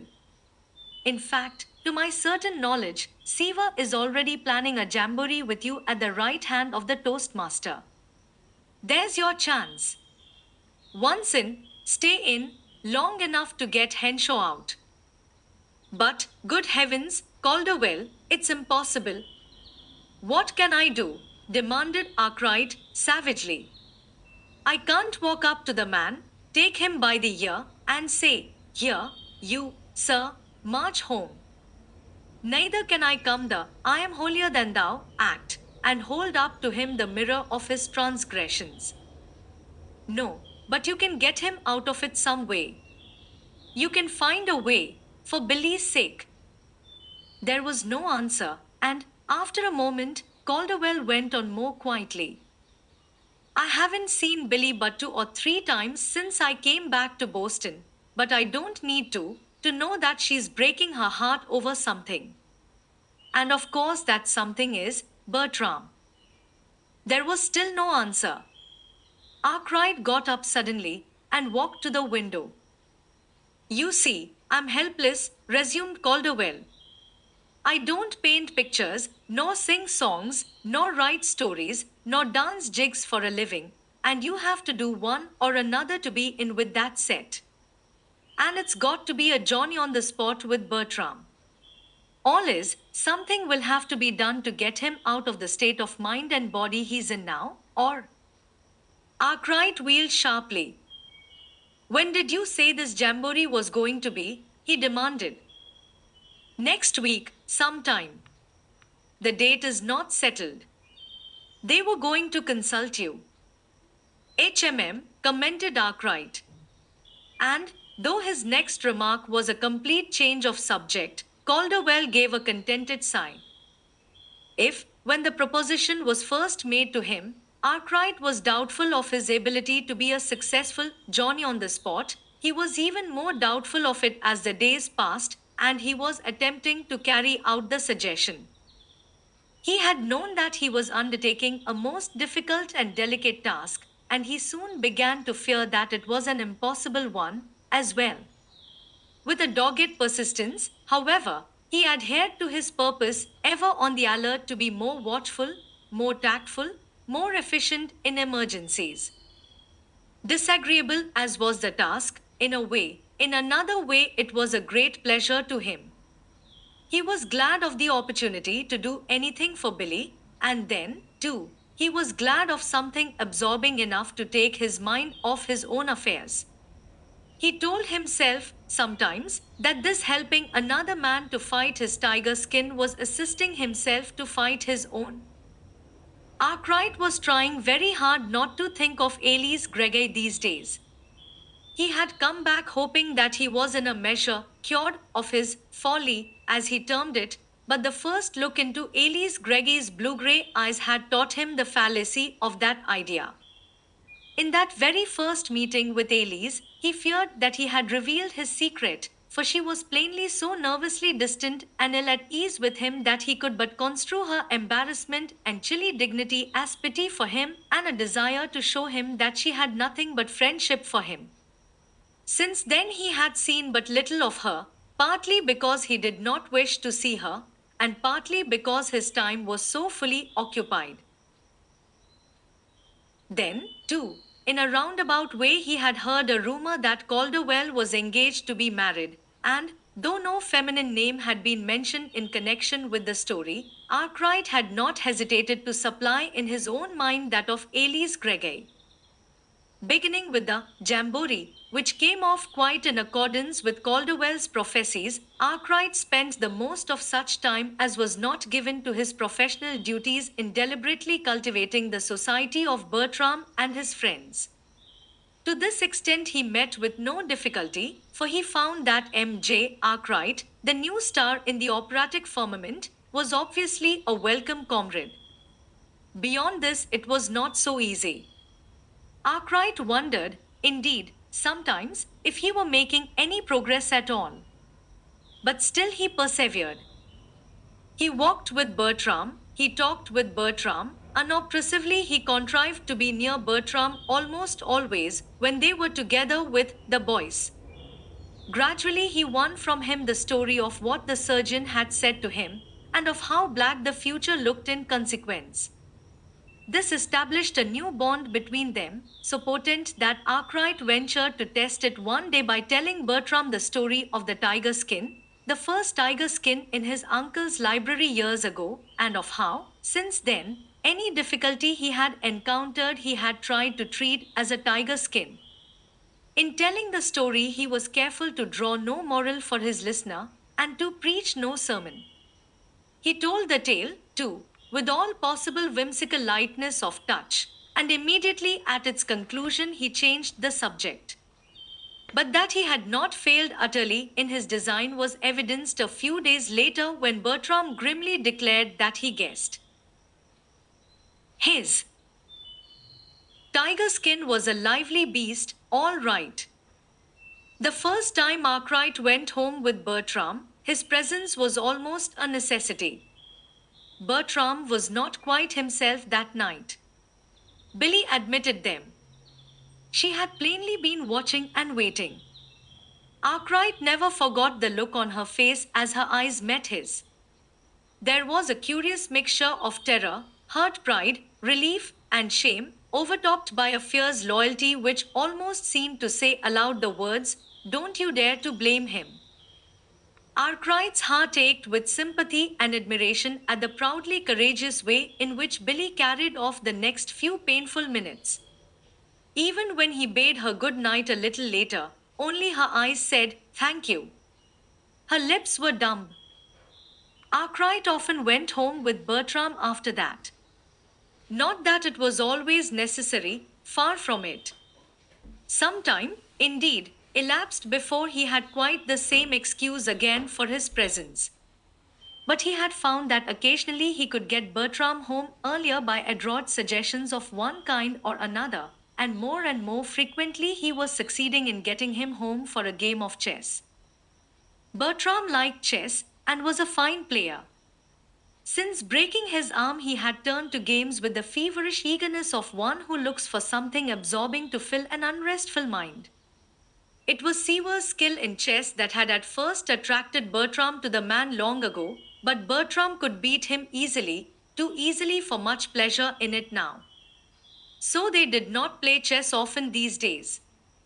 Bertram had found that, in spite of his injury, he could still take part in other games, and some of them, if not so intricate as chess, were at least more apt to take his mind off himself, especially if there were a bit of money up to add zest and interest. As it happened, however, Bertram learned one day that Arkwright could play chess, and play well, too, as he discovered after their first game together. This fact contributed not a little to such success as Arkwright was having in his efforts to wean Bertram from his undesirable companions, for Bertram soon found out that Arkwright was more than a match for himself, and the occasional games he did succeed in winning only whetted his appetite for more. Many an evening now, therefore, was spent by the two men in Bertram's den, with Billy anxiously hovering near, her eyes longingly watching either her husband's absorbed face or the pretty little red and white ivory figures which seemed to possess so wonderful a power to hold his attention. In spite of her joy at the chessmen's efficacy in keeping Bertram at home, however, she was almost jealous of them. Mr. Arkwright, couldn't you show me how to play sometime? She said wistfully one evening when the momentary absence of Bertram had left the two alone together. I used to watch Bertram and Mary play years ago, but I never knew how to play myself. Not that I can see where the fun is in just sitting staring at a chessboard for half an hour at a time, though. But Bertram likes it, and so I want to learn to stare with him. Will you teach me? I should be glad to, smiled Arkwright. Then will you come, maybe, sometimes when Bertram is at the doctor's? He goes every Tuesday and Friday at 3 o'clock for treatment.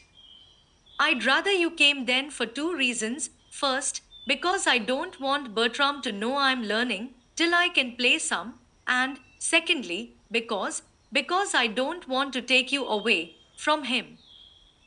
The last words were spoken very low and were accompanied by a painful blush. It was the first time Billy had ever hinted to Arkwright, in words, that she understood what he was trying to do. I'll come next Tuesday, promised Arkwright, with a cheerfully unobservant air. Then Bertram came in, bringing the book of chess problems, for which he had gone upstairs. Chapter XXIX Chess. Promptly at 3 o'clock Tuesday afternoon, Arkwright appeared at the strata, and for the next hour Billy did her best to learn the names and the moves of the pretty little ivory men. But at the end of the hour she was almost ready to give up in despair. If there weren't so many kinds, and if they didn't all insist on doing something different, it wouldn't be so bad, she sighed. But how can you be expected to remember which goes diagonal, and which crisscross, and which can't go but one square, and which can skip way across the board, especially when that little pawn thing can go straight ahead to squares sometimes, and the next minute only one, except when it takes things, and then it goes crooked one square, and when that tiresome little horse tries to go all ways at once, and can jump round and hurdle over anybody's head. Even the kings, how can you expect folks to remember? But, then, Bertram remembers, she added, resolutely, so I guess I can. Whenever possible, after that, Arkwright came on Tuesdays and Fridays, and, in spite of her doubts, Billy did very soon begin to remember. Spurred by her great desire to play with Bertram and surprise him, Billy spared no pains to learn well her lessons. Even among the baby's books and playthings these days might be found a manual of chess, for Billy pursued her study at all hours, and some nights even her dreams were of ruined castles where kings and queens and bishops disported themselves, with pawns for servants, and where a weird knight on horseback used the castle's highest tower for a hurdle, landing always 100 yards to one side of where he would be expected to come down. It was not long, of course, before Billy could play a game of chess, after a fashion, but she knew just enough to realize that she actually knew nothing, and she knew, too, that until she could play a really good game, her moves would not hold Bertram's attention for 1 minute. Not at present, therefore, was she willing Bertram should know what she was attempting to do. Billy had not yet learned what the great surgeon had said to Bertram. She knew only that his arm was no better, and that he never voluntarily spoke of his painting. Over her now seemed to be hanging a vague horror. Something was the matter. She knew that. But what it was she could not fathom. She realized that Arkwright was trying to help, and her gratitude, though silent, knew no bounds. Not even to Aunt Hannah or Uncle William could she speak of this thing that was troubling her. That they, too, understood, in a measure, she realized. But still she said no word. Billy was wearing a proud little air of aloofness these days that was heartbreaking to those who saw it and read it aright for what it was, loyalty to Bertram, no matter what happened. And so Billy pored over her chessboard feverishly, tirelessly, having ever before her longing eyes the dear time when Bertram, across the table from her, should sit happily staring for half an hour at a move she had made. Whatever Billy's chess playing was to signify, however, in her own life, it was destined to play a part in the lives of two friends of hers that was most unexpected. During Billy's very first lesson, as it chanced, Elise Gregay called and found Billy and Arkwright so absorbed in their game that they did not at first hear Eliza speak her name. The quick color that flew to Arkwright's face at sight of herself was construed at once by Elise as embarrassment on his part at being found tete-a-tete with Bertram Henshaw's wife. And she did not like it. She was not pleased that he was there. She was less pleased that he blushed for being there. It so happened that Elise found him there again several times. Elise gave a piano lesson at 2 o'clock every Tuesday and Friday afternoon to a little Beacon Street neighbor of Billy's, and she had fallen into the habit of stepping in to see Billy for a few minutes afterward, which brought her there at a little past 3, just after the chess lesson was well started. If, the first time that Elise Gregay found Arkwright opposite Billy at the chess table, she was surprised and displeased, the second and third times she was much more so. When it finally came to her one day with sickening illumination, that always the tete-a-tetes were during Bertram's or at the doctor's, she was appalled. What could it mean? Had Arkwright given up his fight? Was he playing false to himself and to Bertram by trying thus, on the sly, to win the love of his friend's wife? Was this man, whom she had so admired for his brave stand, and to whom all unasked she had given her heart's best love, more the pity of it? Was this idol of hers to show feet of clay, after all? She could not believe it. And yet, sick at heart, but imbued with the determination of a righteous cause, Elise Gregay resolved, for Billy's sake, to watch and wait. If necessary, she should speak to someone, though to whom she did not know. Billy's happiness should not be put in jeopardy if she could help it. Indeed, no. As the weeks passed, Elise came to be more and more uneasy, distressed, and grieved. Of Billy she could believe no evil, but of Arkwright she was beginning to think she could believe everything that was dishonorable and despicable. And to believe that of the man she still loved, no wonder that Elise did not look nor act like herself these days.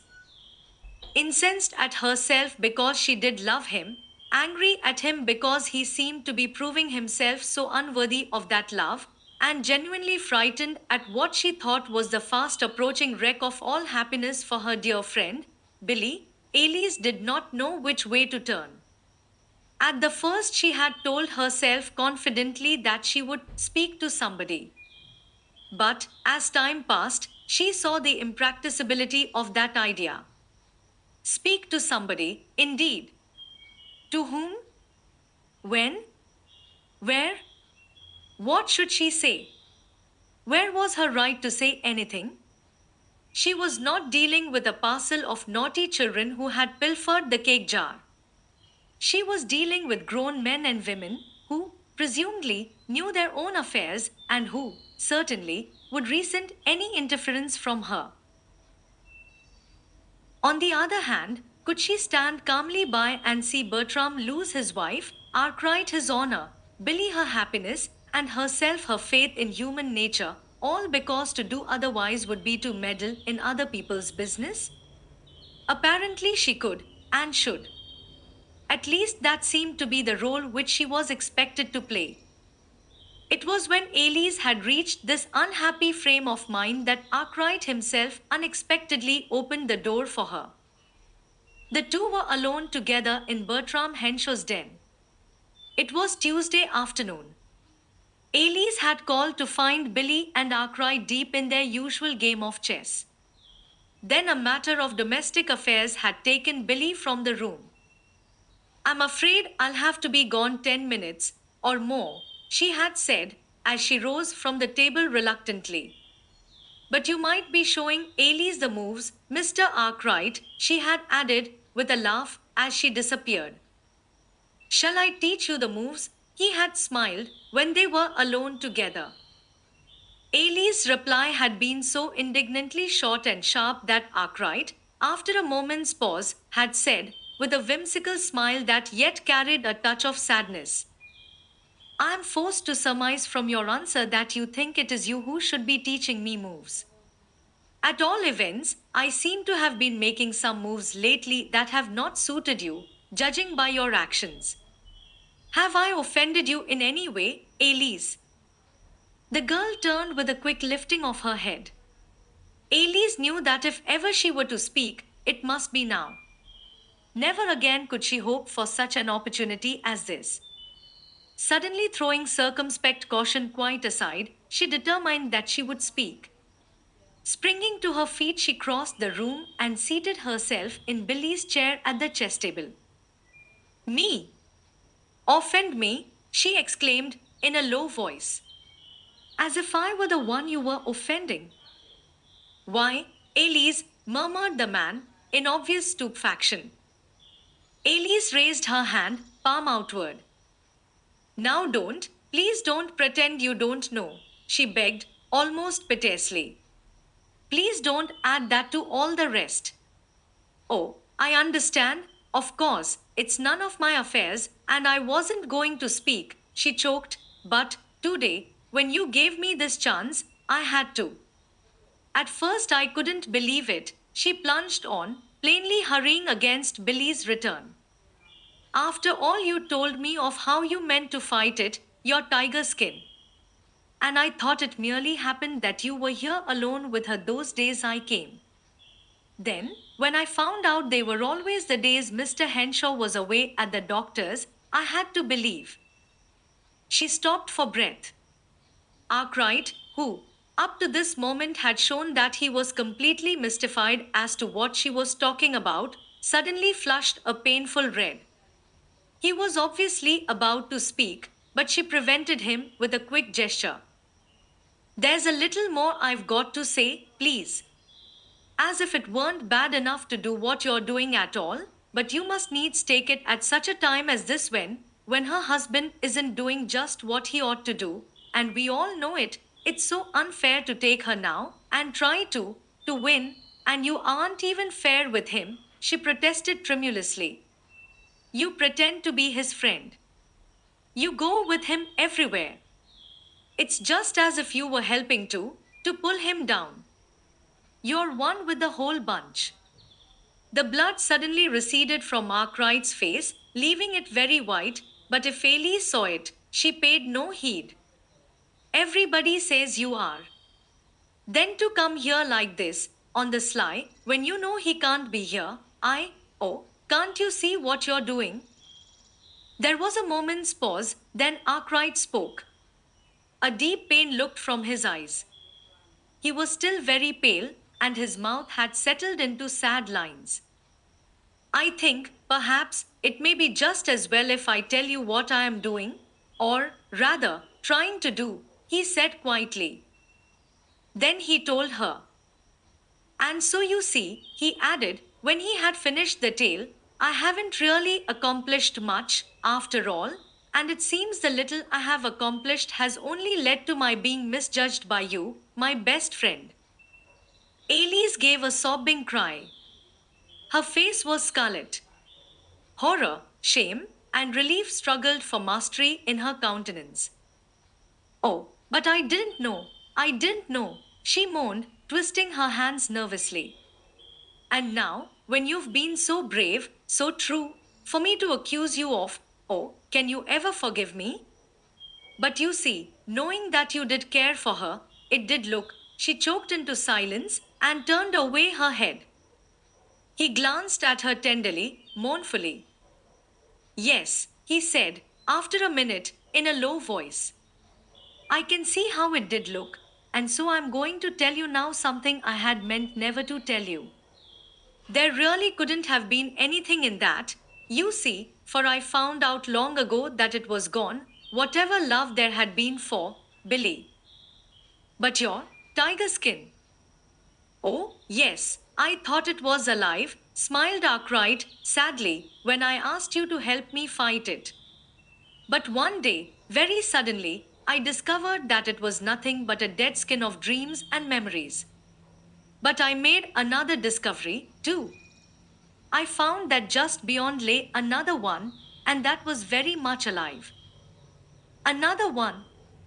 Elise turned to him in wonder. But you never asked me to help you fight that one.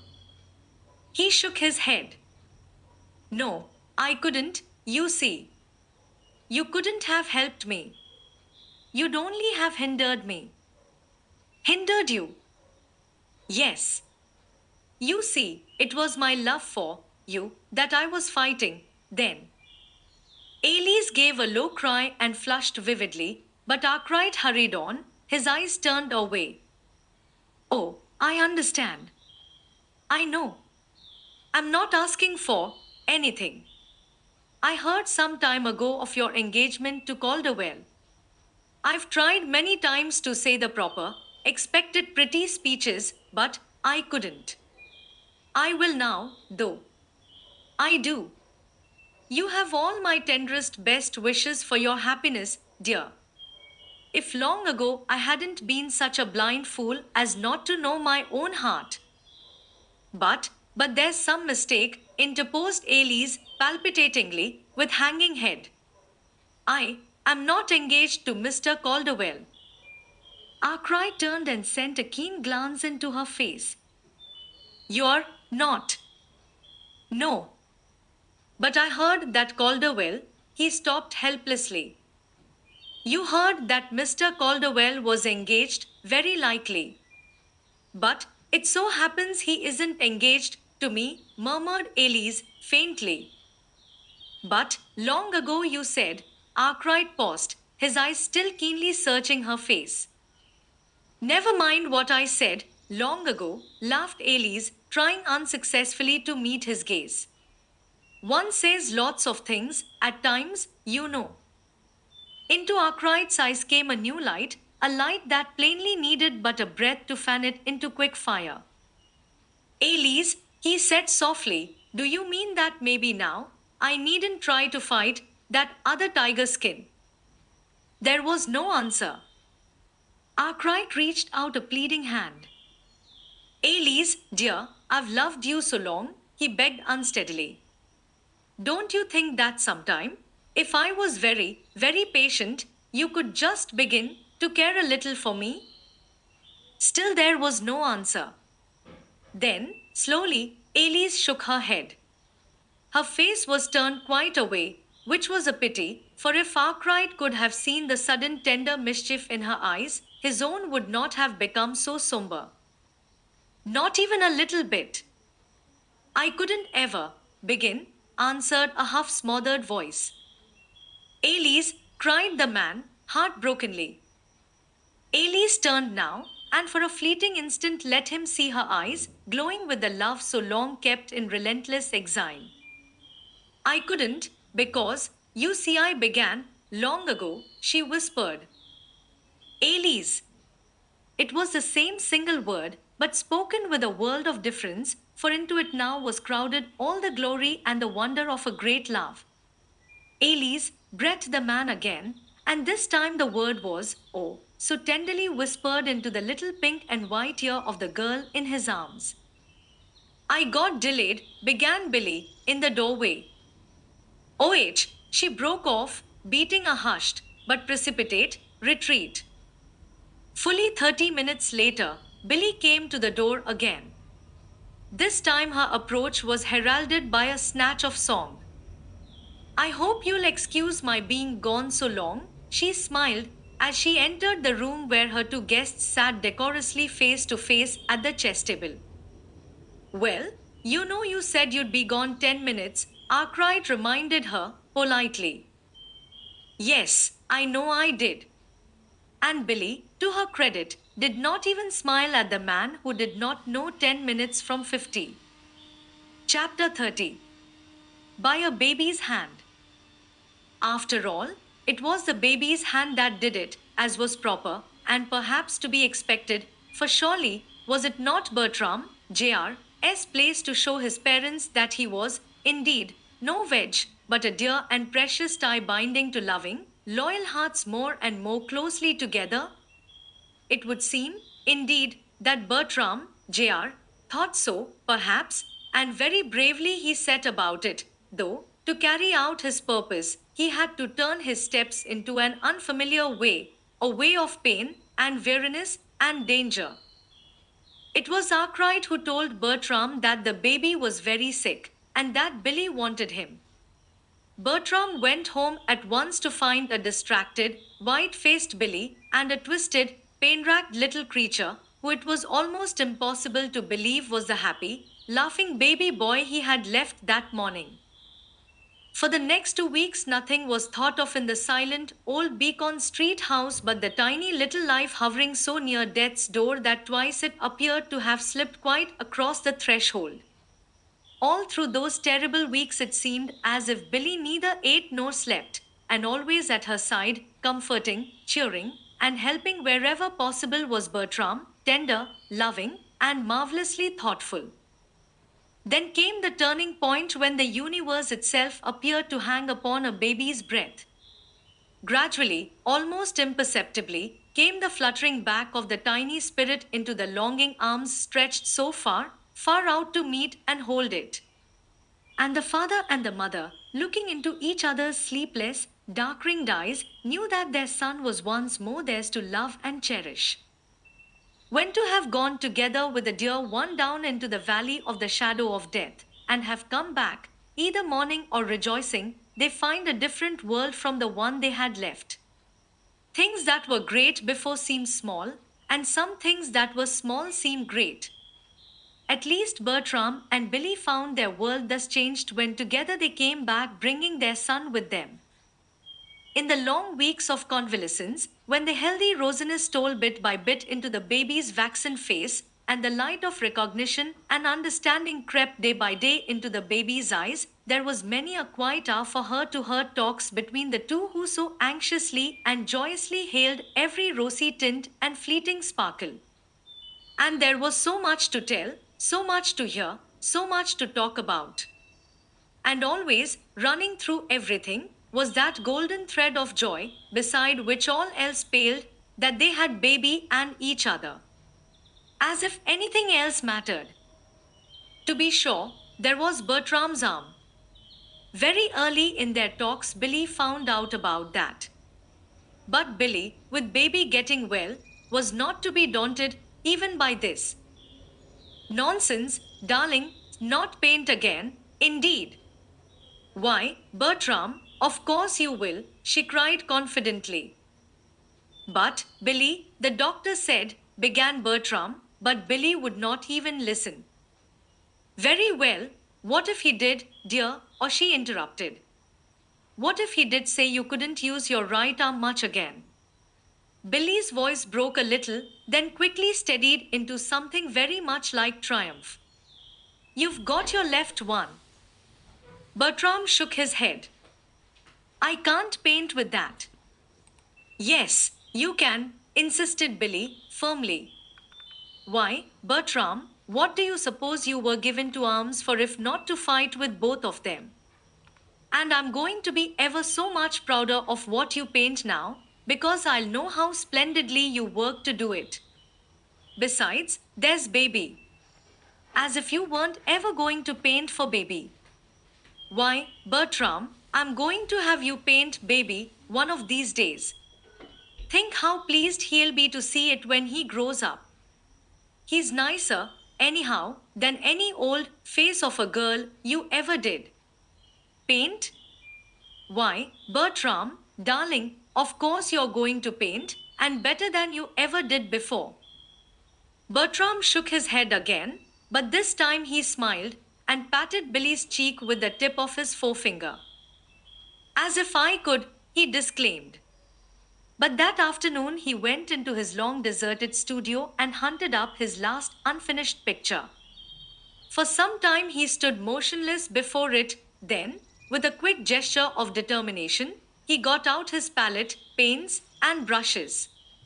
This time, not until he had painted 10, a dozen, a score of strokes, did he drop his brush with a sigh and carefully erase the fresh paint on the canvas. The next day he worked longer, and this time he allowed a little, a very little, of what he had done to remain. The third day, Billy herself found him at his easel. I wonder, do you suppose I could? He asked fearfully.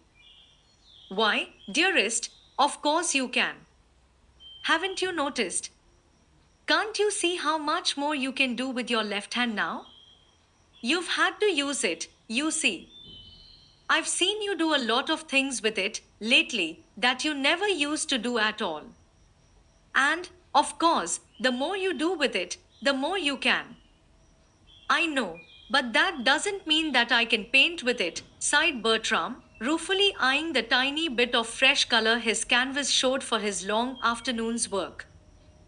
You wait and see, nodded Billy, with so overwhelming a cheery confidence that Bertram, looking into her glowing face, was conscious of a curious throb of exultation, almost as if already the victory were his. But it was not always of Bertram's broken arm, nor even of his work that they talked. Bertram, hanging over the baby's crib to assure himself that the rosiness and the sparkle were really growing more apparent every day, used to wonder sometimes how ever in the world he could have been jealous of his son. He said as much one day to Billy. To Billy, it was a most astounding idea. You mean you were actually jealous of your own baby? She gasped. Why, Bertram, how could? And was that why you sought distraction and, oh, but, Bertram, that was all my fault, she quivered remorsefully. I wouldn't play, nor sing, nor go to walk, nor anything, and I wore horrid frowsy wrappers all the time, and. Oh, come, come, Billy, expostulated the man. I'm not going to have you talk like that about my wife. But I did, the book said I did, wailed Billy. The book? Good heavens! Are there any books in this, too? Demanded Bertram. Yes, the same one, the talks to young wives, nodded Billy. And then, because some things had grown small to them, and some others great, they both laughed happily. But even this was not quite all, for one evening, very shyly, Billy brought out the chessboard. Of course, I can't play well, she faltered, and maybe you don't want to play with me at all. But Bertram, when he found out why she had learned, was very sure he did want very much to play with her. Billy did not beat, of course, but she did several times experience, for a few blissful minutes, the pleasure of seeing Bertram sit motionless, studying the board because of a move she had made. And though, in the end, her king was ignominiously trapped with not an unguarded square upon which to set his poor distracted foot, the memory of those blissful minutes when she had made Bertram stare more than paid for the final checkmate. By the middle of June, the baby was well enough to be taken to the beach, and Bertram was so fortunate as to secure the same house they had occupied before. Once again, William went down in Maine for his fishing trip, and the strata was closed. In the beach house, Bertram was painting industriously with his left hand. Almost he was beginning to feel Billy's enthusiasm. Almost he was believing that he was doing good work. It was not the face of a girl now. It was the face of a baby, smiling, laughing, even crying, sometimes, at other times just gazing straight into your eyes with adorable soberness. Bertram still went into Boston twice a week for treatment, though the treatment itself had changed. The great surgeon had sent him to still another specialist. There's a chance, though perhaps a small one, he had said. I'd like you to try it, anyway. As the summer advanced, Bertram thought sometimes that he could see a slight improvement in his injured arm, but he tried not to think too much about this. He had thought the same thing before, only to be disappointed in the end. Besides, he was undeniably interested just now in seeing if he could paint with his left hand. Billy was so sure, and she had said that she would be prouder than ever of him if he could, and he would like to make Billy proud. Then, too, there was the baby. He had no idea a baby could be so interesting to paint. He was not sure but that he was going to like to paint babies even better than he had liked to paint his face of a girl that had brought him his first fame. In September, the family returned to the strata. The move was made a little earlier this year on account of Ailey's Greggy's wedding. Ailey's was to be married in the pretty living room at the annex, just where Billy herself had been married a few short years before, and Billy had great plans for the wedding, not all of which she was able to carry out, for Ailey's, like Murray before her, had very strong objections to being placed under too great obligations. And you see, really, anyway, she told Billy, I owe the whole thing to you, to begin with, even my husband. Nonsense. Of course you don't, disputed Billy. But I do. If it hadn't been for you, I should never have found him again, and of course I shouldn't have had this dear little home to be married in. And I never could have left mother if she hadn't had Aunt Hannah and the annex, which means you. And if I hadn't found Mr. Arkwright, I might never have known how I could go back to my old home, as I am going on my honeymoon trip, and just know that every one of my old friends who shakes hands with me isn't pitying me now, because I'm my father's daughter. And that means you, for you see, I never would have known that my father's name was cleared if it hadn't been for you.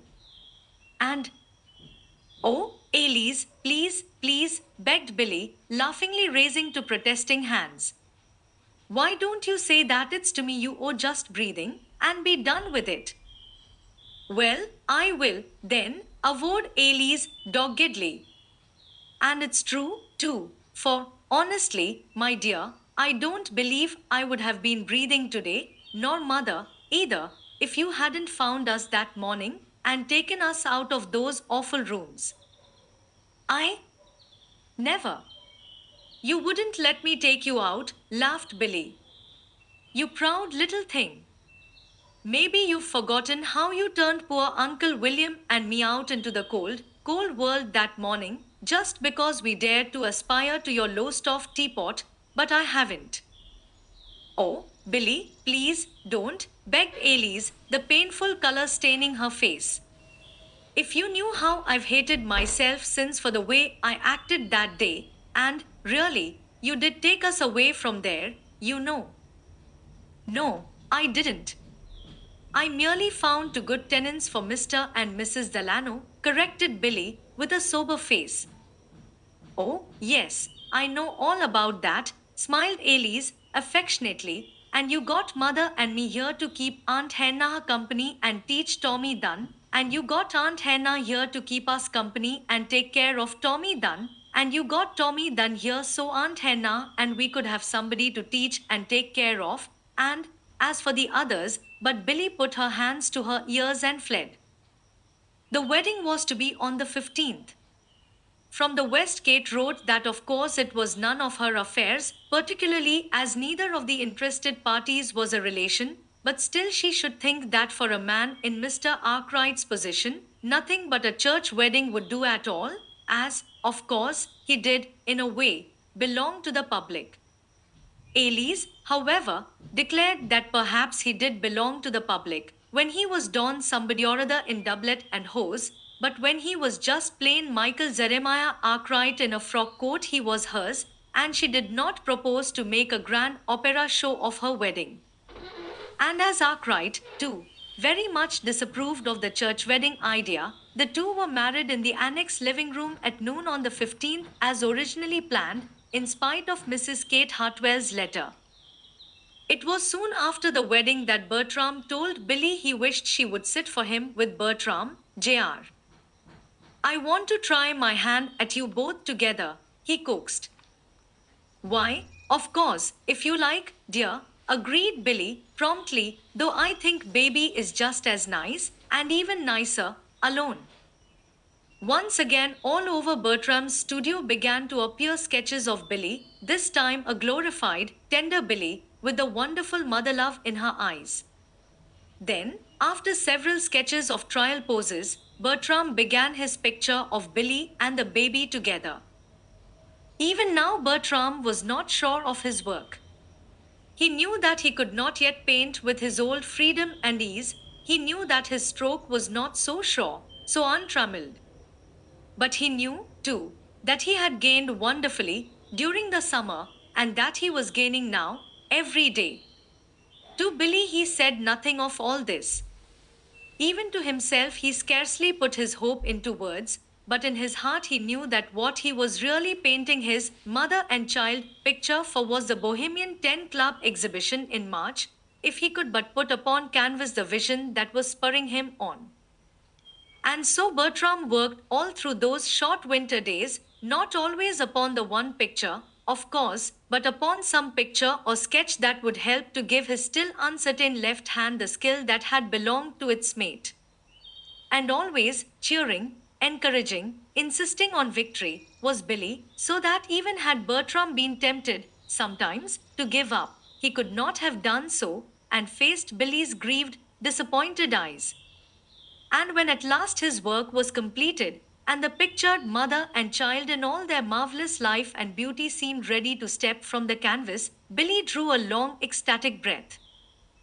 Oh, Bertram, it is the best work you have ever done. Billy was looking at the baby. Always she had ignored herself as part of the picture. And won't it be fine for the exhibition?